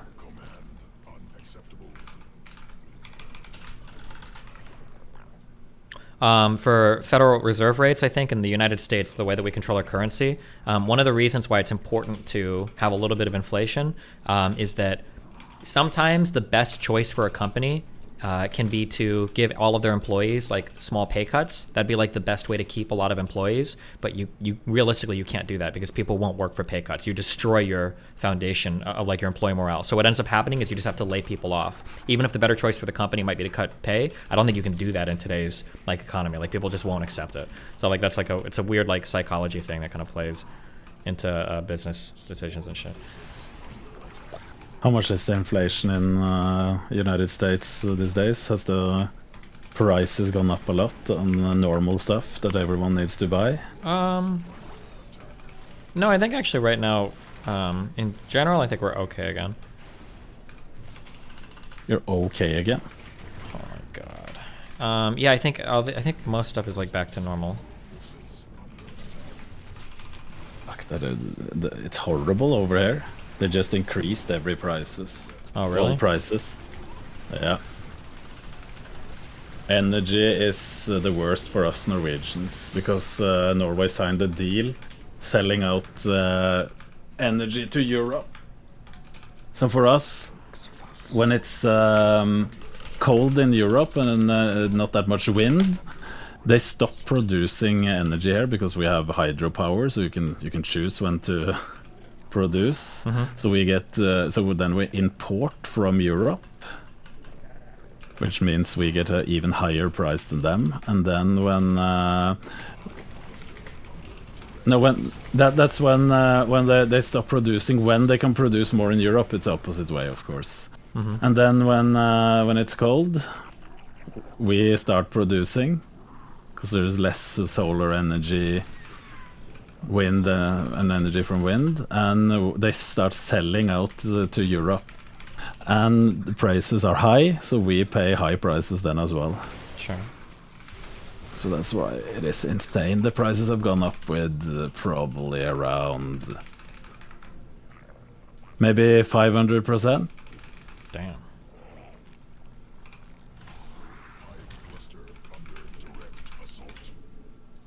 At least when it was cold in the winter.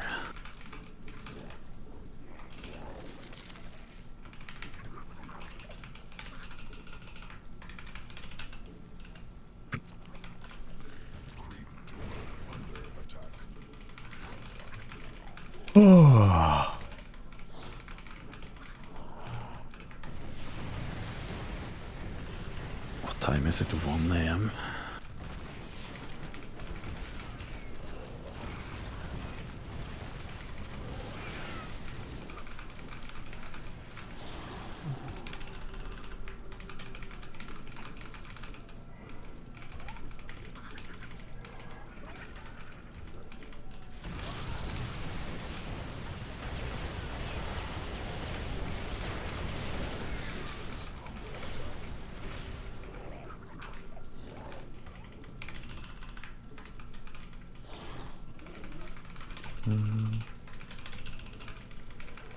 Somebody's finally people are seeing some truth. Wild to me, bro. I don't think I've ever won a battle against a late game tournament. I mean, it's just just like the control. I don't even know what I need to do to win this. What game were you playing before this? Some zombie Tower D game, kind of. It's called There Are Billions. Okay, cool. This is StarCraft, yeah? Yeah. What faction are you playing, or what? Zerg. Who just joined? You know what you need, Steve. Just build some lurkers. Yeah, against mech like this? Of course. How? He outranges me with like every fucking thing he's got. Oh, is that Terran you're playing against? What is it? Terran, Zerg, Protoss? Yeah. You got it, buddy. You build some Vipers, pull in his units the moment he moves close. You have 2 control groups. His thing outranged his fucking Thors, I'm pretty sure outranged the Viper pull. Yeah, but it's worth it.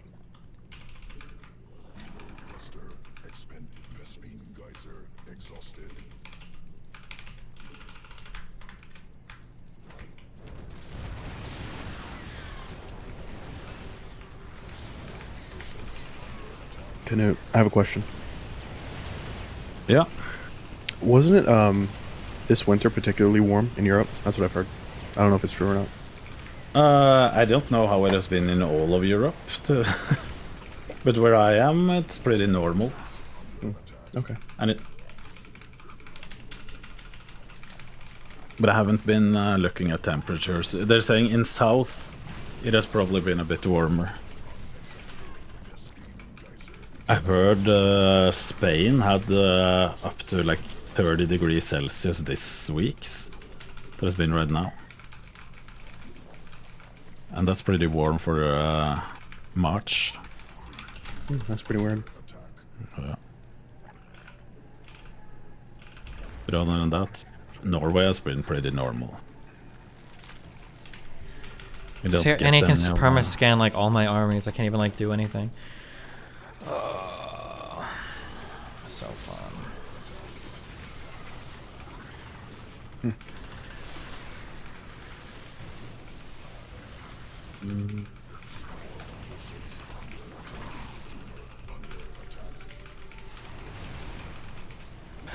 Well, boys, I think I'm leaving, so have a good evening. Later, all of you. Canute. See you guys. Good Goodbye. night. Have fun. 8 train. Can I ask you a question? Are you close to the Did you just the ask me engineering if team you can for ask Kick? me? I did. you- I did. Okay, I did go. exactly what you're about to call me out for. Thanks. I was gonna call you out for it. I was Yeah, I was gonna I laugh asked at you it. if I could do it, and then I just asked the question anyway. Okay. That's how I always handle consent. Oh, good. Jesus. Go So, ahead. yeah, do you talk to the engineering team? So I think my biggest like pro Kick thing, the thing I think that like is going to carry Kick through, is how the cloud growth. Every cloud platform is seeing a massive crash in their growth because of the recession, and I think Amazon's going to keep clawing back like certain revenue things from Twitch. I think they're going to have to keep cutting because they have to basically try to eke out as much profit as they possibly can. Have you talked to any of them? Do you know what your costs are? Like, Say that. Sorry. Say that one more time. I just did to you what I did to the other individual. I was finishing up Yeah, the email. I'm the same guy that you just did it to. Yeah. Oh wait. Yeah. This is the same guy. It's the same guy. You just did it to Oh again. my god! I thought you were the forethought guy. No, that's okay. me, buddy. I sound Oh, I okay. sound very much like him. I think. No, you don't. I think since I didn't hear your voice for so long and I just met you, I think I just forgot what your voice sounded like and I assumed it was something else. And anyway, That just was yeah. also sarcasm. We're all good. So basically, do you talk to the Kick team? Do you have any idea what like their engineering costs are? Because I am a network engineer at like a major cloud platform, and I'm seeing them like, so I'm laid off in May, and basically my division, which was like a massive like 80, 90 engineers, we saw a 70% cut. So 70% of us are laid off. Jeez, I'm sorry to hear that. It's every cloud platform. I actually got pretty generous terms for getting laid off, so it's not a big deal. But every cloud platform I think is cutting massively, and Amazon, like a huge part of their revenue is AWS. So I think they're probably gonna have to keep cutting from Twitch, and I see that as like Kick's main advantage. Is Kick has like basically just angel investing, right? So they're not seeing those same cost-cutting measures come into play. So if you talk to the engineering team about like cost, do you have like any real idea of how much bandwidth costs, stuff like that? I do and I don't. So I have an idea of what the costs are per month of running Kick. But as far as the specifics you're asking for, I'm not really privy to that information. I haven't really dove into it with the team. Have you So heard from anybody that you could have like these advantages, basically, that like the growth Amazon and GCP are seeing has like slowed massively, and that's causing them to pull back on a lot of their spending in a bunch of different places? I'm Say that talking again? about stuff you might not. So Yeah, Google and Amazon are both. What is they're GCP? seeing like Google Cloud Platform. So Google's Cloud Platform and Amazon Web Services. Yeah, I they've know seen, I AWS think, something and like a IBS, yeah. 10 or 15% decrease in their growth, right? And so because of that, they're starting to cut Interesting. costs I'm actually everywhere. happy you told me that. Give me 1 second. So I think both Google and Amazon saw their lowest growth. So they're still growing, but they saw their lowest growth ever in Q4 2022, I want to say. What's your question? Is basically like, I think these cloud platforms slowing down a bunch is going to put downward pressure on Twitch to start cutting costs more because their bandwidth is expensive. And so I see that as Kick's like primary advantage is their revenue isn't based on advertising spend. So they're not seeing their revenue drop massively. And that's their like competitive advantage is they're basically working from a place where they're immune to those market forces. It's not even a question. I just wondered if Train was like kind of aware of that overall. Isn't Kick's money mainly coming from the casino people? That's what I'm saying, and I see. So that's no it's another type of indication advertising force, right? It's an advertising force, but it's an advertising force that's like, I would say, significantly more immune to market conditions. I disagree. Hold on. That you don't know how gambling works. Do you think people gamble based on how much money they earn? I'm sorry. I know a lot about how gambling works because I worked I in a know you casino do. for 2 to 3 years. I know and you do. gambling expenditures for entertainment like gambling are one of the first things to get fucking slaughtered when economies go into recessions. Yeah. We laid off so many people at the Horseshoe, or at least maybe in Iowa it's different, but when I worked at the Horseshoe, when the recession rolled around, they were doing all sorts of fucking promos and shit to try to get people back into the doors because for where I was at, those places got fucking slaughtered when the recession rolled around in like 2007, 2008. Unless I'm wrong, unless that's different, or maybe my casino just sucked, but... From my understanding, a lot of gambling revenue comes from like whales, people who basically have no ability to cut themselves off from gambling, and they're willing to gamble, like remortgage their house, destroy their entire fucking lives, right? And that's a yeah. Well, force you're that's talking immune about. to I a don't. No. recession. I don't think those are the primary drivers of casinos. Those people help, but I think it's your second highest tier. It's just people that regularly have a really high spend when they go to casinos. I think you're senior citizens with social security checks, and then people that like spend all their entertainment budget, but. When you've got to start cutting things out of your life, I think when a recession happens, I think that things like entertainment spend, which includes casinos, are going to be some of the first to go. Somebody can look. I mean, I could be wrong. Somebody can Google it. Do casinos do well during recessions and come up with an answer? But I totally agree with you that people who are capable of budgeting out their entertainment spend will do that. But I think in the same way that somebody wouldn't budget out like opiates if they were addicted, people who are like truly addicted to gambling won't budget out gambling. Train, do you budget out your gambling?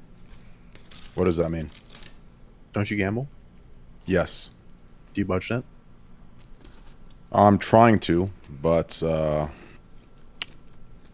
you know, when I'm not gambling, it's easier to, you know, the way I see my gambling is this: when I start gambling, it's almost like a drug to me. Like I'm high, right?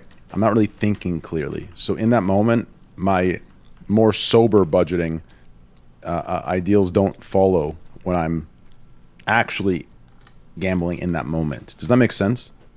So like, so like, if I'm, let's say how do I say this? When I'm not gambling and I'm thinking more clearly, I a lot of times question like what the fuck I'm doing. Like, you know, like my gambling doesn't make fucking sense. You know, the numbers I'm working with are unfathomable. I'm just burning it all off. Like while I'm gambling, I'm not operating under any sort of logic or any sort of budget or any sort of anything. There's no balance. There's nothing. I'm just kind of in that moment. I'm just getting the highest of highs, like a complete degenerate. You're getting it twisted?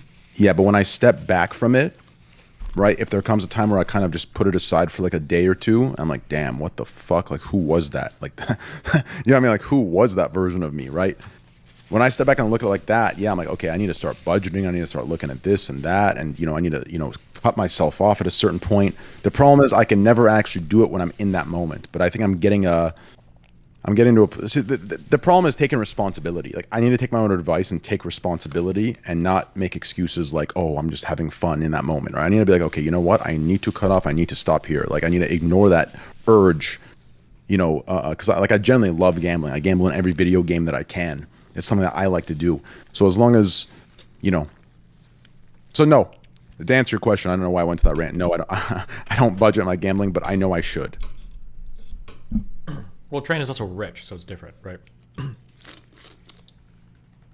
Yes, that's also true. People should not like the way I explain gambling and the way, I mean, honestly, I would use the same logic for gambling. I'd use it for crypto. I'd use it for investing in stocks, for high risk stocks, I should say, or obviously low risk, like a low risk mutual fund, I think is beneficial to a lot of people. But like to any sort of high risk stocks or cryptocurrency or gambling, like in my opinion, the only money that should go into those things are money that as soon as it leaves your account and goes into there, you have to assume it's zero. And if you can assume it's zero and be okay with it, then I think it's acceptable to gamble for entertainment in that way. But if you're putting any money that if you lose that and you're going to have stress or anxiety in life, then you should not be gambling that money. Gotcha. So that's the way that I think it should be. So it comes down to, I think, good parenting and the education we talked about earlier to take that responsibility. But I guess I have both of those that are good, and still it's tough. Okay. I'm watching a clip real quick. Be back 1 sec. Sorry. One hurdle, March. One hurdle in a lot of these places for, one hurdle that many people can't overcome is at least like the adoption fee.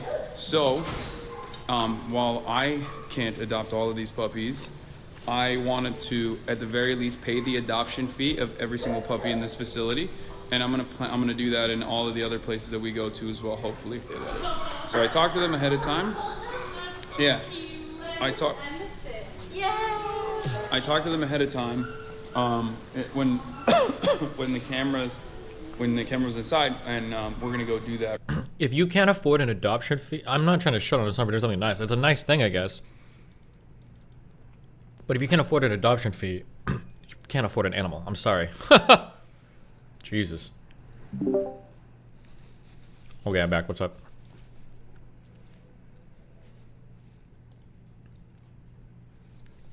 I just watched the clip with you.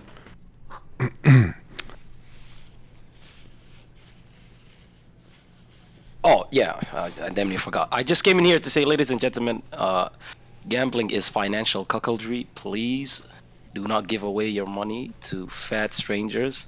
Agreed. Give it to me. Okay, give it to me. Give it to small black businesses like myself. Don't ever fucking become a financial cuck. Also, never go to fucking therapy, because that's also financial cuckoldry as well. Okay. Jesus Christ. Read the holy book. Okay, God is always in your life. Okay, you don't need no other mentally ill person. Which, by the way, the vast majority of therapists, which, by the way, I'm very uncomfortable that their name is one single space in the right place, separated from being the rapist. Okay, I'm very uncomfortable with that, and thank God in my past 23 years of life I have never been put in a situation where my big black ass was ever fondled. Actually, I don't know. I do have a story where I was a child and I was in the back with a woman, and all of a sudden I remember. Okay, let's get that guy out of here. Wow, you just kicked our proud black brother from chat? No, he's hanging out with our resident schizo. Oh God, don't connect those two. Wait, bring him back in. I want another chapter in Mr. Girl's article. Bring in Hot Uncle Sam. I think he's got some shit he wants to share with us. Hot Uncle Sam, what do you got for us? Boys. Hashtag me too, by the way. Let me just say that I was just silent. Do I sound like AIDS? Or No, you sound okay. What do you think about Islam? Islam. You love it, don't you? Yes. What do you think about Islam? The religion of peace, by the way. Hey, brother. You're also a son of Abraham. What up, my dude? Wait, are you black? I am a little bit. I am like half Jew on my father's side, though, so I'm not technically Jewish because, you know. So are you like one of definitely them black Israelites, dude? Like, you know. Nah, I'm a Melungeon, bro. I'm mixed as they get. Wait, so why is your name Uncle Sam? Like, shouldn't it be Bro, like because I'm Uncle a Tom fucking if you're black? American. But I'm But it all should be about freedom, Uncle Tom if you're motherfucker. black. It doesn't make sense. Uncle Sam is reserved for the white guys, no? Oh, fuck I'm no. American, America's no. for everybody. Is it? America's for everybody, bro. I Absolutely. mean, technically, when it first started out, it wasn't for everybody. You know what I mean? Wait, we need to hear his thoughts on Islam. Hold on. Okay. Uncle Sam, go. I'm gonna wash my hands real quick. One second. Big problem. Problem that I have with Islam is that there's a lot of great, cool base stuff. Lots of early science was developed because of Islam. Islam, cool. Big problem with Islam. Islam is obsessed with the ego. Holy shit. So much is about being a big, strong man, and big, strong man is the leader, and they are so much more divinely powerful than any other form. And I think that that is pure ego, and I think that's really where a huge part of Islam kind of fails for me. It seems like a lot of it is driven by selfish desire rather than a want to uplift and help other people. It's about uplifting and helping your people, and I think that that is fundamentally what we as a species need to advance past. And so while I think Islam, you know, tons of interesting base stuff in there, I think that the just like with the Jews, there's been a lot of stuff that is talked about. Isn't through it scripture. incredibly ironic that you say that Islam only comes to help your people when there's literally a hierarchy in Judaism where if you're not the chosen people, you're basically a bum. You know, they don't want you to convert to Judaism. I'm not a Jew. I said that earlier. No, I believe Sure, in. but you're trying to criticize the faith. You're trying to criticize the faith. I'm it only ethnically comes for- Jewish. I'm not religiously Jewish. There's a Sure, but we're speaking about the faith here, right? No, we're right. So There you you should go. ask me what my faith is instead. No, but you're speaking about Islam. You're critiquing Islam. So No, what I'm you trying to asked point me to- about it, or I was asked about Islam. Sure, If you but want what to I'm trying ask to me point what I to you think is that the doesn't system make that's any better, sense. if you want to ask me what I think is better.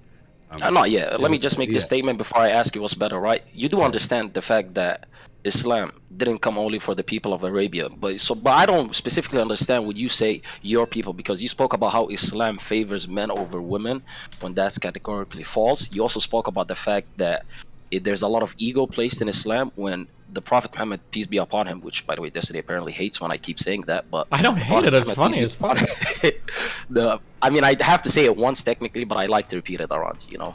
But listen, the Prophet Muhammad, peace be upon him, in his last sermon, literally said to not differentiate between an Arab and a non-Arab, a white person from a non-white person, and that we are all equal, and the only differentiation is in our deeds. So could you explain to me, and you could pull from the scripture if you'd like, or from the hadiths, right?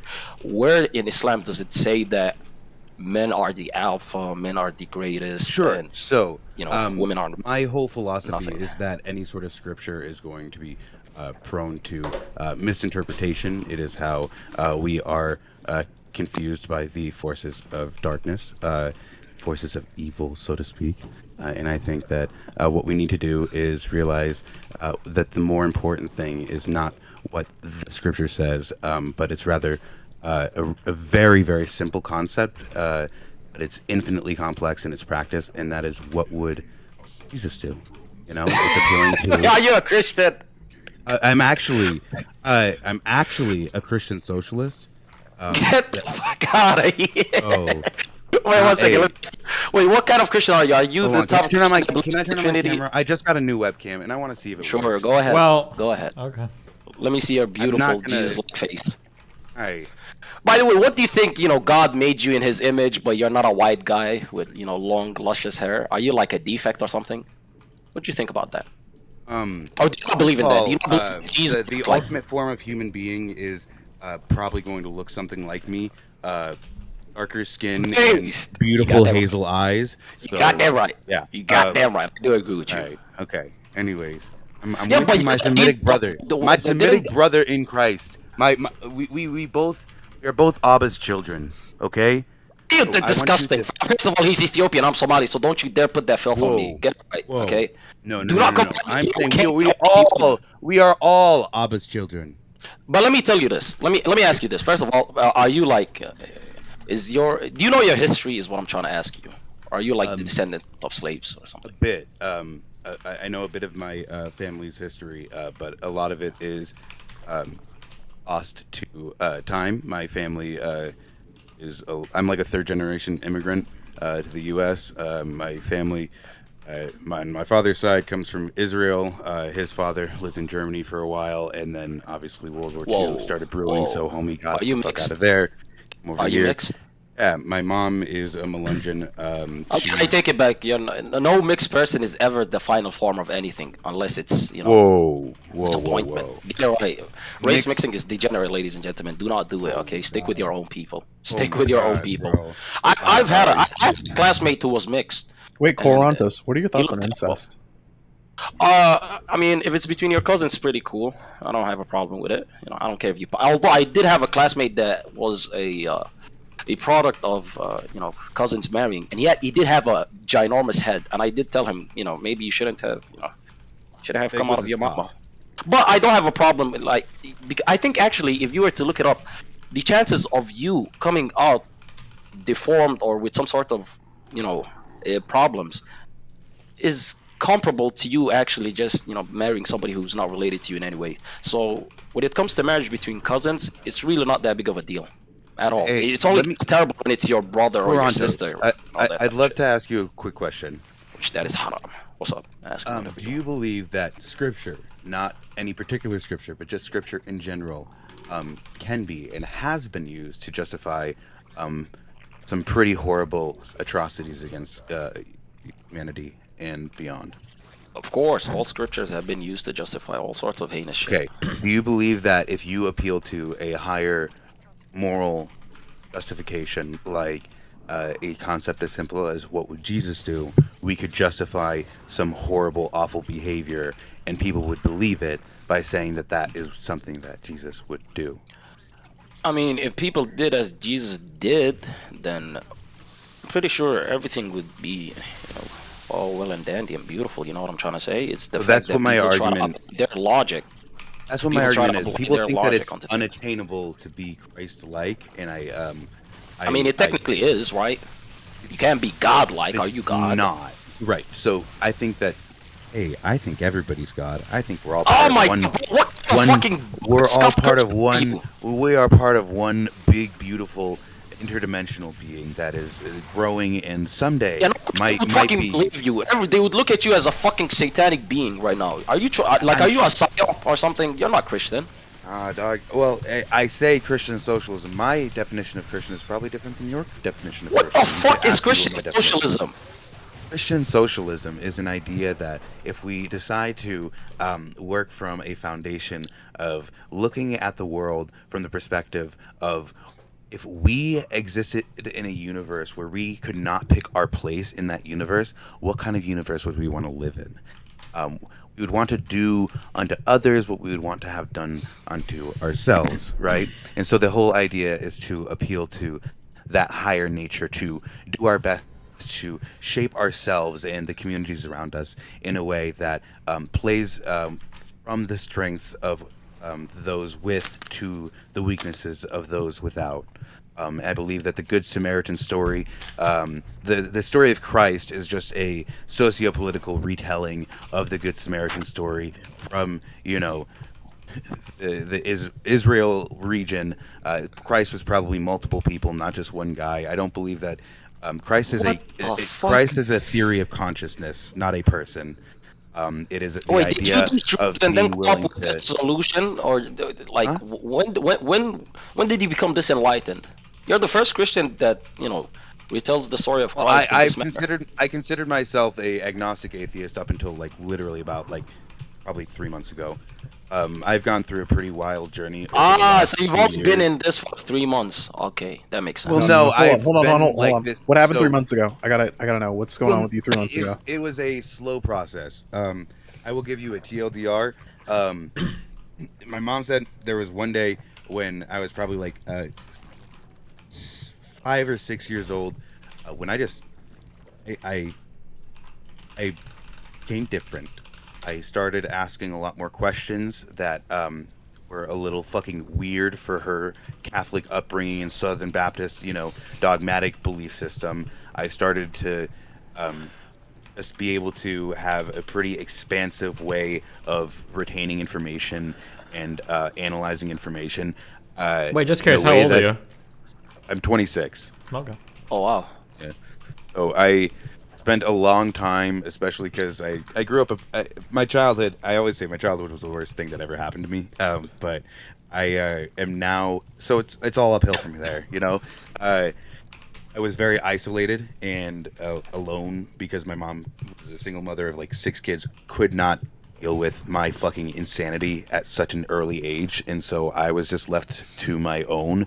And I basically was raised by the internet. Hey man, we all are a little bit, all right. True. Shut up, Pornhub. Go on, please. Yeah, yo, gang, damp lips. So I spent a lot of time trying to evaluate what I thought was truth. So when I was like 12 or 13, I had this mind fucking like just broke my brain thought, and that's like, how are Christians right? Because we believe in the same God as Muslims. We're right and they're wrong somehow, just because it's the descendants of Ishmael instead of the descendants of Jacob, and that made no sense. But you guys believe just as hard as we believed, and so that started probably the me just realizing that I didn't believe in God whatsoever for pretty much most of my life. I didn't believe that there was a designer creator. I thought it was all just us. It was the universe was kind of like It's this, randomness. We came out of nothing. Right. But I, as I've gotten older and just experienced more, it all started, I guess, last year. You guys want to hear something pretty spicy? I had to spend a little bit of time finishing a sentence in jail for some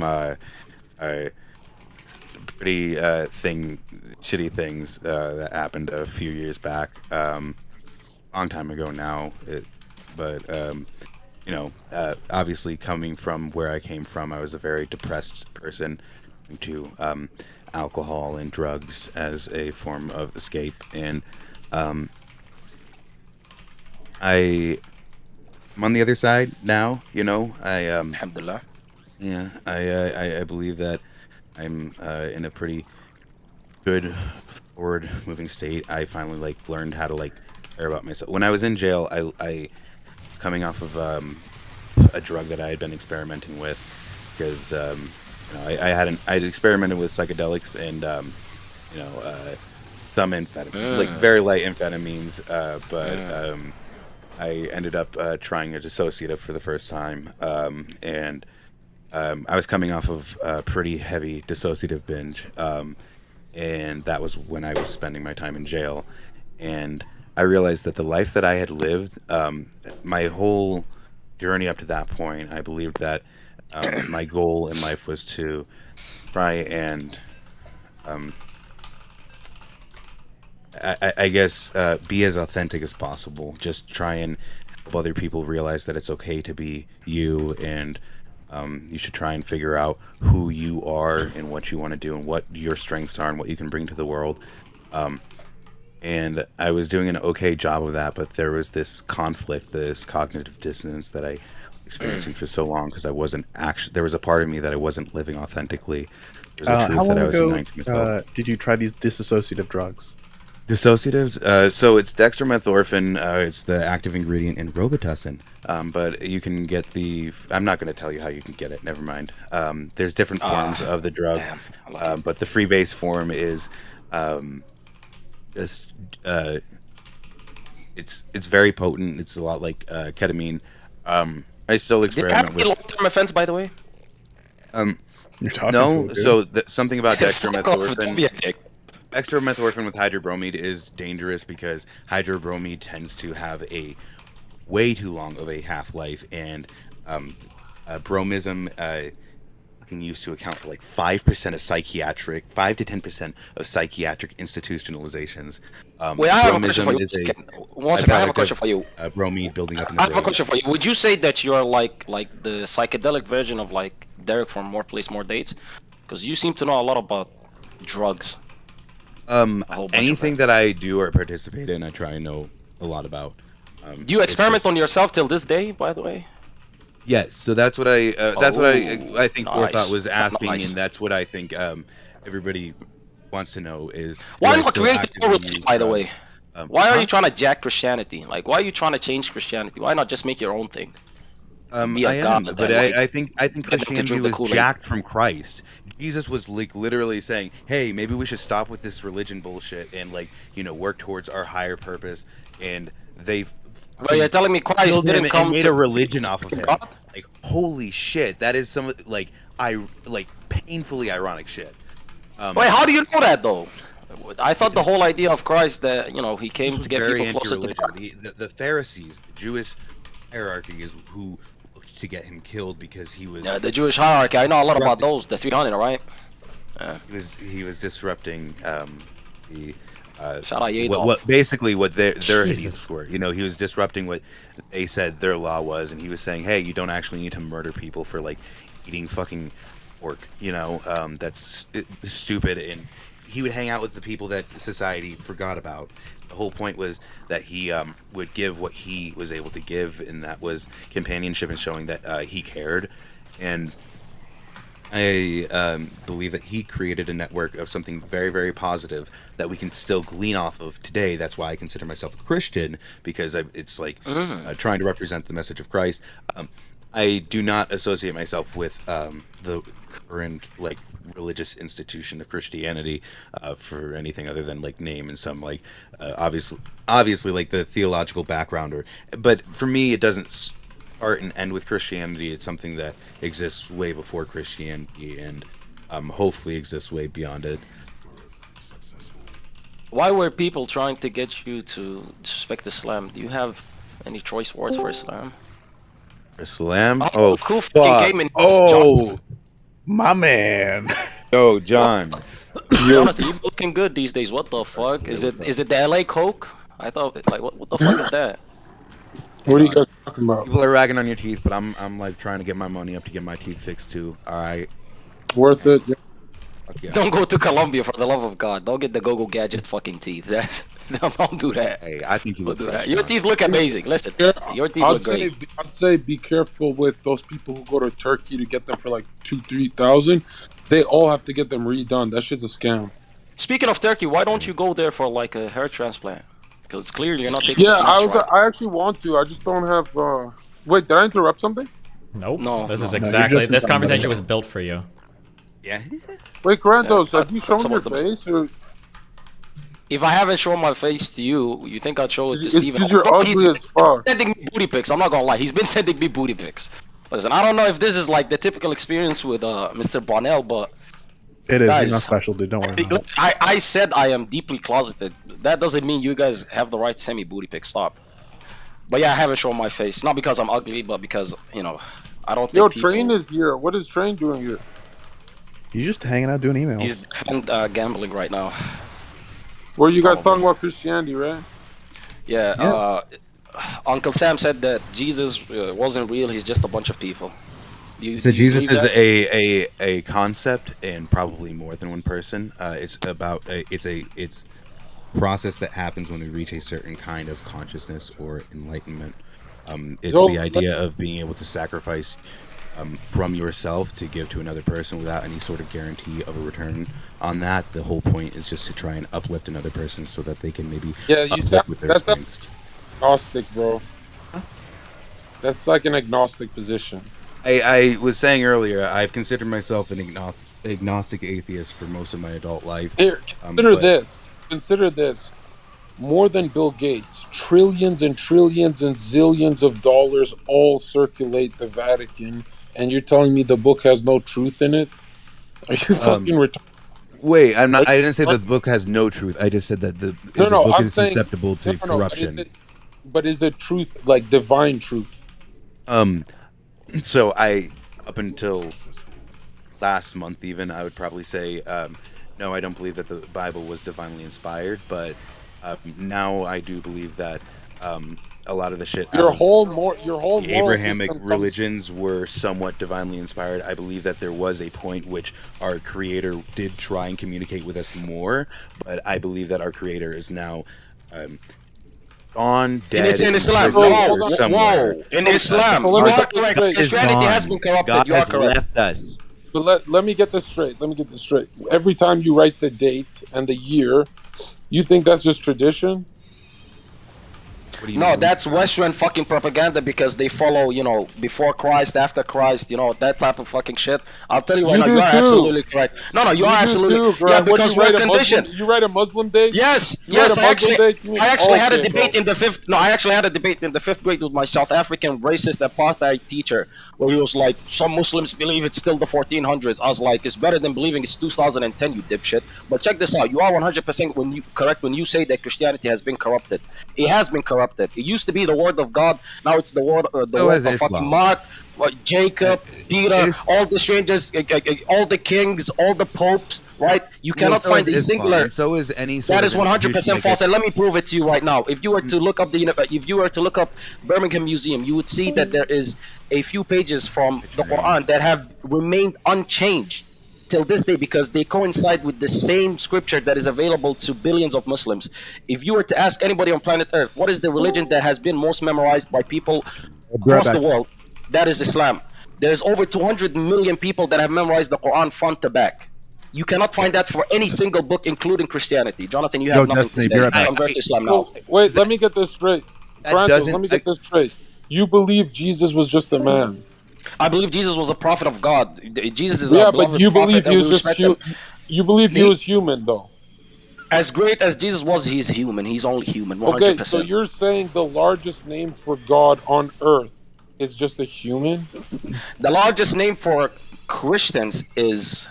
What Jesus. do you mean? Whoa! Who's the largest? Who's the largest name? Who's the largest God name on earth? I'll tell you this right now. You have a Christian man right now next to you that says that Jesus is not real. You cannot even within Christianity agree whether Jesus is singular.